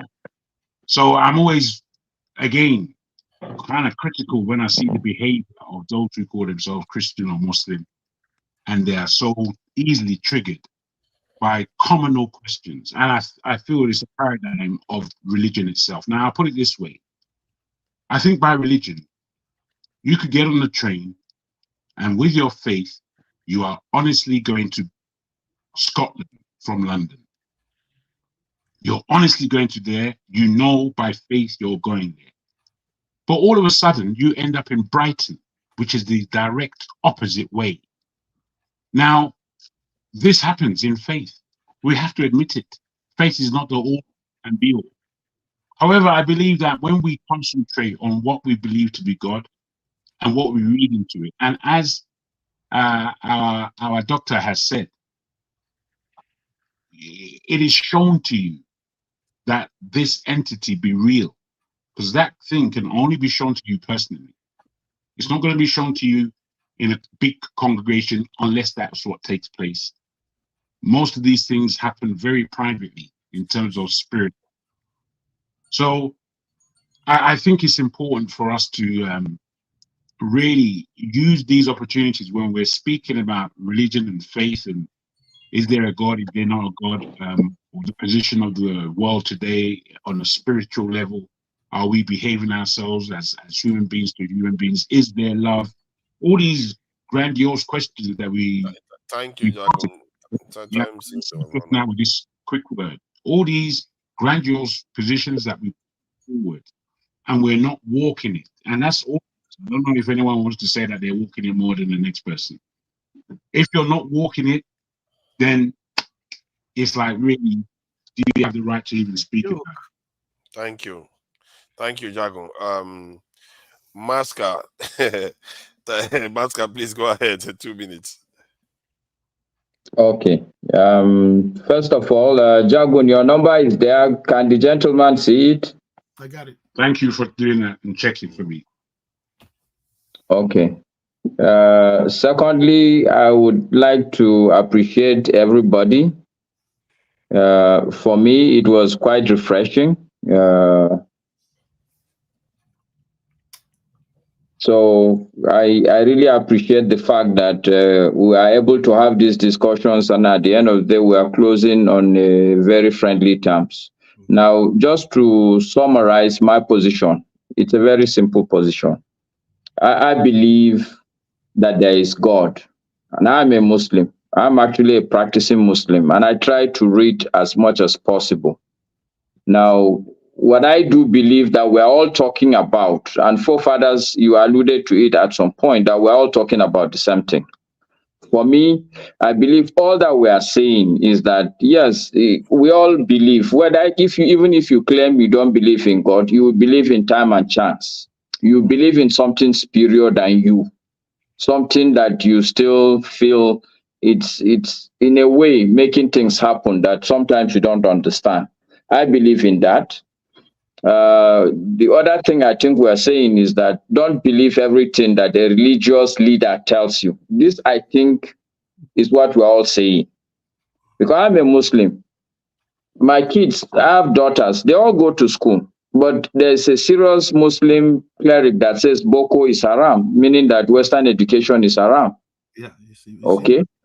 So I believe that cannot be correct. I have also experienced at some point a religious leader in Kano who was saying that, look, you shouldn't look at TV. You should not carry watch. You should not wear a watch on your wrist. You know, the way I look at this thing is nobody would practice a religion perfectly. And this is what a lot of people have said. I think it was Jagun who was saying it. You can't be as Jesus, you can't be a Christian as Jesus Christ. So if you know that, then the reality is that you can only choose, well, you can only attempt to practice. Therefore, the idea that you practice things to an extreme does not arise. This is what I would say we should all imbibe, that you practice your religion, but also with some sort of circumspection, knowing that you are not the prophet himself. Even the prophet, all prophets, they only came to tell people do this. They did not enforce. Even them, I'm sure. Well, in my religion, I believe that God would still try even the prophets. There's no guarantee. In my religion, there's no guarantee there's any prophet that so all of us should be humble. I tell people the example I give.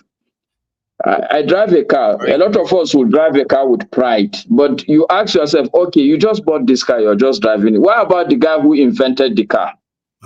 If you're proud, how is he going to be feeling? The man that invented the car. So these are religions that people have handed over to us. You should take it with some circumspection because it's a car that has been invented. You're just driving it. Don't feel too proud about it. That's correct. Okay. That's excellent. Yeah. So in the end, I also want to caution people like forefathers, because even you would fall from frying pan to fire, because if you don't believe religion or God and you wholly go and begin to believe science, because these are individuals also, they will be wrong. They have been wrong, and they would certainly continue to change their positions. I'm currently reading a book, and the starting point of the man is that he has written a book and he was utterly wrong in that book. Yeah. So he's correcting. He's writing another book to correct the old position. He's a scientist, and it's a scientific book. So we should just at every point be vigilant. That is what I would say. And good night, everybody. Thank you. Thank you, Master. I appreciate that. And AY, yeah, you can make your 1 minute submission for coming so late. But 1 minute, Noni. No, What are you, yeah, okay, why please you do like this? go It's like ahead. 20 minutes now. Not only 20 minutes. Okay, you can give 3 minutes since you didn't have a chance to. Well, I don't have much to say. Exactly. Like I'm not a pastor like the KG and Mr. Oti. So I don't have much to say. So I just actually first of all, let me appreciate Mr. Wesi. Always good to listen to you, man, every time. Thank you for your contribution to this panel, man. Thank you for showing up. Father, you did good job today. Let me see appreciate you He's today. doing good job every day. He's doing good job. Look at this you see, detractor. Mask, I want to make me look bad now, eh? Yes, I'm crazy for father. He spent half of the day telling me how I hate Jago. The only crime forefather commits is that he doesn't like Jagun, but he's a good man. No, forefather and Jago, they are cool. Trust me. They only have batters. They are cool, man. Yeah. All right. The thing, I'm not. This religious thing, you know, is kind of complicated, right? But here is what I'm gonna say, right? We can't claim to love God, no matter the religion you practice, Christian, Muslim, even if you don't believe in God and you don't believe in humanity. Yesterday, everybody argument, a lot of argument here, people talking about tribe, thinking of how they hate other people, how they want to kill other people. Then why are you worshiping God?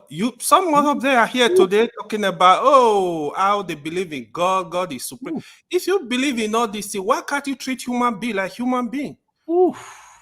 Does the person needs to be come to your church or come to your mosque before you treat them like human? These are things we need to think about. When you're talking of God, this is humanity. Does that mean if you see a man that is not from your tribe, it's not from your religion, is involved in an accident, he needs your help? Come on. You got to walk away and say, we need to take this issue very seriously. No matter what you practice, I don't care if you stay on top of the mountains. If you don't believe in humanity, I have zero respect for you. Thank you. Thank you. That's a very good point you raised. You linked it to what happened yesterday. You see, this is why I appreciate AY. He's always dispassionate and has a level head. All right. AY, thank you for bringing that again. Thank you for your work. You're good. You're on the point, man. So you were listening yesterday, Dr. Ewesi? Yes, I listened. I was listening yesterday. I was so tearful I couldn't even join. I didn't want to join because it was pathetic that we can let ourselves go. Why can't we everybody embrace this spirit that Oti was bringing here? Oti he said, look, let me tell you, if I decide to worship what you call it in Yoruba, Shogun, or if I decide to worship Agbara in my village, none of you can talk me out of it, and I'm not going to get offended when you don't like it. Because it's a choice, and I'm making a choice like a mature person, not like somebody on an emotional roller coaster. Because when you're on an emotional roller coaster, you get triggered easily. And that's what I'm trying to tell people. Look, be very, very grounded in your understanding of your religion. So when you're comfortable in it doesn't matter what anybody says.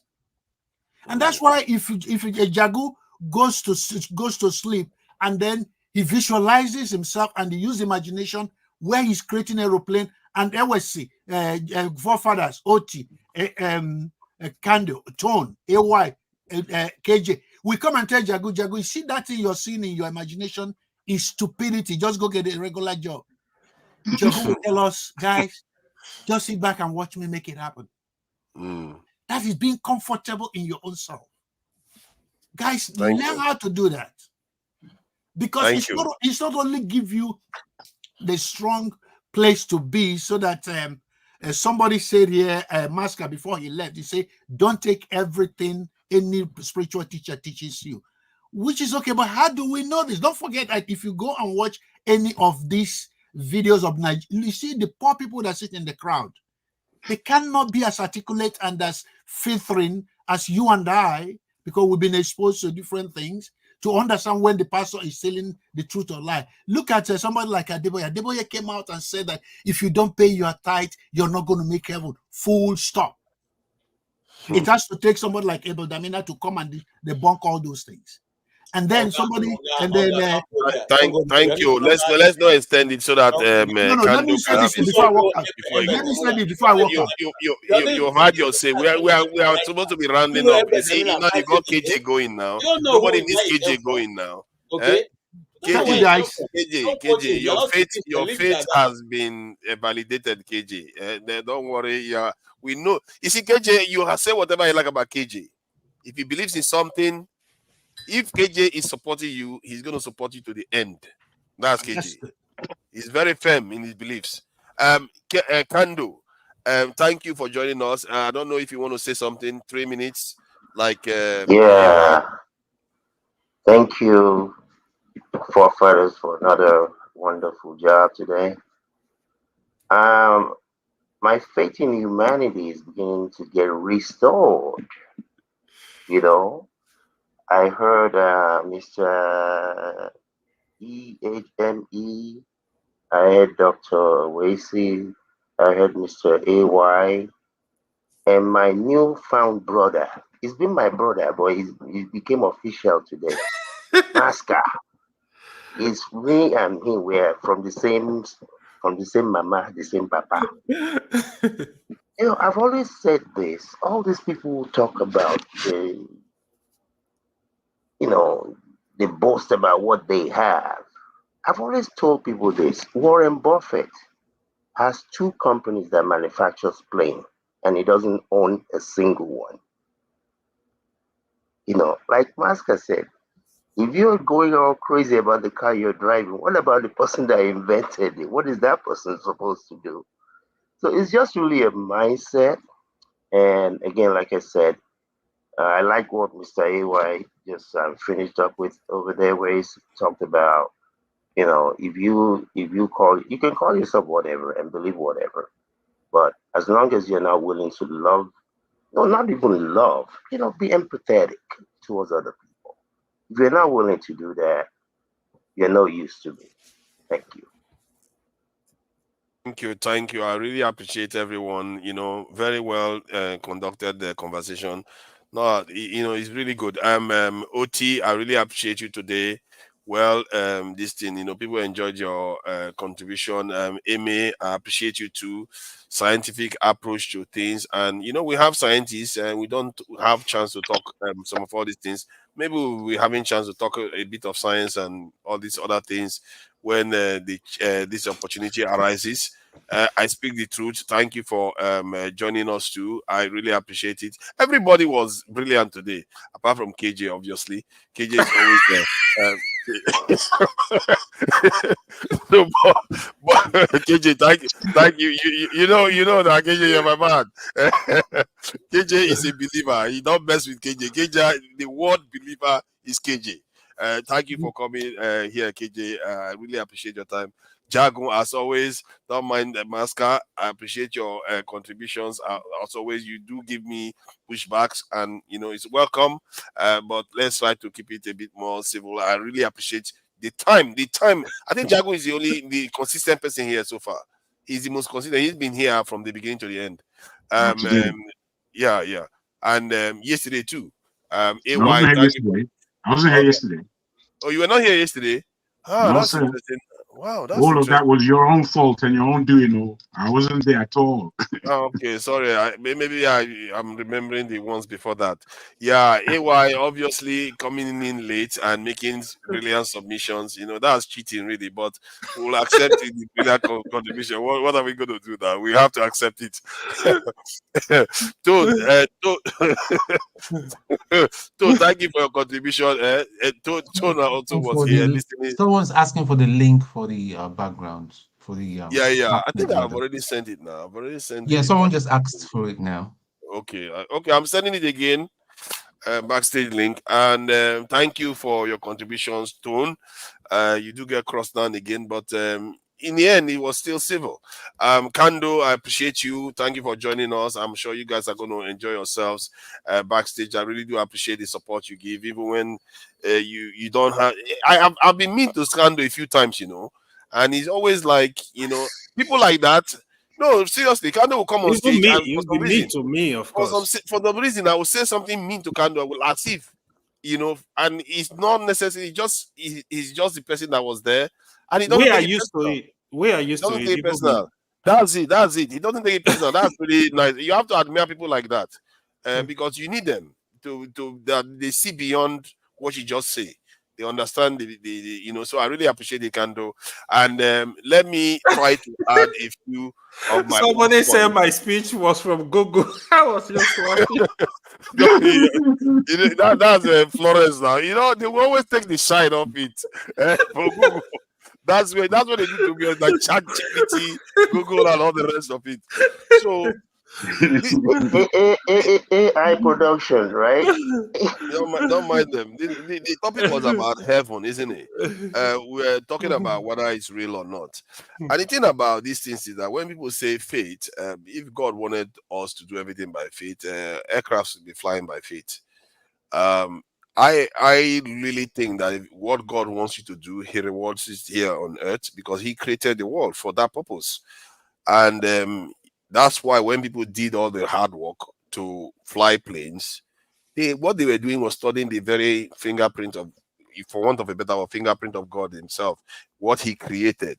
And then when you study the way He wants you to do it, then He gives you the reward. And that is how I believe, if you want to call it science, you can call it science. It has merits. It's not perfect. And this is where, when it comes to our community, I believe that maybe we can perfect it further, because science as it is today didn't arrive that way.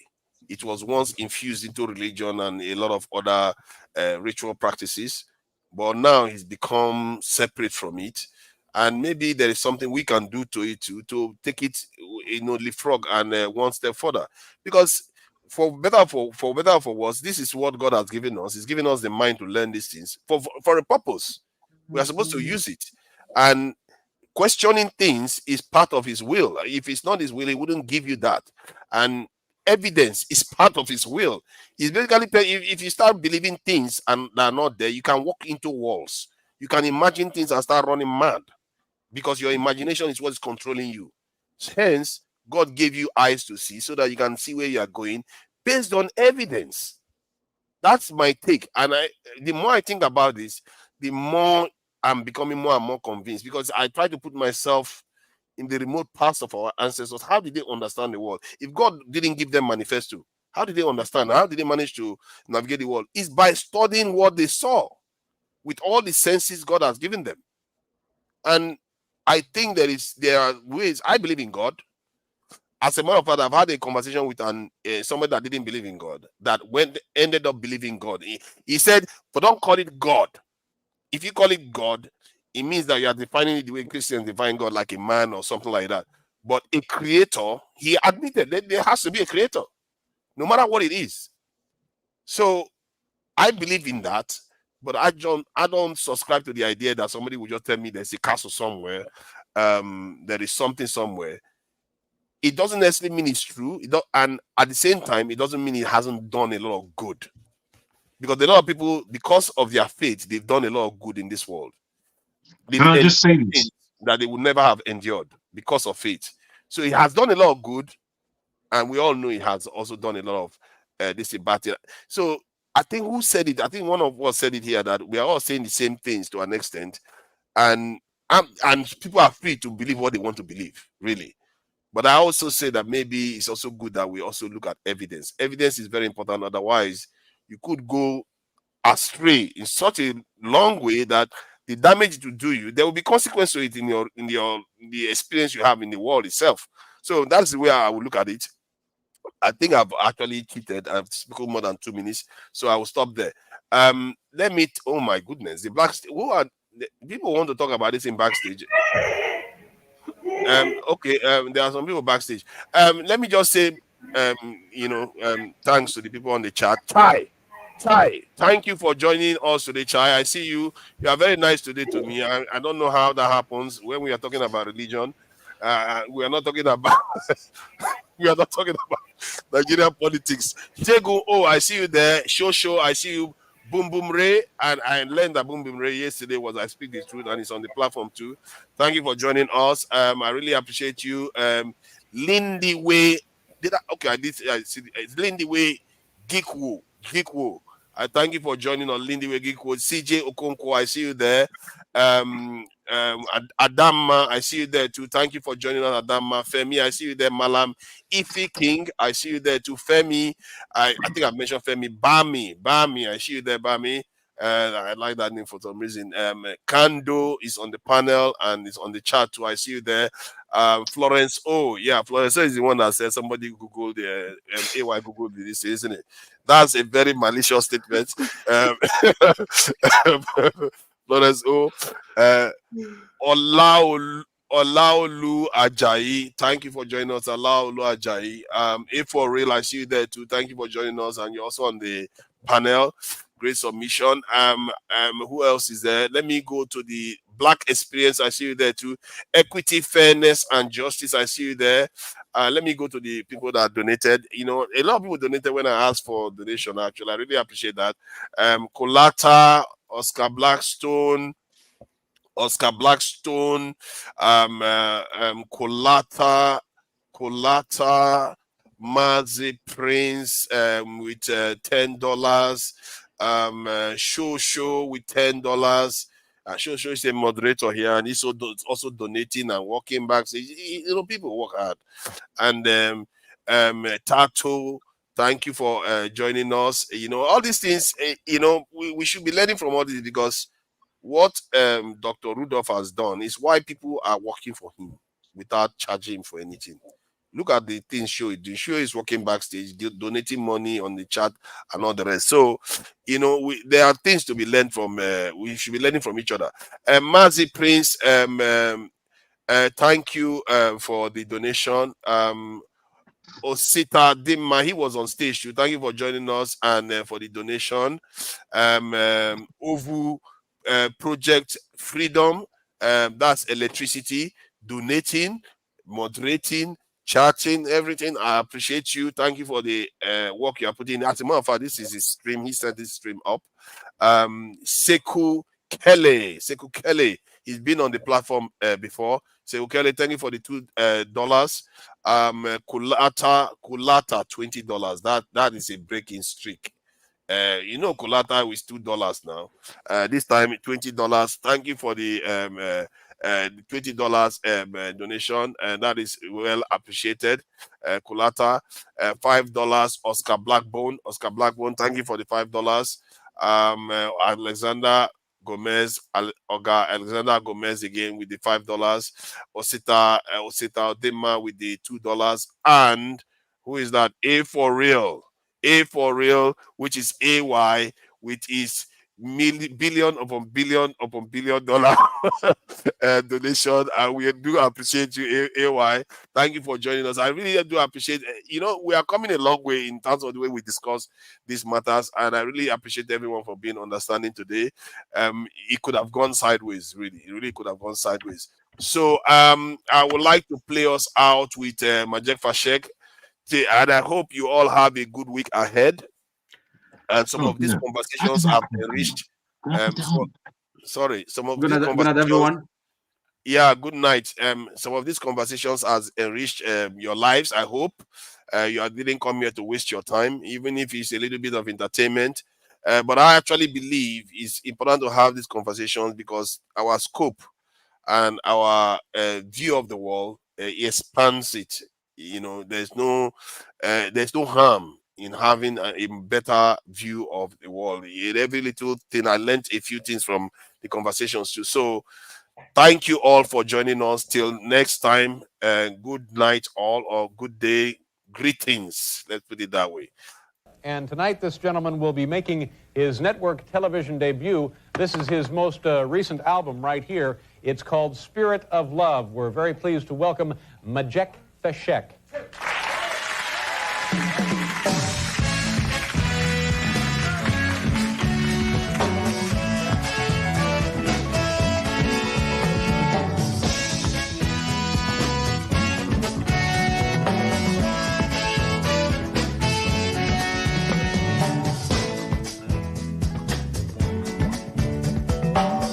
Arise from your sleep, Africa. Rise from your sleep, Africa.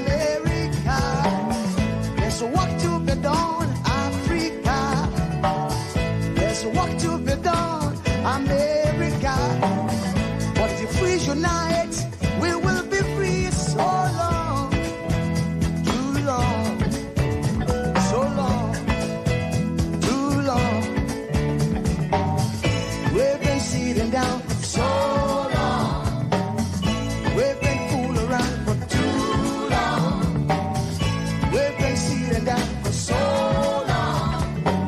I have not been a fool around for too long. So long, so long, too long, too long, so long, for too long, too long. Hey.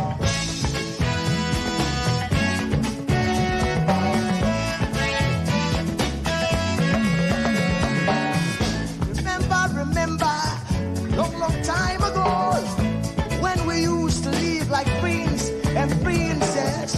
Remember, the pyramid of Egypt, when we used to live like prince and princess. Remember, Marcus Garvey, who are the dream for New America. Oh, remember, Martin Luther King, the dream for New America. They say you are black, they say you are brown, they say you are black, they say you are brown. Only the angels of Jah is white now. Only the angels of God is white. So long, too long, so long, too long. We've been sitting down so long. We've been a fool around for too long.